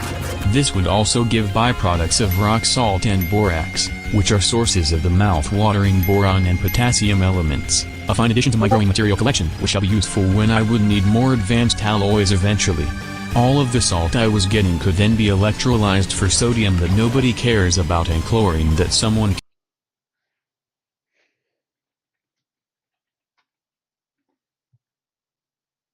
Dude, this car's ass!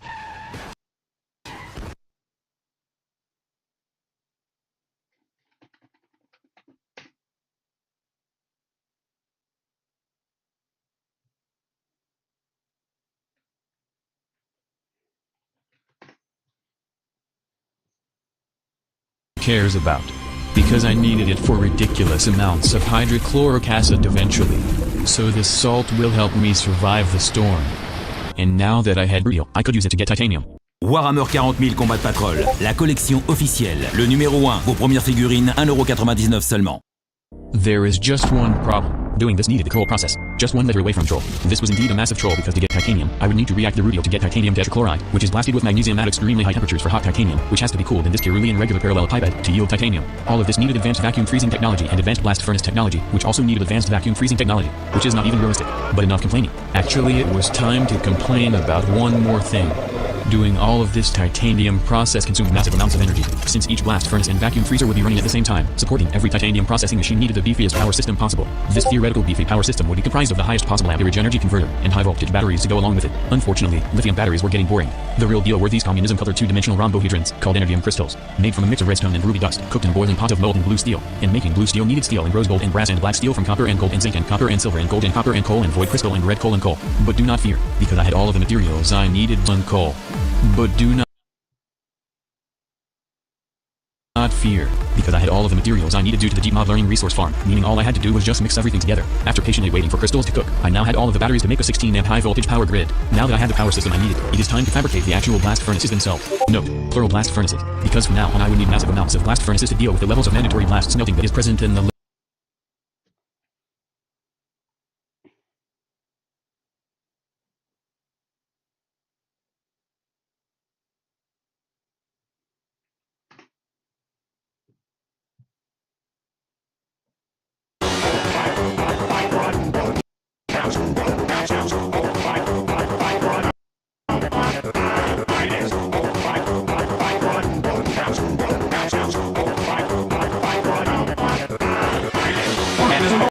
Stop rolling, bring thing house.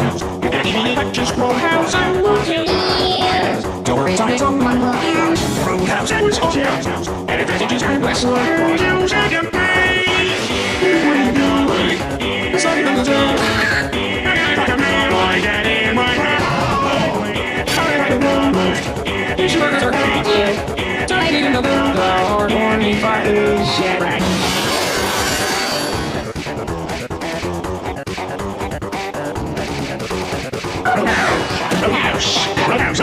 Roadhouse, why did you run the back? Wait,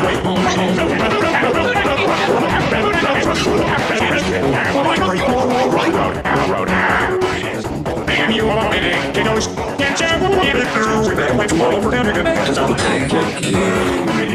I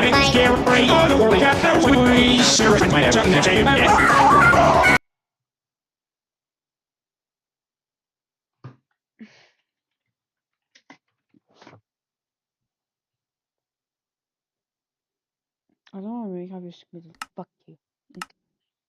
Late game. Previous. Making a single blast furnace manually was a 7.5 on the pain scale, but with the matter energy system, I could create patterns to autocraft the blast furnace parts automatically, meaning I could mass produce the machines needed to mass produce materials. Not only is mass production rather humorous, it is necessary from now on. So I got to work making rather humorous. It is necessary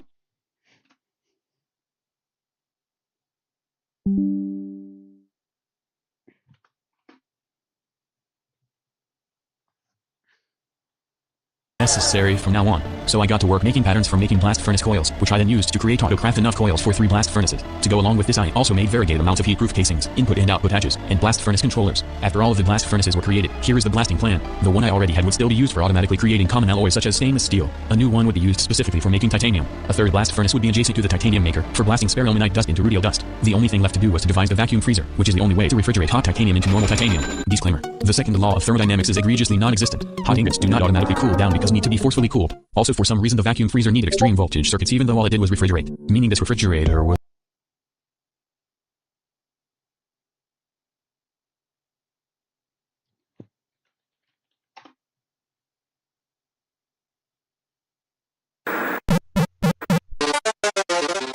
Hey guys, welcome back to Lost Bits, the series where we explore video game content that goes unused, altered, and unseen.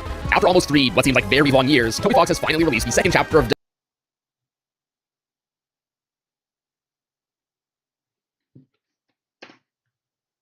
Deltarune, and I gotta say, it's pretty dang good. Anyways, if you haven't yet seen my video covering the first chapter, please don't. I don't know what I was doing with my voice back then, but it had a whole bunch of really cool unused content, some of the most interesting stuff I've come across on this series. So here's to hoping this second chapter can deliver the goods as well. Also, I'll try my best to avoid any major spoilers, but if you want to avoid any sort of spoilers, well, this is your warning. And as always, if at any point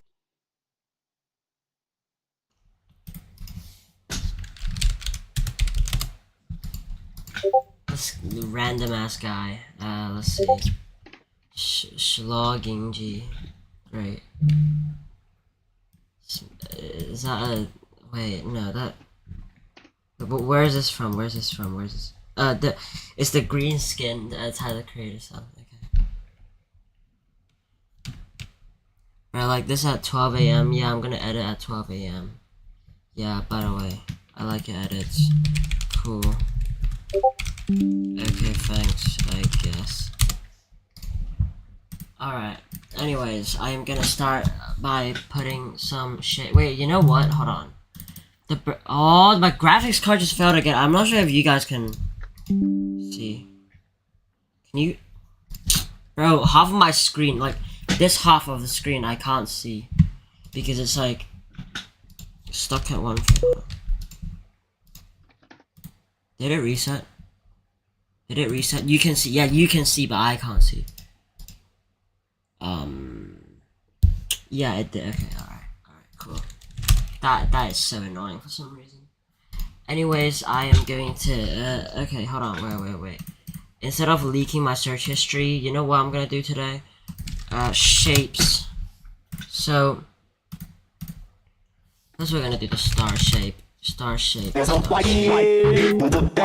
then, so like, normally in editing, you would want a, okay, hold on. MoGraph shapes. Shape overlay or whatever. For 30 minutes. These are pretty good shapes, but I'm not sure if I, you know. It's not an overlay. What is it? Just shapes. I need like, you know how in actually hold on. How to add shapes in the why am I how to add shapes in DaVinci Resolve? Isn't that okay? So it's just Fusion. Can I do it without Fusion? Star. Circle. Square. Yeah, I don't think so. Okay. Wait, no. Shoot. Square. Even. What is this? Bro, what is that? Okay, open effects. No audio. Huh. Shapes? Oh, there is. Shape. It's called a box. Okay, fair enough. Alright, that's good then. I can kind of use these to like spin around and everything. Alright, that's cool. I'm giving like the most robotic responses to this guy because, you know, I don't really know him. Plus I'm really tired right now, so. Wait, this is a box. This is an overlay. Oh my days, it's an overlay. Ah, fuck. No, not an overlay, what's it called? Like a transition, box. Alright, how does this work? How do I get the shapes? Okay, I guess you know what I'm gonna do, I do not know what I'm gonna do. Shapes PNG. Just need like a shit ton of shapes. I love Krabby Patty. The egg mixture. Now take the bread and throw it as hard as you can onto the hot skillet. I guess not. Hold on. You know what? Circle PNG. We're getting a circle PNG. Now we are.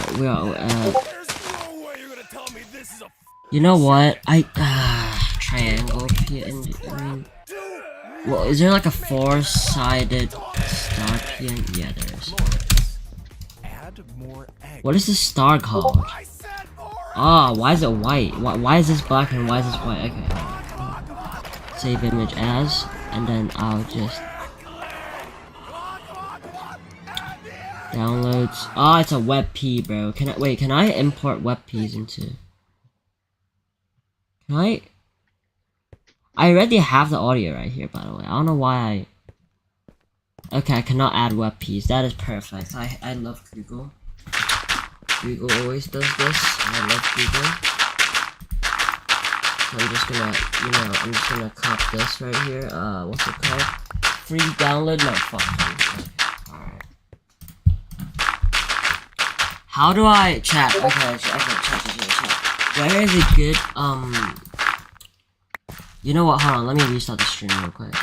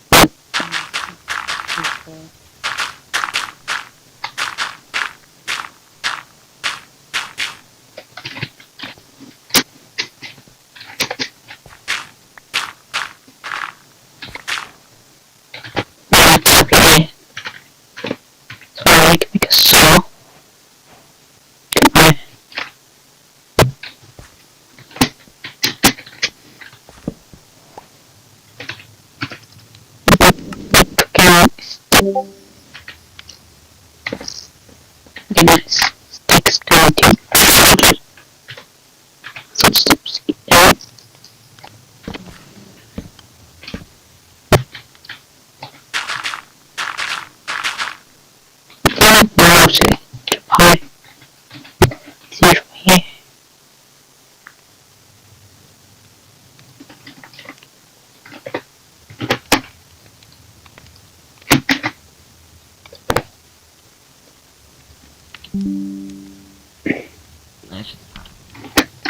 know what? Hold on. What if I add like a fusion? Should I add a fusion? It's gonna lag the shit out of my PC though. Should I add a fusion? Bro, I don't know if I should add a fusion or not. Well, I guess I'm gonna. Should I search for fusion? It would be easier to grab though. That's the fact. Okay, you know what? Fuck this. You know what? Nah, fuck this, bro. I'm just gonna hop on the camera. I'm joking.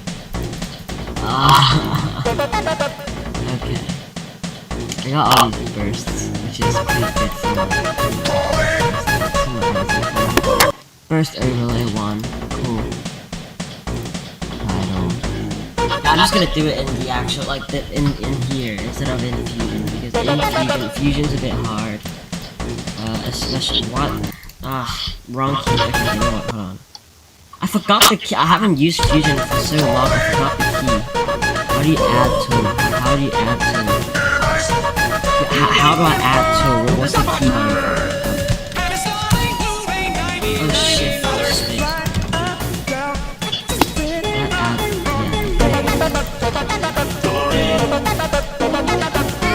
So instead of doing that, I think what we're gonna do is.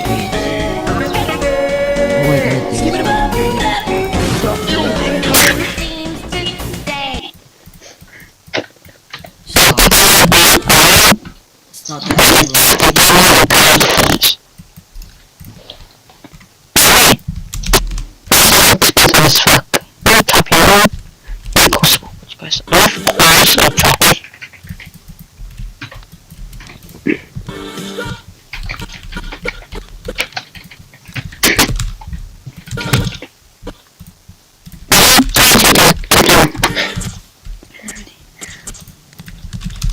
Could you start? What? This is Minecraft, knock back first. Instead of mobs pushing away at you, it's actually knock you towards them. This made it really difficult to get away from mobs, since they always just knock you to the loading arms. And don't even get me started on trying to knock creepers away. This channel is streamed live on Twitch at twitch.tv/gamin. I stream there 3 days a week, so you can catch me live anytime you want. Enjoy the highlights. Hey, I'm in the thing. Alright, first knock back. We're gonna set this to -1, alright? -1. Right now, it's normal. It's perfectly normal, alright? How about that? Now, I have no real way of testing it, because there's no mob. Okay, there's a creeper actually. Hey, creeper, do you like Among Us? Do you like Among Us? Do you like Among Us? Look at that. There's some sick stuff. Oh my god, he's shoveling. Look at this bitch. Oh! I'm messed up individual, man. I'm coming back for you. I'm coming back. Alright, go. How? Wait! I bridge next to him. What? Oh, thank god, I was too close for comfort. What the fuck? What? I don't think I want to fight this guy. Oh my god. I ain't dead. Yes, fucking fun. How many deaths did I do? Why is it burning? So touch. Iron Man. Wait, this is good. Instead of falling 4. Wait, this is actually so good. Because the challenge keeps like the mobs keep flinging you upwards and shit. Yo, this is so good. Please, can I get a bucket? I require a bucket. Come on, give me a bucket. Bucket. Why? Good. Thanks, man. Suspicious potion. Actually, I don't know. The fish be bouncing. No way. I just keep looking. Honestly, thanks for playing that. Fuck, we good. I know there's more ways. I'm gonna keep cleaning those for pussies. Usually, there's more than enough like lava in there. Just for stuff. It's like a hot and bed meal, right? You know, you could make it from the stuff in the fridge, you know, but it might be fucked up. But if you do it like this, so you're just gonna create. What? No. Comps.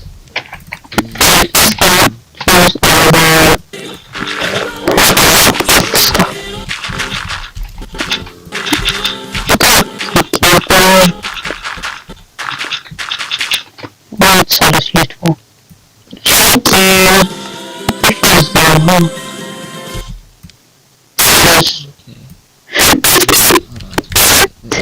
Wait, fuck. I zoom in on all.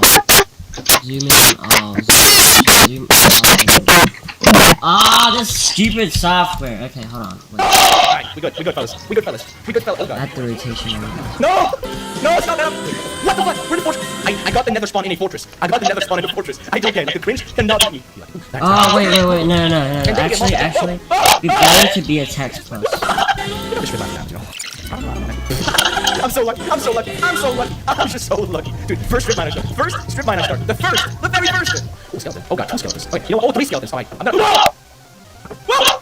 Whoa! I'm being juggled. I'm actually being juggled.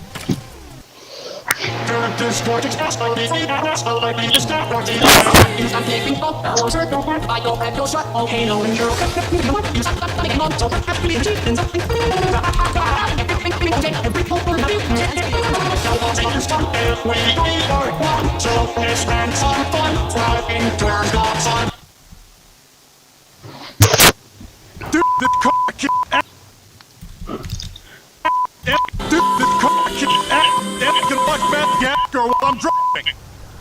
What kind of music do you like? Be really big. Oh, What happened to this bit? Like, make me want to merge with oh shit. Oh crap. Oh my days. Okay, you know what?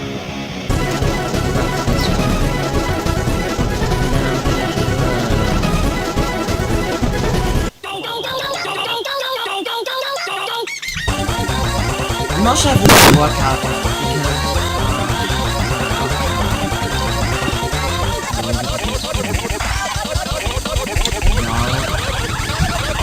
Jeff, wake up! We're fighting tonight! Yes, Stanford, please help us. Yeah, guys, we're out of revivement.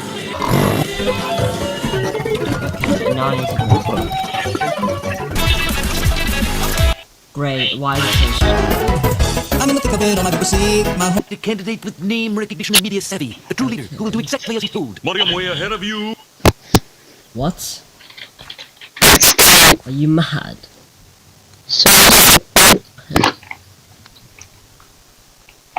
Why is the key for... Oh my days. Okay, you know...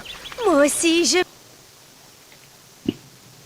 I wanted to do a quick video about this because there's a lot of tweets and a lot of posts that people are creating right now about Roblox supposedly doing really well with their daily active users being the key word, and I'll get onto that in a minute. Yeah, you can see this tweet here from RTC. They said Roblox has broken the record of the most concurrent users on a platform ever, with a peak of 47,296,412 players. Now you have to keep in mind that this is people playing games. They also said here this beats the previous record held by Steam, with them having 41.2 million players on their platform. No, I'd just like to say something quickly, right? Obviously this is Roblox players that are in games at the same time. This is people that were mainly playing Grow Garden and that Brain Rock game. But with Steam, this is people that just have like Steam open, so not necessarily playing. Yeah, Roblox status said it here. They said it's different. Let me explain. The Steam's peak of 42 million is players online, and obviously Roblox is 47 million people in the games. So Steam's only players in the game peak is 13 million, which doesn't really sound like a lot for Steam. I mean, if you think about it, everything's on Steam, even stuff like CSGO, which is just insanely popular. So yeah, I thought it would have been more than that, but there you go. It's still an awful lot. It sounds good for Roblox though, doesn't it? Roblox hitting all of these absolutely insane milestones. 47 million people all playing at the same time. It's a lot. Let's just say that. Even David Bazuki tweeted about this. Today, over 45 million users were on Roblox at the same time. So yeah, I could read through all of this. He just talks about Steal the Brain Rock, Grow Garden, 9.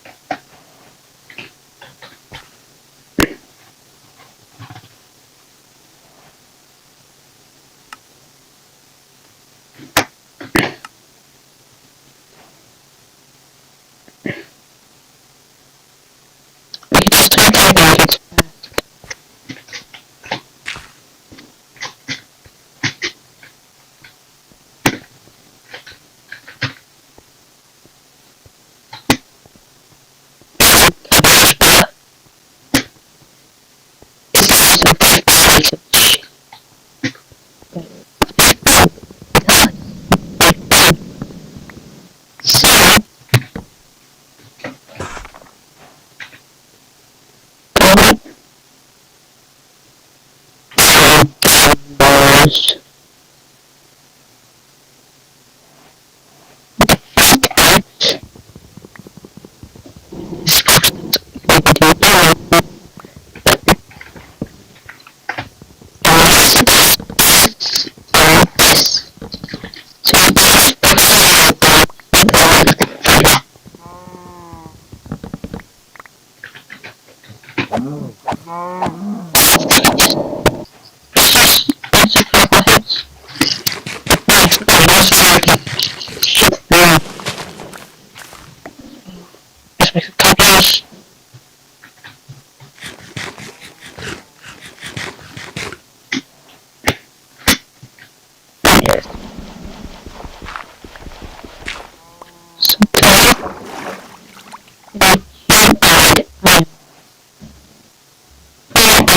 settings.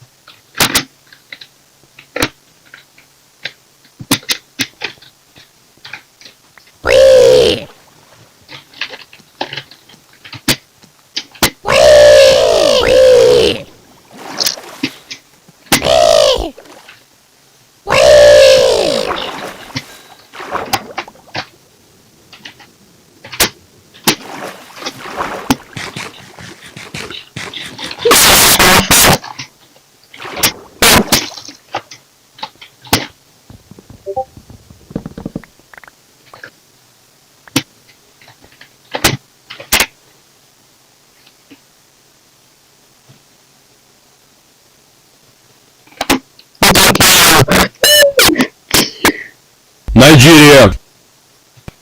Nigeria.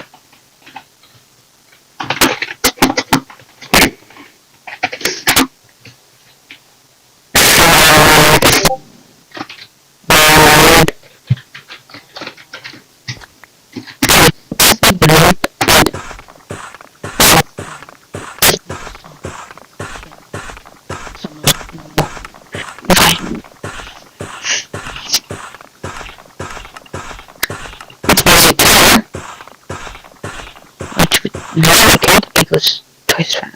Take a look at the edit. He's so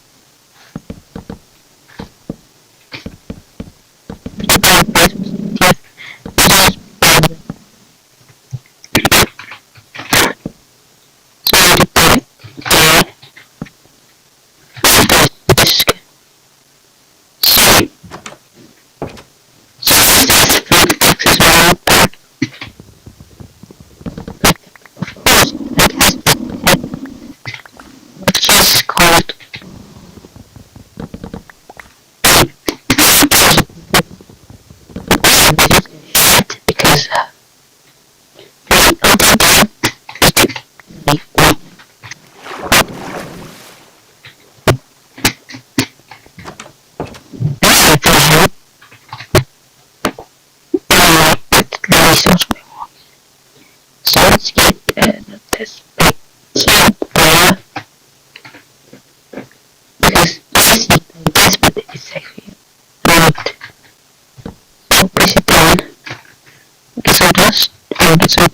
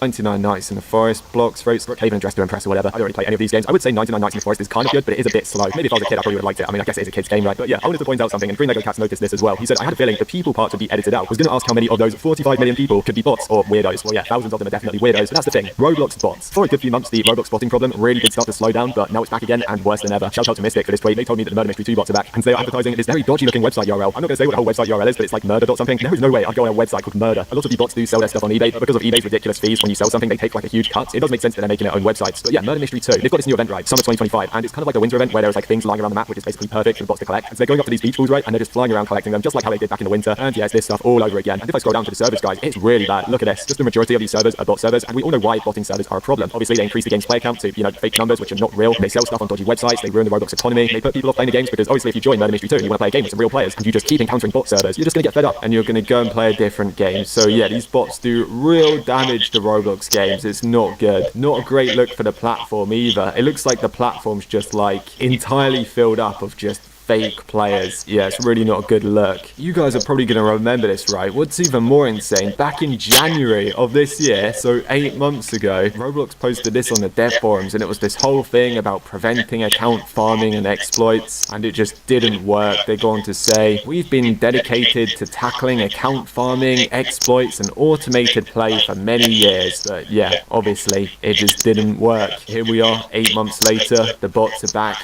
worse than ever. Actually, big games, right? Their games are just 100% botted now. I can actually show you guys. Yeah, I was talking about this in my big games video. So Pet Simulator 99, you go to the servers, look, you can rarely find a real player. Look, there's one there. If you go on the next page, there's just barely any real players. Look at that. These real players must be so confused. Like, why are they joining these games? And there's all these random NPCs which are just farming coins. And obviously this hit big games so hard because they weren't getting premium payouts from the bots. And obviously Roblox is just like discontinuing premium payouts anyway. They were getting like thousands of players online, 13,000 people playing. They just weren't making anything from it, so they just gave up and moved on. Long story short, right, Roblox is just cooked. They've got the predator issue, they've got the botting issue. Devs just don't really make much money anymore. Yeah, do you remember the creator rewards thing? I was complaining because I was barely making any money from it. I was saying in October I'm gonna miss my star code, and this basically removes premium payouts. I don't think people are really making any money from the bots anyway, but seeing as this has dropped, they can't be making anything at all. Yeah, that was it. Active spenders. Roblox users who have spent at least $9.99 on Roblox in the last 60 days, and then you get 5 Robux from it. What a piss take, man. Yeah, this person was saying just what a massive downgrade. I was thinking about making a Roblox game, but just seeing all these issues like bots, scrapping premium payouts, it just makes it so hard to like profit these days, and it's just selling like constant game passes.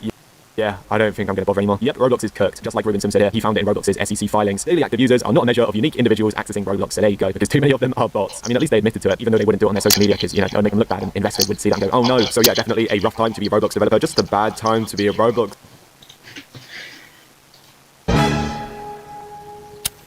Peter, what are you doing? Ash? What? Ash crack? What the fuck? Peter, what the fuck? This isn't exactly a good substitute. Where'd you get crack? Look, doing crack is not the way to stop drinking. You need to get to the heart of why. Peter, what are you doing?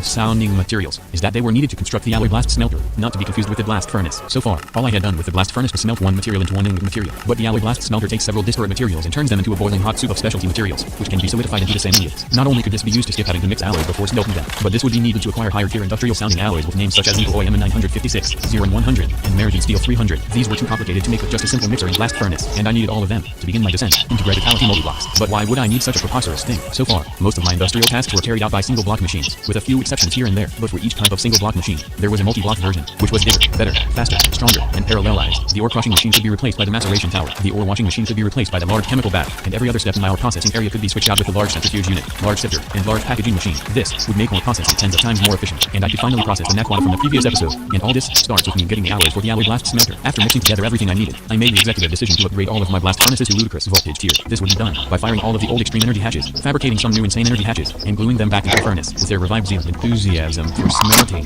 The furnaces then proceeded to nearly instantaneously smelt everything I needed. Now that the alloys were smelted, it was time to make the smelter from the alloys. The first components to craft were the heat-proof blast smelting casings, made from HSLA steel, titanium carbide, and tungsten carbide. The heat vents, from tantalum carbide and titanium and molybdenum disilicide. The high-speed steel type G coils, from the metal that is referred to in its name, plus some tungsten steel and tungsten. And finally, the blast smelter controller itself, made from some insane voltage machinery. Now it was time to birth the entire blast smelter into our plane of existence. The smelter shall be put in the smelting quadrant of the resource processing floor, on this new insane voltage power grid. After plugging in the smelter using two energy hatches, it was time to have a major major realization that I also needed a vacuum freezer to solidify all of the molten outputs made by the smelter, so I did a quick detour to transform several tins of spare aluminum into vacuum freezer parts, which I then summoned next to the blast smelter. Theoretically, this should work. Now it was time to test if it actually worked. The first test shell commenced, with my attempt at synthesizing the 0 and 100 superalloy from iron, nickel, tungsten, niobium, and cobalt. This attempt was met by the blast smelter undergoing a nuclear brightness change, which meant that it was working. After about a minute or 2 minutes, molten zerin is created, which is pumped into the vacuum freezer, which contains an ingot mold, to create the solid zerin ingot. This was the outer material for 20% of the maceration power, but I was slowly getting there. According to my calculations, since we needed 2 maceration towers for ore processing, and since we need this amount of blue casings per tower, and since each blue casing consumes 6 zerin, we would need a few hundred zerin ingots. But this was no problem. I already had infinite tungsten from endstone anyways. The main concern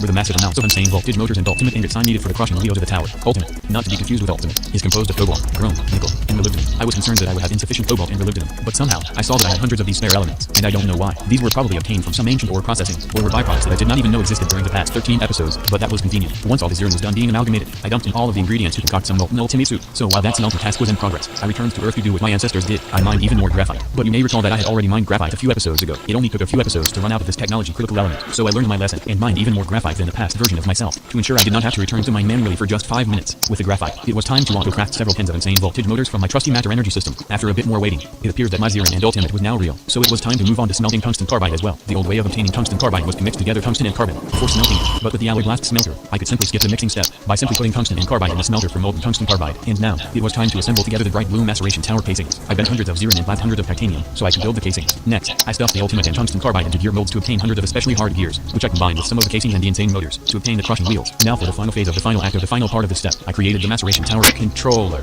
which is simply an insane voltage gear macerator with a few extraneous side items slapped on top of it. This was followed by 5 seconds of joy, and then I was pulled back to reality. The more I dug myself deeper into this ore processing rabbit hole, the more I realized that I was not prepared. The expenses of this project were getting out of hand in foot and head and body mounts. Every graduality multiblock is similar in one way. They needed parallelization hatches. But what does this even mean? The parallelization hatches allow the machines to run multiple processes at once, with higher tiers allowing for even more multitasking, all the way up to processing 256 items simultaneously. But for now, we could only afford the first tier, which was already ridiculously expensive. It consumed ludicrous tier circuits and insane voltage sensory equipment, which needed iridium. I already obtained those iridium ores from the tier 4 multiversal colonization in the previous episode, but I had made an agreement with myself to only process these ores once I had the upgraded ore processor to extract as many materials as impossibly possible, since these ores were extremely expensive. So for now, our only source of iridium was still sheldonite, which I had to mine extensively in the end. While this nightmarish contraption was extracting iridium from sheldonite, I would work on making the next small